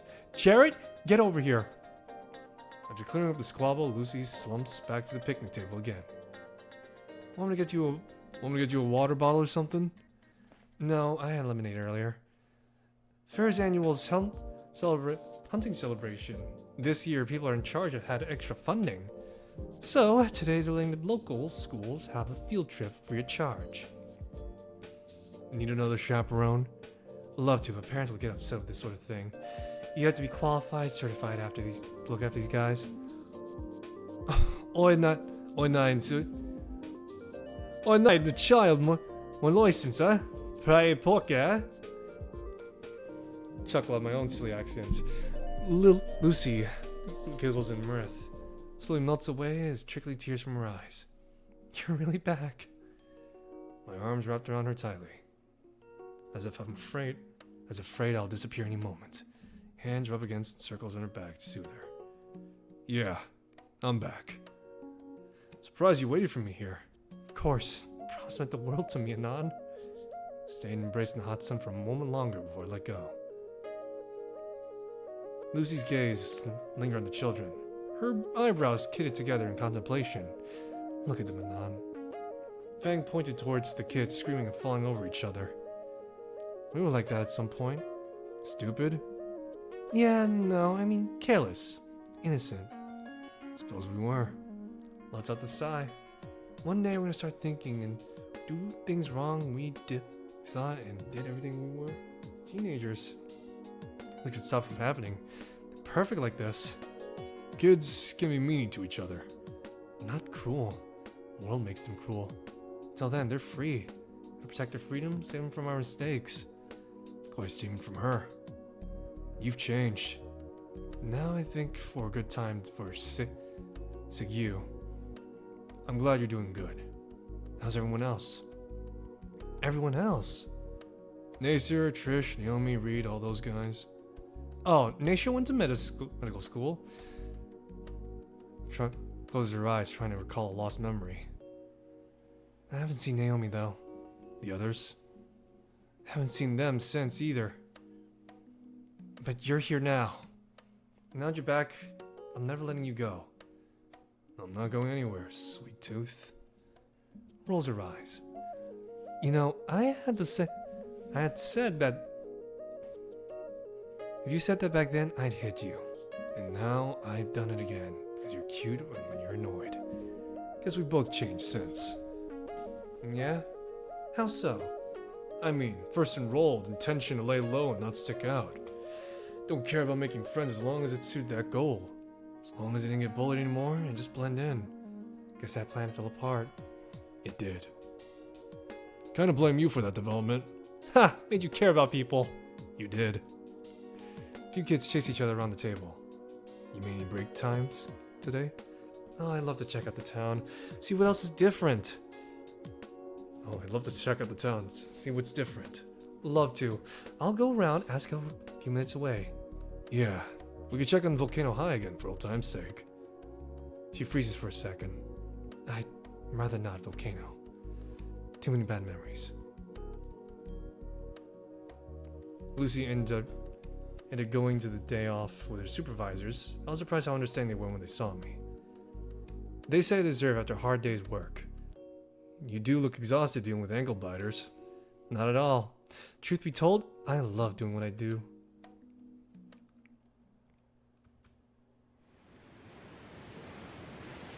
Catching up with Lucy was the happiest I felt in years. Memories came rushing back under the hot sun. So you don't know how Rita and Trish are doing? Oh, last I spoke with them. Hope Trish is alright. Two of you were friends for the longest time. Guess. Think you'll need to see them again? Looking back, they were terrible influences. Guess so. Stella and Rosa? Haven't seen them either. Weird, considering that Rosa was up to helping us. Don't get me wrong, Anon. I love what Rosa did for Nacer and you, but I guess I didn't need to see her anymore. I didn't want anyone else, see for anyone else for that matter. Once I had friends in the army back at rock bottom, or even before that. Gone from your lives too, and nothing wrong with that. Haven't looked for them. Don't want to. So we changed to something familiar. No path to school. Maybe Lucas. Let's turn around. Moe's or somewhere. I want to see the school again, though. No, Anon. Seems like we just repeat each other. Get over something, nothing. And I apologize. Sorry, just don't want to abandon the Volcano High. Just too much dumb stuff, you know? Forget all that happened. Moe's is fine too. Want to see that old fossil again too. Moe's retired. Sold his franchise. Still check it out. Oh my god, it's so fucking boring! It's almost 7 in the morning, man. Fuck. Nearly 5 when we arrived at Moe's, we ordered our usual and picked the table. Can see the old piano peripheral vision. Not asking much. What are you doing? What happened while I was away? Remember your promise. Tried improving myself. Like, really tried. Things kept getting difficult. For a while, I gave up. There were times I cried. I would think back when you were here and miss you so much. Don't want to worry about details at that time, but guess I realized something. I was a huge stick to my family and realized things too much. Lashed out at others and not being the same page as me. I want to be a rock star, behave a certain way I think would fit that lifestyle. It's being unfair and realistic towards them. Wanted them to hate me, and somehow that was going further in my career. I'll say I worked for a lot of famous people. Didn't want to make my family sad anymore, and I did what I've always should have done, learned to love them. Thank them for what they've done for me. What are you playing? I'd love to see what you've been composing for you over the years. It'd be great. No, I gave that up. Really? It was a huge part of you. I didn't need it anymore. Reminded me too much of Trish. Put away the instruments somewhere and never played again. So what have you been doing? Dad needed help with charity events. Bought food and needed me to help carry in since Nasser was away in college. Thought it was gonna get boring anyway. Bunch of evening with the brats, but saw something. Saw children run, they offered me toys to play with, and I joined them. Lifted it from the ground, some from my leg, as I moved about. No one ever played with me like that. No one ever approached me like that. Pure and innocent. Should have shown them a picture of you in your high school clothes. That would have been hilarious. But yeah, I enjoyed my time with children so much, I asked around in my church, and eventually got the gig dealing with preschoolers. She looks happy now.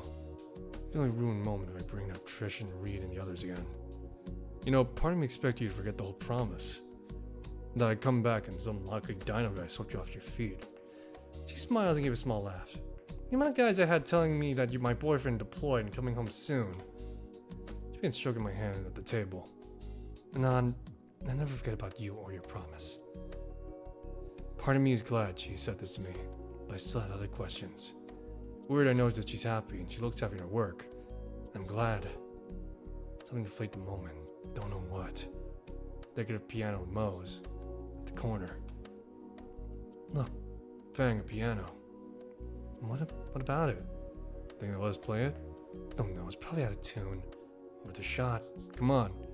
You can't play. Then you play. So we sit by the piano. She understands why I'm teasing her like this. Open the lid and the keys are pristine. And on, I lightly rolls the keys, retracts herself. Haven't played in a long time.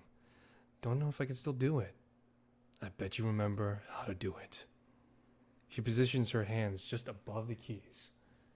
Haven't done this in years. Don't know what song to play. I want to see you play. Hear you after all this time away. Alright. Give it a sigh, but then, what to play? Glimmer for a moment. I know. Remember this? Our song. We made it together. Still got it. Always thought this melody when I thought about you. Never got how to do it. Thought I'd be rusty with a piano. You play beautifully. Thank you. Sit close to Lucy, head on my shoulder. Her hand still on the resting keys, eager to play again. Shouldn't abandon music. We talked about it now, especially getting dark outside and the lights are coming on. We walked back to where we started near the park. I don't know, Anon, it's just weird. Music teacher? I don't know, Fang. Could be cool if you tried. Fang is shivering, colder air setting in. Here, let's get you warmer. Lucy draws close to my chest, snuggled to me. Thank you. She's precious. Being taller now, I guess the animal part of me telling me to protect my small and fragile mate. Little by little, I'll get you back into music. Your friends, I'm sure it'll work out. Lucy stirs, doesn't like the idea. Anon, please don't ask me to do that. I'm not ready. How? I lied, okay? Disappointed you and promised to getting better. Probably not happy how it turned out. You have no idea how proud I am. I'm still broken, Anon. Started preening again because I had no one, but remembering your promise, I didn't want to hurt anymore, even more so. That was years ago. I tried getting better. Forgive me. You wanted me to live my own life, be this great person you want me to be, and here I am in menial church tasks dealing with children. No friends, no songs, nothing. I know I need to be a famous musician to make you happy.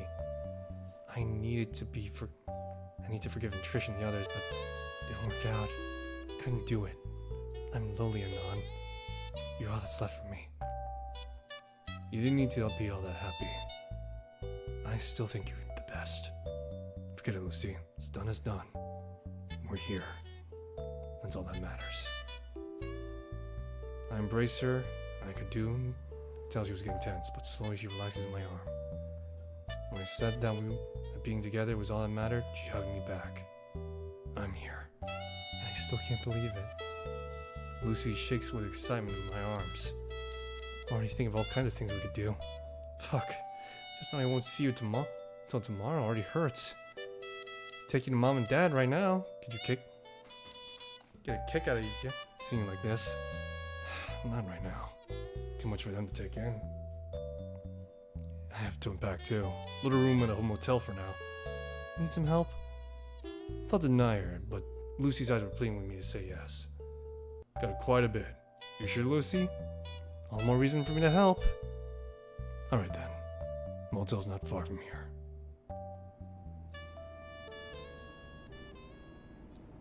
Wasn't kidding when I had a lot to unpack. The luggage I brought with me, heavier memories spent in the arid desert. Felt a different side of Lucy I'd partially forgotten. Her tender hands rubbing against my scars littered my chest. As the warm night, glow dawn, lit the messy motel room.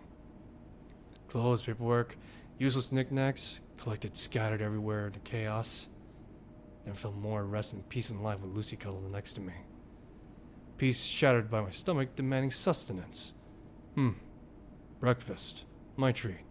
Breakfast tastes sound nice. By my family. Mom would love to see you again.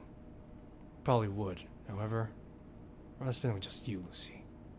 Grin as Lucy's face turned beet red. Never were this smooth a talker, Nanon. But fine. Definitely want them to see you. Tomorrow then? Tomorrow. I'll tell them first. Get them hyped to see you. That's great. So, tomorrow. Yes.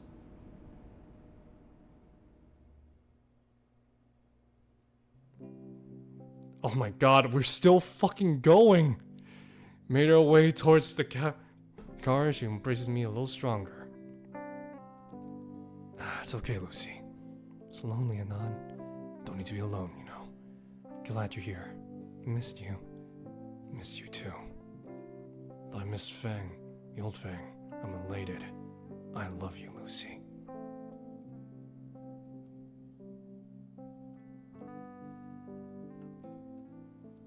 Oh my god, it's finally over.